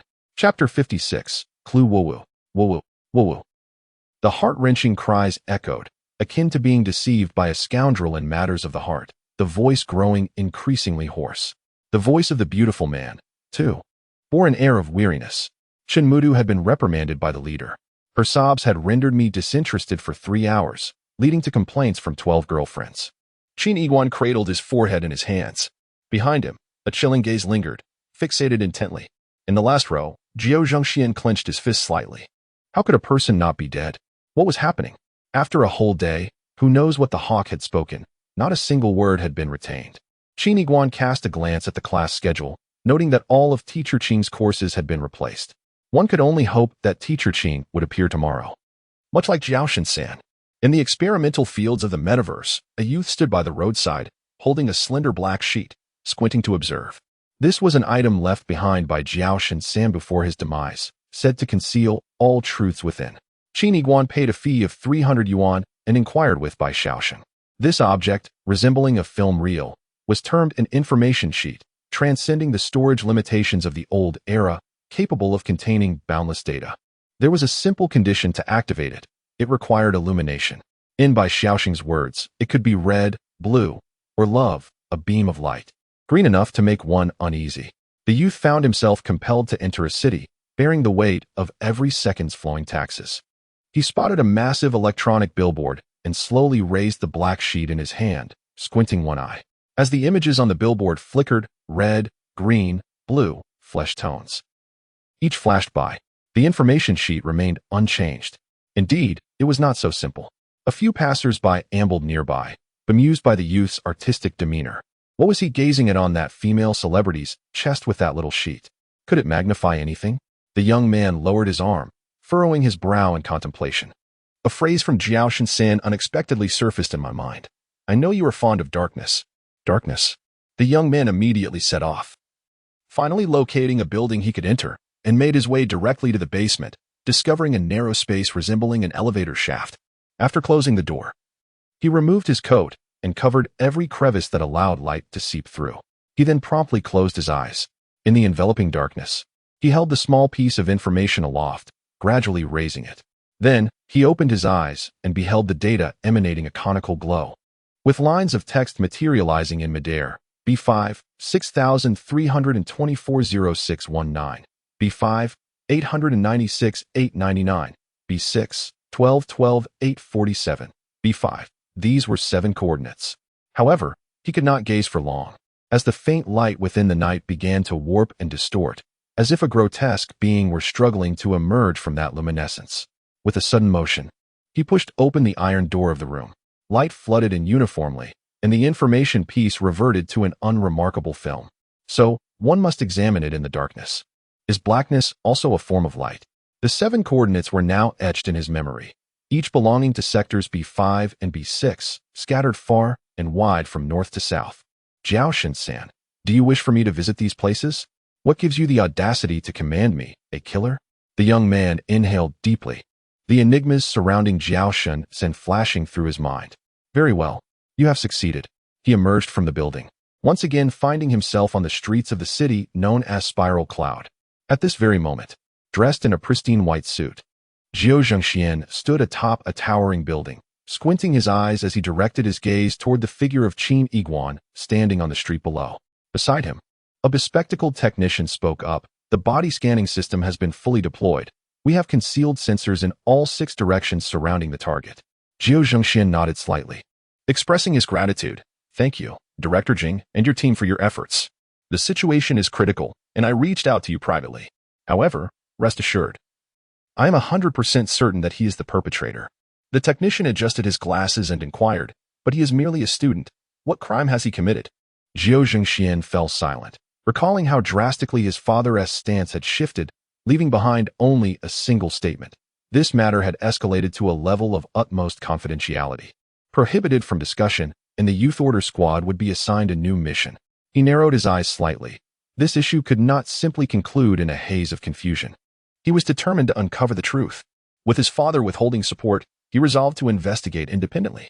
For now, he needed to ascertain whether Qin Yiguan was indeed the figure from the Research Council. At that moment, Jiao Zhengxian slowly spoke. Director Jing, I apologize, but this is classified. The technician's expression turned serious, and he immediately fell silent. After a brief pause, Jiao Zhengxuan's voice resonated once more. Director Jing, I kindly request that you activate the detectors. Meanwhile, Qin Yiguan stood quietly at the street corner, oblivious to the fact that 6 radar-like devices, positioned thousands of meters away, had pivoted to hone in on him, enveloping him in an invisible wave of detection, initiating physical data capture, calculating muscle contraction and relaxation intensity, as well as the tension ratio. Character model construction complete. Results being compared. Jiao Zhengxian tightened his fist, having contributed that fleeting moment of memory from his mind, followed by a juxtaposition with reality. Everything was on the verge of revelation. Comparison complete. Similarity, 0. 69. Jiao Zhengxian suddenly froze, pondering the implications of this data. The technician was also taken aback. It meant that this was unequivocally not the same individual. Jiao Zhengxian gasped, disbelief evident in his eyes. How could this be? Was that figure not him? Heh. Qin Yiguan chuckled softly, a scene from the campus flashing through his mind. Wasn't Halley, Yunyun one of the top 10 cities in B5? What landscapes and attractions did it have? Jiao Zhengxian had been observing Qin Yiguan's every move from a distance. Subsequently, he indeed shadowed him closely, even contacting the verification department to set up detection equipment. After being confined to training for 18 years, he was indeed naive. At this moment, a particular data lingered in the youth's mind. Brain hyperfunction zone B05 shadow syndrome, high school assassin. That 17-year-old boy had, in a mere 2 months, brutally murdered 7 adults. He had a habitual gesture where his hands would hang naturally, with his right thumb incessantly rubbing against his index finger. The youth lowered his gaze, observing his right hand, where his thumb also began to rub slowly. A twisted and perverse glint shone in his eyes. I imitate someone, thus I become that very person. Ninth brother. Once I liberate myself from you, I can confidently investigate the truth of the 3 realms. Therefore, I deliberately display this for your sake. Otherwise, why would I stand here enduring a tax burden of 12 per second? Chapter 57. The True World B5, 63240619. The young man silently recited this set of coordinates in his mind. This was the first piece of information from the data fragment. According to the coordinates, the location was a staggering 23,000 kilometers beneath his feet. Shinmudu was engrossed in overtime at his legitimate company, unable to extricate himself. Meanwhile, the handsome Jing Yi would soon pilot the 3-legged cat towards him. 23,000 kilometers. Given the speed of the 3-legged cat, it would require at least 10 hours of flight, and during this journey, the aircraft might very well break down at any moment, plummeting from 10,000 meters in the air, instantaneously delivering a fatal conclusion for Qin Yiguan and Jing Yi. Yet, there was no alternative. I am destitute. Qin Yiguan's right thumb continued to rub against his index finger, and from the corner of his eye, he noticed the technicians around Jiao Zhengxian dispersing. Unable to find any useful clues, the verification team would not linger for long. Suddenly, an explosive sound reverberated through the sky. In the distance, a small flying craft glimmering with silver light approached at a speed akin to thunder, tearing through the air. The young man's eyes narrowed, then widened in astonishment. Was that the 3-legged cat? The aircraft bore the familiar outline of the 3-legged cat, resembling an antiquated helicopter devoid of propellers. Yet, it had been resplendently repainted in brilliant silver, all its damaged parts restored to pristine condition. Moreover, 2 massive turbine engines had been affixed to the rear, belching forth fierce flames. The dilapidated contraption casually discarded by Qin Fazhang has undergone a remarkable transformation. The 3-legged cat craft, buoyed by a swirling current of air, gracefully descends. The hatch opens, revealing the charming Jing Yi, who, with his fingers elegantly positioned, glides them forward from his temples, a smile playing on his lips as he remarks. Qin Kangbatsi, my dear younger brother, I apologize for my tardiness. In this moment, Jing Yi exudes a certain nonchalance and charisma. Qin Yiguan surveys the visually pleasing and confidence-inspiring 3-legged cat with a sense of curiosity, inquiring, what is this? Jing Yi, with a triumphant laugh, boasts of his 63rd girlfriend. A mechanical engineer of S16 level, specializing in the realm of aircraft, ranked among the top 100 in the entire metaverse. Encouraged by his affection the previous night, she has completely overhauled the 3-legged cat. The youth expresses admiration, giving a thumbs up from a distance, realizing that having many girlfriends indeed has its advantages. The 3-legged cat slowly ascends, its bright silver metallic paint reflecting the sunlight in a dazzling spectacle. I cannot believe it. He cannot possibly be uninvolved in this matter. Time is of the essence, and there is no opportunity to retrieve the aircraft. Jiao Zhengxian gazes intently at the sky, calling out, Wei Hu.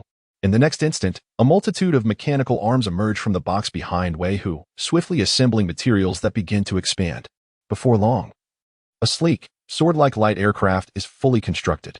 The trio from the youth order promptly leaps into the vessel, soaring into the skies. Haha, Qin Kangbatsi, do not rush. Just as last night's enchanting evening, I could not possibly meet with only one girlfriend. My 20th girlfriend, a level S24 mechanical engineer, ranks among the top 20 in Huaxia. Encouraged by my affection in the late hours, she undertook a second transformation of the tripod spacecraft. Suddenly, the striking figure of Jing Yi pressed the void button before him, and the tripod instantly transformed, its rear flipping to reveal 16 particle jet thrusters. The sky roared as this civilian-grade, ultra-lightweight aircraft swiftly reached 83 of the speed of light, becoming a streak of brilliance that vanished into thin air. Behind them, Jiao Zhengshuan's eyes widened in astonishment. Qin Kong, what is the destination of our journey? Jing Yi caressed the control panel of the tripod, which was filled with memories of combat. The youth asserted firmly, coordinates, B5, 63240619. The youth questioned, puzzled by its meaning. At that moment, a massive city emerged on the barren land ahead. Though solitary, it boasted towering skyscrapers, with aircraft bustling amidst them, suggesting immense prosperity. Most importantly, the city was ablaze with brilliant lights illuminating the surroundings. Little pink lights? The youth wondered, recalling that in the olden days, this term held special significance. Yet he could not remember its exact meaning. Casting another glance at the coordinates, he recognized that they were indeed approaching their intended destination. The revamped tripod proved to be remarkably swift. In an instant, the youth and Jing Yi stood before the city gates. A holographic projection displayed the three grand characters, True World. Qin Iguan marveled quietly. In the past 18 years, due to my marginalized status, I have been unable to venture far, living like a mere frog at the bottom of a well. The name True World is utterly unfamiliar, and its literal meaning piques my curiosity, suggesting an intricate universe within.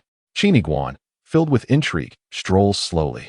Upon passing through the city gate, he observes a series of elaborately adorned women, clad in revealing attire, stationed every few meters along the roadside. As Qin Iguan's gaze falls upon them, they raise their hands with a flourish, conjuring small, ethereal screens displaying numbers like 100, 80, 50, and so forth. Their eyes brim with seduction, and some even teasingly lick their lips.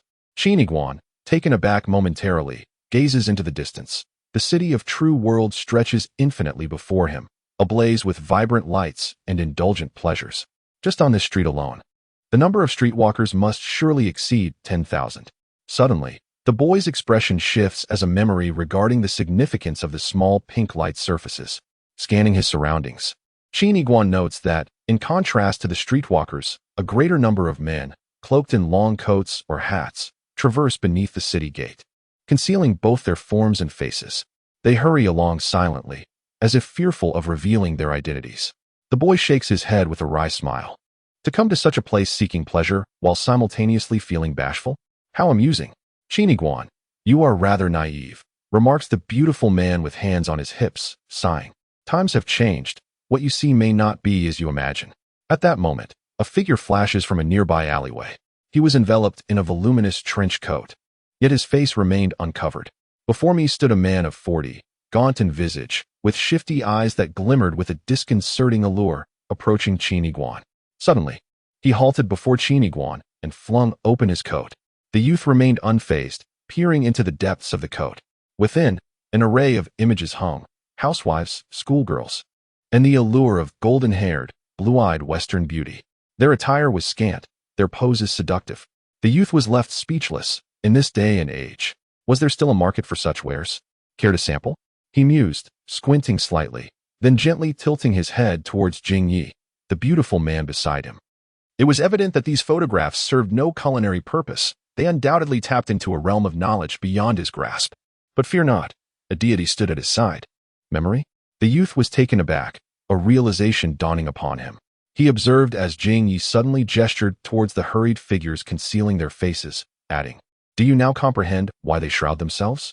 They are here to peddle their memories, and those memories intertwine with the commerce before you, forming a complete industrial chain." Selling memories? The youth was stunned. Did that imply the women in the images were theirs? Not necessarily, Qin Iguan replied, perplexed. The concept of memory infusion is already astonishing enough. At that moment, Jing Yi exhibited an unusual profundity as he spoke slowly. In this restless era, what is truly authentic? That which is superficial is mere illusion. Only desire remains genuine. The experimental field has long been dubbed the release of human nature. Thus, beneath our feet lies the grandest city of the entire multiverse, known as the City of True World. Jing, a striking figure, patted the somewhat stiff shoulder of the young lad and chuckled. "Qin, we are merely traversing the realm of ordinary players. Come, allow me to show you what the expert zone truly entails." It soon became apparent that the City of True World imposes no taxes. Moreover, the precise coordinates left by Jiao Shinsan lay a mere 3 kilometers ahead. "My young friend, your sweat value stands at 0. Before a 100-story edifice, a well-dressed attendant in a tailcoat obstructed the youth's path. The term sweat value refers to the effort expended within this City of True World through collaboration with others. Every instance of cooperation adds a drop to one's sweat value. Our Maguey Fong Club, as the pinnacle of establishments here, exclusively caters to level 3 VIPs of the City of True World. A gentle reminder, Attaining level 3 VIP status requires a sweat value of 100 points. The attendant tilted his head to scrutinize Qin's visage, his disdain unmistakable. Do not take offense. These are the regulations set forth by the lord of the city. Should you not partake in expenditure here, you do not qualify as our esteemed guest. Naturally, you have no grounds to reproach our lord. With his hands clasped behind his back, the attendant raised his chin, asserting that fairness is paramount, much like our proprietor. Years ago, he arrived alone, and within a mere 3 years, his sweat value soared to 1,000 points, earning him the status of a level 6 VIP. Consequently, the esteemed lord graciously granted him this land, paving the way for the illustrious Magoe Fong. Qin Iguan gazed at the coordinates in his view. The final destination lay within the Jasmine Square building, merely 30 meters ahead. Yet he found himself without the privilege to enter. What absurdity from the city lord! What filthy regulations! Cough, cough. Qin, the leader, let me take charge. At that moment, behind him, the handsome Jing Yi stepped forward, nonchalantly waving his hand to unveil his data panel. The visage of the tailcoat attendant was illuminated by the blue data, causing him to gaze upward in astonishment. Thud! The tailcoat attendant knelt, his facial muscles quivering, overwhelmed with excitement. I never imagined that in my lifetime I would actually encounter a level 47 VIP. Esteemed one, please allow me to pay my respects. Jing Yi pressed his fist against his mouth, clearing his throat, and gestured toward Qin Iguan, stating, "This individual is, in fact, my superior." What? The tailcoat attendant, still on his knees, turned in terror, exclaiming, "The superior of my superior is my superior? How blind I have been." Qin Iguan fell silent for a moment. Then he turned to Jing Yi, logically. Such an exhilarating narrative should be within my acceptance, yet today as seen felt strangely peculiar. I am inadvertently slapping others in the face in this manner, and I find myself somewhat embarrassed. A level 47 VIP? How did you not collapse under the weight of it? Jing Yi smirked, saying, "Qin, the leader. As the ancient saying goes, everyone has their aspirations. If it weren't for me today, would you have reached that coordinate?" Indeed. The youth pursed his lips, letting slip a few words through his teeth. The handsome one is remarkable. To distinguished gentlemen, do not be taken aback. Welcome. Given your esteemed status, should I impose a fee, the lord of the city would likely disapprove. Come, you there, accompany these 2 esteemed guests and attend to their every desire, generously and without reservation. At that moment, a dapper attendant rose, gesturing for a young man clad in a service uniform to approach, who then positioned himself at the doorway. Bowing in wait, the young man, striking in appearance, traversed the opulent hallways of the Jasmine Pavilion, with the young attendant trailing behind. The surroundings were extravagantly luxurious, with an endless corridor ahead and rooms flanking either side. I hear that one of our distinguished guests is visiting for the first time? The young attendant smiled. I shall discreetly unveil some perspectives for you to study and observe, facilitating your enjoyment later on. The handsome young man chuckled, noting the potential in the lad. In that moment, the doors on either side suddenly became misty, the colors fading away until they turned transparent. The youth grinned. Is there a hidden mechanism in that door? The young attendant replied with a mysterious smile. Rest assured, the guests within are blissfully unaware. They are at most VIP 4 and cannot be compared to your esteemed selves. TSK, and scrupulous merchants. The young man turned his gaze and beheld one of the lavish rooms, where a middle-aged man sat bare-chested on the edge of the bed, gripping several cards in his hands, seemingly in the midst of selection. Upon closer inspection, the cards depicted various strikingly different beauties. Is this some form of memory immersion? Here. Is this not the so-called high-level gaming zone? The youth was perplexed. Esteemed guest, you may be unaware. The technological sophistication of our Magnolia Pavilion far surpasses that of mere memory input. The server gestured towards a room, where a patron held a set of intricate codes. Once selections were made, we possessed the corresponding apparatus to materialize those codes. Suddenly, the handsome gentleman interjected, then within this space, an individual will materialize based on your choices. She could be a premier celebrity, the girl next door, or even transcend time to meet renowned beauties from history. Furthermore, all data pertaining to this individual will be pre-optimized by the computer. You would not find a single blemish upon her, even with a magnifying glass. You could not detect a pore upon her exquisitely refined skin. In simple terms, she is flawlessly perfect. Any one of them could eclipse the streetwalkers outside by 1,000-fold. Of course, you may also customize in advance to encounter your unattainable dream goddess. Thus, a solitary man and woman, one utterly compliant, the other indulgently reckless. Qin Guan was taken aback. So, what lies within is the legendary digital human. The young server smiled and suddenly articulated thoughts that left the youth in contemplation. Esteemed guest, today, the technology of the metaverse has matured. Within this technology, there exists a key term, immersion. Thus, the development of the color emotion industry is a matter of course, even inevitable. For such is human nature.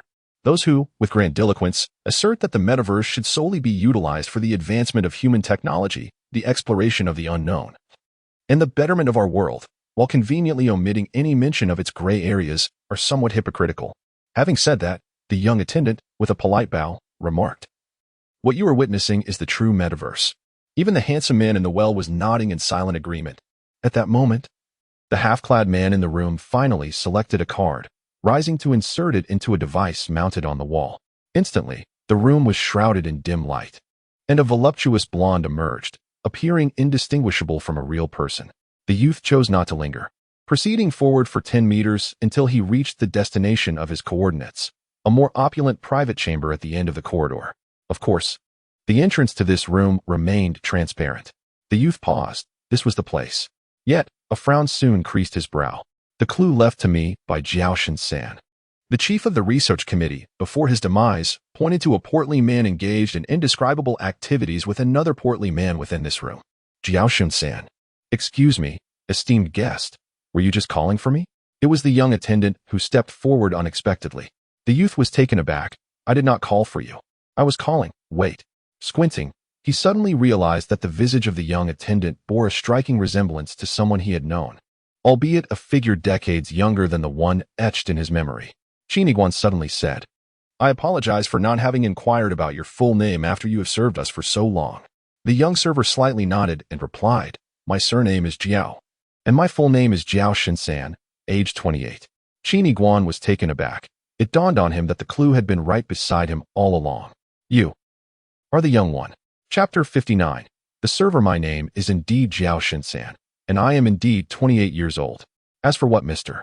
Qin mentioned regarding the esteemed Dr. Jiao Shen-san, the chief of the research society, I am in no way connected to such a prominent figure. It is merely a coincidence of names." The young server, standing tall, accompanied Qin Guan and the handsome Jing Yimei as they traversed the corridor of the Magnolia Pavilion. Throughout their walk, he continuously observed the happenings within the private room from a peeping perspective, seemingly ever ready to offer his services. The scenes unfolding within the room were provocative enough to make the youth avert his gaze, leaving him in a state of confusion. Even Jing Yimei, who had weathered many storms, could not restrain himself, swallowing hard repeatedly. Yet the young server remained remarkably composed and unfazed. I have never departed from this true city of the world. Thus, I navigated through this most vibrant city, the capital of passion and allure, evolving continually over the years. After the establishment of the Magnolia Pavilion, I began my tenure here as a server, and it has now been 11 years. At this moment, the young man clad in black found himself engulfed in bewilderment. This should not be the case. The first clue left by Dr. Jiao Shen-san was undoubtedly here. Without a doubt. Moreover, the server before him shared the exact same name, letter for letter. It is undoubtedly impossible for this to be mere coincidence. Such precise happenstance does not exist in this world. The young man turned his head, observing the waiter beside him, as he mentally reassessed the situation. The chairman of the research committee, Dr. Jiao Shen-san, aged 68, had taken his own life in a brutal manner right before him. Yet, the following day, another Jiao Shen-san appeared, publicly dispelling the rumors, albeit with slightly less white hair and appearing approximately 1 to 2 years younger. Subsequently, the young man arrived at the initial clue's location, encountering a 28-year-old version of Jiao Shen-san. This represented a significant leap, a direct rejuvenation of 40 years. What conceivable connection could exist between these occurrences? If we were to assume that they were all indeed the authentic Jiao Shen-san, how was this miraculous transformation achieved? At that moment, a cacophony of raging shouts erupted from a nearby private room, the thick door failing to muffle the tumult within. The three turned their heads, peering through the transparent barrier. There, among the VIP individuals, one man appeared to have just concluded his engagement, yet his eyes burned with fury. He was violently tugging at the hair of an exquisite woman, forcefully slamming her against the wall, his expression contorted as he roared in anger. Since I have spent so much money, I shall do as I please. The stunning woman was a meticulously crafted digital entity, programmed to ensure flawless service. Thus, the unfolding scene could only be attributed to the deranged psyche of the VIP man. In the next instant, he seized the woman's neck with both hands. Veins bulging in his arms, saliva flying from his mouth, his face twisted in a grotesque grimace. The stunning woman thrashed her feet wildly.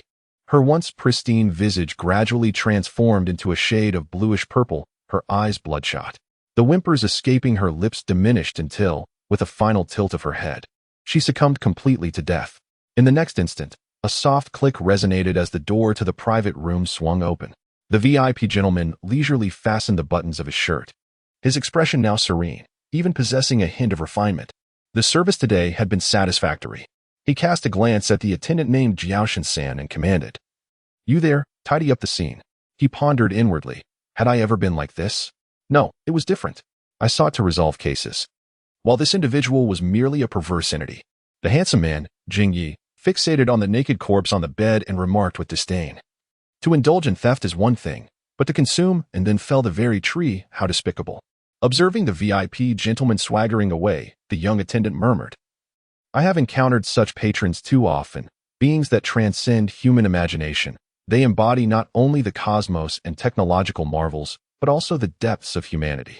With that, the young attendant entered the private chamber, arranging the woman's limbs with care, taming her disheveled locks, and gently closing her unblinking eyes.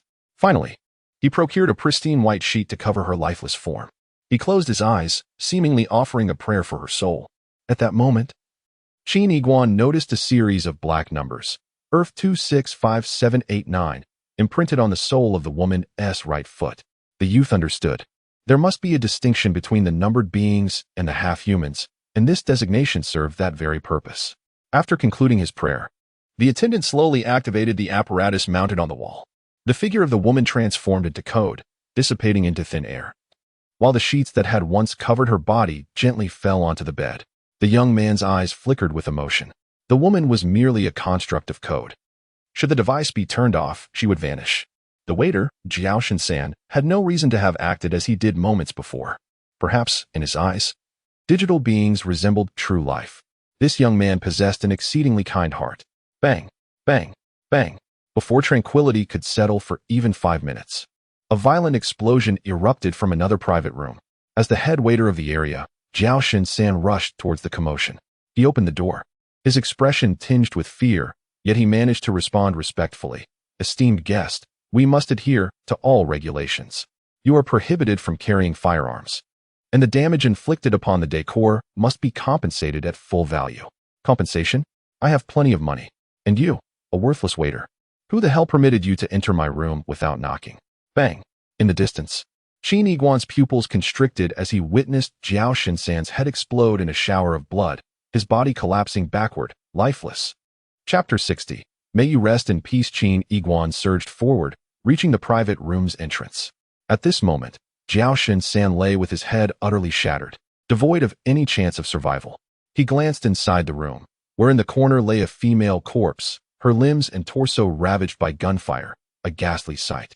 Before the young man stood a middle-aged man, corpulent and adorned with a full-sleeve tattoo of a black dragon, wielding a beam weapon, the barrel still exuding wisps of smoke. The young man's head hung slightly, a glimmer of anger emerging in his eyes. "Why did you kill the waiter?" The response was disdainful. "A waiter? Such lowly trash. Can they even be considered human? I am a level 5 VIP here. The owner of this establishment regards me as a brother. What does it matter if I take the life of a mere waiter?" At that moment, the large, corpulent man raised his beam pistol, pressing it against Qin Iguan's forehead with a forceful shove. "And you, brat, what are you? How dare you come before me and point fingers?" The young man remained silent, scanning the room with calm composure. He deftly maneuvered away from the gun's muzzle and approached the bedside, seizing a sharp candlestick. He then made his way to the doorway, thrusting the candlestick into the hands of the handsome man, Jing Yi. Jing Yi, holding the candlestick, appeared bewildered. "What are you doing?" The large man was equally taken aback, muttering in disbelief at the audacity of this foolish boy. The young man slowly raised his head, his vision capturing 2 lines of red text flashing before him. "Brain Superzone B05, Shadow Syndrome. Judo Maniac and Brain Superzone B05, Shadow Syndrome, Muay Thai practitioner. In that instant, the young man delivered a swift kick, striking the large man's calf at a point devoid of fat, one of the most sensitive areas for pain. The large man let out a howl, clutching his leg as his body lurched forward. Seizing the moment, the young man leaped high, his right arm bent, descending in a standard Muay Thai elbow strike that crashed into the top of the hefty man's head. In an instant, under the weight of two tremendous forces, the large man collapsed completely. With a sharp thud, his jaw struck the candlestick held by the handsome figure, the sharp spike piercing through his chin, invading his oral cavity and penetrating his brain. The handsome figure's calves buckled, nearly collapsing, yet he managed to hold himself upright, his expression frozen in shock. The portly man dropped his firearm, his body slackening, blood frothing at his lips, his eyes bulging as he half knelt on the ground, a gurgling sound emanating from his throat. Qin Iguan slightly bent forward, leaning close to the portly man's ear, his expression devoid of emotion, and said, "The third major gang. The vice leader. Is that truly impressive? I too am part of a gang, the 67th, the 157th faction, the boss." The portly man, still clinging to life, widened his eyes in disbelief and tilted his head slightly. Qin Iguan continued, "Moreover, to be precise, you have met your demise at the hands of the handsome figure. You are merely a worthless level 5 VIP, while he is a distinguished level 47 VIP. The portly man's eyes bulged wider, his head tilting as he succumbed to shock and breathed his last. It remained uncertain whether he was astonished by the handsome figure's status as a level 47 VIP or by the bewildering words of the youth. In any case, he departed this world with his eyes unclosed. The handsome figure observed this scene, his legs beginning to tremble. "Qin, what are you doing? Have you lost your mind?" The youth responded calmly, "I am not insane. Dealing with this sort of individual does not even warrant the fleeting presence of a conscience. It is entirely unnecessary." He cast the portly man's corpse aside in haste, exclaiming, "Qin, you are truly my leader. You've led me into this predicament. Let us flee swiftly. For if we are discovered by this corpulent fellow's lackeys, our fates shall be sealed. After all, they belong to the third largest crime syndicate." Jingyi, the handsome man, grasped Qin Iguan and dashed towards the exit. Yet, in that fleeting moment, Qin Iguan abruptly halted, his eyes shimmering with intensity. When he glanced down at the young man's feet, he was taken aback. There, inscribed in black ink, were the cryptic characters, AE 235. The youth paused, his mind swirling with thoughts. Ultimately, a glimmer of compassion graced his gaze. "May you rest in peace." The entire Mogwai Fong was in disarray, for the vice leader of the silkworms had met his demise here. However, Qin Iguan chose a contrary path. Instead of fleeing the building, he pulled Jing Yi towards the staff dormitory. Following the nameplate, they swiftly located the room of the server, Jiao Shin-san. An orphan by circumstance, he had no family. In this era, printed books were regarded as relics of a bygone age, akin to witnessing bamboo scrolls in 2022. Yet, within this modest room of less than 10 square meters, books were piled high. Numerous void screens flickered to life as well.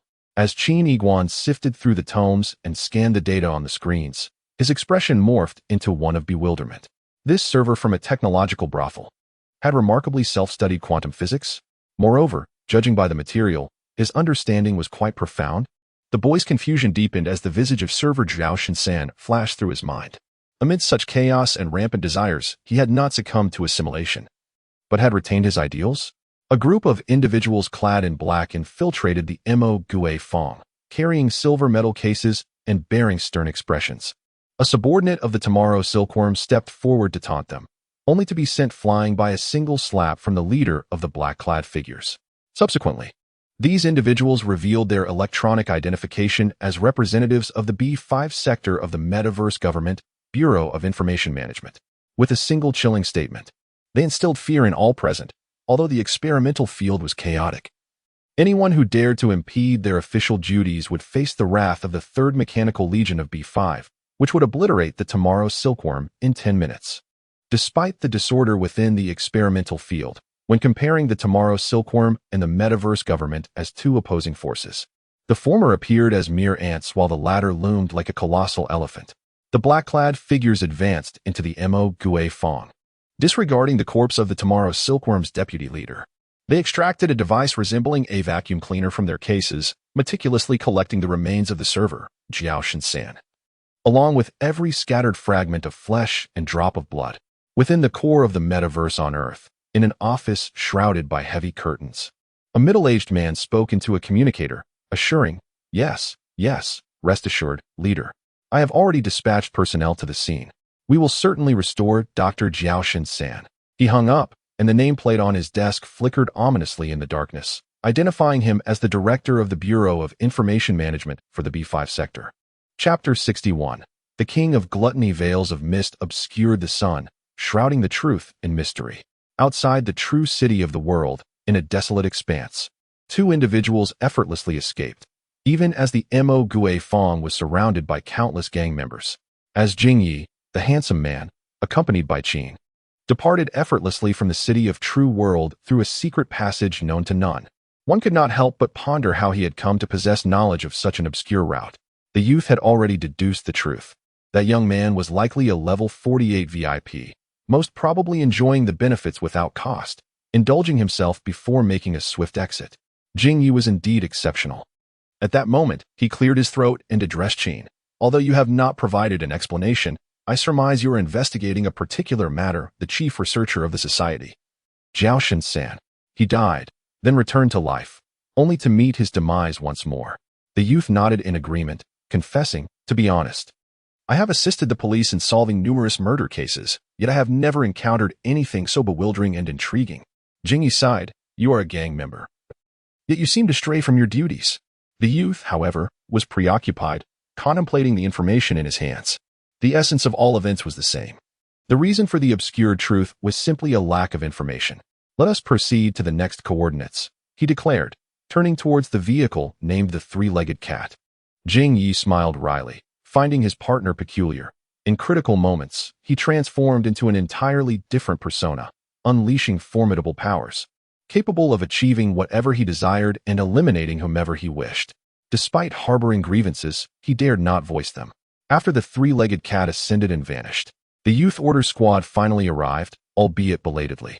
The makeshift flying apparatus assembled by Wei Hu paled in comparison to the three-legged cat, which had been enhanced by top-tier mechanics. Captain Jiao Zhangxian, according to the data, 2 individuals have entered the True World City and have yet to emerge. Jiao Zhangxian frowned, pondering the significance of True World City.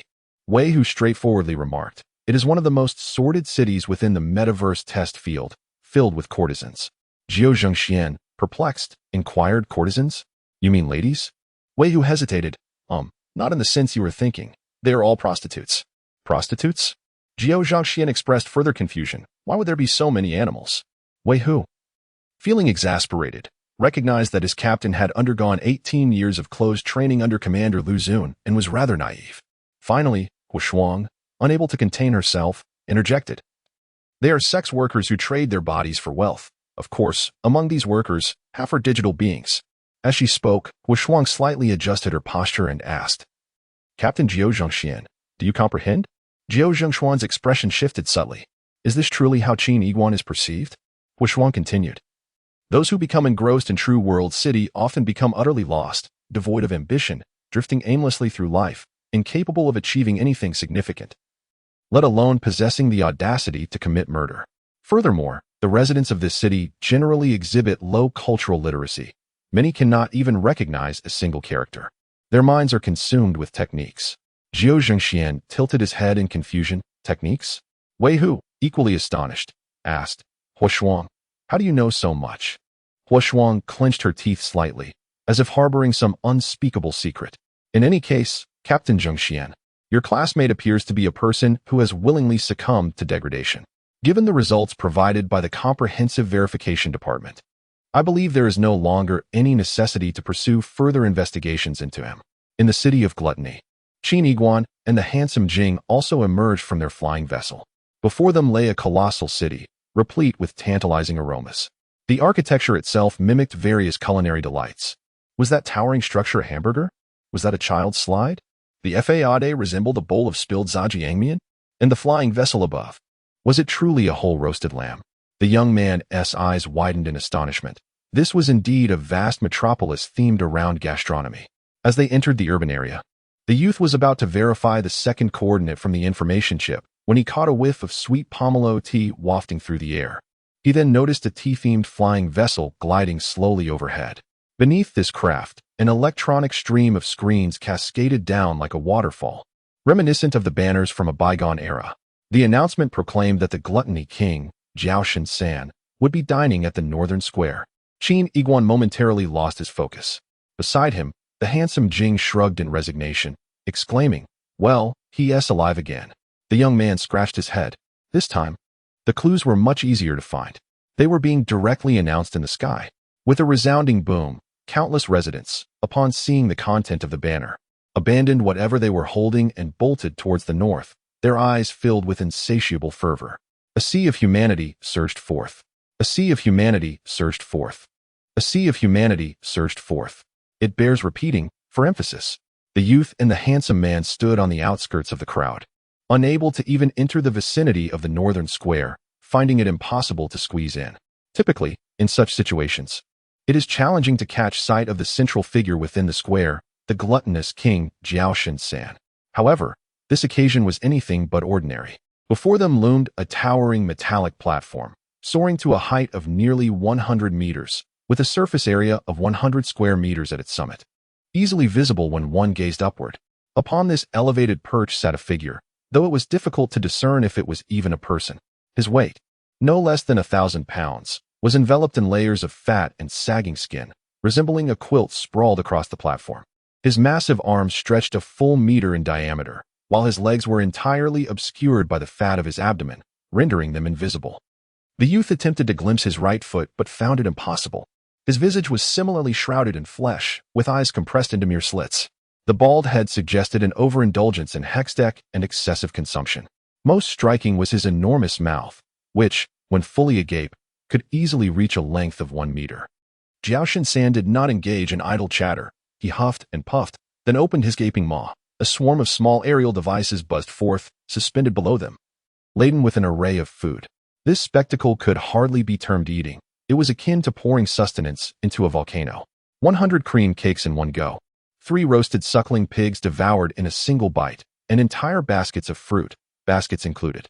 Witnessing this, Qin Iguan felt a twitch at the corner of his eye, bewildered by the scene unfolding before him. In the eyes of these residents, there was not merely a curiosity akin to spectators at a performance, but rather a frenzied madness that permeated the atmosphere. Many could scarcely contain their inner turmoil, their eyes bloodshot, had they not been restrained by others. They would likely have ascended the lofty platform. The youth was perplexed, pondering whether the grotesque spectacle of gluttony, though undeniably extravagant and novel, had led these onlookers to a state of profound irrationality. Beside him, the ethereal figure of Jing, a man of striking beauty, had already discerned the underlying truth. Qin, the leader, noted that since humanity had embraced life within the metaverse, technological advancement had surged exponentially. Consequently, the chasm between the affluent and the impoverished had widened to an unprecedented degree. In other words, the wealthy of this era indulged in pleasures that far surpassed those of the past. Within the metaverse, the rich had ascended to a new echelon, while the poor had descended to an even lower state. Qin Iguan found this difficult to comprehend, yet since entering the experimental realm, he had begun to grasp what the term metaverse truly entailed. This technology was not simply about donning a headset to engage in battles and upgrades. Rather, the gluttonous king before him surely harbored deeper significances. At that very moment, the gluttonous king, Jiao San, had a dollop of cream unexpectedly dribble from the corner of his grease-laden mouth, cascading down the edge of the platform towards the throng below. The crowd below erupted into a frenzy, akin to parched souls who had endured 7 days without water, finally encountering their first drop. Like those encased in ice beneath a river, they had discovered their first escape. A gaunt young man unleashed an astonishing force, leaping high into the air to catch that solitary droplet of cream. He held the cream in his mouth, reluctant to swallow it even after a prolonged moment.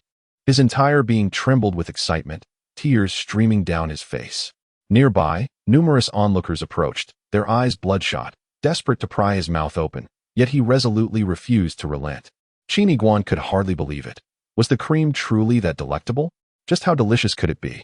Jingyi, a handsome figure, smacked his lips, pondering that the sweetness in reality typically hovers around 12 bricks, which equates to a pleasant, delectable sweetness. Indeed, in the physical realm, A nutritional warehouse can furnish us with the necessary sustenance for our bodies. However, living and savoring life are two entirely different matters. Within the metaverse, food transforms into pure indulgence. The piece of cream you just witnessed commands a price comparable to that of diamonds. Such culinary delights can only be simulated in the metaverse, boasting an approximate sweetness of 64 bricks. Do not misconstrue it as overly sweet. I had the fortune of tasting a morsel once, nearly reaching ecstasy. Although Jing Yi's descriptions were far from palatable, the youth grasped the underlying meaning, marveling quietly. Yet, Jing Yi continued, in the bygone era, the distinction between you and the affluent might have been merely the dimensions of one's residence, the luxury of one's vehicle, or the cup size of the women around you. Perhaps it even boiled down to the difference between being inflated and breathing. But in this age, as Jing Yi surveyed his surroundings, the joy of the wealthy is beyond your comprehension. A mere bite of 64-degree cream is child's play. The same morsel of cream, when savored by the glutton king and an ordinary person, presents a vastly different experience. An adult possesses approximately over 3,000 distinct taste sensations. In contrast, the glutton king has likely acquired taste sensations from the metaverse government, augmenting his sensory palette with a repository of flavors. He may possess an astonishing repertoire of 300,000 or even 3 million tastes. The average individual could never fathom such diversity in a lifetime. Each bite he takes is akin to ascending to the heavens. Suddenly, a tremendous belch reverberates through the air. Yet, the glutton king finds himself in dire straits. His corpulent hands clutching his throat as his flesh quivers, his complexion turning a ghastly shade of purple. In the next instant, the glutton king plummets from his elevated perch. Headfirst, the impact sends tremors through the ground, and gasps of astonishment echo from the onlookers. He has perished. The youth gazes in shock at the handsome figure. Jing Yi, and the second, Jiao Shin-san, has also met his demise at your hands, or rather, your mouth. Jing Yi stares in bewilderment, thinking, what does this have to do with me?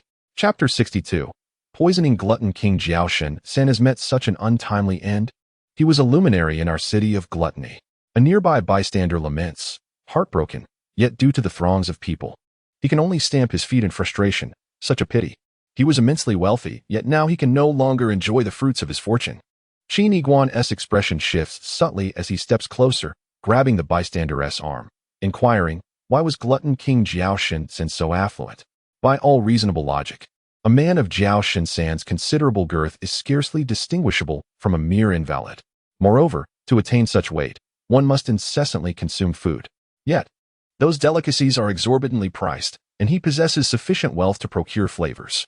The gluttonous creature devours gold, without exerting effort while simultaneously indulging excessively. From where does he derive his funds? Do you not know? The youth was taken aback. Neuroscience? In this current era, technology advances at an astonishing pace, and humanity has reached unparalleled heights in numerous fields. To produce a research achievement of significant value has become exceedingly challenging. The youth could not help but recall the waiter, Jiao Shin-san. He was deeply ensnared in the city of lust, yet managed to self-study quantum physics. And this glutton, Jiao Shin-san, who feasted incessantly, could still present groundbreaking contributions to neurobiology worth their weight in gold? After pondering for a moment, the youth suddenly called out, handsome man. The man in the floral shirt was momentarily startled. What? The youth inquired. What is the maximum coverage range of your heterosexual resonance? Jing Yi, the handsome man, contemplated, recalling a time he visited a bar. You wouldn't believe it, but I discovered that within that establishment, regardless of whether it was the waitstaff or the female companions of others, all were exceptionally attractive, not a single unattractive one among them. Thus, I exerted my heterosexual resonance to its fullest extent, and that night, I captivated the entire bar. The youth surveyed the throngs of people ahead, seemingly calculating something. Muttering, the women in the entire bar are still insufficient. Immediately, the youth posed another question. Handsome man, have you ever tried to determine if heterosexual resonance works on men? Jing Ye's smile gradually faded. I have an ominous premonition. Qing Kingbatzi, what exactly are you planning? The young man pointed to the distance, where the depths of gluttony had fallen, now surrounded by countless spectators, a veritable throng. He declared, I must go inspect the body. But the path is obstructed by various individuals. I believe that if you set the target of heterosexual resonance to encompass everyone, it is utterly impossible. At this moment, the handsome man, visibly exasperated, exclaimed, "Have you lost your senses? You expect me to employ heterosexual resonance to entice everyone? Not only disregarding beauty and ugliness, but also gender? Chiniguan, I assure you, it is absolutely unfeasible." Ahem. 5 minutes later, the handsome man climbed atop a 3-story building, holding a loudspeaker. Facing tens of thousands of spectators, his face flushed with indignation. "Ladies and gentlemen, please lend me your ears." As he spoke, the handsome man discreetly glanced at the ground. His companion, Chin Kingbatsi, crushed a brick into dust with a resounding crack and then offered an encouraging smile. The handsome man sighed in despair. "Ladies and gentlemen," he said, tapping the loudspeaker, the sound reverberating throughout the venue, "my little brother is of frail constitution. Could you do me a favor?"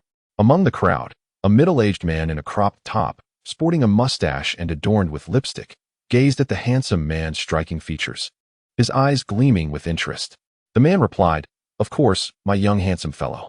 The handsome man's lips twitched violently, yet the sound of the crushed brick echoed once more. Trembling, he implored, "Ladies and gentlemen, could you assist me in cleaning something?" The red-lipped uncle pouted, "What are you washing?" Jingyi, the handsome man, trembled as he swallowed hard, gritting his teeth and closing his eyes, confessed, "I like you." A profound silence enveloped the scene. For a fleeting moment, Jingyi felt a sense of survival, akin to having escaped a calamity. The youth shook his head, reminding himself that his pheromones had yet to disperse.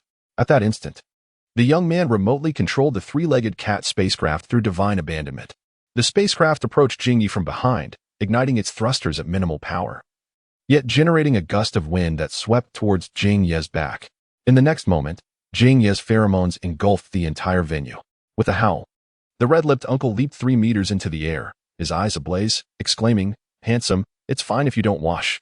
In that moment, women resembled wolves, and the androgynous appeared as fierce beasts.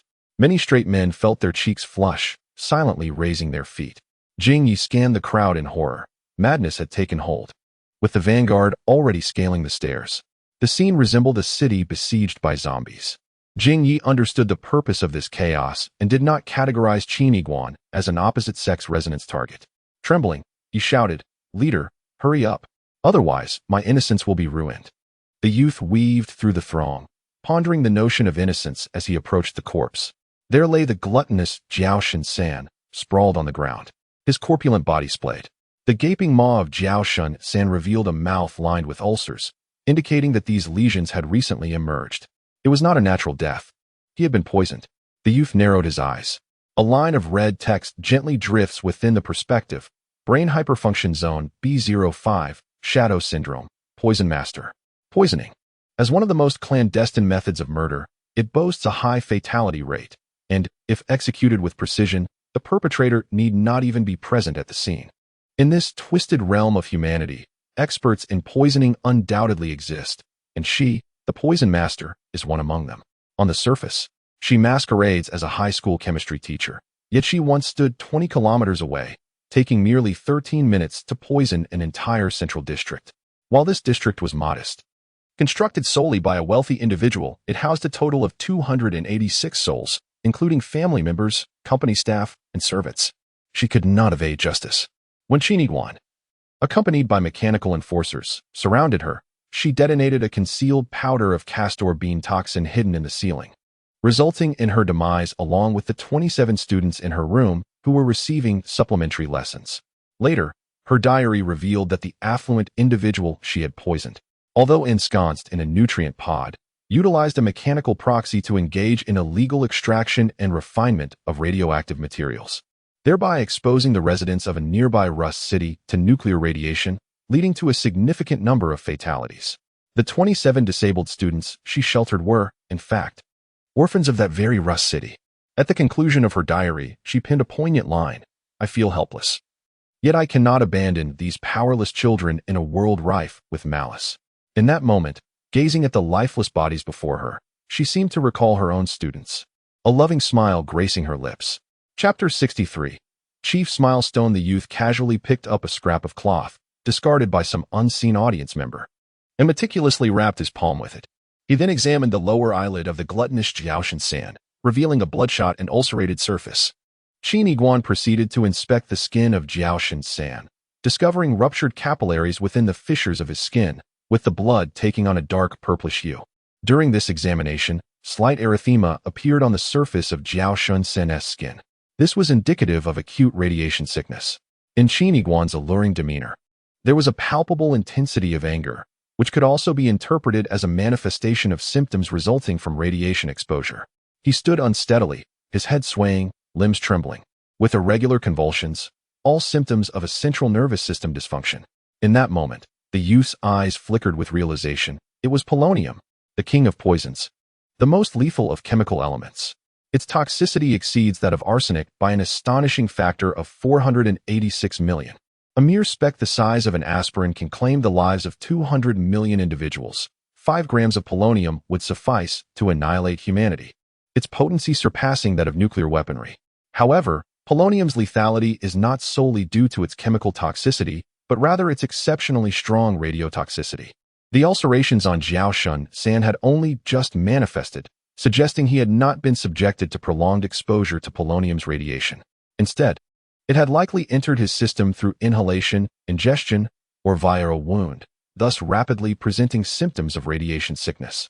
The youth scanned the surrounding crowd, noting that they appeared to be unharmed.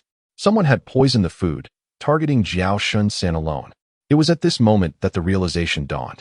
A group of figures clad in black emerged from the distance, approaching the gluttonous entity, Jiao Shunsen, with swift and silent urgency. As they had only just materialized, they remained unrecognized by Jing Yame's exotic resonance, allowing them to move with agility and speed. One of the black-clad individuals raised a beam weapon, pressing it against the forehead of Qin Iguan, declaring, "The metaverse government is conducting official business. Please vacate the area promptly." The youth narrowed his eyes. He was but a step away from examining Jiao Shunsen, particularly the right foot obscured by layers of fat. At that moment, an exceptionally tall and robust figure, towering at nearly 2 meters, approached slowly, with one hand in his pocket and the other gently lifting the laser weapon away from the boy's forehead. He gradually revealed a virtual screen displaying an electronic ID card. The boy, puzzled, inquired, "Information Management Bureau, Director Sure?" The towering figure responded with a gentle smile. "This team of black-clad individuals falls under my jurisdiction. I kindly ask for your cooperation." However, the boy, fixated on the electronic ID, continued, "Your tenure.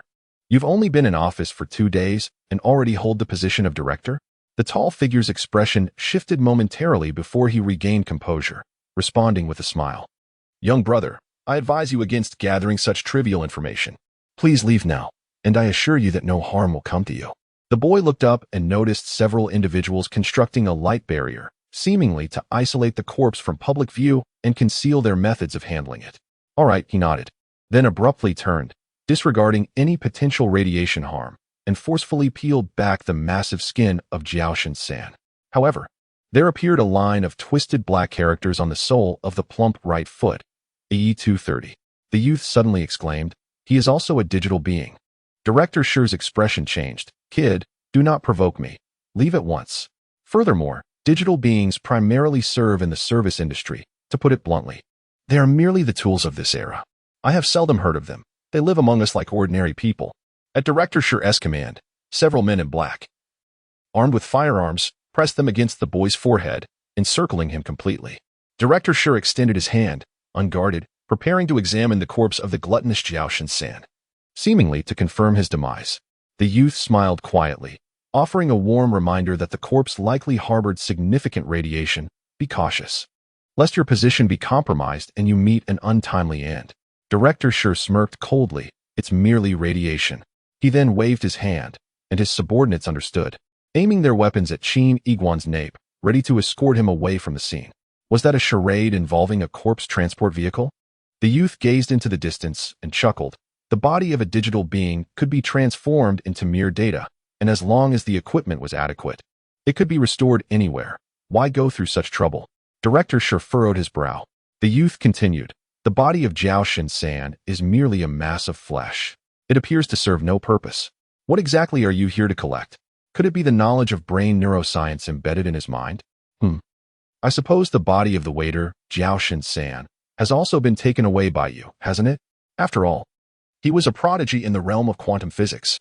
The young man fixed his gaze intently upon Director Shure. However, Qin Iguan furrowed his brow in secret. His incessant chatter was, in fact, a deliberate tactic. Given the shrouded mysteries surrounding Jiao San, it was imperative not to squander this rare opportunity presented by such a formidable faction. The most prudent course of action was to extract as much intelligence as possible. Thus, Qin Yiguan laid bare all his conjectures, attempting to provoke a response. To his surprise, the other party merely offered an enigmatic smile. With a resounding thud, the metallic door sealed shut. The young man found himself confined within a spacecraft, seemingly designed for the transportation of prisoners. It was immensely fortified, rendering escape impossible. Chapter 64. Information Management Bureau. After a tense 10 minutes, the crux of the matter was. The young man slightly parted his lips, wondering about the well-being of the handsome gentleman. Suddenly, with a thunderous crash, the hatch before him was violently torn open. Brilliant light flooded in, revealing Director Shi. Looming like a giant, his fingers curled, standing outside the door, still wearing that peculiar smile. "Apologies, my curious little friend. I was just occupied. You know far too much. Now, you can only go to one place." Director Shi clenched his fist, the sound of cracking bones resonating. Qin Yiguan suddenly laughed. A dignified government official was certainly not adhering to conventional methods. Brain Supernormal Zone B05, Shadow Syndrome, Muay Thai fighter. As Qin, clad in formal attire, bent his legs and, with a thunderous roar, propelled himself like a cannonball, his knee extended forward, crashing towards Chief Shi's face. With a resounding bang, the youth tumbled to the ground, landing on one knee, overwhelmed by a sharp pain in his joint. Yet, Chief Shi, with his back turned, remained utterly still, not even tilting his head. His face was still adorned with that enigmatic smile. Then, with a casual wave of his hand, the intelligent device on his shoulder flickered slightly, projecting a set of data: Stone Dragon Fusion Rate, 52, Augmented Reality, Body Petrification.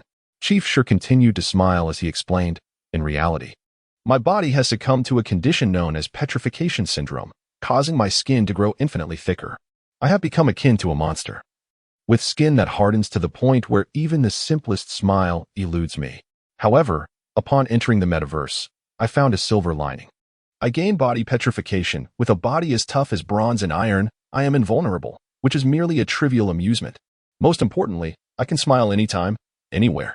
Chief Shi maintained his amused demeanor, including when I silence you. "Damn it," the youth muttered, rubbing his knee. "Could you at least give me a heads up next time? You're practically a half-guard." Straightening up, he declared, "Although this is a testing ground, as a member of the metaverse government, do you dare to kill in broad daylight?" Yet, Chief Shi retained that peculiar smile. Suddenly, he raised his hand, pointing at the youth from afar, and shouted, "The gluttonous king perished from polonium poisoning. And the culprit is none other than this boy." The information management officer, Shi Long, was poised to effectuate an arrest, should he resist. He believed he possessed the right to dispense immediate justice. Shi Long exuded an air of righteousness. Yet, in a fleeting moment, a shadow darted past him. The youth had already surged to his side, his right foot pressing against Shi Long's heel, his arms sweeping horizontally, striking towards his chest. This was the cerebral domain of B05, the Shadow Syndrome Judo prodigy. Bang! Shi Long's body trembled slightly, yet he remained steadfast. The youth, undeterred, unleashed a flurry of punches towards Shi Long's face. Pain surged through his hands. In a final, desperate effort, the youth channeled all his strength into one last blow aimed at Shi Long's right cheek. Boom! At last, Shi Long's figure swayed slightly. With a soft thud, a dark object slipped from Shi Long's chest. The youth quickly retreated, panting, narrowing his eyes to scrutinize the ground. It was a pair of metallic gray gloves, soft, devoid of the rigid texture typically associated with metal. "Lead gloves?" The youth gritted his teeth. "Aren't you supposed to be made of iron and copper? Why carry leaden gloves? Are you afraid of polonium permeating your skin?" In that instant, the youth fixed an intense glare upon Shi Long. "You, Shi Long, are the true culprit behind the murder of the gluttonous Jiao San, and your Information Management Bureau's dealings are nothing but to kill first and gather data later." Yet, Shi Long maintained that peculiar smile. Then, as if transforming into a streak of darkness, Shi Long surged forth with a howling gust of wind, his enormous palm seizing Qin Yiguan by the neck. He hoisted Qin Yiguan high, preparing to smash him into the ground. "Little one, you have truly surprised me." Boom! Qin Yiguan was driven into the earth. "You possess remarkable intelligence, keen observational skills, astute reasoning, and extensive knowledge." With a thunderous crash, Qin Yiguan was once again driven into the ground. "And your combat prowess, I am unaware of the extent of your fusion level. Yet in comparison to ordinary individuals, you are exceedingly formidable. Another resounding impact sent Qin Iguan crashing into the earth. He felt as though every bone in his body had shattered, his internal organs misaligned, and the excruciating pain was unbearable. Yet he found himself powerless to resist. God abandoned. The youth weakly uttered, "Why is my shadow syndrome so utterly feeble before him? Your fusion level is merely 2. Came the voice of God abandoned. Considering the enhancement from shadow syndrome, even with the example of the judo maniac, you have at most achieved a 300 augmentation, rendering your combat power a mere 3 times that of the judo maniac. In contrast, the fusion level of the stone dragon has already reached 52, and his robust physique allows him to unleash his strength more fully within the metaverse. With another resounding blow, the youth continued to be battered, yet he proclaimed, "With the 9 true mysteries at 68 fusion, I stand on equal footing with him." God abandoned remarked, "The 9 true mysteries has never activated reality enhancement. Damn it. How can I be so weak? I have always believed myself invincible." The youth's consciousness began to fade, murmuring, "Guardian, where are you?" With a swift motion, the bloodied youth was violently flung by the stone dragon, akin to a kite severed from its string, crashing into the distant platform used by gluttony for sustenance. The platform collapsed with a thunderous roar, burying the youth beneath a cascade of steel reinforcements. The stone dragon wore an eerie smile as he approached slowly. His footsteps echoed like the harbinger of death. This lad, clever as he may be, was regrettably devoid of combat prowess. What good were the clues he had unearthed? In the distance, atop a 3-story building, the strikingly handsome Jing was being relentlessly besieged by a man with a penchant for lipstick. At that moment, he could no longer concern himself with his own innocence, his pallor betraying a sense of dread as he observed the unfolding chaos. Was that my Qin, the formidable leader? Had he been annihilated? Creak. Amidst the ruins, the young man's arms swept horizontally, effortlessly brushing aside several steel bars. He gradually rose, his head bowed, hair cascading down to obscure his eyes, yet revealing the faint trace of blood at the corner of his mouth, while dust from his shoulder gently fell away. His form contorted unnaturally, evoking a sense of unease. "Hey," the stone dragon chuckled with increasing delight. "You can take a beating, huh?" With a thunderous crash, the stone dragon leapt high, his massive fist poised to strike the boy's head, intent on concluding the confrontation. Yet, the boy suddenly lifted his gaze. The stone dragon's body froze midair. Why did the boy's expression seem so peculiar? From the stone dragon's perspective, the boy's eyes were large, with distinctly black and white pupils, radiating clarity and an almost childlike innocence. The boy raised his palm, smeared with white cream, the very same sweet indulgence previously devoured by the gluttonous King Jiaoshan San. A sugary delight of 64 degrees. The boy's voice rang clear as he exclaimed, "Candy, such fragrant candy."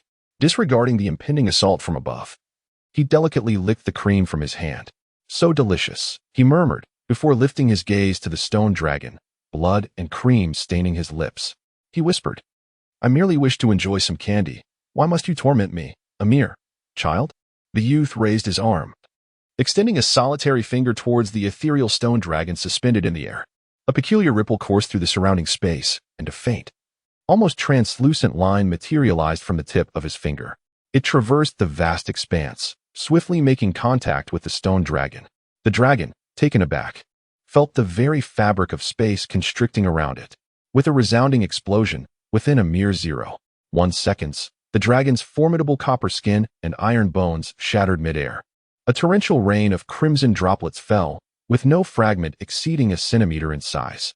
As for the others, the youth licked the cream from his palm, casting his gaze towards the approaching figures clad in black. One by one, he pointed his finger. Boom, boom, boom. Each of the black-clad individuals erupted in a series of explosions, leaving behind not even a single cry of despair.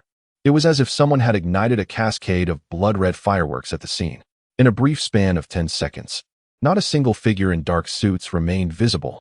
The crowd stood frozen. Even the uncle with the bright lipstick was rendered speechless, transfixed by the handsome figure before him. The handsome man, with traces of humiliation still evident in his tear-stained eyes, whispered with pale lips, "Do you know? That was my leader." At that moment, the youth continued to savor the cream in his palm, oblivious to the data swirling before his eyes. Cognitive Zone A09, Personality Dissociation 6, Temporary Development, 5. Total, 10. Actual progress, 2. Should the host's individual integration not improve, the temporary integration rate will revert to 0 within 48 hours. Personality 1, Black Abyss. Personality 2, Guardian. Personality 3, Child. Chapter 65. The Lost Memories. I cherish the delicate mist of the morning. I adore the wildflowers by the roadside. In a state of drowsiness, the youth found himself immersed in an alternate perspective. It was 2 days prior when he visited Dr. House's clinic for his monthly checkup. The crimson hourglass flowed steadily before him. A plate brimming with candies lay in front of him. Qin Guan could perceive the world through his own eyes, yet he was unable to command his own body. With a snap of his fingers, Dr. House initiated the hypnosis. The youth realized that at this moment, he would lose his memories for the following hour. The boy, who had little fondness for pure sugar, observed as he reached out, grasping a piece of candy and placing it into his mouth. 5 minutes elapsed before the candy dissolved to reveal only its core, which he then crunched with a satisfying sound. It felt as though he was insatiably drawn to sugar, yearning to relish the pleasure of crushing the candy, yet hesitating, always savoring it until the very end, and only then allowing himself the indulgence of crunching it down. Then, he reached out once more, seized another piece of candy, and repeated the previous action. Dr. House and Yu Minglan observed in silence, refraining from interruption or inquiry. When the 10th piece of candy was consumed, Yu Minglan appeared somewhat bored, her crimson lips parting as if she wished to say something to Qin Guan. However, Dr. House subtly raised his hand, halting Yu Minglan's intention. Dr. House's voice was exceedingly soft as he tilted his head towards Yu Minglan, conveying that despite his consumption of candy, his demeanor and expressions revealed a state of heightened vigilance. Interrupting him could lead to dire consequences. Dr. House's eyes flickered, and he gave a slight nod. Yu Minglan's surprise deepened. Time flowed quietly by. The young boy passively observed himself, consuming piece after piece of candy from the plate. Finally, the candy was gone. The boy was expelled from his own memories, a sharp pain coursing through him. He opened his eyes to find himself amidst ruins. This was still the city of gluttony. The high platform had collapsed. All members of the Information Management Bureau had vanished, and the ground was marred with patches of blood. Turning around, he beheld the distant rooftop where the handsome Jin Yi was being embraced by various men. The women, lacking in physical strength, could not ascend to the rooftop first. If the heterosexual resonance continued to be unleashed, Jin Yi would undoubtedly face humiliation and death. They could only seize the moment. Yet, even under the manipulation of heterosexual resonance, these individuals remained stunned, their expressions frozen in shock as they gazed at the boy. The youth licked his lips, savoring the sweetness. Although he was not fond of pure sugar, this flavor was indeed delightful. Soon after, he glanced at his information panel. The boy fell silent for a moment, connecting all the information. Just moments ago, he had been on the brink of death, and the guard had not appeared. The 64-degree sugar had summoned forth another aspect of his personality. Hello there, child. How peculiar it is, the manner in which you came into existence. He calmly accepted it all. The young man approached a spacecraft left behind by the Information Management Bureau, opening the hatch to discover a device that resembled a high-tech vacuum cleaner. He unfastened its outer casing and retrieved a hard drive, inscribed with the label Gluttony Focus 3, Neuroscience. To his delight, he soon found another hard drive in a nearby safe, marked Servant Focus 3, Quantum Physics. The time of death recorded for the two Focus 3s was merely half an hour apart. Qin Guan slipped both hard drives into his pocket, his eyes narrowing as a vague hypothesis began to form in his mind. However, further evidence was still required. Before departing from the city of gluttony, the young man performed an operation that was incomprehensible to the handsome male bystander. He expended 80,000 yuan of his savings to purchase 3 sugar cubes, which, due to limited funds, were only 20 degrees sweet. After placing the sugar cubes in an inner pocket for easy access, he murmured to himself, "This allure should be sufficient, right?" Meanwhile, in the aeronautical fortress of the Research Institute, Dr. Focus 3, appearing a year or two younger with slightly less white hair, scrutinized a pile of electronic documents on his desk, his brow furrowed in concentration. A student beside him spoke, "Professor, these 2 studies pertain to neuroscience and quantum physics. My colleagues and I are hesitant to draw conclusions independently. We kindly request your approval." "Professor?" the student called out, seeking his attention. Dr. Zhao Shun-san was momentarily taken aback, as if his very essence had momentarily departed, his gaze clouded with confusion. "Ahem, As you may understand, I have been rather preoccupied with official duties of late. Hee. Let us do this.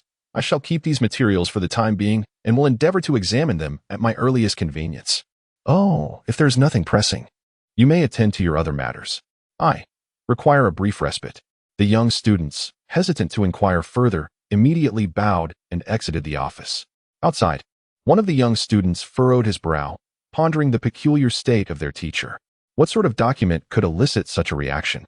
Normally, he would address such matters promptly, offering insights that were nothing short of profound. Meanwhile, seated behind the desk, Zhao Shinsen fixated on the papers before him, ruffling his hair in frustration, for the text appeared to him as incomprehensible as an ancient script. In a moment of urgency, he activated his communicator and exclaimed, "What are you all doing? When will my data be delivered?" A deep male voice emanated from the device. "Zhao Shinsan, mind your tone. Have you forgotten your own standing?" With a slight tremor of gray in his hair, Zhao Shinsan swallowed hard and replied respectfully, "I apologize. What I meant to convey is that I am struggling to maintain my composure." Chapter 66. The Slumbering Youth. Woo-woo. Woo-woo. Within the confines of the three-legged cat, the sound of weeping filled the air, reaching both Qin Iguan's ears and the communicator. One source was Chun Mudu, the other, Jing Yemenan. Jing Yemenan, disheveled and with one shoulder exposed, wept as if the very heavens had wept alongside him. He clutched a handkerchief, desperately wiping the lipstick stains from his face and neck. Damn it. That perverted old man's lipstick is a naturally decaying pigment that cannot be removed until a specific time. It can only be waited out as it gradually fades. It is utterly grotesque. Sob. Jing, the handsome man, looked up at Qin Iguan, my leader. My companion, Chen Mudu, and I are but your subordinates. On her first day, she was harshly reprimanded by the gang leader for submitting false documents, which left her utterly dejected. As for me, merely on the second day, I endured various humiliations at the hands of men. Do you not possess a shred of conscience? Has your heart not been stricken with remorse? Handsome man, I apologize. The youth felt a tinge of guilt, suppressing a smile, while Jing's face was entirely adorned with the old man's lipstick marks, making it difficult to discern his eyes. Jing bit his lip, tears glistening in his eyes. I said, "Qin, our objective is to assassinate the chief of the research committee. Zhao Shinsan, right? Since he is still alive, we shall strike again. What are you scurrying about every day for?" The youth fell silent for a moment. "Everything I have done is in relentless pursuit of Zhao Shinsan. The coordinates are B6, 1212 847. The third address on the information card. Within this experimental field lies a slum, its houses dilapidated and suffused with despair." The youth and Jing arrived at the precise coordinates, before a crumbling building. A youth, approximately 17 or 18 years of age, lay upon a bed exuding the foul stench of decay. The room was nearly devoid of any belongings, each surface cloaked in a thick layer of dust, and in the distance, a lifeless mouse lay upon the floor. Qin Iguan gazed upon the boy's visage, though still youthful. His beard had grown unchecked, his hair was long, unkempt, and filthy, while his fingernails and toenails were grotesquely elongated, curling and darkened, measuring nearly 50 centimeters. It was evident that this was none other than the young Zhao Shinsan. Furthermore, the sole of his right foot was brazenly exposed, bearing the inscription E233. The boy Zhao Shinsan was not deceased. Rather, he was clad in a neural headgear, entranced in slumber. Qin Iguan was intrigued. He had already entered the metaverse, yet he still wore the helmet. Moreover, it appeared that he had not awakened for many years. Jing Yimainen smirked, finding this quite ordinary, merely another layer within the metaverse. A game for many, where users often simulated unattainable worlds, such as one ruling over all. Suddenly, Jing Yimainen chuckled mischievously, his eyes scanning the surroundings. Typically, in the external realm, one could activate his perspective to observe what he was engaging in within the metaverse. Ah, the thrill of voyeurism was a delight. I found it, Jing Yimainen exclaimed, promptly activating the device at the head of the bed, resembling the main unit of a virtual helmet. A void-like screen gradually materialized. With a lecherous grin, he remarked, "Let us see what unsavory activities this lad is engaged in." The scene within the screen began to unfold. In the center of a clean and orderly room, there lay a soft, spacious bed. A young boy, adorned with a helmet, rested in the middle of the bed, seemingly having not awakened for quite some time. Jing Yimainen was momentarily stunned. What a talent. He had entered the metaverse yet remained in repose. The boy squinted, still wearing the helmet in this second layer of the metaverse. Could they explore further? Indeed, Jingye Mainan manipulated the ethereal panel, and in an instant, another void screen illuminated. Astonishingly, in the third layer of the metaverse, he remained supine. The boy, calmly instructed, continued to open. 15 minutes later, Jingye Mainan's worldview was thoroughly upended, absurdly. Within over 300 layers of the metaverse, he still lay dormant. How incredibly lazy could this young lad be? The boy's eyes sparkled with desire, gluttony, and lethargy. Subsequently, he continued, "Keep going. If I am not mistaken, within a certain layer of the metaverse, there must be some astonishing scientific breakthroughs." Thereafter, Jingye Mainan's fingers moved with such swiftness, resembling mere shadows, his actions reaching an unprecedented level of adeptness. APM, a term from the ancient era, refers to the effective number of mouse clicks per minute in esports competitions. The boy inquired, "How are your fingers so agile?" Jingye Mainan revealed a lewd smile. Care to guess? The 30,000th layer of the metaverse was unlocked. Without exception, the scenes within depicted the young boy, Jiao Shinsan, still lying motionless on the bed, helmet firmly in place. Finally, in the 30,001st layer, a shift in the scenery occurred, though Jiao Shinsan remained asleep. The room was adorned with stacks of materials on the table and beside the bed. As the perspective drew closer, it revealed a remarkably professional mechanical design blueprint. Qin Yiguan's eyes sparkled with realization. Here it was, deep within the 30,000th layer of the metaverse. However, an odd scene unfolded abruptly. Within the confines of the screen, in the 30,001st layer of the metaverse belonging to the young Jiao Shinsan, a window was flung open from the outside. It appeared to be night. With moonlight streaming in, a shadow leaped through the window. The boy squinted, intently scrutinizing the shadow. Yet, this was the 30,001st layer of Jiao Shinsan's metaverse. Although it existed in reality, Qin Yiguan could not enter, only observing from a third-person perspective. The shadow withdrew a gleaming dagger from its cloak, gradually approaching the bed. Finally, the dim bedside lamp illuminated the shadow's face. It was a 30-year-old Jiao Shinsan. Chapter 67, The Black Knight. Why should a lazy good-for-nothing like you possess such extraordinary mechanical design talent? We are, after all, the same person. What makes your gift superior to mine? The figure clutched the dagger, hovering menacingly above young Jiao Shinsan's head. Meanwhile, the external Qin Yiguan listened quietly. And when the figure uttered, "We are the same person," the boy's eyes widened in shock. The figure within the scene remained oblivious to the fact that all of its actions were being closely observed. It was akin to how ordinary people would never know whether an omniscient deity lurked beyond the vast expanse of the universe, capable of witnessing all. Only the shadow of a figure in the image continued to speak. "Although I possess an innate talent for programming in electronic code, which has allowed me to ascend as a top-tier hacker capable of infiltrating your 30,000-layered metaverse, I harbor a profound envy towards you." The figure wielding a knife roared with fury. Upon hearing this, Qin Yiguan felt as if he had been enlightened. Lust, gluttony, sloth. And this 30-year-old Jiao Shinsan embodies envy, the 7 deadly sins of humanity.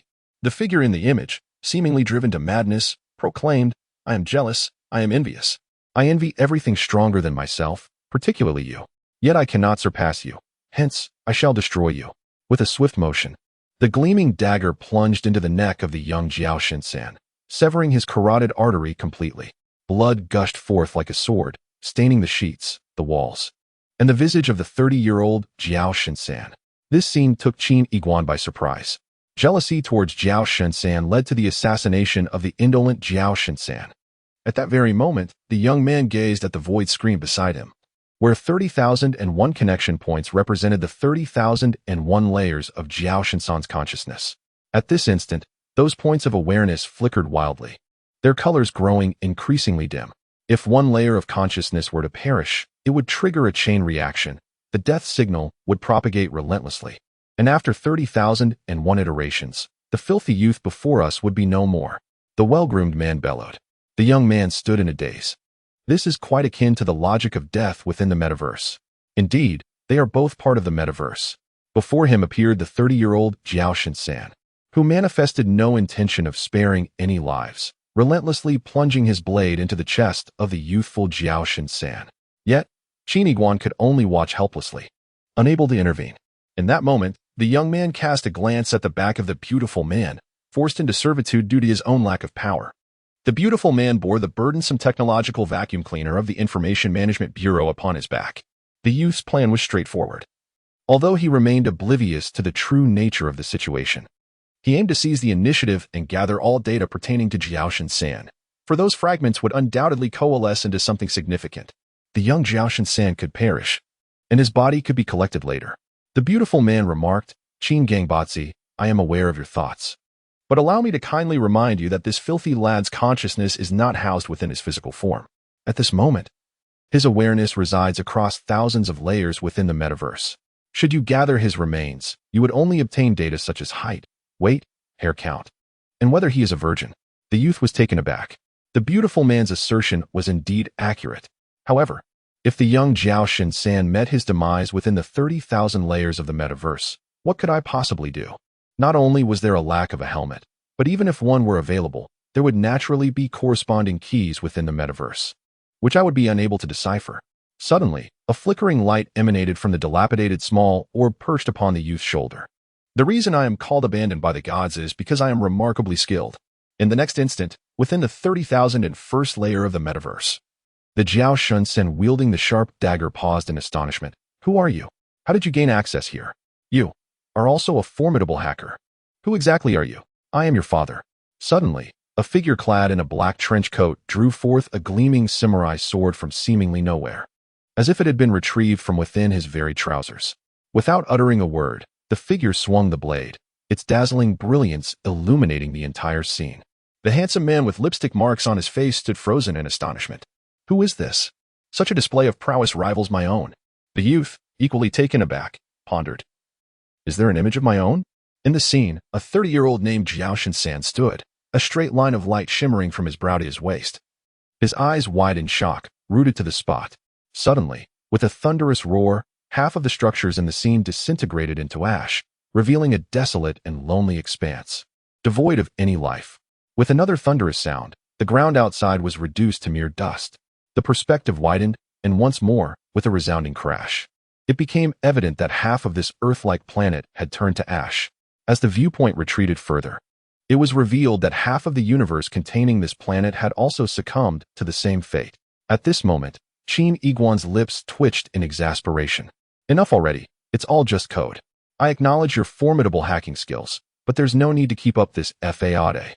With a face marked by stubble that bore both resolve and a hint of jest, he bit down on a toothpick and remarked, "Don't be hasty. There are multiple universes yet to explore." Just then, the 30-year-old Jiaoshan San inexplicably split in two, collapsing to the ground as two halves of a corpse. With a single wave of his hand, Shunqi summoned forth a small orb resting on the youth's shoulder, revealing a set of data within the frame of vision. Data Packet 1. At the age of 18, Jiaoshan San possesses knowledge in mechanical design. Data Packet 2. At the age of 30, Jiaoshan San is well-versed in coding and programming. The youth nodded in astonishment. It was a stroke of luck to acquire two sets of data with such ease. The presence of Shun, whom fate had bestowed upon him, was indeed a blessing, and one could not help but acknowledge his remarkable prowess. Chapter 68. The Shadow of the Stone Dragon. He was unexpectedly dead. Or rather, it was incomprehensible that a mere mortal could slay the stone dragon. Within a towering edifice of hundreds of stories, a robust silhouette stood before the floor-to-ceiling window. From the outset, I harbored a profound distrust of those feeble members of the Information Management Bureau. Thus, I dispatched my most loyal confidant, the stone dragon himself, to infiltrate the Bureau temporarily. Little did I anticipate that during his very first mission, the stone dragon would meet his demise, and, in addition, two sets of Jiaoshan San's data would be lost. In the distance, a subordinate clad in a black suit bowed his head, too timid to meet the gaze of that imposing figure. There, amidst the city of gluttony, stood a youth of approximately 18 years, dressed in a black jacket. He licked the cream from his palm while extending a finger into the void, causing a dozen members of the Information Management Bureau to explode into a mist of crimson. Leader. This young man was none other than the Dark Brain Region Opener previously identified by the Research Committee, designated as number 001. Although the committee managed to capture his visage, they had never succeeded in apprehending him, and all pertinent information about him, such as his name and address, remained an enigma. The robust figure seemed to ponder deeply before finally speaking. "This number 001. He seems to be intentionally obstructing our plans. Indeed, he possesses exceptional combat prowess. However, based on the previous incident involving the mutated crows, and this time, prior to his brutal slaughter of the stone dragon, he was violently battered by the stone dragon for 2 minutes. This indicates that his unique ability requires a certain incubation period. As for this 001, relay my orders. Upon encounter, there is no need for confrontation. Eliminate it in an instant. Once it has become a lifeless corpse, it will naturally have no opportunity to unleash its special abilities. Subsequently, we shall investigate everything through its remains. We are bound to uncover the missing focus depth 3 data. In the experimental realm of the metaverse, outside this slum, dozens of top-tier aircraft descended silently. Approximately 200 individuals clad in black suits, wielding heavy weaponry, stepped out of the aircraft in disciplined formation, their expressions grave. Leading them was a slender man, whose black suit bore a golden embroidery of the number 60 on the chest. The 60 Group, a legendary force. No one knows to whom they are affiliated, nor their origins. There exists only a rumor that the 60 Group possesses a minimum fusion rate of 60, and each member is endowed with reality augmentation. Within the metaverse, humans with reality augmentation constitute a mere 5. One can only imagine the formidable strength of a team composed entirely of such augmented individuals. At this moment, the individual before us, Officer Wu, had parachuted into the Information Management Bureau just 20 minutes prior, instantly assuming the position of a department head, a role typically requiring at least a decade of experience.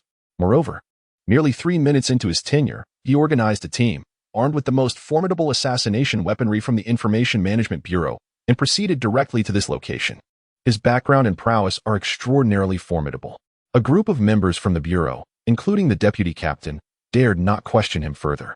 Chief Wu walked slowly, the other members instinctively parting to form 2 lines. With a gentle tap on his personal panel, a photograph was simultaneously transmitted to all the intelligent brains present. The sight of the 18-year-old youth in the image left the members of the Bureau in bewilderment. As for this mission, a glint of malevolence flickered in Chief Wu's eyes. The moment you all lay eyes on this youth, unleash the directional sniper beams in your possession and obliterate his head. Furthermore, if I am not present, you must simultaneously send me his location at the very instant you pull the trigger. A gasp of shock rippled through the crowd. This youth appeared calm and harmless. What could he have possibly done to be denied even the chance of a trial?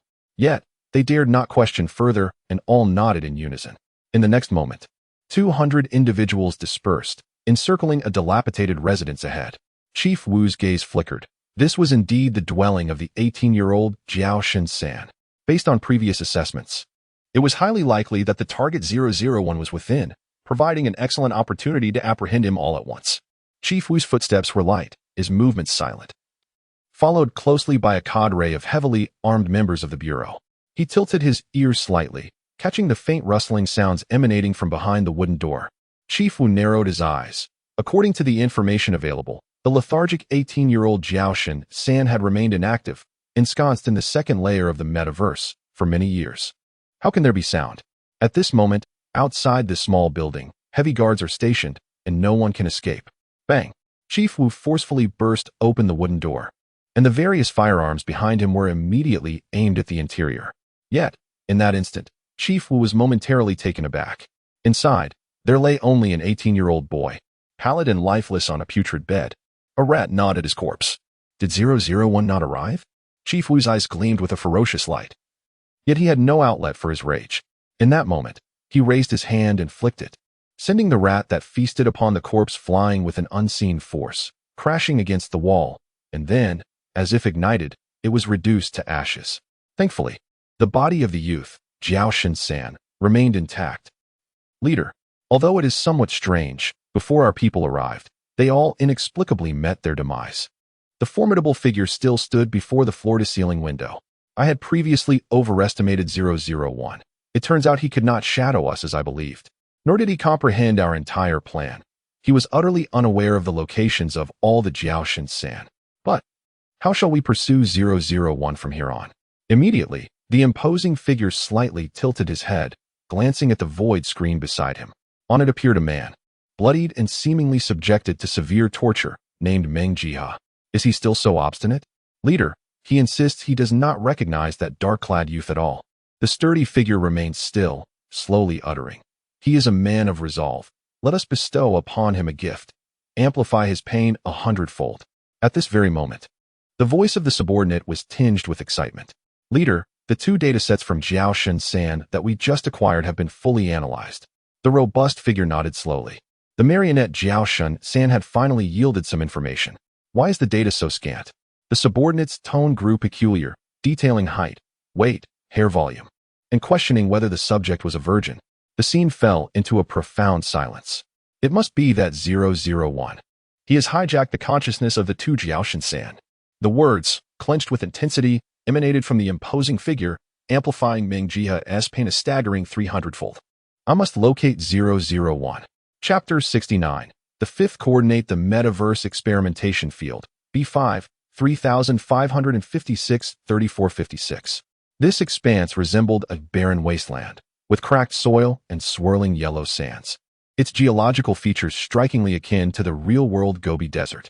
Yet, amidst this desolate terrain, a massive pit ahead echoed with the roar of machinery and a throng of people. It was a source mineral site.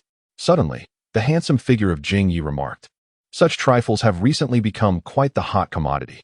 Rumor has it that just 0.1 grams can entice 6 young ladies into bed.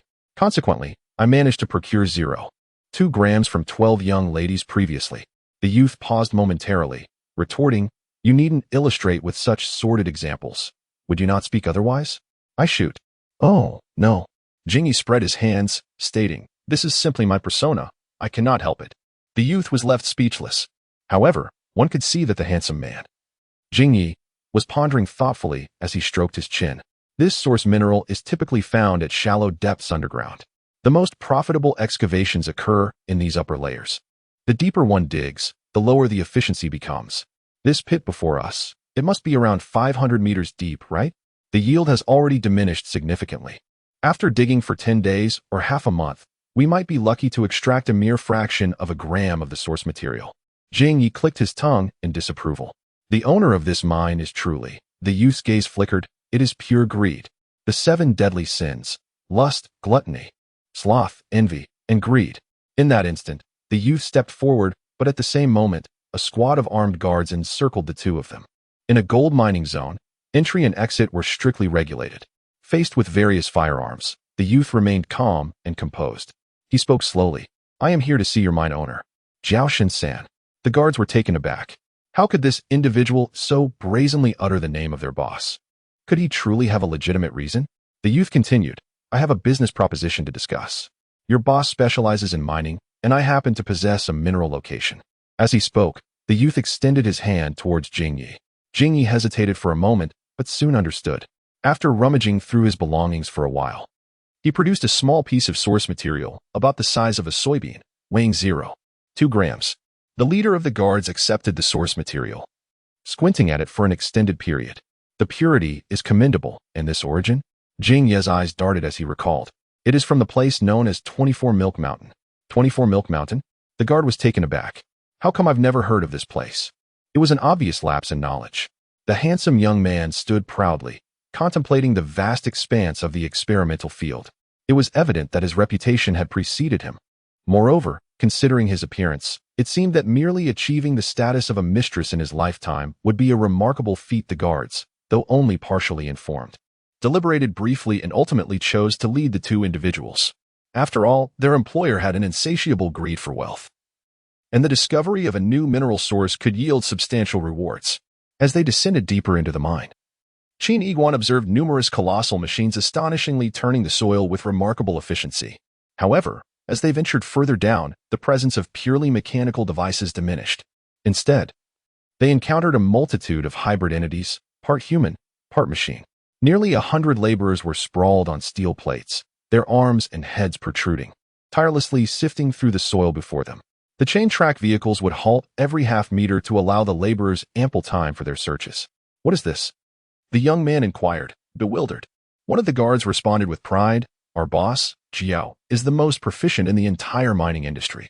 Those laborers are meticulously searching for minuscule source material particles. Although the soil has been sifted by machines, it is still possible for a few hundredths of a gram of source material to elude detection." The young man shook his head, recognizing the sheer avarice involved. Yet, At that moment, as the chain-track vehicle drew nearer, he discerned the true condition of the laborers. They were not merely lying on the steel plates. Rather, their thighs were bolted to the plates, the screws piercing through their muscle and bone. Around the thighs of numerous laborers, there are parched, dark red stains of blood. In some cases, wounds have healed, merging flesh and bolts into a grotesque amalgamation. Moreover, the mouths of these laborers are affixed with a small bolt that secures a steel plate, upon which a red light is mounted. Yet, their lips remain sealed, as if welded shut. Additionally, every laborer has had their left eye gouged out, replaced by a device reminiscent of a microscope lens. The atmosphere is eerily silent. As the laborers are rendered voiceless, their ocular apparatuses incessantly adjusting, sifting through the sands in their grasp. It is a scene both bizarre and sanguinary, permeated with an unsettling essence, as if technology and hell have intertwined. Suddenly, the red light on the steel plate before one laborer ignites, and he raises his arm high, clutching an almost imperceptible grain of sand. His expression is a blend of excitement and distortion. In the next instant, a drone descends, retrieving the minuscule grain. The guard beside the youth chuckles. "Look, have we not discovered a fragment of the elusive source material?" The youth stands momentarily stunned, unable to fathom the spectacle before him. "Oh, do not be so astonished," the mine guard shrugs. "These laborers are all volunteers, having signed contracts with our employer. For every gram of source material they gather, they receive a 20% commission. Naturally, the small devices affixed to them are merely to enhance their efficiency and focus on their labor." The youth averted his gaze. For before signing the contract, they likely remained oblivious to the inescapable fate that awaited them, an existence devoid of speech, subjected to relentless toil day and night. At this moment, the handsome figure of Jing also sighed and shook his head. "Qin, I've previously stated that the chasm between the affluent and the impoverished in today's society far exceeds our comprehension." In this moment, Qin Iguan appeared lost in thought, his expression somewhat vacant. Suddenly, he dashed forward, crouching before a laborer. This laborer, much like the others, was bound by screws through his legs, his mouth stitched shut, and his eyes replaced. "Lu, Brother Lu." The youth stared in horror at the filthy visage before him. Brother Lu was his neighbor from Rust City, afflicted with severe kidney disease.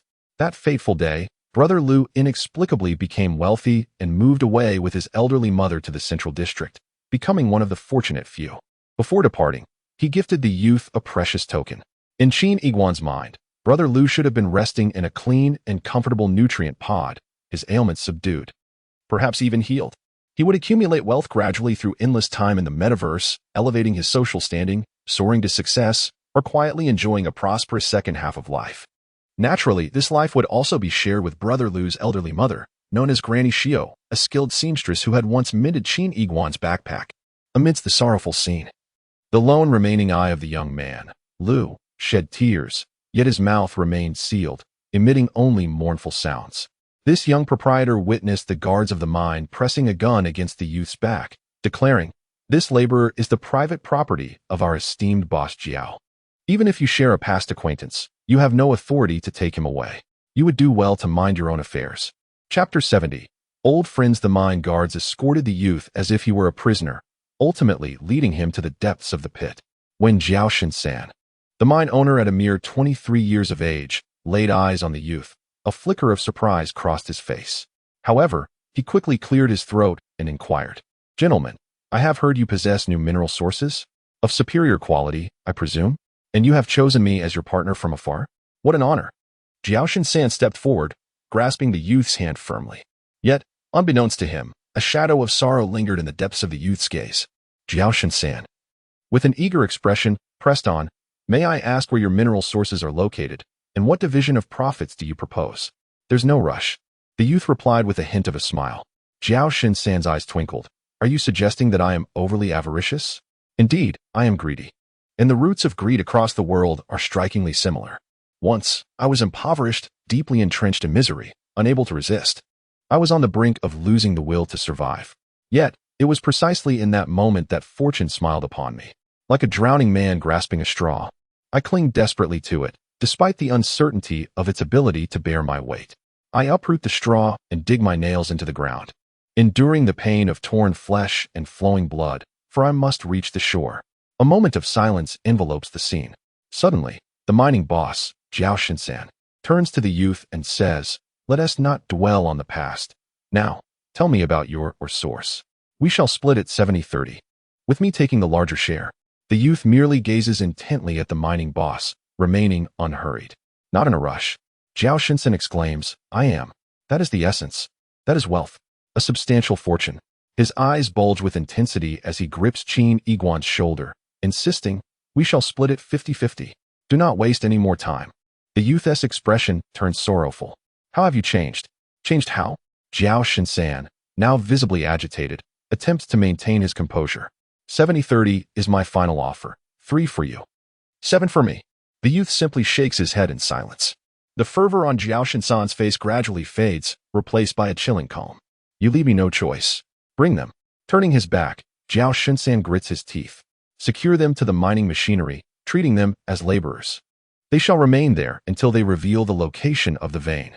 The youth slowly rises and suddenly speaks. Lu Gu, how have you become this way? Suddenly, the mine owner, Zhao Shinsan, trembled violently. What nonsense are you spouting? Who is Lu Gu to you? Due to his renal ailment. He often found himself in urgent need of relief.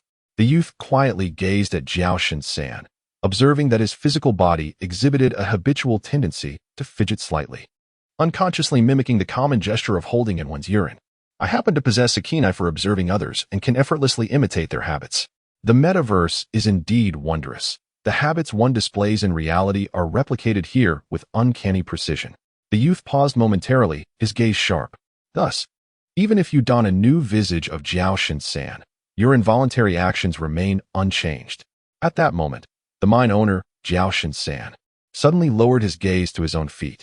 Just a second ago, they had been shifting restlessly. He abruptly raised his head, exclaiming, Qin Iguan, what are you babbling about? Just moving my feet, and you leap to wild conclusions. In that instant, Zhao Shinsan's voice faltered, and his expression transformed dramatically. There was an indescribable sorrow in the youth's eyes as he retorted, when did I ever claim my name was Qin Iguan? Zhao Shinsan's body shook uncontrollably, his countenance a mask of terror flashing through various expressions. Yet, ultimately, he gritted his teeth and donned an urgent demeanor. Grasping Qin Iguan's shoulder, he implored, Brother, since you have discerned the truth, I shall no longer conceal it. You cannot fathom the trials I have endured since entering the Central District. My journey to this point has been out of sheer necessity. I can only tell you that without money, we are but ants, mere dust. In the Rust City, we are brothers, and here too. Hurry, reveal the location of that mine, and together we shall prosper. Speak quickly. The mine owner, Zhao Shinsan, almost roared. The youth's eyes glistened with unshed tears as he shook his head slightly. Even if Lu Gu had changed, he would not mind sharing information with him. But the truth is, there is no mine source at all. Zhao Shinsan's face began to contort, veins bulging on his forehead, his eyes bloodshot. Qin Iguan, if you do not speak, then do not blame Lu Gu. Bring them to the machine. The mine owner Zhao Shinsan had completely lost his sanity. Where are the people? He called out repeatedly, yet there was no response from the guards outside, driving him further into madness. He even reached for the handgun he carried. Bang, bang, bang. Suddenly, the sound of a beam sniper rifle rang out from outside. In the distance, several solemn-faced individuals in black hurriedly surged forward. Bang. The office door was also kicked open, revealing Zhao Shinsan continuously retreating, his eyes filled with terror. Are you here to kill me? Wait, you have mistaken me. I am not. Bang. His chest was pierced. He fell backward, lifeless, eyes wide open in death. In the next instant, a member of the Information Management Bureau suddenly turned pale, the indicator light of the vacuum cleaner flashing wildly, yet the corpse showed no signs of change. Something was amiss. It was not a digital person. What? Director Wu was suddenly taken aback and hurriedly approached the corpse, removing its shoes and socks, only to discover that the sole of the right foot was impeccably clean, devoid of any markings. Simultaneously, Director Wu noticed the scar on the calf of the individual known as Zhao Shinsan, which had been pierced by a blunt object. This left him utterly bewildered, filled with frustration and rage. Meanwhile, Qin Iguan and the handsome Jing concealed themselves behind distant apparatus, silently witnessing the entire ordeal. Jing was equally stunned, questioning the situation. Wasn't he that Zhao Shinsan? Then where was Zhao Shinsan? The youth remained silent as he approached the enormous chain-track vehicle, gazing intently at Lu Gu. At that moment, Lu Gu had been tormented to the brink of death, his whimpers growing fainter, his strength nearly depleted. The youth tilted his head, observing the palm of Lu Ji's right foot. There, concealed beneath dried blood and dirt, lay a line of easily overlooked small characters.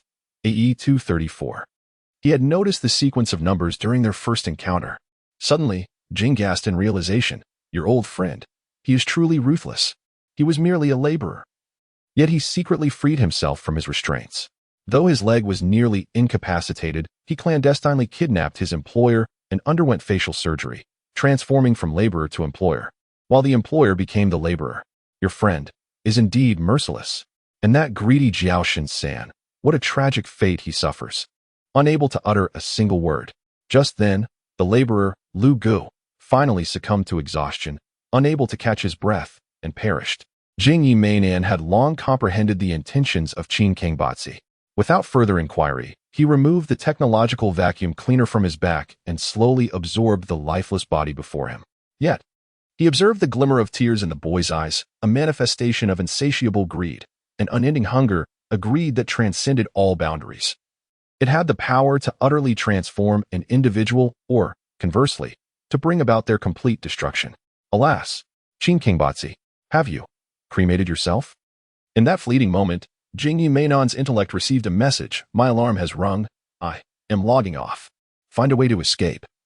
I have just conducted a thorough observation, and within this team of the Information Management Bureau, there are women. I believe in you. You're Qin Kangbatzi. Logging off?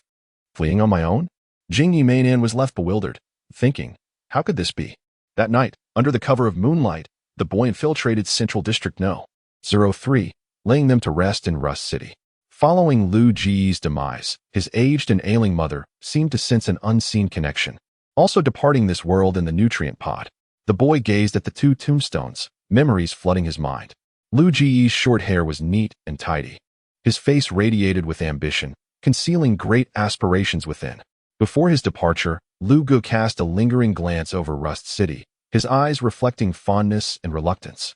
On a certain day, the boy picked a handful of wildflowers and placed them before the tombstone. It was not sorrow he felt, but rather a contemplation brought forth by the desolate turn of events, leaving him speechless. Chapter 71. Since we are classmates, the young man strolled towards his apartment. This morning, he was roused from his slumber by the relentless chime of an alarm clock. Recollections of the vivid scenes surrounding Jiaoshan San flooded his mind, stimulating, intriguing, sinister, bloody. The metaverse, born from advanced technology, encapsulated the essence of humanity. Until now, the young man had never realized the depth of human nature. Cloaked beneath a facade of harmony, gazing at the alarm clock before him, he recognized it as an antiquated artifact of this era. Rectangular and rigid, it boasted a solid-state display that required recharging every 48 hours. Inside, an electronic chip ensured precise timekeeping. It seemed to possess other features, yet none were ever utilized. In the bygone era, this device was referred to as an iPhone. Indeed, it was. Each time it jolted him awake from the thrilling depths of the metaverse, he felt a sense of amusement and affixed a note to the clock, the ultimate terminator. I am still a diligent student. Reflecting on the 5 hours of campus life that awaited him, the young man couldn't help but smile wryly. As he entered the classroom, he was greeted by the sight of Jiao Zhengxian, clad in his immaculate white suit, standing resolutely at the entrance. The young man squinted in his direction, only to hear Jiao Zhengxian suddenly declare, "Classmate Qin Guan, I apologize. It was all a misunderstanding." The young man felt an unexpected stir of emotion. Perhaps this fellow was not entirely unreasonable. A flicker of a smile broke through Jiao Zhengxian's otherwise serious demeanor as he continued, "Since we are all classmates, we ought to trust one another. Would you mind if I glance through your backpack?" The young man responded with a calm smile, slowly extending his backpack. Jiao Zhengxian appeared behind Qin Guan like a specter. "We are all classmates. Do you mind if I take a glance at your electronic textbook?" The young man politely extended his textbook. During lunchtime, he inquired, "We are all classmates. Why are you not having lunch?" At that moment, I was wearing a holographic helmet, unable to register my body's hunger signals, unlike you who possess the desire to eat. "We are all classmates. Why don't you go to the restroom?"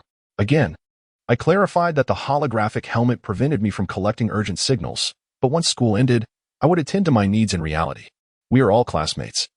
Why do you need to relieve yourself in the real world?" I replied simply, "Because I wish to." "We are all classmates. Why do you wish to?" I answered, "Because I am a person." "We are all classmates. Why are you a person? Jiao Zhengxian, please stop pretending. You wish for me to interact with you because there are many verification scientists lurking outside, and you are still gathering my data. Farewell. The young man gazed at her retreating silhouette. She was beautiful and gentle. Why did she take a liking to me? In that moment, a figure clad in a white suit suddenly interposed itself between the young man and Shangguan Xiaodao's line of sight. We are all classmates. I must be frank. The second physical comparison requires more dynamic information, and we are still short by 0. 2. Please cooperate and raise your hand. The young man raised his hand while simultaneously giving a middle finger. Thoughts of Jiao Zhengxian surged in his mind, conjuring words like straightforward, righteous, persistent, pure, and concealing immense strength. In the dead of night, within the core of the metaverse, in a lavish mansion, Jiao Zhengxian stands in his exclusive study. Suspended in midair are over 100 virtual windows. Surrounding his form are countless virtual keyboards. No longer resembling the foolish demeanor of the day, he squints slightly, embodying an air of wisdom. The second dynamic comparison of Qin Yiguan has once again ended in failure.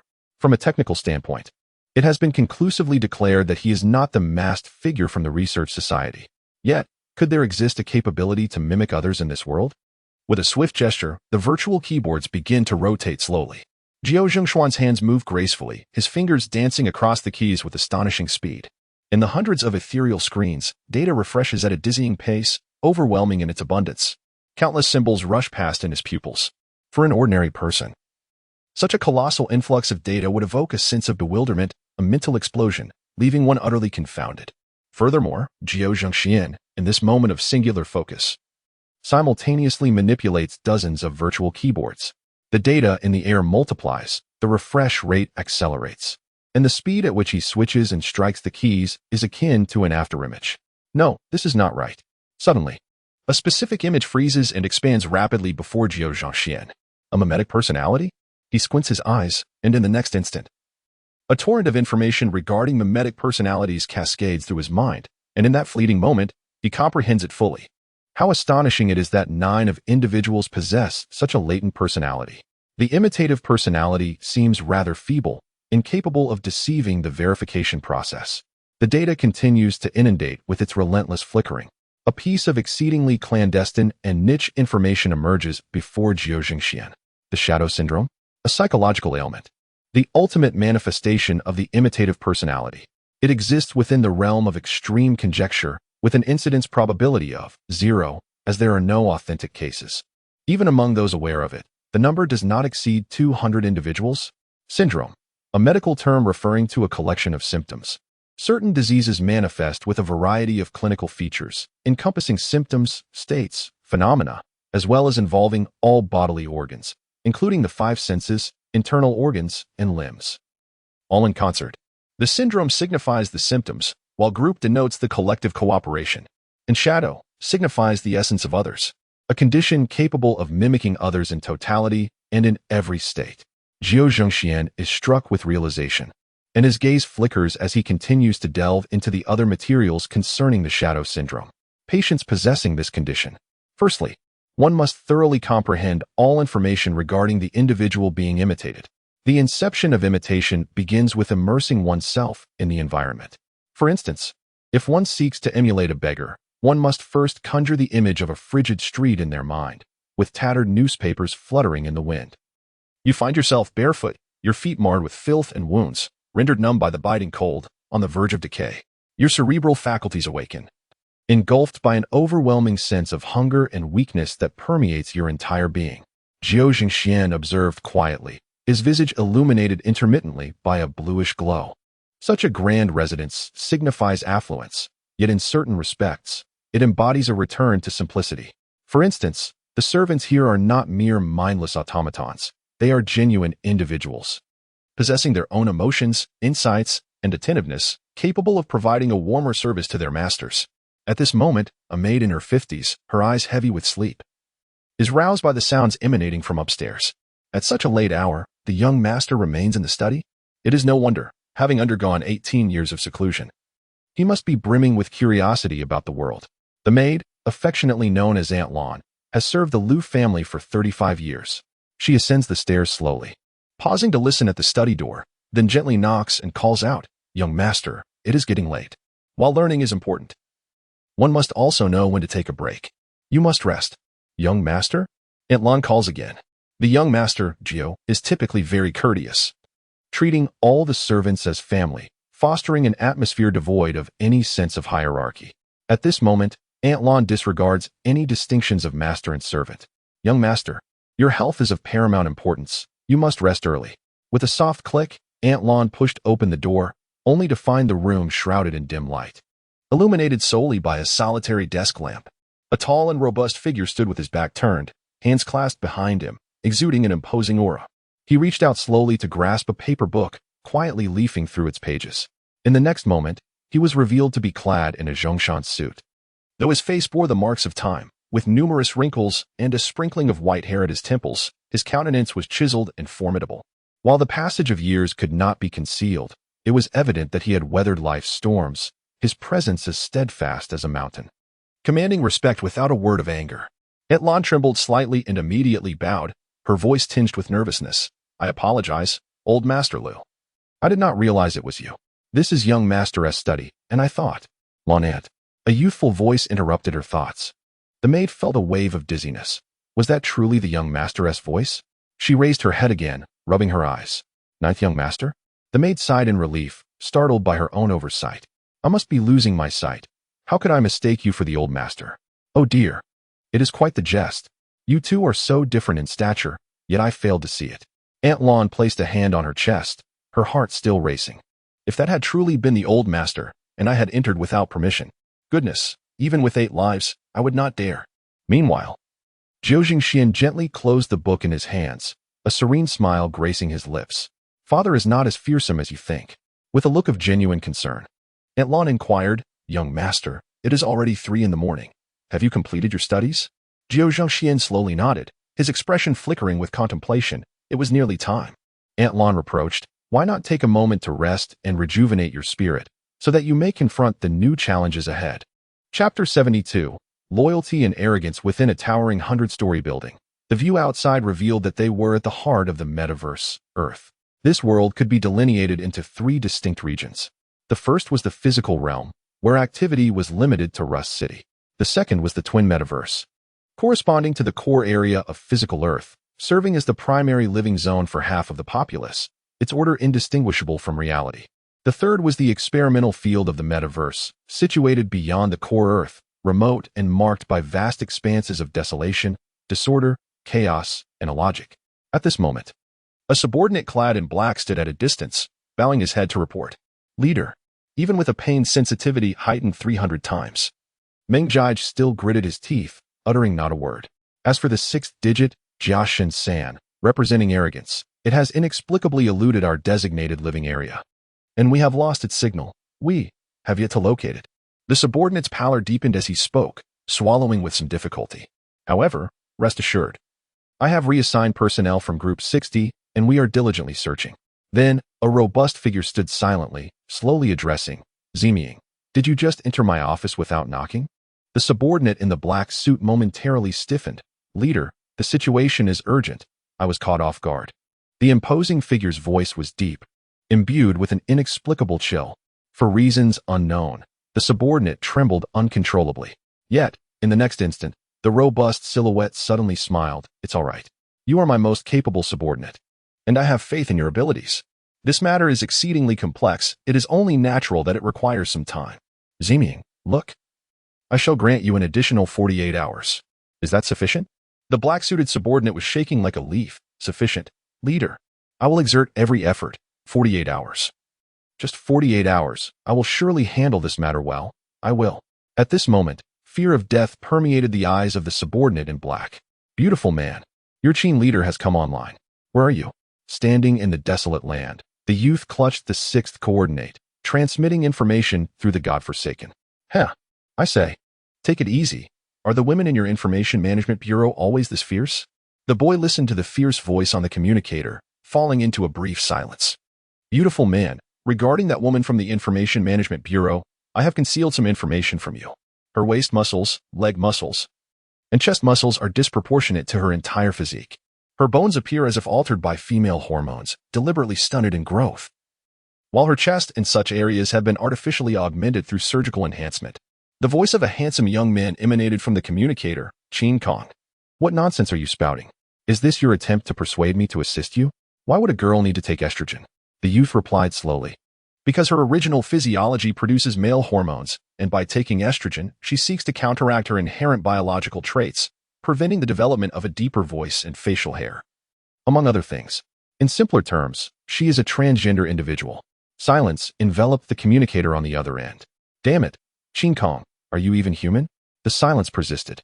Damn it, you are deflecting blame. You are not even a decent person. 15 minutes passed, and with his enthusiasm entirely extinguished, the somewhat disheartened young man piloted the three-legged cat, taking the youth with him. Regarding that girl from information management, I lied. What? I knew you were just trying to manipulate me into helping you, fabricating this entire tale. I mean, how could such a lovely girl possibly be transgender? Haha. Although you deceived me, I feel much better inside at this moment. The youth pressed his lips together, stating, to be precise, I've observed that her body proportions are unbalanced, indicating multiple surgeries. She shifts between male and female appearances based on her mood. Who knows, the next time you see her, she might just be a scruffy old man. The handsome youth gazed melancholically ahead. Three-legged cat, crash into a mountain. I am weary. B5, 5645, 8866. This is considered a wealthy district within the experimental field. The youth and the handsome man, Jingya, found themselves compelled to infiltrate this place, as the vicinity within a 20-kilometer radius was teeming with members of the Information Management Bureau, who were engaged in a search for something elusive. Their search parameters were continuously expanding. This location marked the sixth coordinate in the information fragment, and thus, one could expect the presence of the sixth Jiaoshin San. Whether in arrogance or fury, the atmosphere was tense.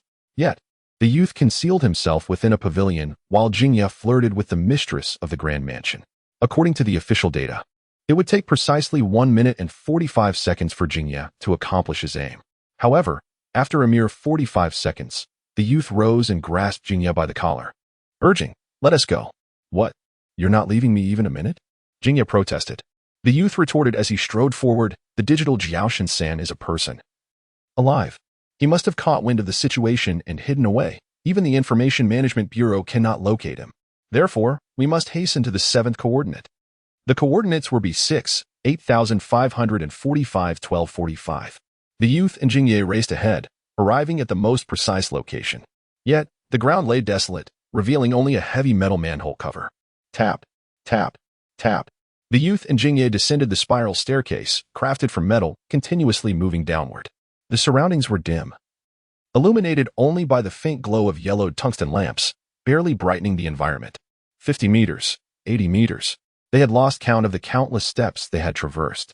The two descended straight down, enveloped by the damp scent of the air, with the distant sound of dripping water echoing in the darkness. The youth suddenly grasped the shoulder of the handsome man, revealing his true identity as Qin, the leader. At that moment, his brow was tightly furrowed, and his complexion appeared somewhat pale. A sudden burst of laughter startled Qin, causing him to shudder slightly. Are you unwell? He remarked in jest. Qin, the leader. Haha, you are actually afraid? Are you frightened by the dreadful monsters that may lurk within this tunnel? Or are you merely afraid of the dark?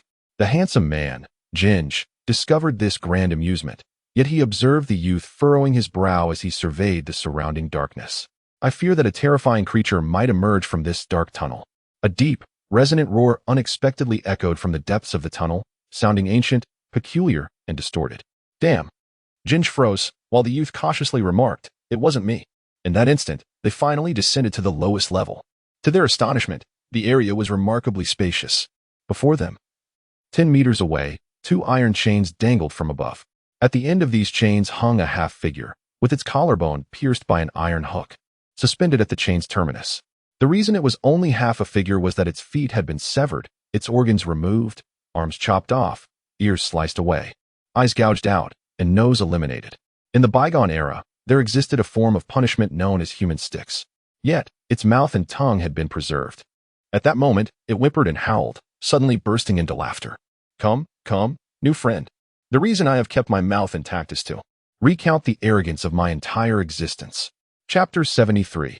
The tale of the man stick. Suddenly witnessing this scene, The handsome Jingye retreated a step, his lips twitching, and his neck shrinking involuntarily. Although there were no fearsome monsters present, there stood a terrifying figure, a half-man. Judging by the contours of his face, he was unmistakably Dr. Jiao Shin-san, approximately 30 years of age. Jingye pondered to himself, "Ah, Dr. Jiao Shin-san, how unfortunate you are. Throughout your journey, you have assumed various forms and states, and now you are not even a complete man. No, you are not even a complete human being. Commence your story. Though I cannot see it, you too, Mr. Qin and the lecherous Jingye, are present." At that moment, the man-stick, Jiao Shin-san, suddenly spoke, causing both men to freeze in surprise. The youth mused inwardly. Does he know me as well? The use of also was due to the fact that when he first met the esteemed 68-year-old Jiao Shin-san, he had claimed familiarity, stating that it had been many years.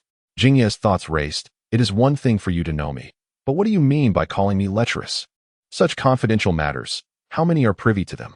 Meanwhile, Mr. Qin, maintaining an air of calm, approached the man-stick, Jiao Shin-san, and, upon noticing a stone on the ground, bent down to sit. He then surveyed the entire cavern.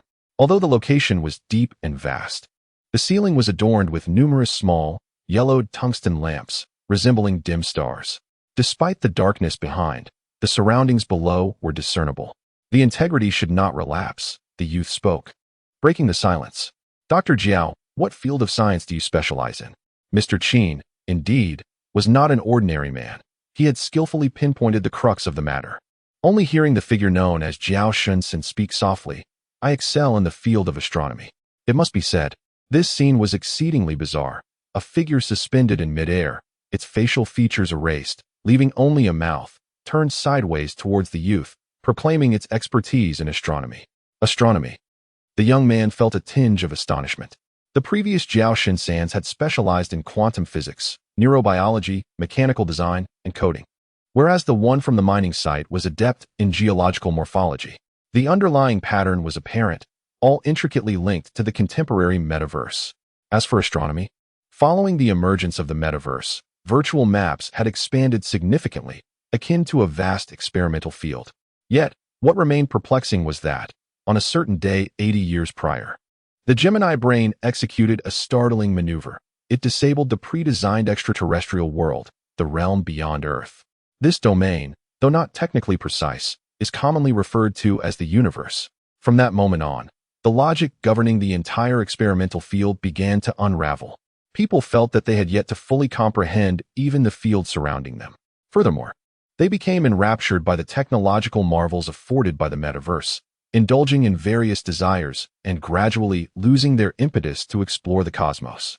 Qin Yiguan couldn't help but recall one of his trivial, inconsequential ailments, cosmicophobia. Viewed from another perspective, the Gemini brain's closure of the universe was not entirely detrimental. At least it helped alleviate one source of terror for him. Subsequently, the youth contemplated his own catastrophic collapse, pondering whether mere avoidance was indeed the correct course of action, for it is often amidst terror that the most formidable strength emerges. At this moment, he shook his head, expressing his confusion. What relevance does astronomy hold in this world today? Mr. Qin, despite his own humility, always addressed Qin Yiguan with the respectful title of Mr. Qin. You seem to have a limited understanding of astronomy, spoke the figure suspended in the air, his body trembling slightly with the motion of his mouth. The chains above him clinking softly. Mr. Qin, do you know which school first studied time? It was astronomy. When ancient people gazed upon the stars, they pondered the essence of the universe. The universe is, in fact, a unified entity composed of time and space. In the classic worksheet see from the Warring States period, it is recorded, the four directions are called Yu, and the passage from ancient times to the present is called Zhou. In ancient times, Zhou referred specifically to time. The youth's eyes flickered with understanding. So, are you proficient in the science of time? I cannot claim proficiency, came the reply. Time is infinitely profound. And although it cannot be compared to the higher concept of space, it remains beyond the comprehension of ordinary humanity. The figure known as Ringun Jiaoshin-san, despite his efforts to suppress it, could not contain a slight smirk at the corners of his mouth. Drawing from his profound insights over the years, he had made a significant impact in the scientific realm, amassing countless accolades, wealth, and the admiration of many. The youth remained composed, even though Ringun Jiaoshin-san, for reasons unknown, endeavored to maintain a facade of humility. It seemed he could not fully stifle the arrogance that lay within. Yet, compared to those who were mindlessly boastful, he was not so bad. The young man inquired, "What, then, has led you to this current state?" After a prolonged silence, Rangun Jiaoshan-san replied slowly, "Because of a woman." At that moment, the handsome youth, having expected to hear a cliché love story, suddenly became alert as he caught sight of Rin's expression, which was tinged with nostalgia. "Her name is Wanro," he continued, "a name as melodious as a gentle breeze. She is as graceful as jade, imbued with a tenderness that flows like water." At this moment, Rangun Jiaoshan-san slightly lifted his head. Although his eyes had transformed into dark, cracked voids, he seemed to gaze into the distance, where the most beautiful memories flickered in his mind. Wanro was extraordinarily beautiful, with cascading black hair and a flowing pink silk dress. She was stunning, captivating enough to make the entire world bloom with her smile. My thoughts at that time were crystal clear. I could not imagine marrying anyone but her, determined to share my life with her until the end of our days. Yet, there was a slight imperfection. She was already married. At this point, the handsome youth, who had been on the verge of succumbing to drowsiness, suddenly found himself invigorated by the unfolding tale. He stood upright, exclaiming, "This is wonderful." Chapter 74. Young memories. I confessed my feelings to Wanru. She rejected me. I mobilized my resources to create a sea of roses spanning 20 kilometers for her. She still turned me down. I resorted to monetary influence, bribing her husband, who subsequently abandoned her. Yet, she continued to refuse me. Rangun Jiaoshan spoke calmly. Jing Yimain widened his eyes. "And then what?"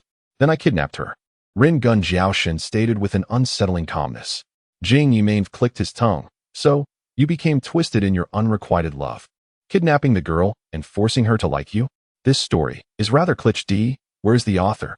They should be taken out and dealt with." It was then that Jiaoshan added, "To be precise, it is a technological abduction." Jing Yimain was taken aback. "Technological abduction? What on earth is that?" I placed Wanru within one of my technological inventions. That device is called the God Clock, a technology that can only exist within the metaverse. In other words, the 2,600,000 years inside equates to merely 1 year in the outside world. Rangun Jiaoshan continued to gaze into the distance. After placing Wanru inside, I administered a plethora of drugs to her, including serotonin and a total of over a dozen kinds. Serotonin? The youth was quite familiar with this substance. Dr. House had prescribed him many serotonin pills. He had never taken any, dubbing them happiness pills. And then, within the confines of the God Clock, I meticulously crafted a virtual realm for her, inclusive of her parents and her family, allowing her to flourish. Upon reaching the age of 26, which coincides with her actual age, I administered the drug to her once more.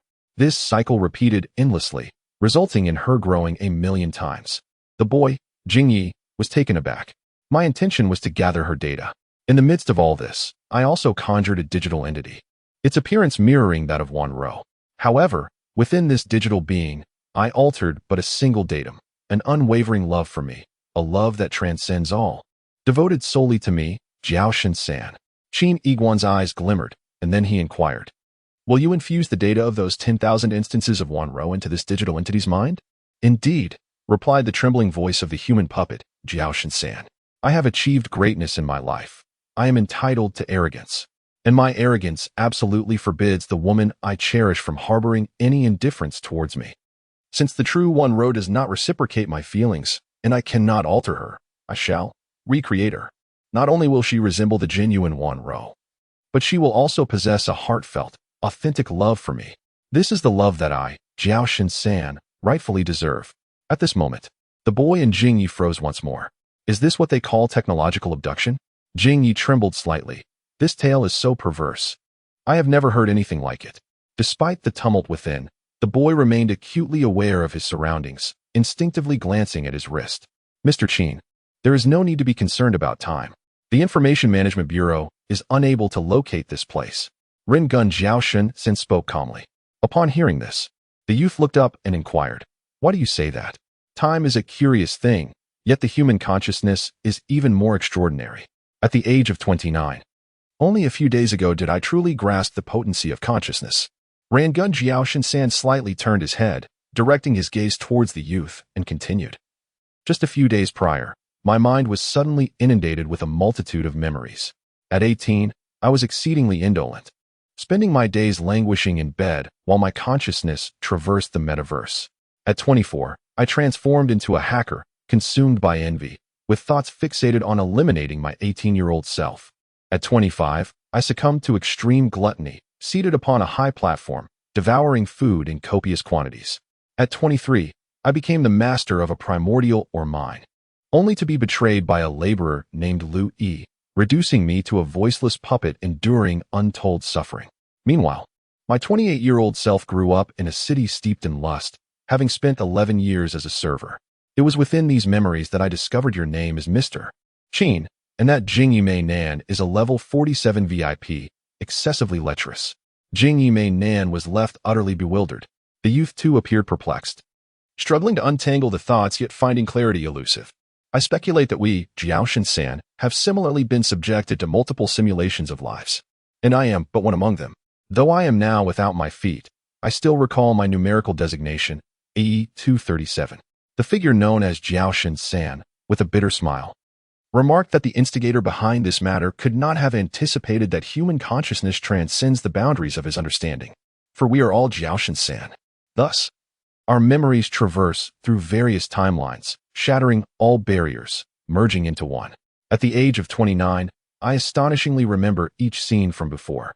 The youth stood in stunned silence, only to be engulfed in realization. That Jiao Shunsen seemed to recognize an old friend, stating, "You may not know me yet, but I have known you for many years. Is it due to these memories from our youth?" He is the eldest, with multiple timelines converging. Mysterious. Yet within this enigma lies a coherent logic. Chapter 75. Twisted Love. At this moment, the individual beside me, Jiao Shunsen, smiled and said, "Though my ears have been severed, my eardrums remain intact. Mr. Chin, I just heard the handsome Jing mention that you fear the dark? Yet, that does not seem to be the case. You face my ugly and terrifying form with calm composure. In the midst of darkness, there lies a unique tranquility and sense of security within you." The youth once again found himself in a daze, instinctively touching the liquid black hole cradled in his arms. "I know you have an affinity for darkness, so I prepared a gift for you." Thus, the memories of this 29-year-old Jiaoshan-san will ultimately converge. As for the Information Management Bureau, they can at most trace my previous residence.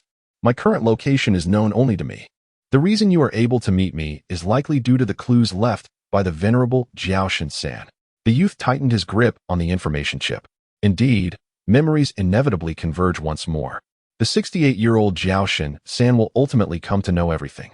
Despite the arrogance that eludes the Information Management Bureau, he can provide me with the most precise coordinates, for all of this constitutes his former past. At this moment, Qin Yiguan felt a profound awe within, marveling at the power of human consciousness.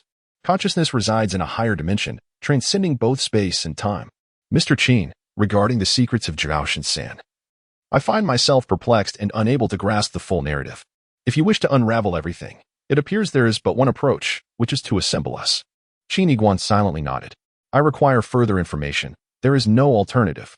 At that instant, Jing Yimei Nan suddenly interjected, "Since time is not of the essence, may I pose the two most pressing questions? What ultimately became of Wanro? Was she synthesized? And you, Jiaoshan-san, how did you come to this fate?" The youth turned his gaze towards him as well. Oh, Jiaoshan-san suddenly wept bitterly, his body trembling violently, the chains clanking loudly. Though he lacked tear ducts, 2 streams of blood tears flowed from his eye sockets. I now understand. Memories can indeed be fused. Thus, Wanru must have realized that she had been imprisoned for 2,600,000 years. I cannot fathom the depth of her suffering, the extent of her despair. It is no wonder that her true self ultimately perished without warning, and the final synthesis was an utter failure. My will has crumbled. I am utterly worthless. It was my arrogance that led to Wanru's demise. It was my pride that obliterated everything. I am overwhelmed with guilt, having severed all my limbs and confined myself within this deep well. Yet, Jing Yi, the handsome figure, now appears somewhat agitated, lamenting that such a fine young lady was ultimately tormented to death by me. I truly deserve this fate.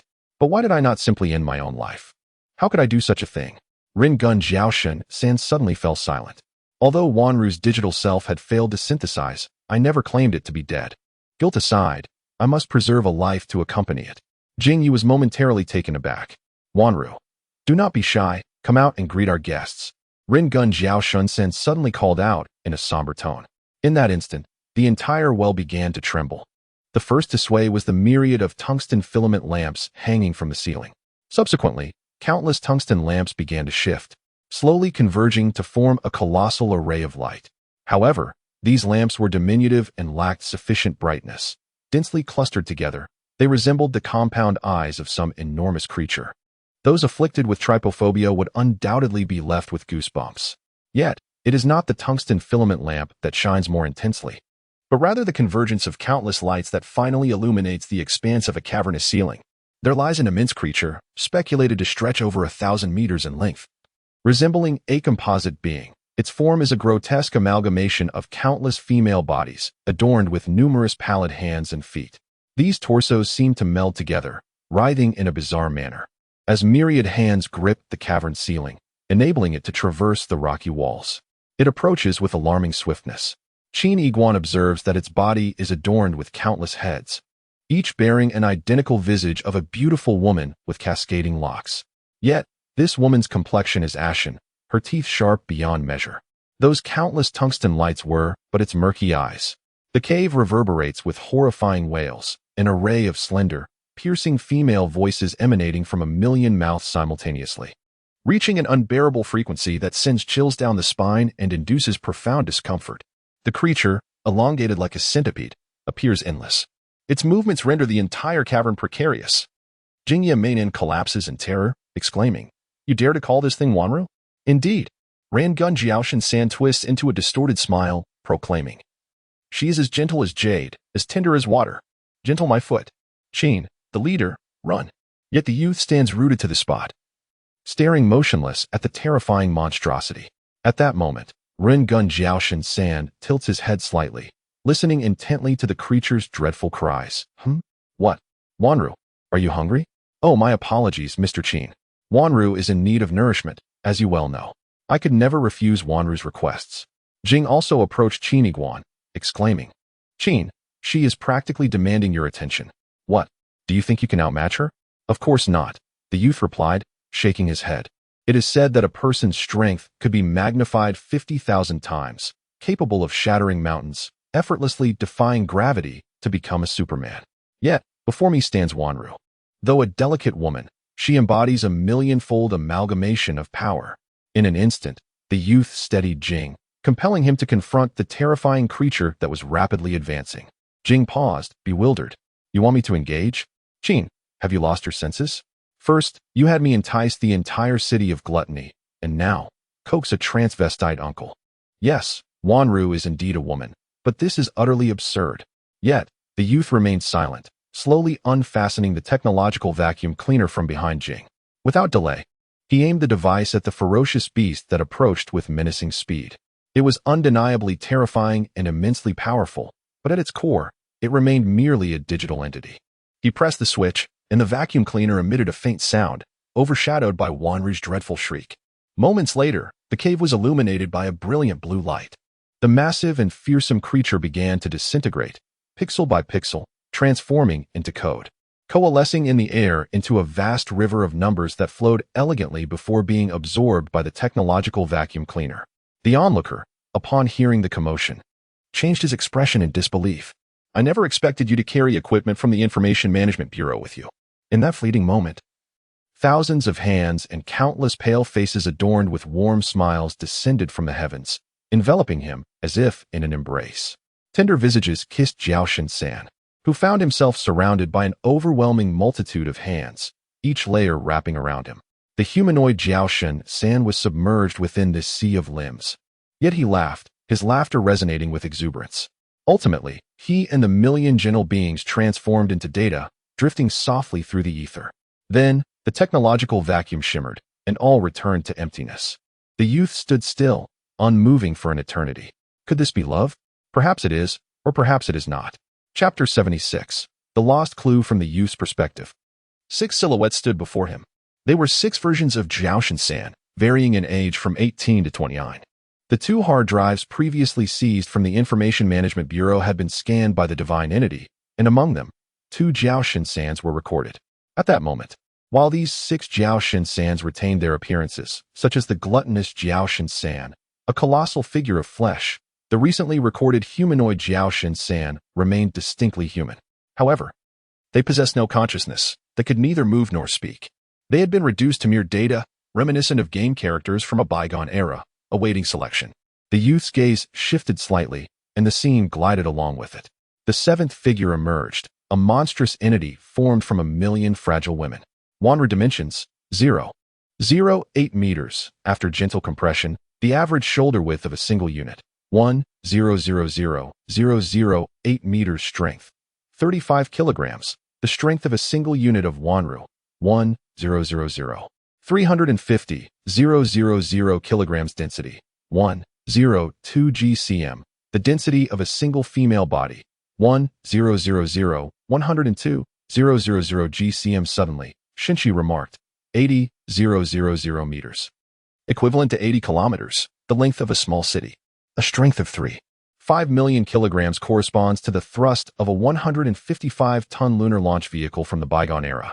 In other words, it could propel a 155-ton object to the moon with a single punch. Furthermore, a density of 1.02 million GCM rivals that of certain small celestial bodies in the cosmos. Any weapon you envision cannot inflict harm upon it. The youth gazed at Wanru, astonished by the sheer simplicity and brutality of the data. Even Ringun Jiaoshan did not anticipate that a million units of Wanru's data would not only coalesce into her consciousness, but also manifest her physical form.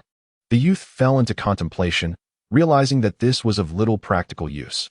Wanru was merely a collection of data at present. Not necessarily, Shinchi pondered. It is said that source matter is a tangible code. If we think in reverse, perhaps source matter can transform code into objects within the metaverse. Who knows? One day you might restore the data of Wanru back into a formidable beast. The youth fell silent for a moment, contemplating the immense cost of source matter. I certainly cannot afford that. Xiao Qinzi, I believe in your potential. At this moment, I can adjust Wanru's data to express my sole affection for you and my desire to bear children with you. The youth pressed his lips together, pondering his unworthiness to shoulder such a profound love. Immediately afterward, he glanced at the 6 coordinates of Jia Shinshin, noting the absence of one. The 68-year-old Jia Shinshin had left himself 7 coordinates, yet the youth now understood that the 6th one represented the old address of the human stick Jia Shinshin, which was encircled by the Information Management Bureau. Conversely, the 7th coordinate in the information piece indicated the true location of the human stick Jia Shinshin, which was the deep well beneath his feet. Initially, he believed that the 7 addresses represented 7 distinct Jia Shinshin, embodying the complete essence of the 7 deadly sins. However, it now appeared that the 6th and 7th coordinates were both linked to the human stick Jia Shinshin, albeit one being genuine and the other a facade. Thus, following lust, gluttony, greed, sloth, envy, and pride. Where could wrath be concealed? The 68-year-old Jia Shinshin could not possibly overlook such a significant detail. How could he miss a location? The youth felt a sense of confusion. Had the trail truly come to an end? The metaverse is so vast. Where could I search for the 7th Jia Shinshin? The youth squinted, allowing his curiosity and investigative instincts to take precedence, even postponing his self-improvement and integration efforts. The pursuit of wealth was also set aside. Yet, you leave me without a conclusion? Beep, beep, beep. The sound of the iPhone 18's alarm pierced the air. The youth shook his head. For the first half of the night had been spent transporting bodies back to Central City, burying Lu Gu and his mother, resulting in an unusually brief period of sleep for him this time. Alas, Qin, the leader? I cherish the delicate mist of dawn. I adore the wildflowers that bloom by the roadside. A young boy, burdened with a black backpack, arrived at the FAAD of his school. A sense of foreboding washed over him as he lowered his head and stepped inside. Something grave had occurred. Suddenly, he noticed Tiao Tiao, the clam, rushing toward him in a state of panic, his lips pale and his speech faltering. Sugan Xiao Tao has been murdered. The boy was taken aback. Sugan Xiao Tao? Murdered? Are you all right, clam? Chiniguan, do you think I would jest about such matters? The boy stood in stunned silence. This was the core of the metaverse. Earth, a realm of order, unlike the experimental fields where lives were as expendable as weeds. The murder of a female student constituted a significant case. Xiao Tao, a veil of darkness descended upon his heart. She had been dismembered, discarded in the school's drainage system. At this moment, Tiao Tiao trembled uncontrollably. The boy froze, and in the next instant, he sprinted toward the police cordon at the heart of the campus. A patrolling officer was about to intercept him when a young policeman intervened. The boy glanced over. This was a familiar face, the young officer beside Officer Wang. His name seemed to be Shaoli. Shaoli regarded him with a complex expression and whispered, "Iguan, is this your school? Then please, lend a hand and take a look." The boy nodded in agreement and hurried forward. A row of corpses, each wrapped in black plastic bags, lay neatly arranged on the ground. The boy's eyes quivered as he counted. 1, 2, 3, 28 pieces. He bent down and unwrapped a plastic bag before him, his eyes reflecting an inexplicable sorrow. Simultaneously, as he simulated the trajectory of the weapon, the sound of his teeth grinding echoed ominously. It was uncertain whether it was the loathsome figure he imitated or the boy himself, who was now seething with rage. At that moment, numerous students observed from a distance, including several from Class 11 of the senior year. Little Tao was sobbing. What was Qin Iguan doing? How did he get inside? How could the police allow him to touch the corpse? What audacity he possessed. Jiao Zhengxian stood quietly among the crowd. Though his interaction with Shangguan Xiaotao had been brief, the sight of a vibrant girl in the prime of her youth being brutally murdered filled him with profound sorrow. The ingrained sense of justice within him ignited an overwhelming fury. Meanwhile, Jiao Zhengxian observed Qin Iguan intently. Unbeknownst to him, his own arm began to unconsciously mimic Qin Iguan's movements, as if both he and Qin Iguan were wielding daggers, each concealing a shattered body beneath. "I am imitating you." While you are imitating the perpetrator, you are quite familiar with Officer Li. Could it be that you have been aiding the police in this manner all along? This should not be the case. You are clearly a remorseless murderer. Chapter 77. Suspect number 6. Officer Li stood quietly behind Qin Iguan, only to hear the youth grit his teeth and declare, "The method of dismemberment is identical." Officer Li's expression shifted slightly. The youth rose and approached the next body bag, slowly unfastening it. Inside lay a pair of pristine, bare feet. Suddenly, a white cup tumbled out, rolling across the ground. Shangguan Xiaotao had long cultivated the habit of carrying her cup with her. Moreover, the young man's gaze fixed upon the bottom of the cup, where a heart and a small white rabbit were delicately illustrated in paint. At that moment, in the distance, Jiao Zhengxian paused, his mind racing with memories. The small rabbit was vividly etched in his recollection. When he first entered the class, Shangguan Xiaotao, shy and bashful, had presented him with a gift, a cup identical to this one. The bottom of that cup bore a heart drawn by Shangguan Xiaotao herself, along with a small white rabbit. Once, the classmates had speculated that Shangguan Xiaotao harbored romantic feelings for Jiao Zhengxian. It now appeared that this was merely her custom, as her own cup bore the same hand-drawn designs. Meanwhile, Qin Iguan was in anguish, his eyes tightly shut. The assailant, male, aged 35, was an artist wearing glasses, a man of conviction who admired Western demons. Yet, the little girl had painted a small angel on her dress. I revere Western demons, while that little angel is, in my eyes, synonymous with purity, the very embodiment of what I despise. She stood barefoot, adorned in a white dress, depicting a small angel, and I found myself unable to restrain my urges. I yearned to ravage her, to taint all that is sacred with filth, filth that obscures all. This is the true visage of the world. At this moment, the youth issued a communication request to Officer Wang, who was not on the scene. Upon connecting the call, Officer Wang's first words confirmed the youth's suspicion. He has escaped. The 6th suspect has fled. The youth remained silent for a considerable time. The man was gaunt, clad in a trench coat, and wore glasses. His complexion was rather grim. At that time, the 6th suspect had declared that he would eventually confront Qin Iguan face to face. Subsequently, Officer Wang manipulated a mechanical doppelganger to locate Qin Iguan independently, stating that the situation was far more intricate than it appeared, with larger fish lurking behind the scenes and traitors within the precinct. If Qin Iguan could resolve the matter, he would personally offer a reward of 20,000. The youth closed his eyes, gritting his teeth. The convoluted information left his mind in disarray. Uncle Wang, the criminal profiles you provided me in the past were exceedingly detailed. Of course, the 6th suspect was no exception, and his information was comprehensive enough for me to emulate him. But amidst all that data, he was perpetually referred to as the 6th suspect. What was his true name? Officer Wang fell silent for a moment, seemingly sifting through documents. The 6th suspect was a designation provided in the original files by the higher-ups. I hadn't given it much thought at the time. Ah, found it. His real name is Jiao Shun-san. The youth was struck as if by lightning upon hearing this. Jiao Shun-san. Jiao Shun-san. He is the wrath among the 7 deadly sins. He had been lurking nearby all along. No wonder the 68-year-old Jiao Shun-san offered no clues. He was aware that wrath would come looking for me. But isn't Jiao Shun-san merely a digital entity? How could he appear in Rust City? Rust City is a realm of reality. Yet, I still hope to find that shadowy figure amidst the crowd. Unfortunately, Qin Guan can only see the familiar sights of High School 053, the grand main building. The spire-shaped laboratory, the gymnasium resembling a warehouse, the familiar red flag, and the green trees gently swaying in the breeze, alongside the astonished faces of his classmates. These scenes whirl continuously in Qin Guan's perspective, strangely familiar, yet profoundly alien. He feels increasingly detached from this world. How could a student like Shangwan Xiaodao, as timid as a sensitive plant, meet such a brutal fate? What has become of this world? With the permission of Officer Xiao Li, the young man finally has the opportunity to peruse Shangwan Xiaodao's electronic textbook. As he reads, memories flood back to his days in the orphanage, where he often ventured out with Meng Laoda to pilfer items. Yes, to steal.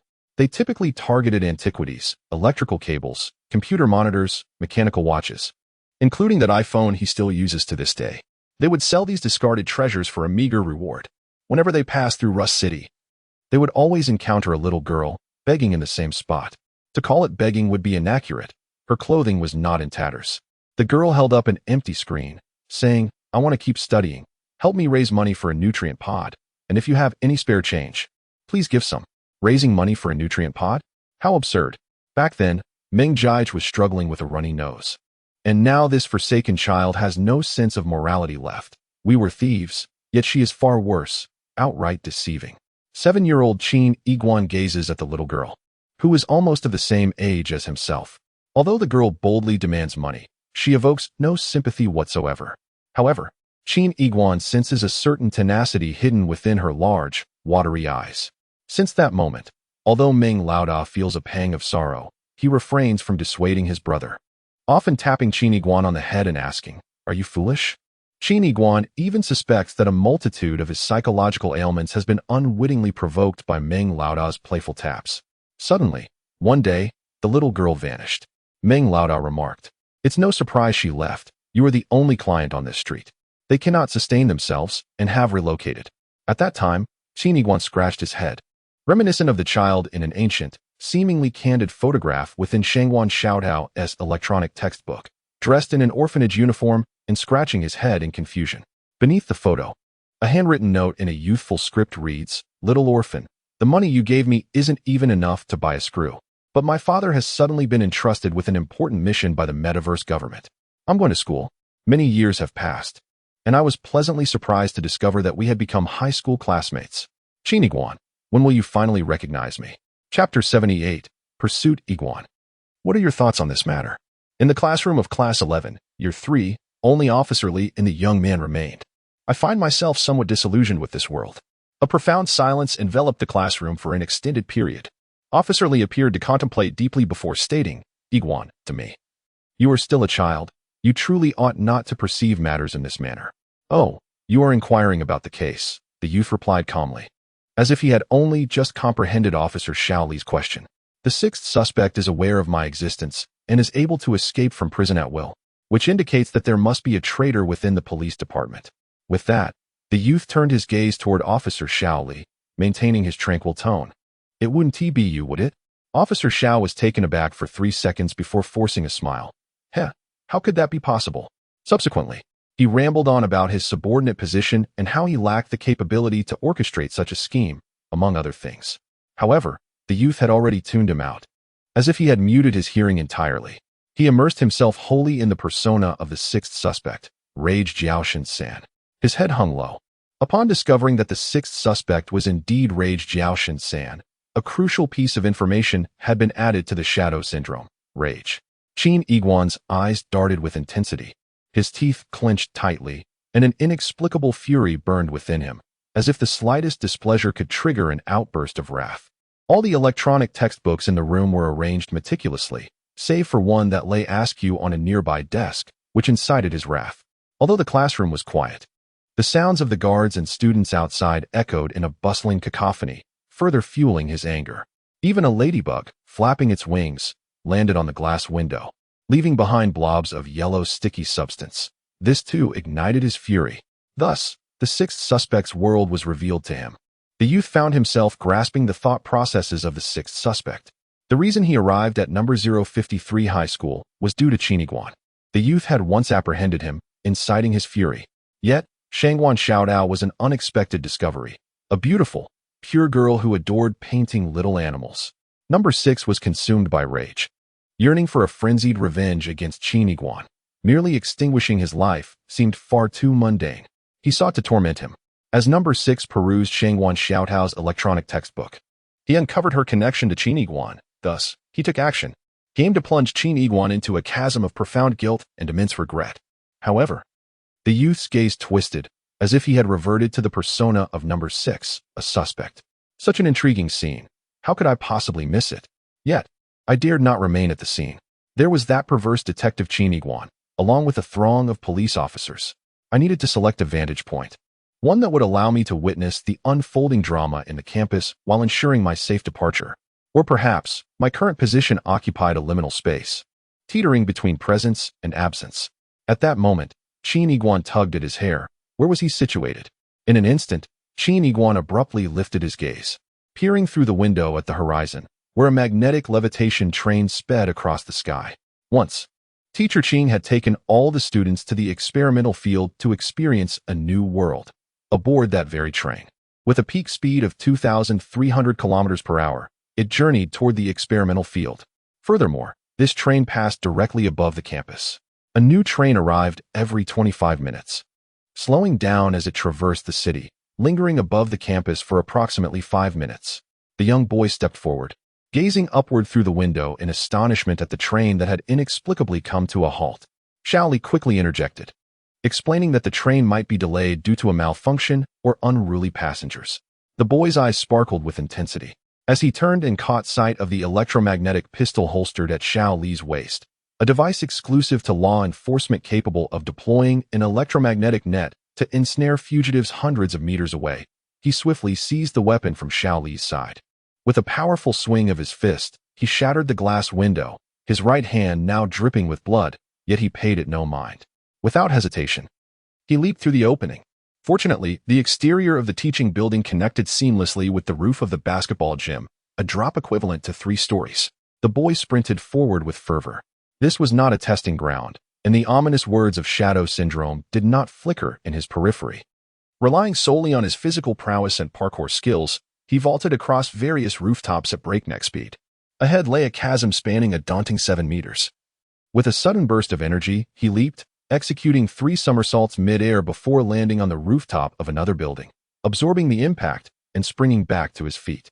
Before him stood 2 walls forming a right angle. He propelled himself off one wall, using the force of his momentum to glide sideways. As he approached the opposite wall, he deftly grasped it with both hands, effortlessly scaling the nearly 4-meter-high barrier and vaulting over it with grace. Officer Xiaoli stood at the shattered window, utterly astonished by the spectacle before him. Not only could this boy emulate the mindset of a criminal, but he could also mimic their actions. At that moment, the students of Class 11 in their final year leaned against the corridor windows, their eyes wide with disbelief at the unfolding drama.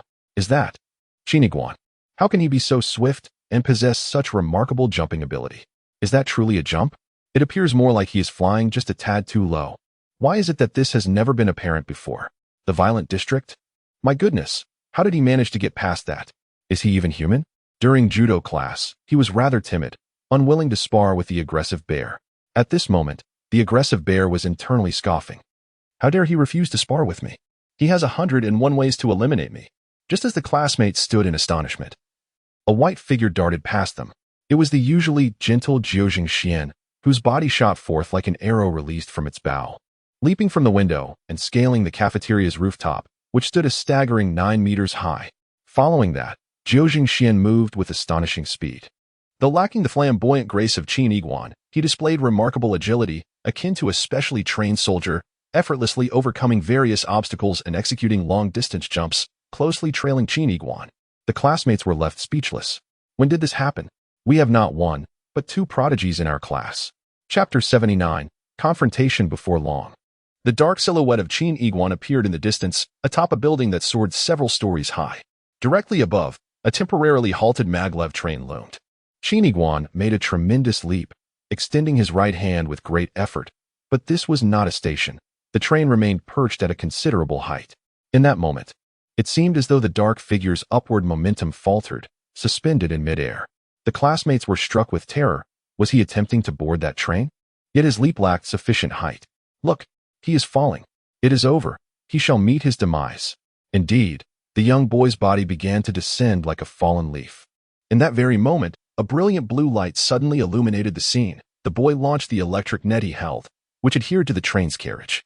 He steadied himself, exerting force through his arms, and rapidly began to climb upwards. He was equipped with police gear. His classmates released a collective sigh of relief. Yet the strength in his arms was terrifying, still not resembling that of a mere mortal. At that instant, the train trembled slightly and began to move. The boy ascended the side of the train, striking the thick glass with powerful punches, his skin splitting. Then, he wielded the electric net gun to smash against it. Boom. The electric net gun exploded, engulfing him in a dense cloud of black smoke as the train continued to distance itself. Officer Shally stood in stunned silence, and his classmates gazed in astonishment. Was he throwing his life away? Had he gone mad? Amidst the swirling black smoke, the boy leaped into the carriage. His right sleeve torn, his right hand charred, skin ruptured, the wounds resembling a child's mouth gaping open, dripping crimson saliva. Simultaneously, at the opposite end of the carriage, it seemed someone had triggered the fire alarm. The emergency exit automatically opened, and a youth clad in a white suit leaped into the carriage. Yet, in the center of the carriage, there were no bustling passengers. It resembled a subway in the dead of night. The seats were pristine and unblemished, reflecting the pure white light. At the very center sat a middle-aged man dressed in a tawny trench coat, his hair disheveled, head bowed, and his glasses gleaming with reflected light. The train's speed continued to escalate. The shattered window and the forcibly opened emergency exit allowed a torrent of air to rush in, causing the garments of Qin Iguan and Jiao Zhengxian to flutter violently. Qin Iguan cast a glance at Jiao Zhengxian. What of it? Don't even think about stopping me, he declared, his gaze then shifting to the trench-coated man in the center of the train, fury boiling within him. You dare to provoke me? The trench-coated man looked up, fixing his gaze on the youth. The distortion within him caused his lips to twitch uncontrollably, akin to a ravenous wolf fixated on its prey. Gradually, he tilted his head back, and through the reflection of the cabin's lights, he could distinctly observe that his glasses were marred by splattered blood, dried and faded. Yet this time, he made no attempt to wipe it away or conceal it. I have loitered around your campus for a few days. I perused the electronic textbook of that Shangguan Xiaodao, and I discovered something. Hee, she fancies you, doesn't she? In an instant, Jiao Zhengshuan's attention shifted from Qin Iguan to the trench-coated man. His fists clenched tightly, bones creaking under pressure. So it was you, he exclaimed. That Shangguan Xiaodao has such fair skin. Her soles are also pristine, her nails meticulously trimmed and immaculate. As he spoke, his teeth ground together, the sound echoing ominously, with his molars tightly clenched. I used her stockings to strangle her, to constrict her tightly.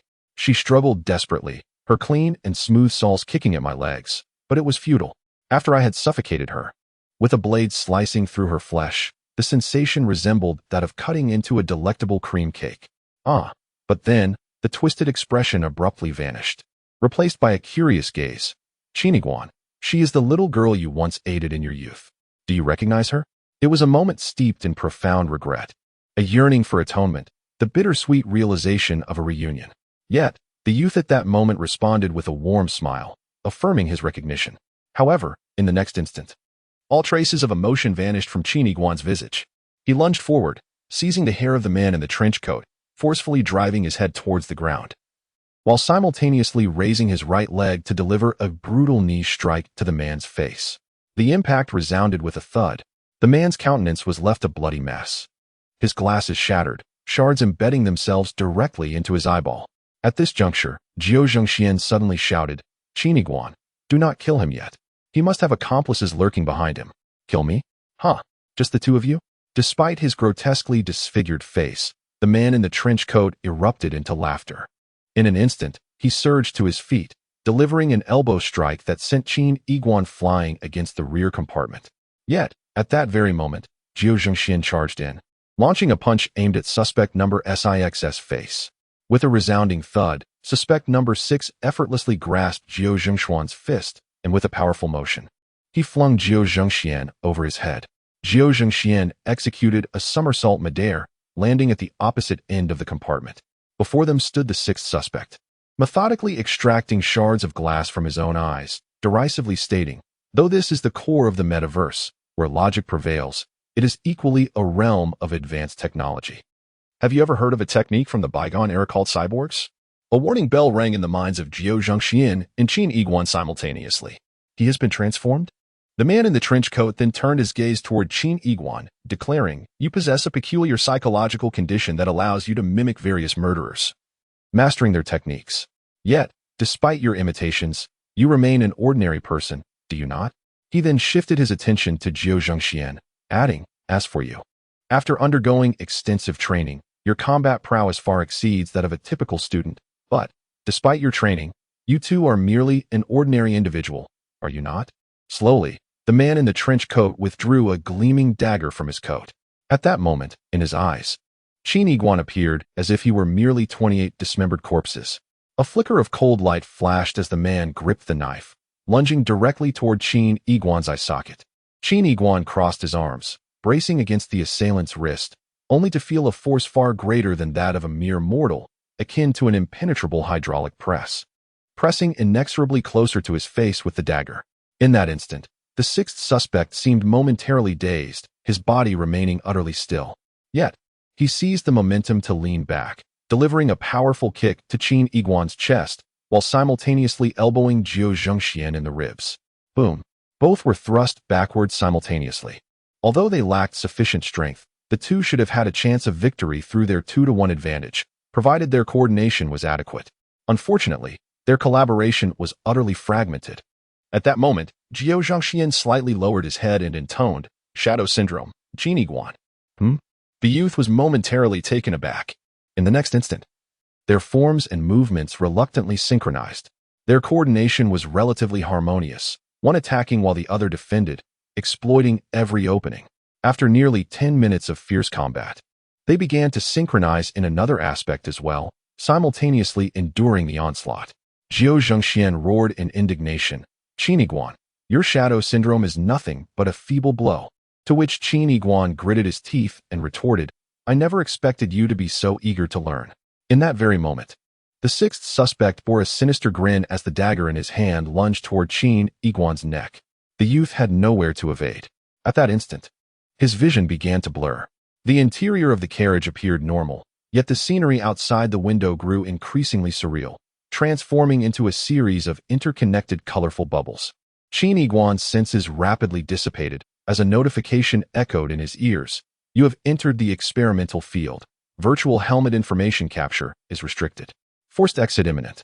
Just as the dagger sliced towards the youth's neck, his body disintegrated into blue code, vanishing into thin air. Chapter 80. Shadow Syndrome. The youth suddenly opened his eyes, finding himself seated on the sofa in the rusty city apartment. The virtual helmet he wore flickered momentarily before its indicator light extinguished. He sprang to his feet, determined not to let the sixth suspect escape. "I must sleep." He dashed upstairs, his body collapsing with a thud onto the bed. "Sleep, sleep." The youth, with closed eyes, felt no drowsiness, yet he must succumb to slumber. Perhaps it was due to an overwhelming desire from within. His consciousness began to blur. Familiar scenes unfolded before him. 12 figures stood ahead, each stepping into a swirling void of darkness. Time was of the essence. "Clear the way." The boy, lost in dreams, shouted.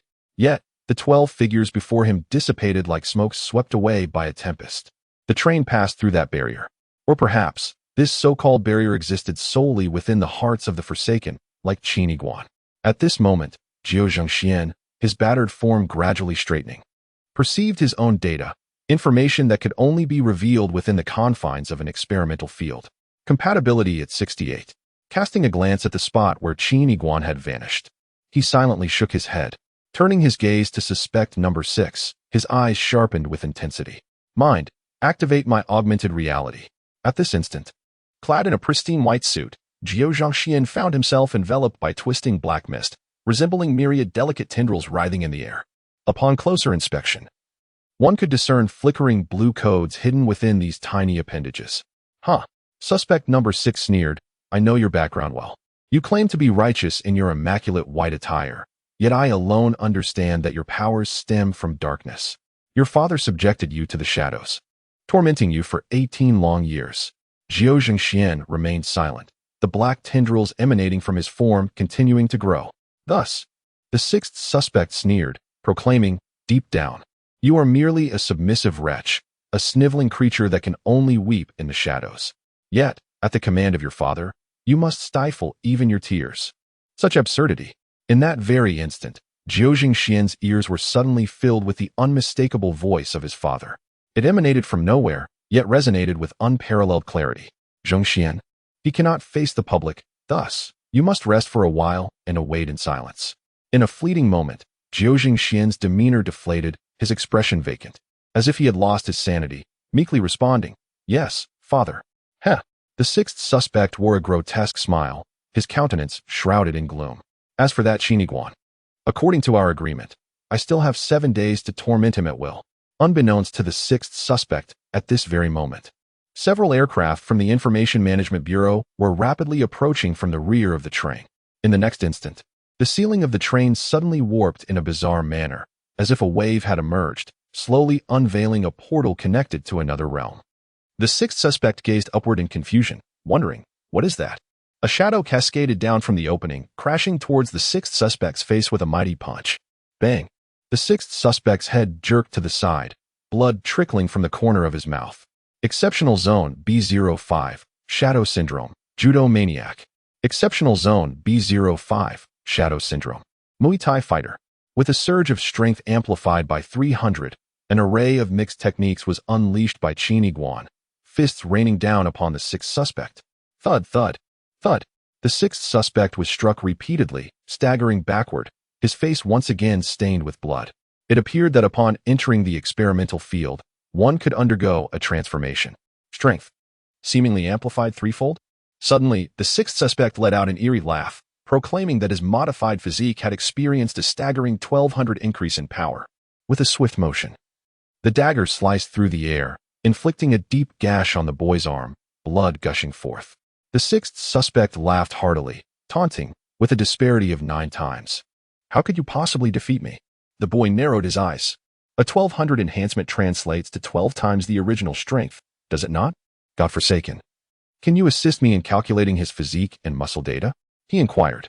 TCH, I may assist you, but refrain from using the phrase can you, as it is rather insulting. The boy integrated this data with the memories stored in his mind. A sudden, low chuckle escaped him as he adjusted his imaginary glasses. Have you forgotten? You are also among my subjects of imitation. Brain Hypernormal Zone B05, Shadow Syndrome, 6th suspect. In that instant, the boy's strength surged to 12 times its original capacity. Although the source of imitation had been enhanced, Qiniguan had also received corresponding information, thus the essence of imitation remained unchanged, allowing Qiniguan to augment his abilities as well. However, for some unknown reason, it seemed that he had reached the upper limit of integration with the Shadow Syndrome, failing to obtain an additional threefold enhancement. In that moment, he envisioned how he brutally slaughtered the girl in the white dress, piece by piece, and how he dismembered Shangwan Xiaodao in a similarly gruesome fashion. These scenes unfolded as if the boy had experienced them firsthand. He was merciless, bloodthirsty, and filled with an extraordinary rage. Grasping an imaginary dagger, an immense power erupted as he clashed with suspect number 6. The velocity, strength, and skill of both adversaries were perfectly synchronized. Swish. A gash appeared on Qiniguan's shoulder. Bang. The young man struck suspect number 6's shoulder with a powerful fist. Haha. Who would have thought that in such a situation, you could mimic me so precisely? But what of it? You shall never defeat me. With an additional dagger in hand, I shall ultimately wear you down to your demise. Bang. Another collision echoed through the air. Suspect number 6 staggered back in pain. Yet Qiniguan remained steadfast. He was, after all, Qiniguan. Memories of Shangwan Xiaodao lingered in his mind. At the tender age of 7, she was the most dignified beggar he had ever encountered. I wish to continue my studies, just a bit more to afford a nutrition pod. Please help if you can. As she grew, she became his classmate. Everyone in their class was aware of her secret affection for him. She had even defended him, asserting that Qin Yiguan would never be affected by mental illness, portraying him as a harmless little rabbit, precisely as teacher Qin had described him. Qin Yiguan, impeccably attired. However, before he could even recognize her, suspect number 6 had cruelly slain her. Reflecting on all of this, Qin Yiguan's own memories intertwined with the furious emotions of suspect number 6. His vision blurred with a crimson haze. He was engulfed in a fury, an unparalleled fury. His heart felt like a star undergoing nuclear fusion. Rage. At this moment, the shadow syndrome within his perspective flickered incessantly, transforming into a deep scarlet. Your rage surpasses that of the imitation source. Your comprehension of fury surpasses its very essence. You possess a deeper understanding of the mimetic source than it does of itself. In response to this situation, the shadow syndrome will undergo a distinct evolution. The cerebral anomaly, known as the box syndrome, has only reached a development of 1. Patients often envision their surroundings as a confined box-like world, perceiving it from a divine perspective. As the condition exacerbates, one may attain a sense of dominion. Upon entering the experimental realm of the metaverse, this cerebral affliction will transform the logic of our world. When you acquire sufficient information and possess comprehensive cognitive coverage, you may define any domain as a box world. Concerning the individual, once you have fully mastered the information possessed by the mimicker and surpassed it within a specific scope, your quantifiable combat prowess against this mimicker becomes boundless. Note, the mimetic source is not limited to individuals. No matter how formidable you may be, I shall always remain invincible. A sudden, jarring crack echoed as Qin Yiguan effortlessly snapped the arm of suspect number 6. The dagger fell into the young man's grasp. The face of suspect no. 6 contorted in agony, clutching his wounded arm and retreating in fear. How is this possible? How can your strength surpass mine? The suspect sensed an impending peril and hastily withdrew a glowing vial from his pocket. He swiftly injected the substance into his arm, causing his veins to bulge and his visage to become even more grotesque, saliva uncontrollably dripping from his mouth. The terminal potion, potential unleashed at 200. At this moment, I am now enhanced by 32 times. The 6th suspect's hysterical roar echoed, "Even if I die, I will tear you apart." Yet, the young man remained silent, his body resonating with a mournful wind as he swiftly approached, planting one foot firmly on the instep of the 6th suspect while the other struck out with force. Crack! The 6th suspect had no time to react as his leg shattered under the impact. With a 33-fold enhancement of strength, despite the broken thigh and arm, the 6th suspect remained undeterred, drawing a dagger and relentlessly hacking at Qin Yiguan. However, Qin Yiguan was always swifter, countering with his own dagger. Perhaps it was only a matter of 0.01 seconds faster, perhaps just a fraction of a gram stronger. Yet it was enough to ensure his superiority over the 6th suspect. In the distance, the somewhat dazed Zhou Zhengxian stared blankly at the scene unfolding before him, pondering, why does this shadow syndrome differ so markedly from my understanding? The air was splattered with blood, and the 6th suspect's wails grew fainter. Ultimately, Qin Yiguan, drenched in blood, let the dagger fall to the ground, while the 6th suspect behind him had been reduced to 28 pieces. Little Tao, I apologize. I am no innocent rabbit. I am Qin Yiguan, the beast clad in garments. Chapter 81. The unknown across the vast, boundless land, a pristine white train thundered by, its passage stirring distant tumbleweeds that rolled toward the abyss. These vehicles were governed by specialized artificial intelligence. As long as their structures remained intact, they operated fully autonomously, indifferent to the events occurring within. Brain Anomaly Zone A89. Unprincipled Syndrome. Temporary development at 2. Qin Yiguan stood within the carriage, gazing intently at Zhou Zhengxian before him. Behind him lay the shattered remains of the 28 victims of the furious Jiao Shinsan. Today, I have committed murder before your very eyes. And you have witnessed the entire process with clarity, the youth spoke slowly. Yet, at this moment, Zhou Zhengxian appeared to be ensnared in a trance-like state, his expression somewhat vacant. My father advised me to wait patiently. The youth furrowed his brow. Has Zhou Zhengxian become foolish? He then turned away, only to hear Zhou Zhengshuan's voice return to normal, deep and powerful. Jiao Shinsan deserves death, and you, Qin Yiguan, are a murderer. Even if you have committed 99 homicides, I shall choose to overlook this particular one before me. Nonetheless, we remain irreconcilable adversaries. Yet, Zhou Zhengxian still seemed entranced, his expression blank. resembling a simpleton when paired with the slightest rule. The youth questioned, "Are you truly under a spell, or is it merely an illusion?" My father instructed me to bide my time. In an instant, the thief of divine favor captured a photograph. The corner of Jiao Xuan's eye twitched imperceptibly. A rumble echoed as the train jolted, the three-legged cat arriving atop the speeding carriage. The youth had memorized the train's route, for it led to the experimental fields. Once, as a forsaken citizen, this path had represented his dreams. Moreover, Jing also received the youth's message well in advance. TSK, TSK, it was a sight too ghastly to behold. The man in the floral shirt, having leapt into the carriage, surveyed the blood-stained interior and the scattered remains with horror. "Qin, you have truly let yourself go. If I am not mistaken, this carnage before us must indeed be the work of the furious Zhao Shan, correct? I truly did not perceive it. Such an innocent young virgin possesses an inner ferocity and perversion." The youth approached the window, cautiously glancing outside. "Enough of this nonsense. Collect the bodies and leave." Jing Yimei Nan shrugged, adeptly activating the vacuum cleaner, skillfully absorbing the corpses from the floor. Suddenly, he felt something amiss, his eyes narrowing. The youth paused slightly. For Jing Yimei Nan was typically nonchalant. He had never witnessed him bear such an expression. Had he sensed something? No, that could not be. Yet, Jing Yimei Nan placed his hands on his hips and declared, Jing Yimei Nan, can cause a tremor in the bosoms of women throughout the entire multiverse with but a stamp of my foot. How is it that I have unwittingly become your collector of corpses?" The youth extended his arm, slowly resting it against his forehead, rendered speechless. Nevertheless, despite his complaints, Jing Yimei Nan continued his proficient task of collecting the bodies. After a brief moment, the youth suddenly furrowed his brow, feeling a wave of heat surging forth. Shortly thereafter, the train's cabin door, visible to the naked eye, transformed into a deep crimson, the steel melting and collapsing. The mangled door was forcefully flung aside, revealing a man clad in a black suit, adorned with a golden 60 embroidered on his chest, stepping forth. This man then raised his hand gently, releasing a seemingly inconspicuous spark that hurtled toward the youth. It was a member of the Information Management Bureau. Qin Guan could distinctly sense that although the spark was minuscule, akin to a remnant leaping from burning wood, it harbored an exceptionally high temperature, causing the entire carriage to heat up. One could only imagine that if touched by that spark, the entire being would be reduced to ashes. It must be some form of augmented reality.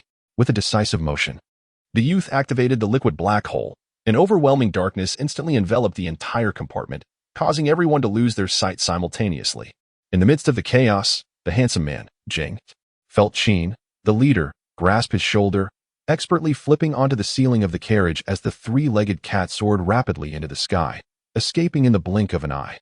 Similarly shrouded in darkness, Jiao Zhangxian remained motionless, yet his gaze flickered. The identical darkness that had struck down the furious Dr. Zhao Shan was indeed his doing. But had the recently deceased been the enraged Zhao Shan? Fusion level, 2 foot, brain dark zone A06, gestalt collapse, development level, 2. Brain extraordinary zone B05, shadow syndrome, development level, 1. Brain anomalous zone A89, malicious syndrome, temporary development level, 4. Actual progress, 2. Brain forbidden zone A01, cosmic phobia, development level, 0. Brain forbidden zone A07, mental dissociation 6, temporary development level, 10. Actual progress, 2. Note: all exceeded development levels will dissipate within 48 hours if the host's fusion level does not increase. On board the three-legged cat, the youth scrutinized the data before him. Recently, he had engaged in numerous activities within the experimental field, yet his fusion level had not advanced at all. Furthermore, those overdraft limits appeared to be calculated based on the duration of his stay in the experimental field, although they had not yet vanished. Careful calculations revealed that only a few hours remained. In the end, it seemed all efforts had been in vain, leaving behind nothing but a mere 2. Reflecting upon my various ailments, each possesses unique effects within the experimental realm. The Shadow Syndrome enables me to emulate characters from my mind, amplifying their skills with remarkable efficacy. Gestalt Collapse manifests as a passive ability, allowing me to materialize the terrifying visions within my mind into tangible forms amidst darkness, showcasing boundless potential. Dissociation 6 continuously actualizes my hidden persona, each iteration growing increasingly formidable, shrouded in profound mystery. The effects of cosmic phobia remain an enigma. As for amoral syndrome, with each cruel act I commit, its development escalates. Yet, this affliction appears devoid of any proactive effects. It resembles a deity devoid of joy or sorrow, merely enacting what it deems right, akin to the dual intellect of the Gemini. It is often said that the seemingly futile emotion serves as the greatest shackle to human evolution. Thus I ponder, if one day the development of my amoral syndrome reaches a pinnacle of 100, will I cease to be human?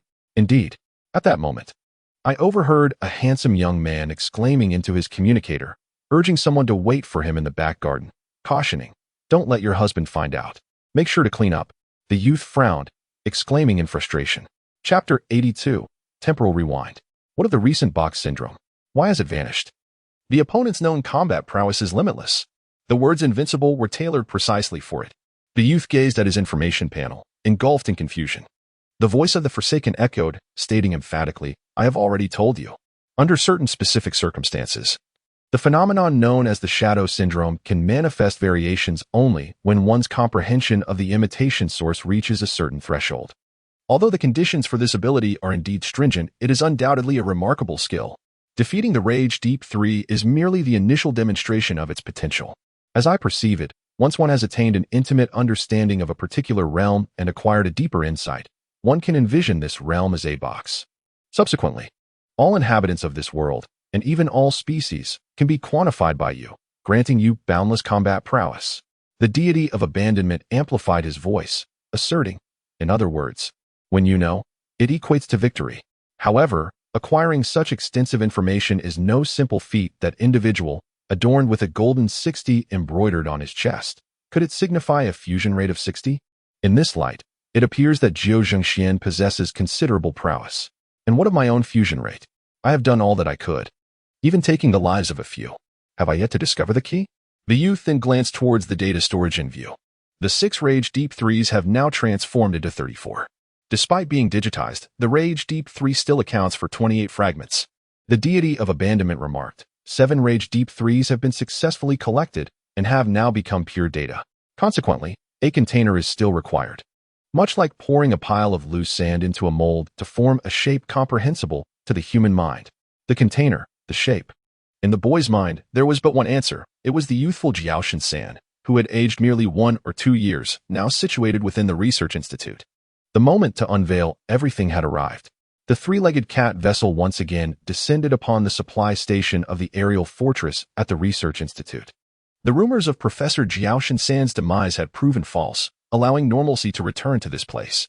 Jing Yimei Nin once more sought out Commander Luna, successfully obtaining her second blood.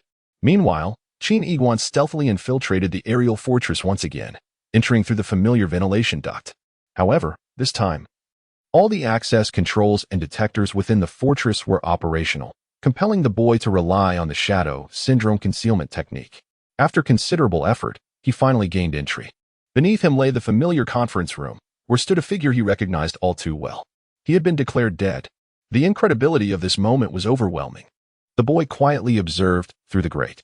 At that moment, Jiao Shinsan sat at the end of the long table, gripping his own hair tightly.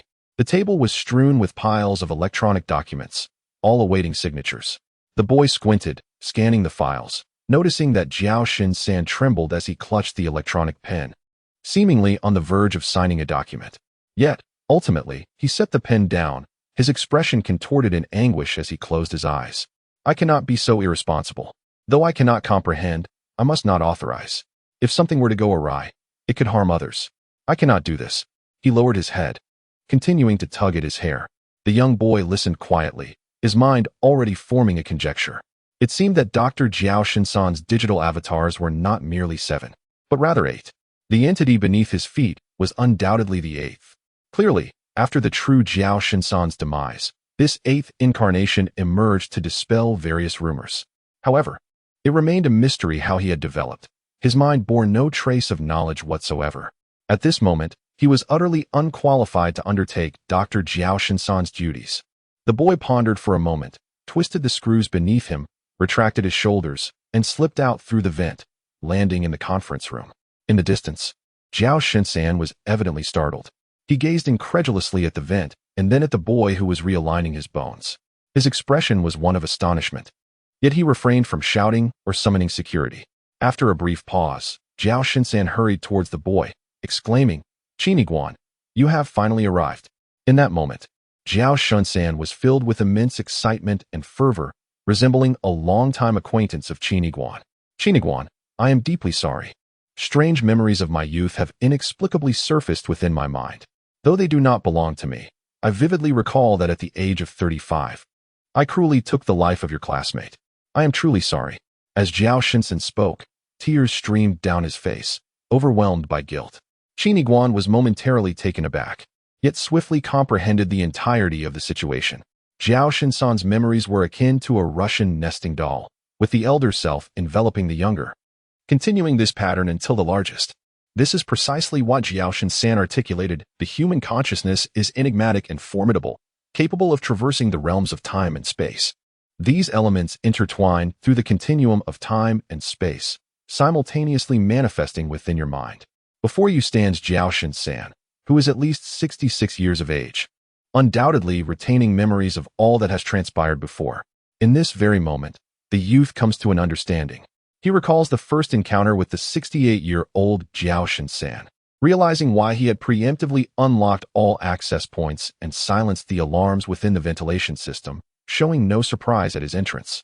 Reminiscent of a clavicle technique, for he is not welcoming himself for the first time. The memories of the 66-year-old Jiao Shinsan will ultimately converge with those of the 68-year-old version.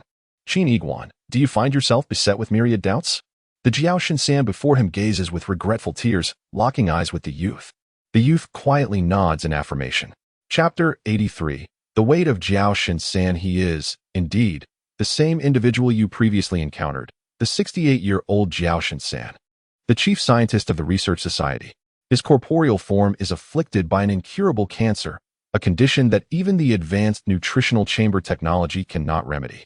The present Jiao Shinsan articulates slowly, acknowledging that he is acutely aware of his ailment and the limited time he has left. Yet, he bears immense significance. Shouldering countless responsibilities, burdens, and a plethora of scientific achievements awaiting his review and refinement. This endeavor is intrinsically linked to the fate of all humanity. Thus, he created 8 digital beings, among which 7, imbued with his lifelong knowledge, were deployed throughout various metaverses. You may not be aware that these digital entities, newly born, initially lack a soul. Thus, they must undergo certain trials, akin to experiencing the multifaceted nature of humanity. Jiao Shinsan stood upright, while I, the 8th digital being, existed merely as a blank slate with fundamental thoughts. My purpose lies in assimilating the 7 mature datasets enriched with human essence. In doing so, I shall seamlessly transform into a person, taking the place of the gravely ill Jiao Shinsan, continuing to illuminate and benefit humanity. The young boy listened intently, his expression inscrutable. Before posing the question, why did he choose to end his own life? In other words, why did he opt for an early demise? The blank slate, Jiao Shinsan, gazed directly at the boy, for all of this was an established truth. The boy's curiosity lingered, yet the blank slate, Jiao Shinsan, continued. At 68 years old, I, the human Jiao Shinsan, have already perceived everything in memory. I foresaw your arrival and recognized that you have assimilated all my digital avatars. Thus, only you can ultimately unite these 7 datasets. The inception of all this hinged upon his suicide. Consequently, you shall embark on this journey, laden with profound questions, to complete all necessary steps. This phenomenon is what one might call cause and effect. As the boy casually perused an electronic document on the table, he suddenly raised his head, realizing, is Jiao Shinsan manipulating me? We are compelled by circumstance. By Ban Jiao Shinsan let out a bitter smile. Acknowledging that even the members of the Information Management Bureau you encountered share this compulsion, they are also in a state of urgency, and even I, at this moment, feel the same urgency. Iguan, observe. This project aims to significantly enhance the soil quality, enabling crops to yield multiple times their current output and to adapt to various extreme conditions. If this project comes to fruition, the residents of Rust City will finally have access to genuine food, no longer reliant on those energy blocks. What this project lacks at present is precisely Jiao Shinsan's expertise in geology and landforms. The youth widened his eyes in surprise. This is actually connected to Rust City. Iguan, take another look at this project. Bai Ban Jiaoshan-san pointed to another stack of documents, revealing a project titled War Simulation. It must be noted that even now, tensions persist between nations, and the specter of war looms ever closer. The war simulation operates on the premise of absolute impartiality, preemptively recording the weaponry reserves and technological capabilities of various countries. Should two nations decide to engage in conflict, the simulation will employ intricate algorithms to calculate the destruction rates of their armaments post-exchange, as well as casualty rates, breakout probabilities, success rates for landings, and the extent of economic losses. Consequently, this war will determine a victor and a vanquished without the presence of smoke or death, rendering any disputation moot. This holds true in both the metaverse and the tangible world. Subsequently, discussions regarding which nation should apologize, which should concede, and the nature of treaties to be signed could proceed directly. At this point, the figure known as Bai Ban Jiaoshan smiled softly, revealing that preliminary calculations had indicated that Huaxia stands as the world's strongest. However, his expression dimmed slightly as he acknowledged the current deficiency in programming knowledge from the hacker Jiaoshan, which is essential for this technology. With such knowledge, the world would undoubtedly witness a significant reduction in deaths and the plight of displaced refugees. The young boy gazed intently at Bai Ban Jiaoshan, who, at the age of 66, bore a striking resemblance to the deceased Jiaoshan, aged yet upright in posture. The first 7 represent humanity's 7 deadly sins, while he was merely a blank slate. Perhaps, once humanity eradicates these sins, a semblance of conscience might remain. Suddenly, the boy inquired, what type of cancer did the real Dr. Jiaoshan suffer from? After a brief pause, Bai Ban Jiaoshan responded, my apologies for the awkwardness. As you know, I currently possess no understanding. The boy chuckled lightly, assuring him that it was of no consequence. He then extended a black storage device, saying, take this. It contains the data of the 7 Jiaoshan.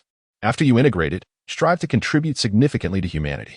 Bai Ban Jiaoshan's eyes sparkled with enthusiasm as he stepped forward eagerly. He then hurried to the side of the conference room, where a humanoid device awaited, its principle being a reverse version of a high-tech information management vacuum cleaner. Bai Ban Jiaoshan inserted the storage device into the apparatus and promptly entered the isolation chamber. The machine whirred to life, and an array of blue codes erupted, swirling like a tempest around the figure of Bai Ban Jiaoshan, whose gaze grew increasingly profound. Through the glass, Bai Ban Jiaoshan bowed deeply at a 90-degree angle towards the young boy, his face awash with gratitude. Observing him, the boy noted a peculiar yet oddly normal smile upon his countenance. Yet in that very moment, the boy's form transformed into a cascade of codes, dissipating into the ether. Bai Ban Jiaoshan paused momentarily. Clothing and attire. I shall impart this information to you. At the very least, it contravenes 30 laws, marking it as one of the gravest offenses of this era. And I am but a police captain. After being executed, I would have to feign death, only to execute myself once more. Do you grasp the severity of the situation? Officer Wang exhaled smoke as he spoke slowly into the communicator. Thus, once you unravel the entirety of this case, the previously agreed remuneration must be reduced by 5,000. The boy nodded quietly, acquiescing. Did I perhaps negotiate too little? Uncle Wang, you are, after all, a police officer. All right, here you go. The boy gazed at the text in the communicator. Central District Number 003, E4965 residence. He narrowed his eyes in disbelief. I truly did not expect that the corporeal form of Dr. Jiaoshan resides so close to me. To be precise, in the nearby Central District. Dr. Jiaoshan, why did you wait until my appearance to choose to end your life? Was this fate truly predetermined? Or perhaps, there exists another possibility, because I am the 001 in his memories. In the recent conference room, the youth engaged in a seemingly casual yet deliberately focused dialogue with the whiteboard. Perusing a document titled Jiaoshan's Notes regarding the owner of the brain's dark zone 001. It noted 001 has no records of nutrient chamber applications. Yet, 001 is able to access the metaverse experimental field. Furthermore, within the entirety of the Central District, there exists no visual documentation of 001. He is a forsaken citizen. Hypothesis: 001 must possess a certain method to infiltrate the Central District, likely with the intent to usurp another's nutrient chamber. A small line followed, suggesting he might be the sole individual capable of terminating everything. The youth chuckled softly, noting an error. I have no need to borrow another's nutrient chamber. Yet, I can indeed stealthily infiltrate the Central District. Chapter 84. Encountering the Assailant Again. Central District 003. The Sentinel robot stands at a towering height of 3.25 meters. Its entire form crafted from pure white titanium alloy. Its metallic claws on the right arm are fully extended, with a diameter of nearly 1 meter, now retracting slightly while glimmering with a cold sheen. The energy cannon on its left arm is perpetually in a charging state, pulsating with a deep blue luminescence. The scanning device on its head emits intangible rays, capable of detecting even the minutest movements within a radius of over 1,000 meters, rendering everything within its system visible in exquisite detail. Its shape is somewhat rounded, reminiscent of a rotund general, buoyed by a magnetic levitation system in its lower half. Floating above the ground, a soft thud resounded as a figure descended from the city wall, 1 foot landing upon the head of the Sentinel robot, followed by a step onto its shoulder and energy cannon, gradually alighting on the ground.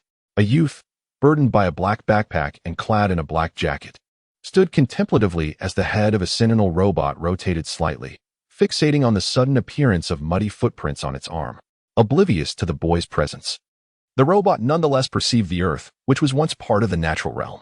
The boy ascended once more, gradually erasing the traces of his passage. The robot's electronic eye flickered in wonder, and soon its head began to rotate in a designated pattern, scanning its surroundings with relentless precision. In this era, machines exhibit a simplicity far surpassing that of humanity. The boy tightened his grip on the backpack and pressed onward, unaware that although the footprints on the robot's arm had been wiped away, remnants of mud from the boy's shoes, along with a tender sprout of grass, thrived atop the robot's head, swaying gently in the breeze. A 128, a 359, the youth navigated the tranquil streets alone, glancing at the house numbers along the way. A 5426, his steps faltered for a brief moment. This was the residence of Jiao Zhengxian, more accurately, the abode of his physical form, which also housed his father, vertically positioned within a nutrient tank. Bright boy, disturb me again, and I shall sever your oxygen tube, along with the network and power lines. Continue your journey. The Central District sprawled extensively, a sanctuary for millions in slumber. Upon reaching a street he had never before traversed, he finally beheld a peculiar edifice ahead, strangely resembling a colossal warehouse. It boasted a single floor, yet possessed a height comparable to that of a 5-story building. In the residence of Dr. Jiaoshan-san, designated as E4965, a profound question arises: if humanity were to perish within the metaverse, resulting in the simultaneous demise of the corporeal form, how would the remains be addressed? The youth is acutely aware of the answer. There exists no intervention whatsoever. The nutrient pod would recognize the user's death and transition into a cryogenic state, allowing the deceased to rest undisturbed for eternity. For years, Qin Iguan infiltrated the central city, borrowing sustenance countless times.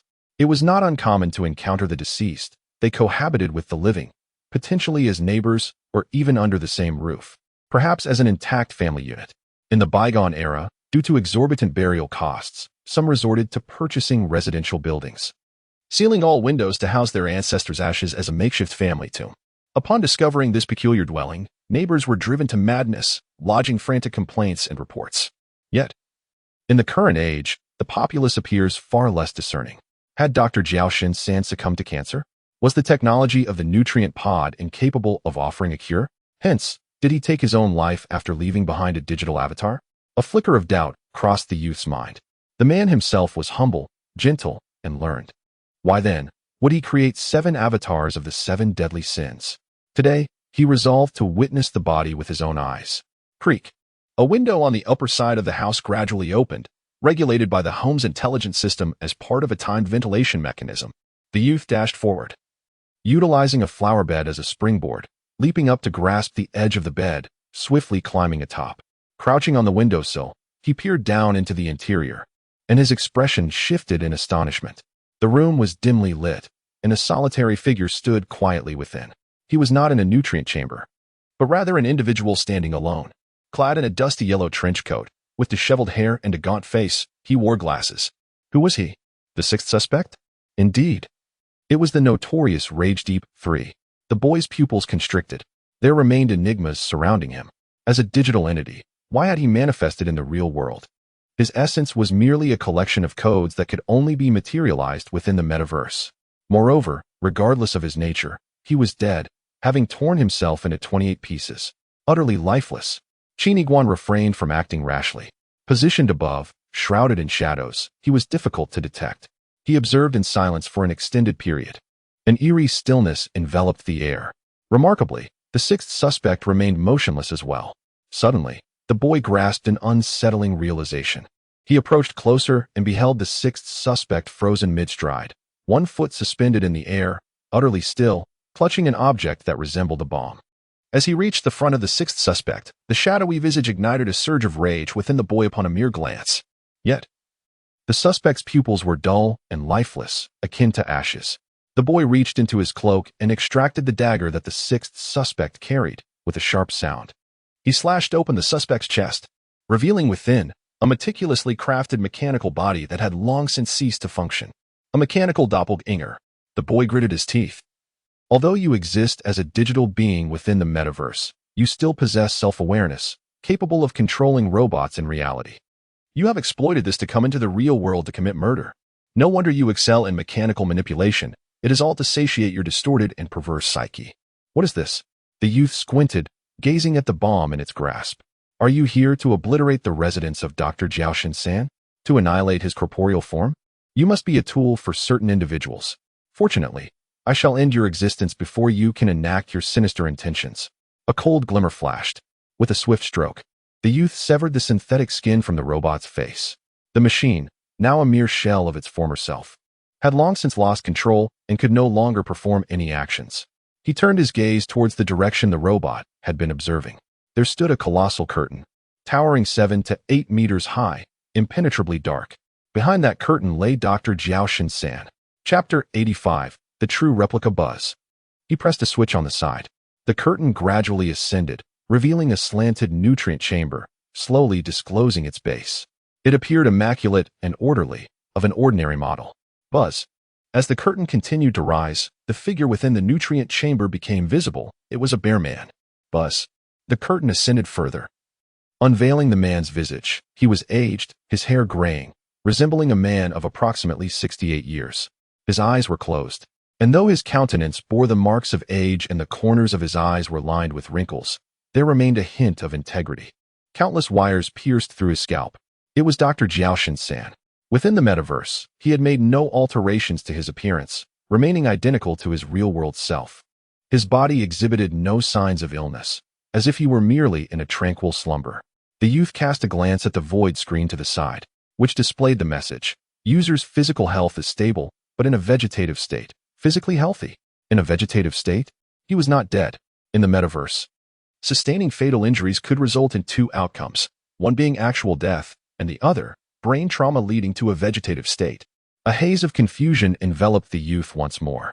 As the curtain continued to rise, Qin Iguan's body suddenly froze. What was this?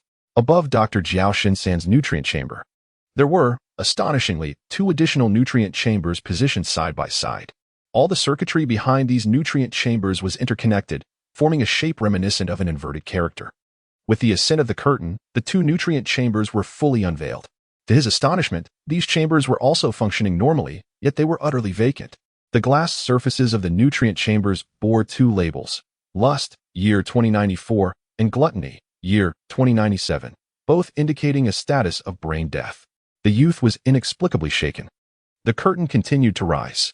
Behind the 2 adjacent nutrient chambers stood 3 more, similarly aligned and interconnected, all equally devoid of contents.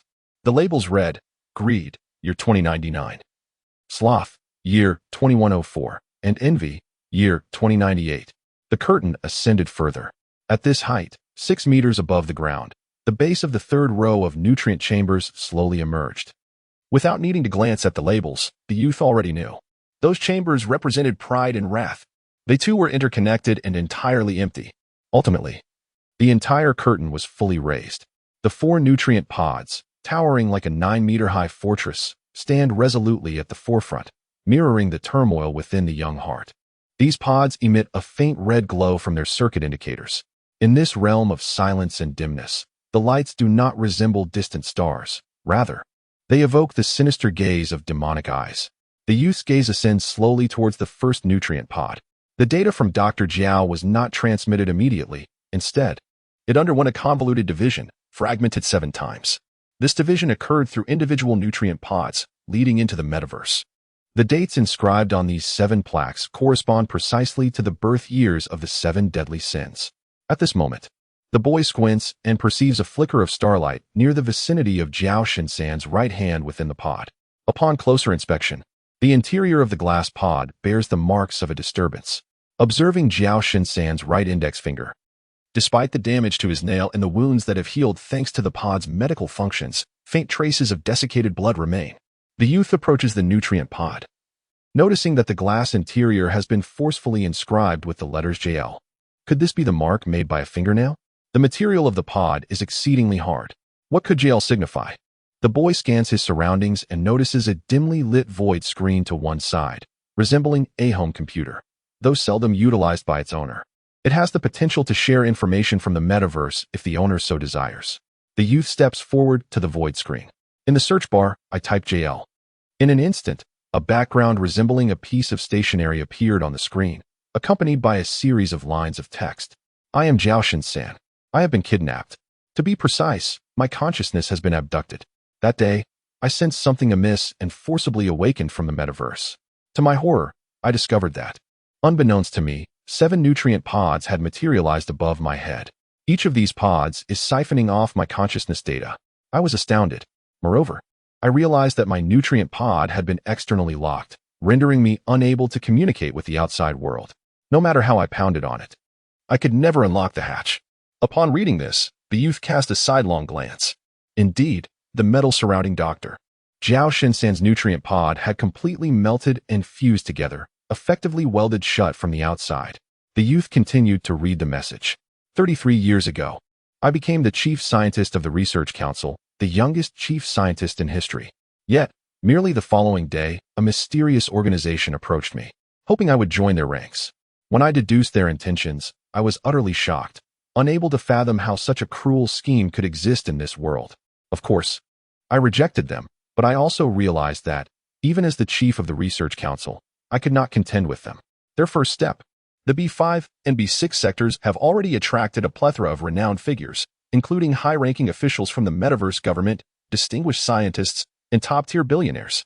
Fortunately, for the past 33 years, that malevolent scheme has not come to fruition. The vast expanse of the metaverse encompasses millions of square kilometers, with a population of 60 million. I find solace in the belief that their era has ended, that they have failed. Recently, an array of peculiar memories has surged into my mind. I am increasingly unsettled. As one particular sensation, or perhaps a persona, manifests, one that is filled with rage, a bloodthirsty feeling. It seems as though everyone is destined for annihilation. Upon awakening this time, I discovered the plaque of the furious entity known as Jiao Shinsan. It bears the age of 35. The very year I resolutely declined to join them. I comprehend now. 33 years ago, they did not surrender. Rather, from that moment, they infiltrated reality, sought me out, installed other nutrient pods, and began to replicate my consciousness, manufacturing one version of me after another, a total of 7. Could it be that their aim was for the sake of compatibility? There is no necessity for such bewildering actions to enhance compatibility. Why, then, am I the chosen one? It dawned on me that they are deceiving the twin intelligence. The versions of me that they have created are mere infants, all entering the metaverse, straddling the line between digital beings and semi-humans. The scientific domains in which I excel are precisely 7. Those infants, endowed with my gifts, will, as they mature, each master one of my abilities. They shall defy the rules, reducing everyone to mere instruments along their path of growth. Those entities, neither human nor ghostly, will undoubtedly be amalgamated. They aspire to recreate me, a being not only endowed with my powers, but also obedient to their commands. Although I am unaware of their exact methods, they will certainly involve death. In my possession lies a technology they desperately seek, an intricate technique that only I can wield. I cannot allow their scheme to succeed. I implore you to thwart them. However, as you engage with them, you may discover the futility of opposing their might. After all, this is their territory, the B5 and B6 sectors. I do not hold you accountable. It is akin to a chasm, poised to collapse at any moment.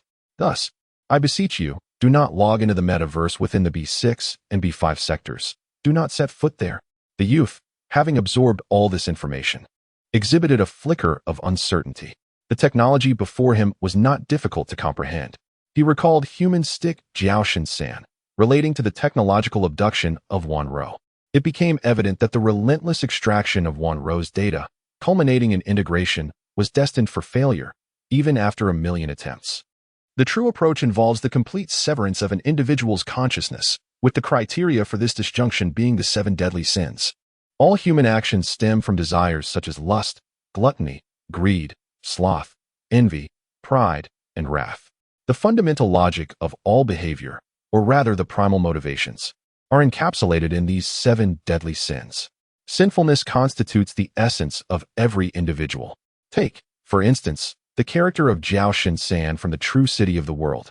Why does he remain there, observing customers through a transparent door each day? Lust continues to exert a firm grip on him. Perhaps his clandestine ambition to study quantum physics is driven by a desire to attain the esteemed status of a VIP. Similarly, what motivates the gluttonous Jiaoshen-san in his mechanical designs? It is the pursuit of wealth to indulge in extravagant food. Furthermore, consider the mining Jiaoshen-san. Why does he delve into geological knowledge? His insatiable greed compels him to seek an endless supply of raw materials. Behind the regal attire of Qin Iguan, a hint of chill emerges. The mastermind behind this conspiracy is highly sophisticated, patient, and possesses a profound understanding of human nature. His methods bear resemblance to those of human stick Jiaoshen-san, as both involve a process of dispersal and integration, yet their data acquisition techniques diverge significantly. He intercepts Jiaoshen-san's consciousness and performs a form of reset, giving rise to 7 entities with ambiguous attributes, each placed in an environment imbued with the 7 deadly sins, allowing them to develop freely. The darkest desires birth the most formidable drive, yet they also lead to the demise of many innocents. Thus, these beings appear to mature by chance when in fact, it is an inevitability, and they do so prematurely. The youngest among them is merely 18, yet he has already attained Jiaoshen-san's level within his respective domain. Subsequently, they are harvested collectively. The cultivation plan, spanning an impressive 33 years, was interrupted as the young man raised his hand and entered the words Chief Scientist Jiaoshen-san into the screen before him, clicking search. Numerous news articles materialized. 30 minutes ago, Chief Scientist Dr. Jiaoshen-san announced several significant initiatives. He has developed a terrifying weapon, the digital bomb. He has also upgraded the mining technology for primordial matter, a method predicated on the complete annihilation of the land. The residents of the metaverse are unable to comprehend. Dr. Jiaoshen-san seems to have transformed into an entirely different person. The young man narrowed his eyes, observing the figure on the screen, Jiaoshen-san, whose stride was steady, eyes brimming with a brilliant light, yet devoid of expression. It was evident that he had successfully integrated the 7 deadly sins. Indeed, they could amalgamate into a normal human being. Subsequently, it became a ruse, designed to deceive me out of the 7 deadly sins data at my disposal. At that moment, the young man turned and walked towards the door, his expression serene. Very well. You are dead. You all are dead. Chapter 86. A hand over heaven with a swift motion. Jiaoshen-san sent the documents on his desk crashing to the floor. The electronic file labeled Surreal Governance fell at his feet, faintly shimmering with light. With a crunch, he crushed the document beneath his foot. What is this surreal governance? Increasing crop yields? Why should I assist those wretched, subhuman outcasts? The former Jiaoshen-san had squandered his days in ignorance, wasting a lifetime of knowledge. From this moment forth, all my actions shall be solely for my own sake. Jiaoshen-san bellowed, his eyes brimming with disdain for the multitude of documents before him. Dr. Jiao, it is indeed most astute of you to harbor such thoughts in this day and age. At this moment, by the expansive window, stood a formidable figure who slowly turned. Yet the brilliance of the sunlight cast his visage into shadow, revealing only a glimpse of a man who, though somewhat aged, possessed a robust physique. I felt a sense of reassurance. The robust man smiled and said, "Welcome, the newly transformed Dr. Jiaoshen-san. From this day forward, the knowledge you acquire will yield far greater value, ultimately benefiting you alone." As he spoke of welcome, the robust man paused. For he must possess considerable knowledge regarding our plans and the circumstances of your emergence. He must be eliminated. At this juncture, Jiaoshen-san was akin to the previous blank slate. However, times have changed. He had now assimilated the data of the 7 deadly sins, acquiring the entirety of Jiao Shunsan's knowledge. Slowly, Jiao Shunsan lifted his gaze towards the ventilation shaft above. Previously, that individual's abrupt appearance had caught me unprepared. Although Jiao Shunsan possessed profound scientific expertise, his combat prowess was that of an ordinary person, and I had reluctantly allowed him to depart. Yet I had known him for many years. I recognized that he was exceptionally capable and cunning. A voice within me continually whispered that he would soon unravel the truth.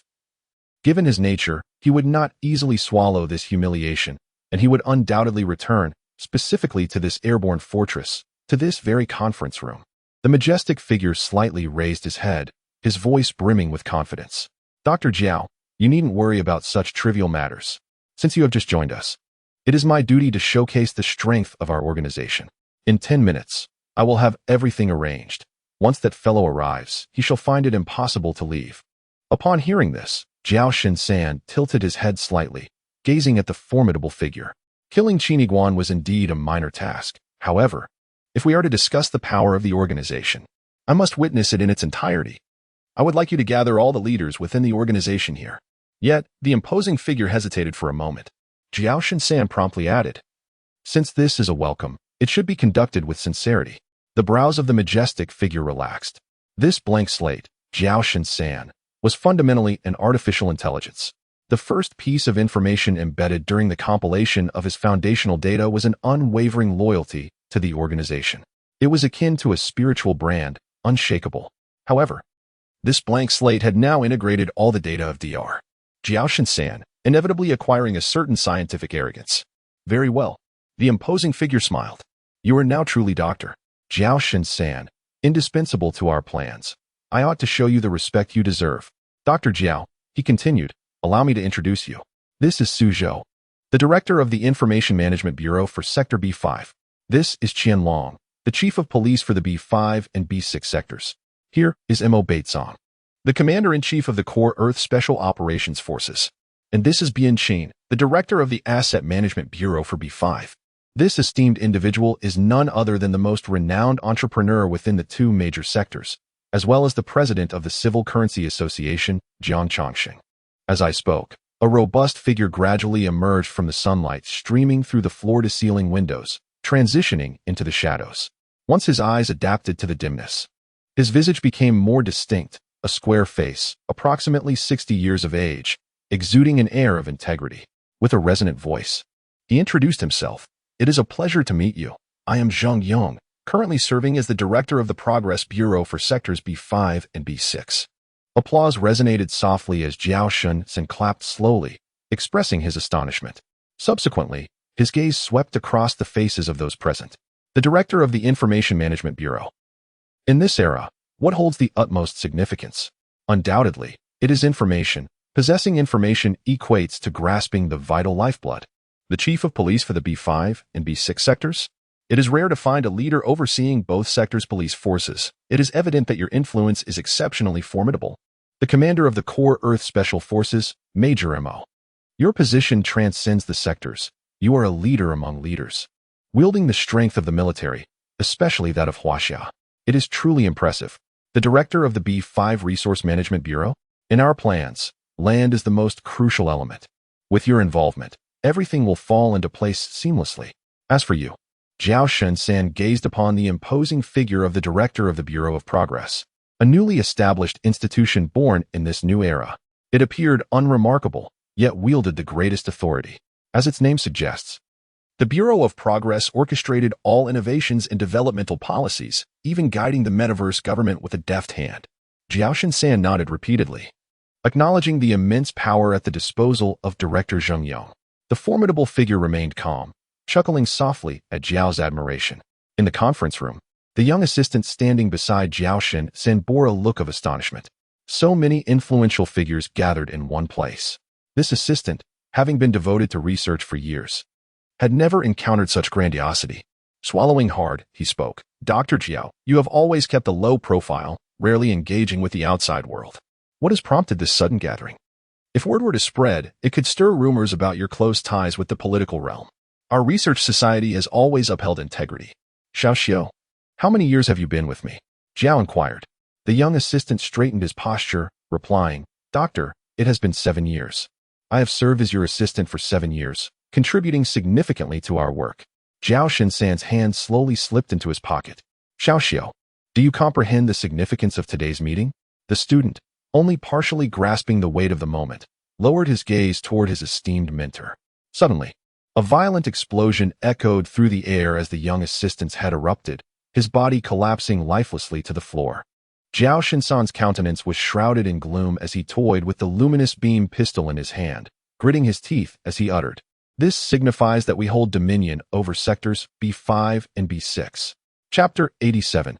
In orderly array. The lifeless body of a young student collapsed at Zhao Shinsan's feet. The leaders present remained utterly motionless, displaying no reaction, their gazes indifferent.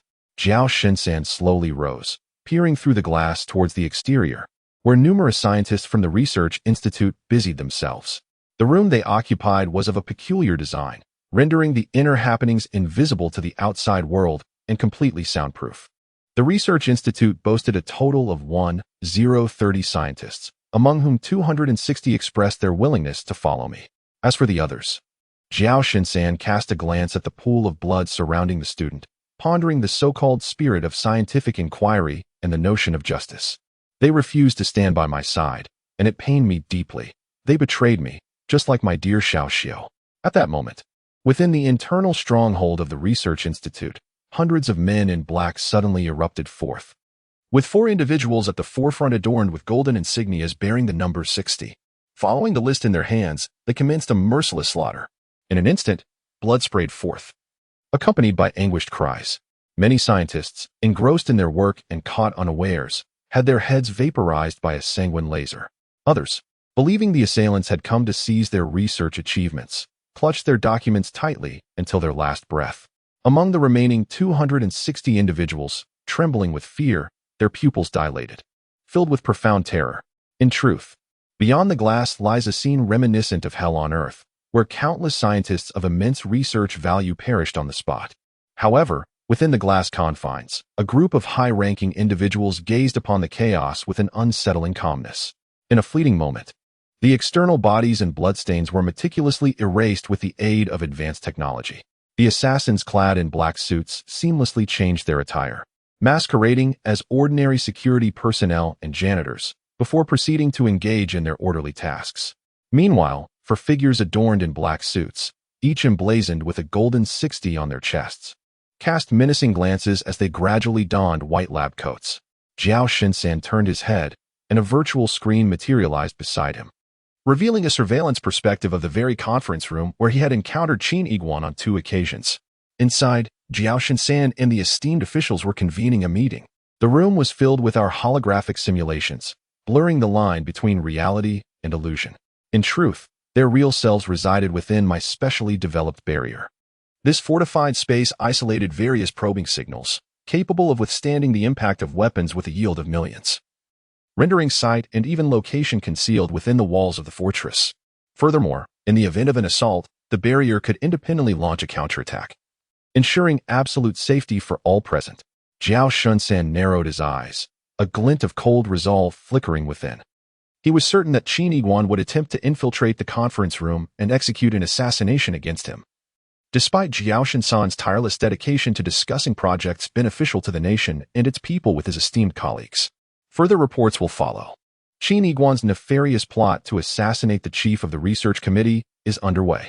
He shall bear a notorious reputation, a mere psychological deviant, who, after a failed assassination attempt, was shot dead on the spot. Such absurdities as Dark Zone 001 will dissipate into nothingness. The imposing figure, none other than the director of the Advancement Bureau, Zheng Yong, nodded slightly. We may exploit this narrative, appearing forthright while subtly advancing our clandestine agenda. Indeed, he chuckled softly. With 500 armed forces, complemented by 4 members of the 60 club equipped with augmented reality, and all under a veil of unpreparedness, who could stand in our way? At that moment, a blue snowflake suddenly drifted through the barriers. The crowd squinted. This space was impenetrable. What could that be? In the next instant, they finally discerned it, a floating blue code, shimmering with light. In the blink of an eye, a blue vortex materialized on the ceiling, spinning rapidly and composed of code. Suddenly, the sky filled with codes began to coalesce, forming the silhouette of a young boy. As the light swirled, the figure gradually solidified into a boy clad in a black jacket. His feet gently touched the ground, stabilizing his stance. In that moment, the atmosphere became eerily silent. The boy scanned the crowd with calm eyes, yet a mysterious smile graced his lips. The onlookers were taken aback, a chill running down their spines. Xiaoshan shouted, "It's you, Qiniguan you."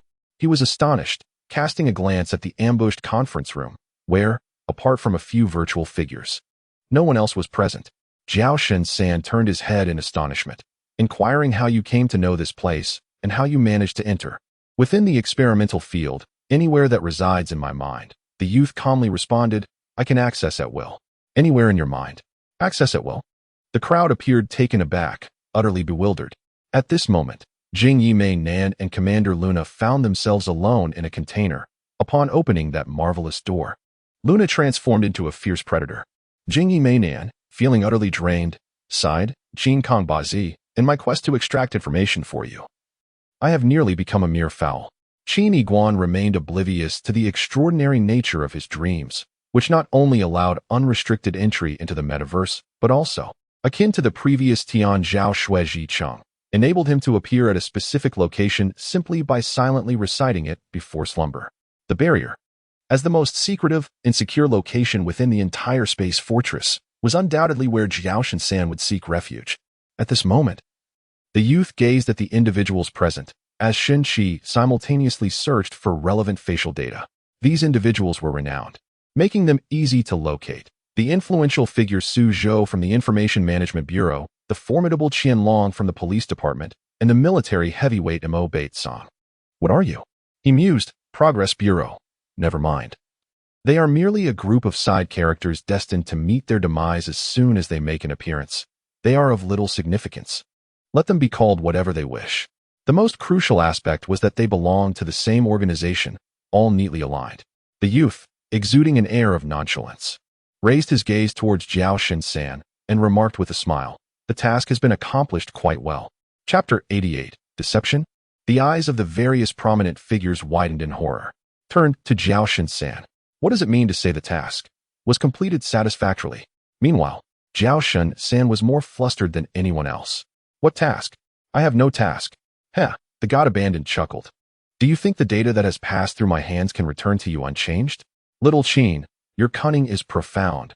From the very beginning, you suspected that the synthesized Jiaoshan San would not be anything virtuous. Thus, you instructed me to incorporate 2 subconscious elements into the data of 7 deadly sins. The second one is its inexplicable arrogance, insisting on meeting all members upon joining the organization. At this moment, the youth gazed quietly at Jiaoshan San, a faint smile playing on his lips. Ever since your integration was completed, haven't several thoughts emerged within you, as if guided by some unseen force? Jiaoshan San's expression changed dramatically. Indeed. Why are you so insistent on summoning everyone in the organization? Suddenly, he became extraordinarily agitated, trembling as he pointed at the youth. Vile person, you tampered with my data. The god abandoned retorted, unfilial child, dare you call your father vile? Yet, I am uncertain what kind of person you truly are.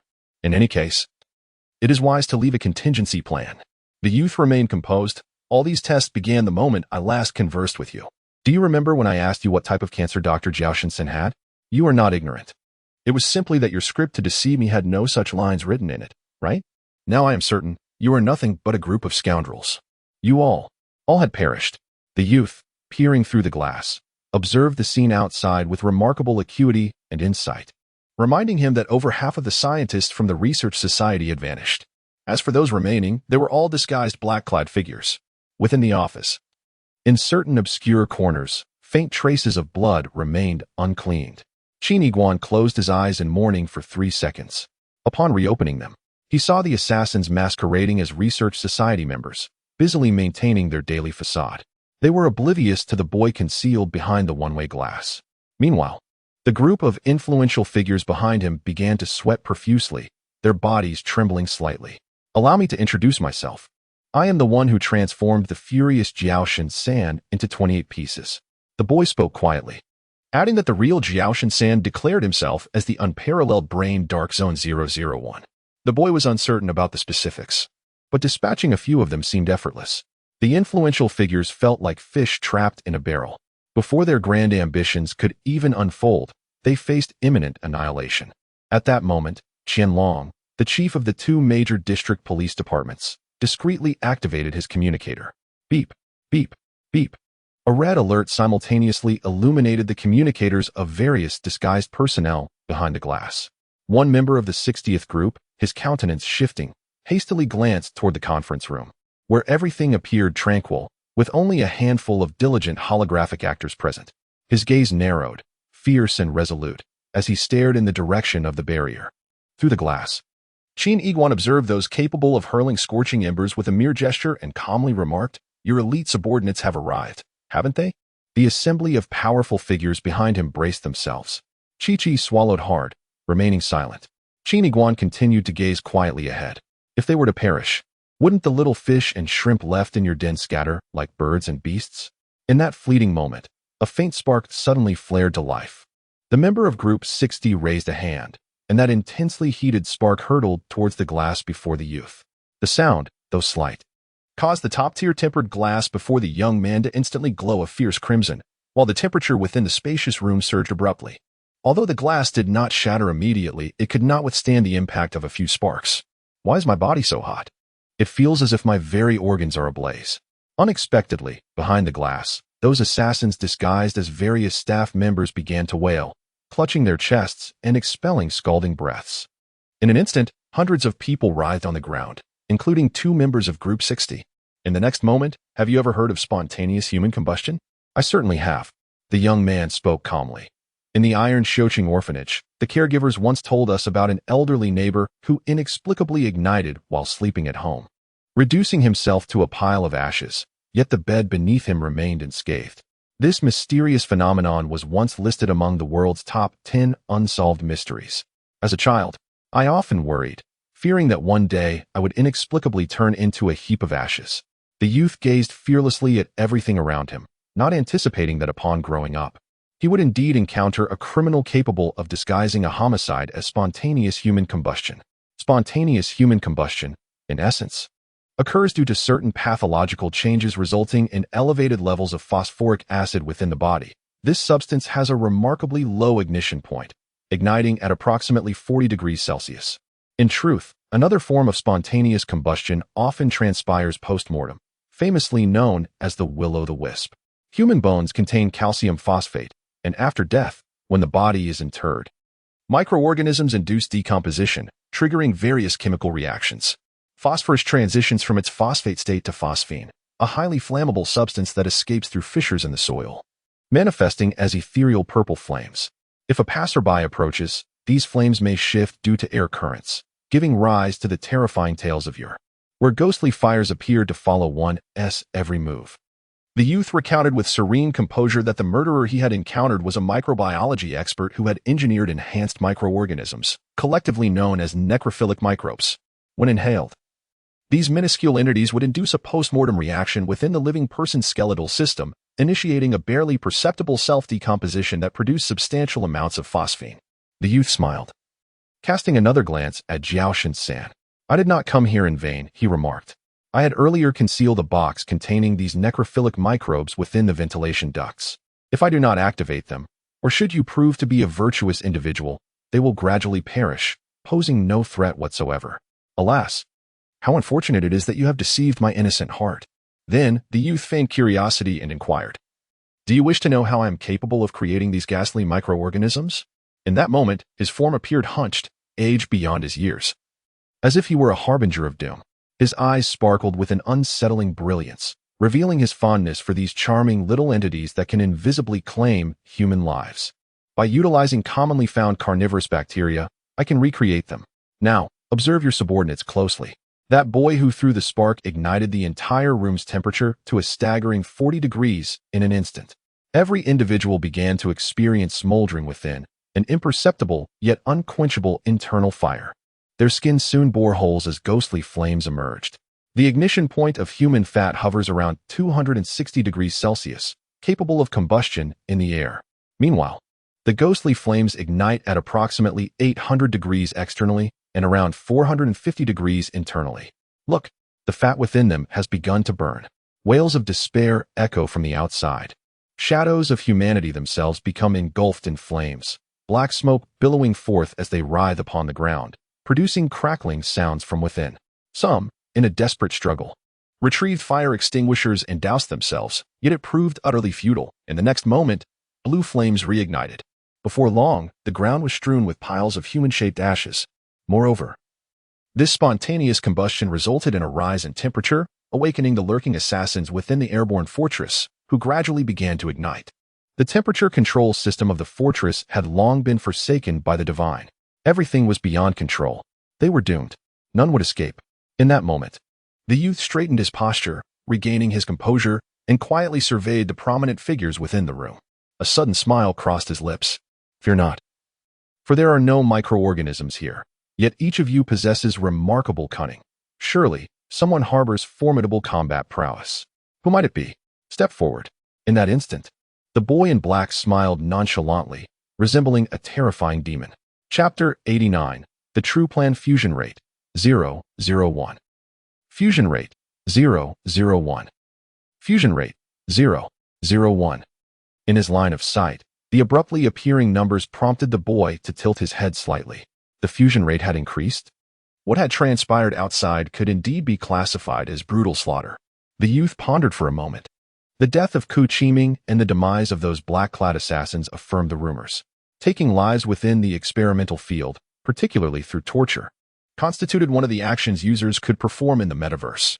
This truly could enhance the fusion rate. The logic of the twin intelligence brain was utterly incomprehensible.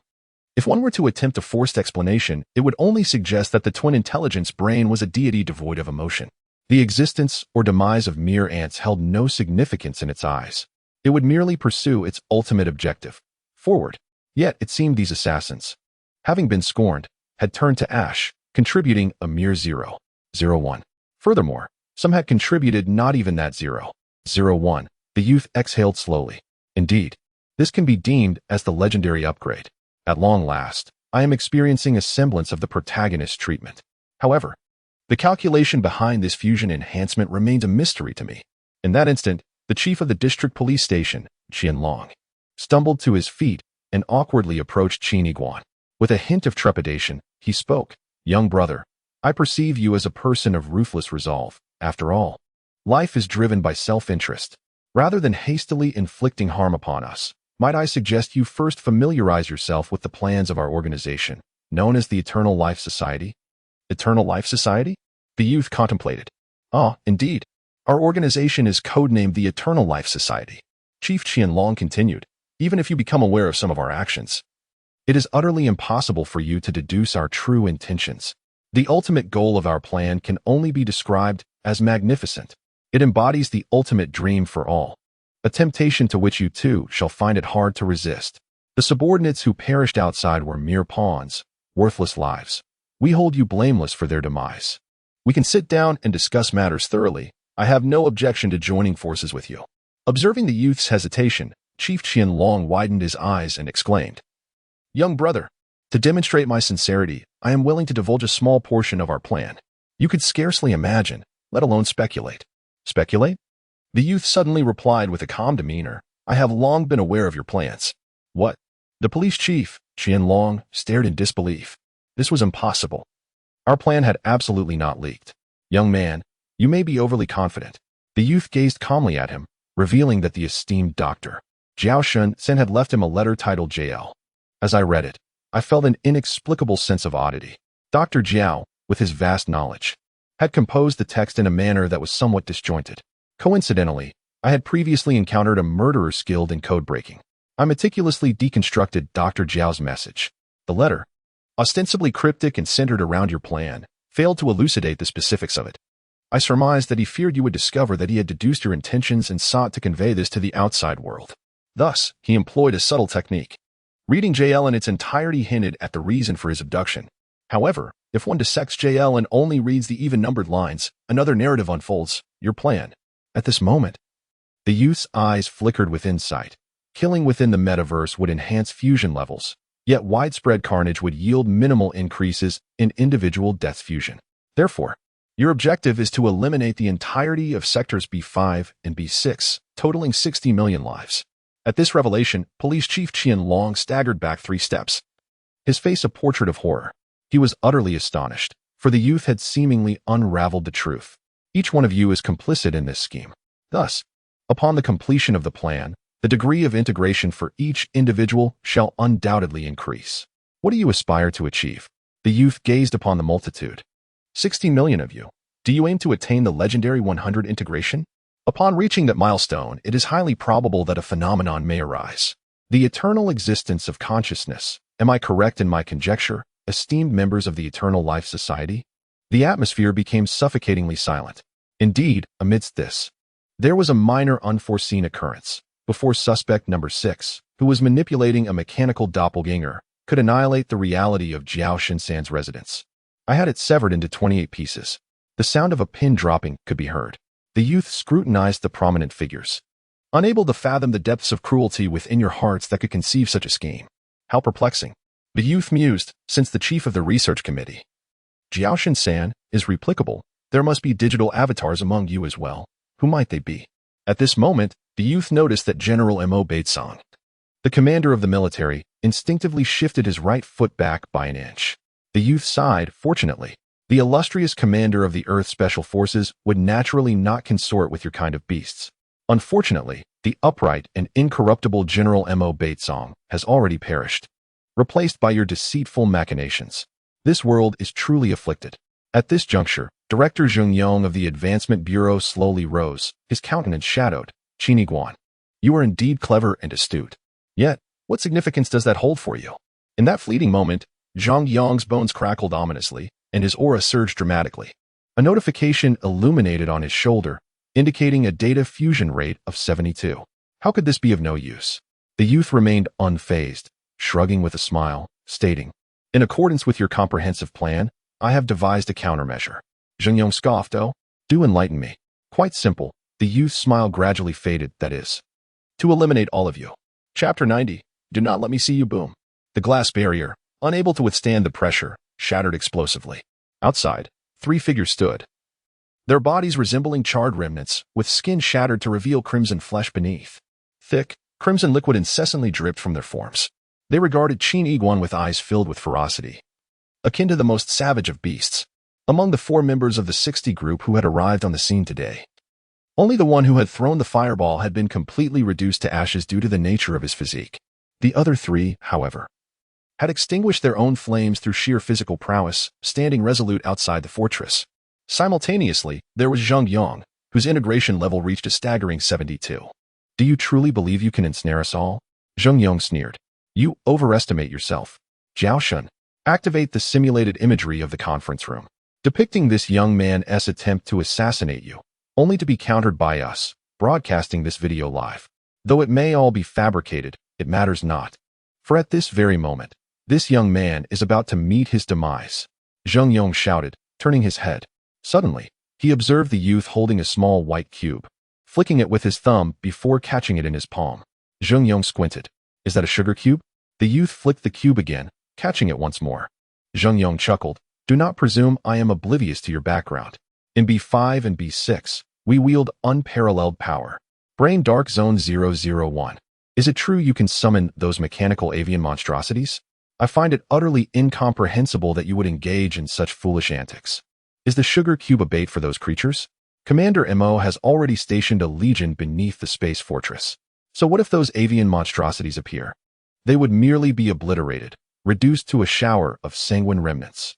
At this moment, the young boy gently licked his lips, as if saliva were trickling down. The scent of candy wafted through the air. The boy tossed a piece of candy into the air and caught it with his mouth, the sweet morsel clinking against his teeth, producing a soft sound. He closed his eyes in blissful enjoyment. Zheng Yong shook his head and suddenly shouted, Kill him. 3 figures, charred and grotesque, surged forward like a terrifying whirlwind. One of them, with fingers splayed wide, brandished sharp nails that had not melted even in the inferno.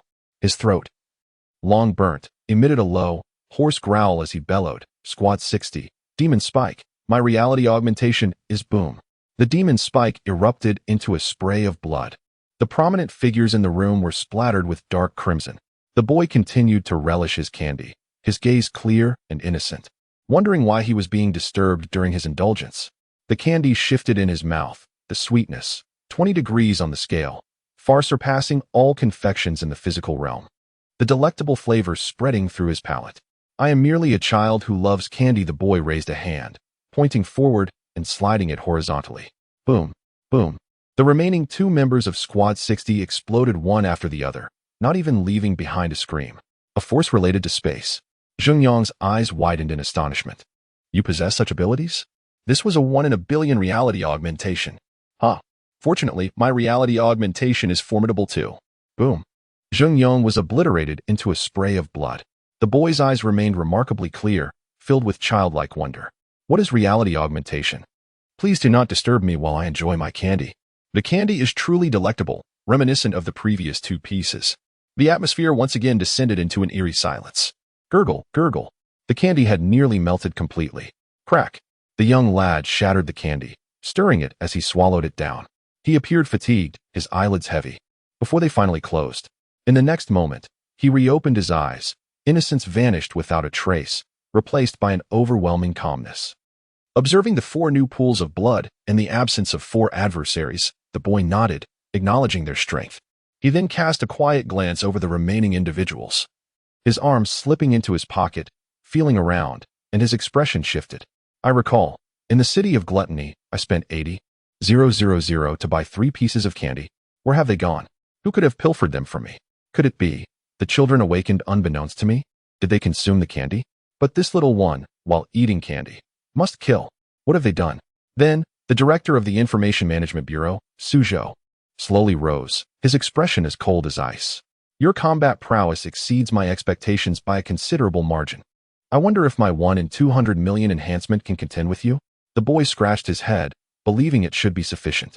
As he spoke, he discreetly reached for the liquid black hole in his pocket, sensing that he might need to flee. It was at this moment he noticed in the distance a flying vessel descending directly onto the aerial fortress. 3 figures dashed out from the craft. Leading them was a young lad clad in a sharply tailored white suit. Handsome in appearance. Behind him trailed a soldier carrying a metal case and a girl in academic attire. Jiao Zhengxian? The youth first activated the vibrant spray gifted by Jing Yimei Nan, enveloping his entire being in a cloak of dark silver metallic paint. Subsequently, he initiated the liquid black hole. Instantly, the cabin around him was shrouded in utter darkness. Qin Yiguan, I know it is you. There is no need for disguise.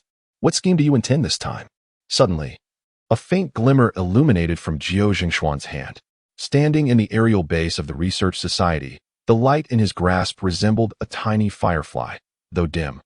It still illuminated a small area amidst the profound darkness. Jiao Zhengxian's form stood as the sole beacon in the night. The Kinta black within the liquid black hole was not absolute darkness. It possessed a minuscule refractive index of 0.00003. This was a tool I had meticulously designed to counter extreme darkness, photon resonance, specifically crafted to restrain you. Jiao Zhengxian held aloft the small radiance and beheld the grim scene of scattered human ashes. His complexion shifted dramatically. You have taken lives again. This time, I shall not let you escape. In the distance, Qin Yiguan squinted, observing the solitary light amidst the pitch-black world, akin to a flickering candle amidst a dark tempest. Wavering and on the verge of extinguishment, the darkness surrounding the light began to warp, resembling visible steam that surged and spread. The youth instinctively took a step back. The faint glow within the darkness. He closed his eyes, yet the illusion of that light persisted beneath his eyelids, refusing to dissipate. A sense of dread enveloped the youth's heart. Why must I witness this scene? It fills me with dread.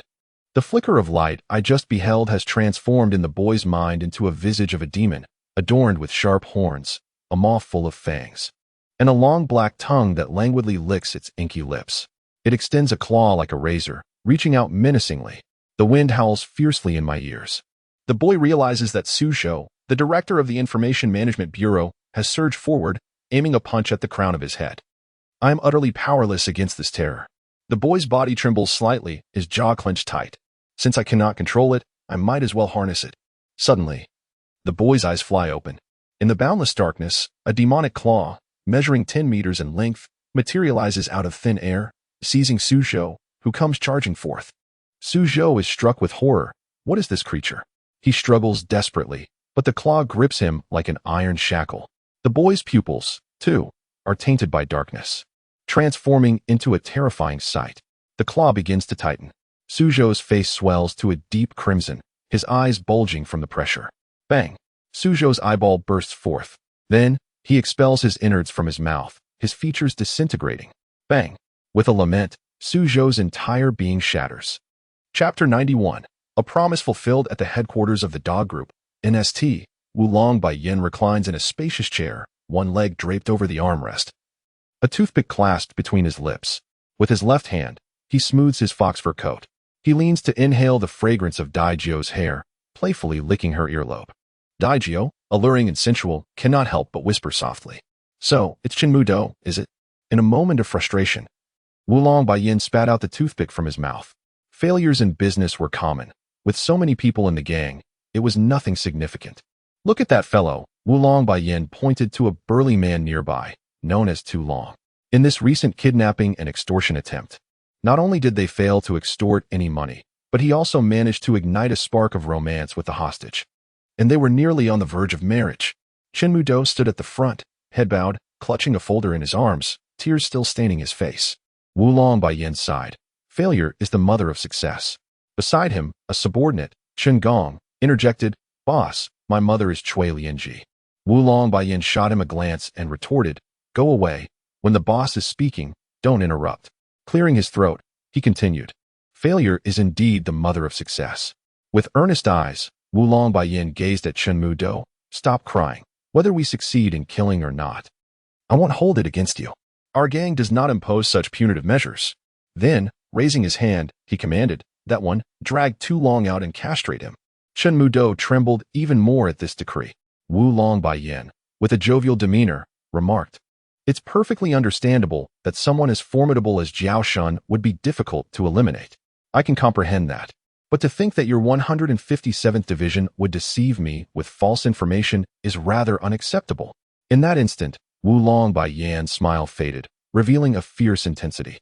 Chenmudo, you and your handsome companions, including your leader Qin, do you take me, the esteemed leader of our gang, for a fool?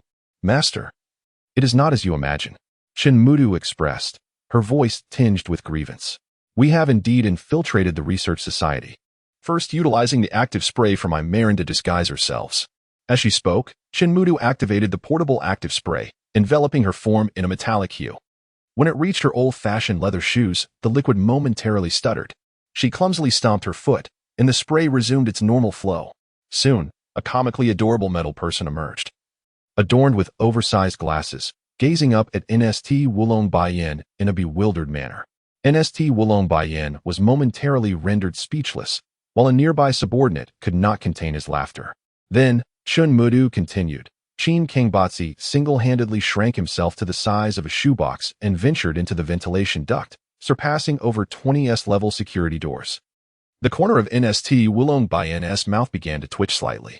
Nevertheless, while this was clearly absurd, I shall indulge the notion that your Qin Kangbatsi possesses a form of augmented reality, aptly named the invincible shoebox. And then, Chenmudo lowered her gaze. I engaged in some idle chatter with Marin, who flirted with me.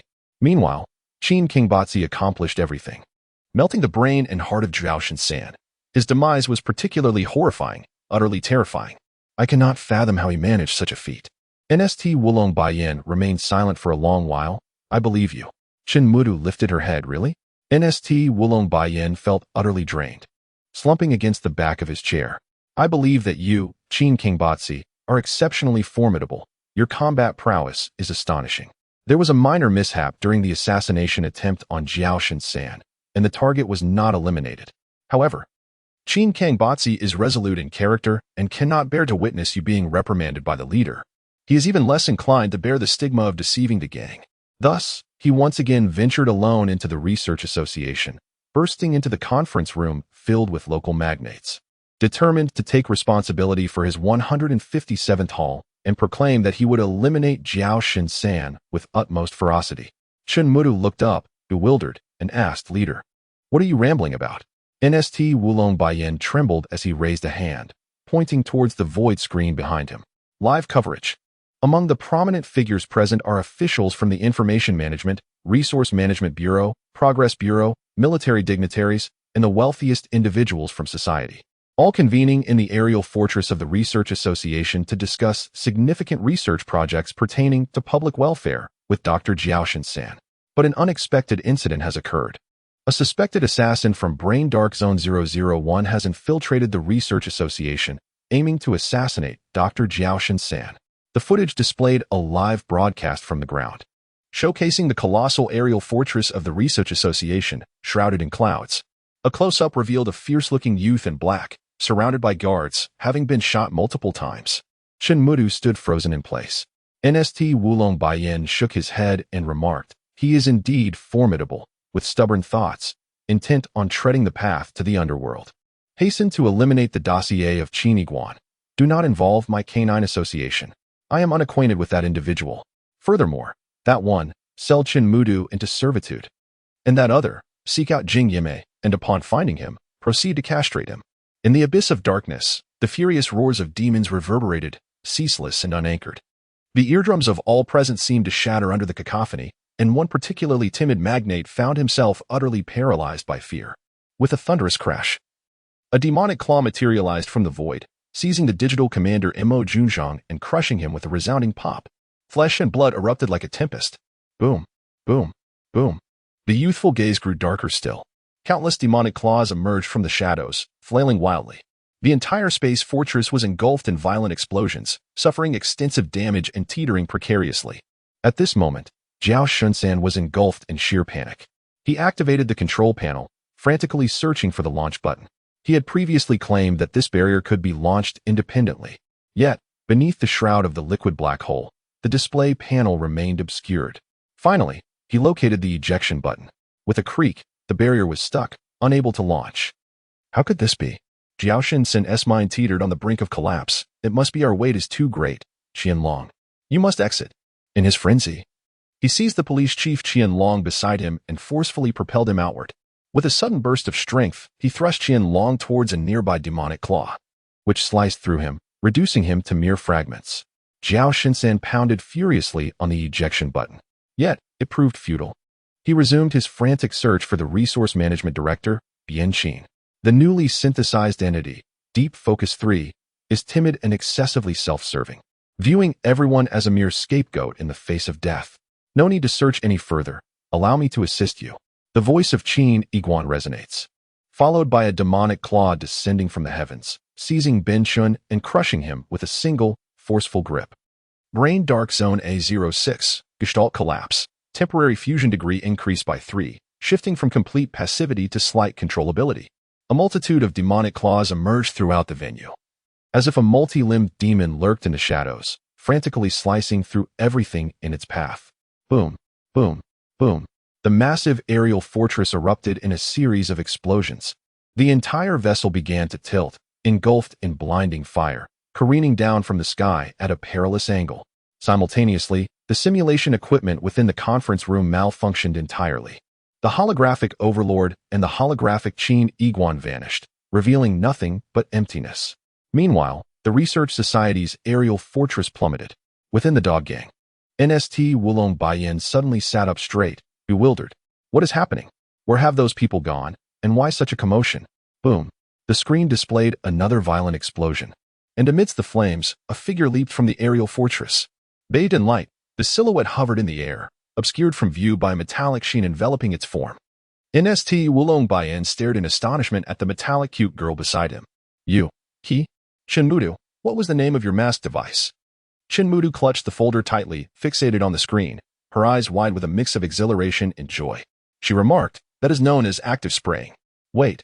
NST Wulong Baiyan squinted again. Was that figure holding another person? Oh my goodness, that was Jiao Shin-san. He seized Jiao Shin-san by the collar and leaped out. I was stunned. Goodness. In the next instant, a flash of silver light gleamed. The modified tripod cat soared through the sky, deftly catching the youth. It then unleashed a series of sonic booms, vanishing into the distant heavens. A chill suddenly surged through NST Wulong Baiyan's mind. The direction of flight. Could it be heading straight for the dog gang? Chapter 92, Pursuit. Boom. Boom. The Research Society's airborne fortress was astonishingly colossal, rivaling a floating city. At this moment, it was collapsing to the ground, disintegrating and shattering, unleashing a multitude of explosions that birthed a firestorm spanning hundreds of kilometers.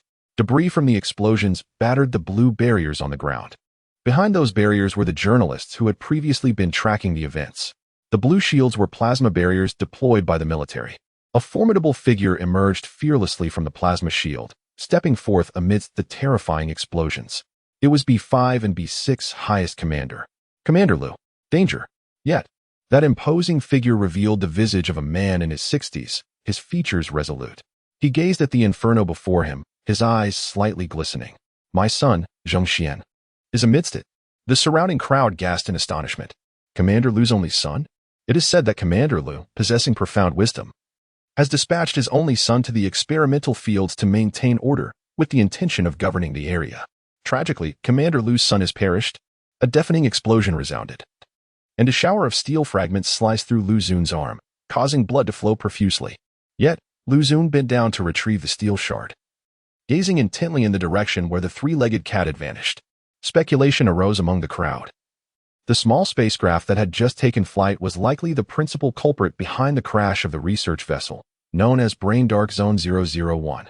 With fury etched across his face, Lu Xun leaned back, his arm muscles tensed, adopting a stance akin to that of a javelin thrower, and hurled the steel fragment into the sky.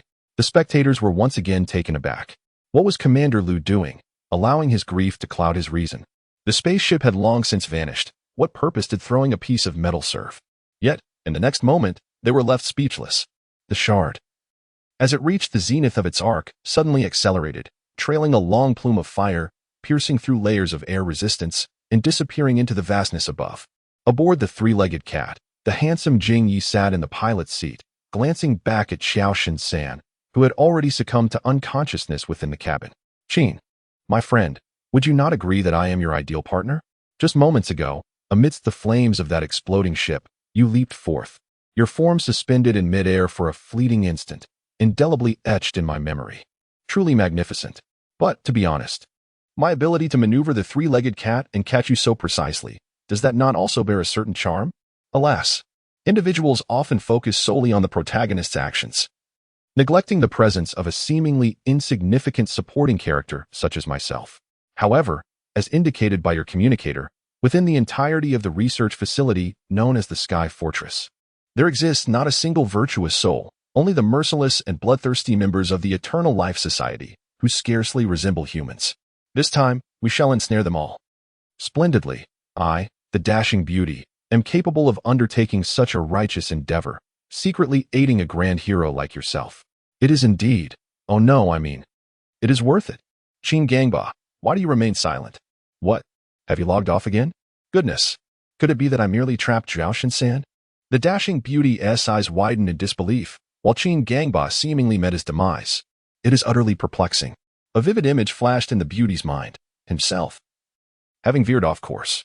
Qin Gangba, with no other option, was compelled to discard Zhao Shan into the cabin, his expression filled with resentment and sorrow, plummeting into the abyss. Goodness, is this the conclusion? The dashing beauty began to sweat profusely. At that moment, a faint voice resonated from outside the cabin. Beauty, as such a splendid partner, even in death, I shall ensure you are taken along. The beauty leaned out, feeling the fierce wind howling around him. Qin, firmly grasping the protrusions of the aircraft, pressed his body against its exterior, asserting, indeed, you have veered off course, and I nearly met my end. However, in this moment, it is not overly burdensome. The young man squinted, gazing intently at the rear of the aircraft. The beauty followed the young man's gaze, suddenly taken aback. He pondered, what on earth was that? A fragment of metal? Jing Yi swiftly glanced at the instruments. The current speed of the tripod cat was a modest 350 kilometers per hour. Yet, he observed that the metallic shard maintained a high velocity, surpassing that of the tripod cat by a margin, steadily closing the gap. The young man flipped over and entered the cabin, urging the vessel to accelerate. Jing Yi immediately took action. In an instant, the tripod cat breached the sound barrier, a staggering speed of 224 kilometers per hour.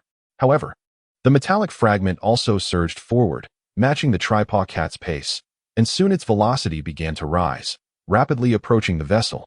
Accelerate, the youth shouted.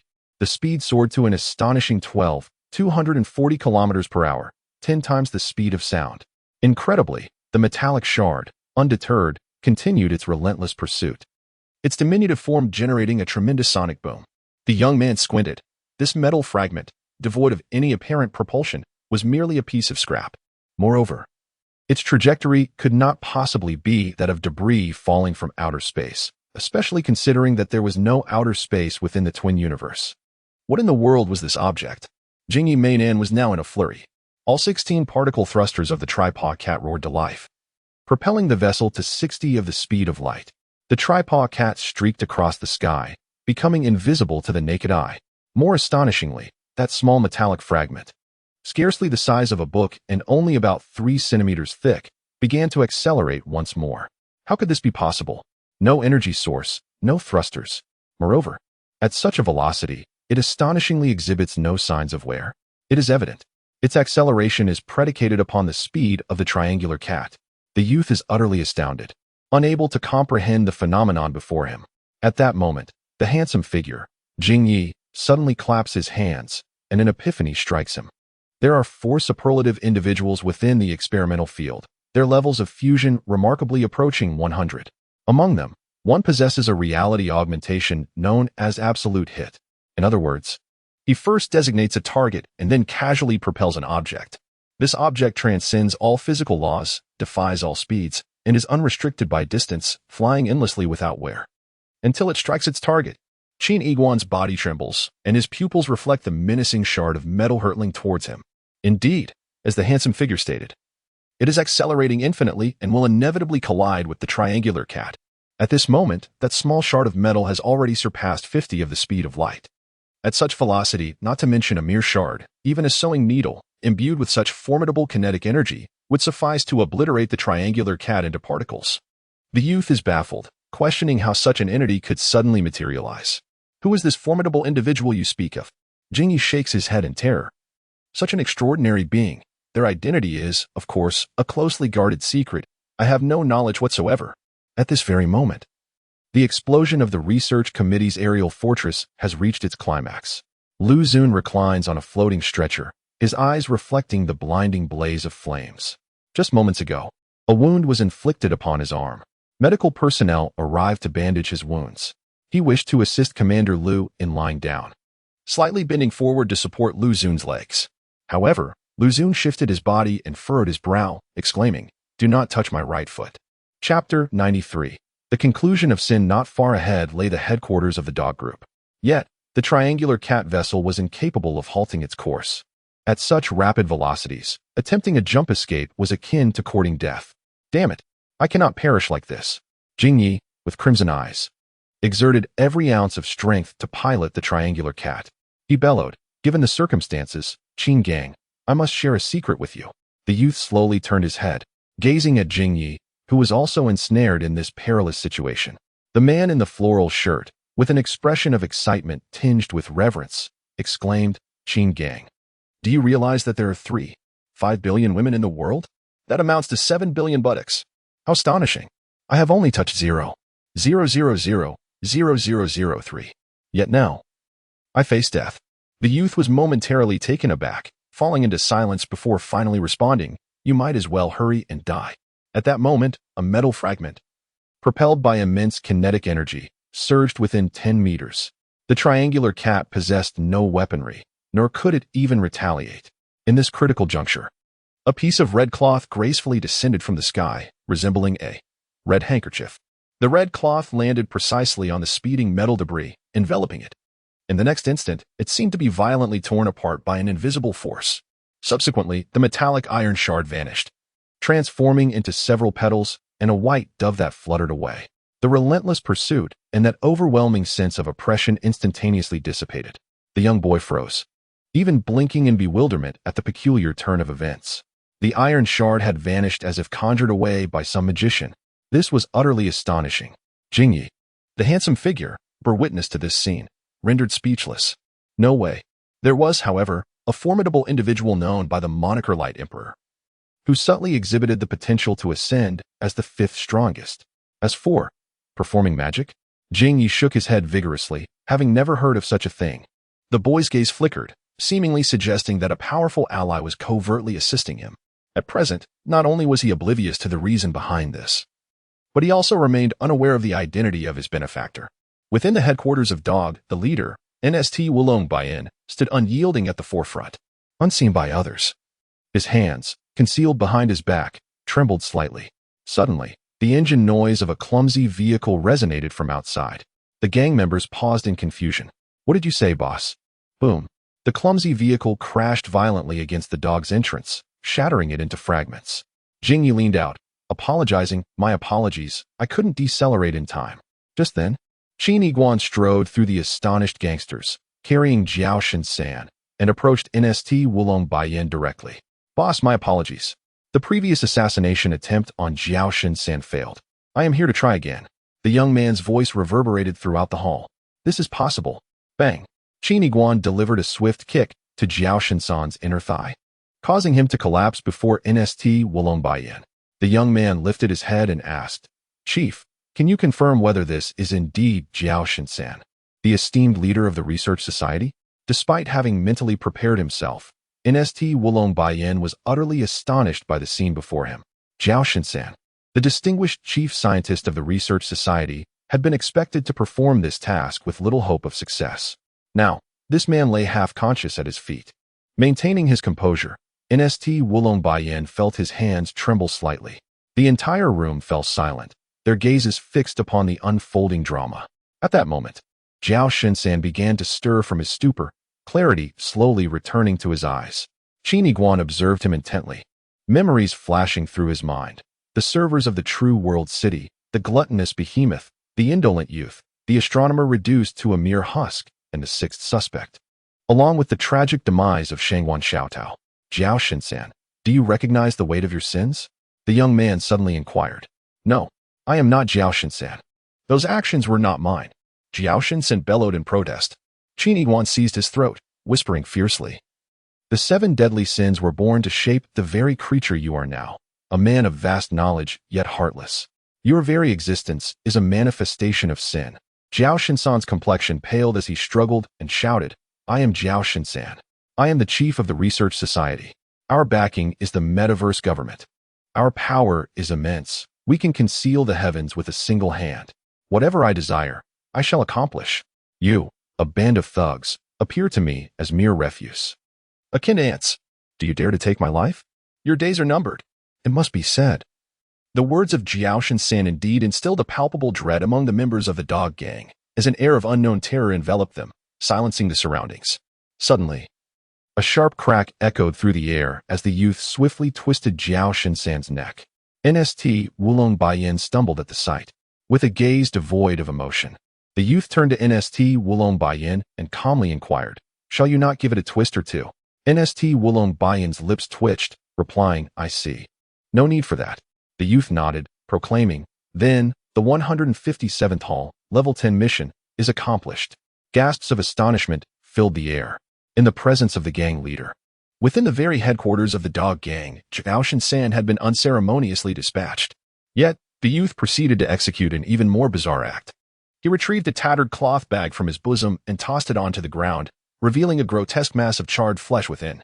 Pointing to the gruesome heap, he declared, "Among this, you will find the director of the B5 Sector Information Management Bureau, Su Zhou, the chief of the B5, B6 Police Headquarters, Qian Long, the commander of the Core Earth Special Operations Forces, Mo Baitsong, the director of the B5 Asset Management Bureau, Bian Qin, the wealthiest man in the B5, B6 sectors, Jiang Changxing, and the director of the Progress Bureau for the B5, B6 sectors, Zhang Yong. In the recent skirmish, I reduced them to this pulp. Due to the imminent crash of the Research Society's aerial fortress, I was compelled to retrieve only a small portion. I believe that the current advancements in DNA technology should be capable of confirming their identities." The young man gazed at the NST Wulong Bayan, and his reasoning for this action stemmed from the fact that they were formidable figures in their respective realms. I pondered whether there existed a Level 10 assassination mission within the organization targeting them. If such a mission were present, I would claim the reward directly. If not, I could simply discard them like refuse. The youth glanced at his balance, recalling that despite having sold the primordial essence for a staggering price of 190,000, expenditures had taken their toll. 80,000 spent on purchasing sweets for children and 40,000 on creating the corpse-eating microorganisms. Recent tax payments had further depleted his funds by another 50,000, leaving him nearly bankrupt. I am in dire need of funds. He cast another look at Chinmudu and Jingyame, my two loyal subordinates who had played pivotal roles in this assassination. They too deserved their share of the spoils. The atmosphere became heavy with silence, various individuals appearing ashen-faced. NST Yulong Baiyin clutched at his groin, an involuntary sensation of impending incontinence washing over him. Were they all eliminated? It seemed as though the metaverse government was on the verge of collapse. Qin Iguan's depravity was evident. He had not only slain Jiao Shun, but likely many others as well. Yet, the youth spoke with an unsettling calmness. In truth, I have also dispatched over 1,500 of their subordinates, including 4 masters with a fusion level exceeding 60%. Regrettably, they were reduced to ashes, and I lacked the time to collect those remains. Had there been an assassination mission among them, I feel as though I have lost a fortune. It is said that within the underworld, there are always instances of betrayal. I cannot fathom why. The young man tilted his head, gazing at his leader and the assembled gang members. The thought of losing money ignited a murderous rage within him. NST Wulong Baiyin's physique resembled that of a sculpted statue. At that moment, Chen Fazheng emerged from the back room, cradling an electronic document in his hands. Ah, Qin Gangba. My apologies, but according to our group's KPI assessment, your performance this time will result in a deduction, he said, subtly nodding towards his leader, wearing an expression that conveyed, you know how it is. This is our customary treatment of our juniors. Chen Fazheng, are you out of your mind? Deduct what? NST Wulong Baiyin's face turned ashen as he bellowed. Our Qin Gangba works with utmost diligence, casting a wide net and nurturing the seedlings, regardless of whom he eliminates. It is all for the sake of the group's business. You heartless wretch, how dare you think of deducting funds? With a pillar like Qin Gangba, our future is limitless. Chen Fazheng, what is the task bonus for Qin Gangba? 800,000? Double it for me. What? There's actually a bounty for assassinating Qinlong? Increase that bounty as well. I hereby declare a celebration feast tonight. Let us fervently commemorate Qin Ba's triumphant return. Chapter 94, Love That Night, within the dog headquarters. The music blared deafeningly as smoke filled the air. Women hired from outside swayed their waists amidst the crowd. When that day arrives, I shall elevate you to the position of deputy leader of dog. NST Wulong Baiyin raised the bottle in his hand high, his eyes glazed yet brimming with exhilaration. Why not take the simple route, eliminate you, and assume the mantle of the leader? The young man inquired. The bottle of Wulong Baiyin remained suspended in midair. I've had too much to drink. I can scarcely remember what we've discussed. Wulong Baiyin laughed heartily, swaying unsteadily. I must attend to the other brothers. Without further ado, this man, clad in a fox fur coat regardless of the sweltering heat, made his way to a distance, joining his subordinates in a raucous drinking spree. Though his hand gripping the bottle trembled incessantly. Coughing, the Human Resources Director, Chen Fazheng, stood on stage, microphone in hand. Last week, the only Level 10 mission was flawlessly executed by the 157th faction. Among them, Qin Kingbatzi served as the principal attacker, exhibiting unparalleled combat prowess and efficiency. Chinmudu, an exceptional information recorder, produced documents that garnered immense praise from the leader, and Jing Yi, the handsome assistant, proved to be an extraordinary asset. Extracting information, modifying aircraft, piloting, he is truly a versatile talent. Qin Kingbatzi's successful completion of the mission owes much to his contributions. The audience erupted in enthusiastic cheers, with many shattering their bottles in excitement. Wulong Baiyin also raised his bottle, exclaiming, "Yes, yes." Meanwhile, Jing Yi disregarded all the accolades, his gaze traversing the crowd until it settled on a pink sofa. There, a figure adorned in a cheongsam reclined languidly, her alluring legs partially visible, cascading waves of long hair framing her enchanting features, and a pair of captivating eyes that seemed to ensnare the soul. Jing Yi found himself entranced, momentarily lost in a daze. The audacious Daijio unexpectedly declined the summons from the enigmatic NST. She slightly tilted her head, her delicate brows and eyes seemingly glancing at the handsome Jingya, before she teasingly extended her tongue to lightly caress her crimson lips. This, Jingya, utterly flustered, his face aflame, trembling hands, and his mouth agape, saliva cascading like a waterfall. Meanwhile, beside him, Qin Iguan tilted his head slightly and murmured, Qin Iguan tilted his head slightly and murmured, I have a somewhat peculiar yet entirely reasonable question. Speak, Qin, Jingye stammered, barely able to articulate as he struggled against the flood of saliva. The youth cast a glance at the stunningly beautiful Daijio and pondered. Why not simply, Qin Kong, do you understand the essence of patience? Of love? I must confess, I do not. The youth was taken aback. Qin, do you understand the concept of patience? Of love? I truly do not. Jingye's words took the young man by surprise. A phenomenon where a woman emerges in your life, and your desire transcends mere physical attraction, deep within. When a woman emerges in your life, and it is not merely a desire for physical intimacy, but rather an intense yearning within your heart. You mean to say that you not only cherish her but also wish for her affection? Jingyi hesitated. Is there truly a distinction between liking her and desiring her? Qin Iguan scratched his head. It seems, indeed, there is no distinction. At this moment, suddenly, NST Wulong Baiyan rose unsteadily, approaching Daijio, who was in front of him. He embraced the back of her neck and fervently kissed her lips. Jingyi, the handsome man, twitched at the corners of his mouth. But in the next moment, he noticed that while Daijio was occupied, she subtly extended her fair fingers, beckoning towards him. Jingye's eyes widened in surprise. At that instant, Daijio forcefully pushed the inebriated NST Wulong Baiyan away, adjusted her attire, and proceeded towards the staircase behind her. Ascending the stairs, Daijio, clad in a form-fitting qipao, showcased an extraordinarily slender waist, yet her bosom and hips exuded confidence, her figure swaying enticingly. She was not only breathtakingly beautiful. Her physique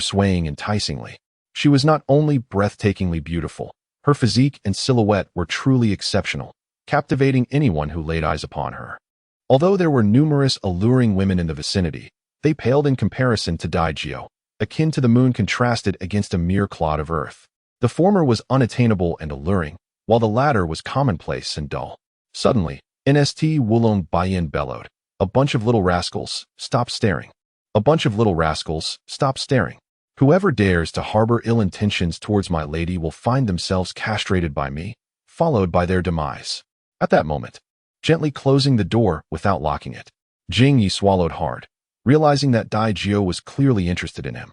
He thought to himself, if I must die, so be it. Meanwhile, NST Wulong Baiyan had already collapsed onto the sofa, completely intoxicated, snoring thunderously.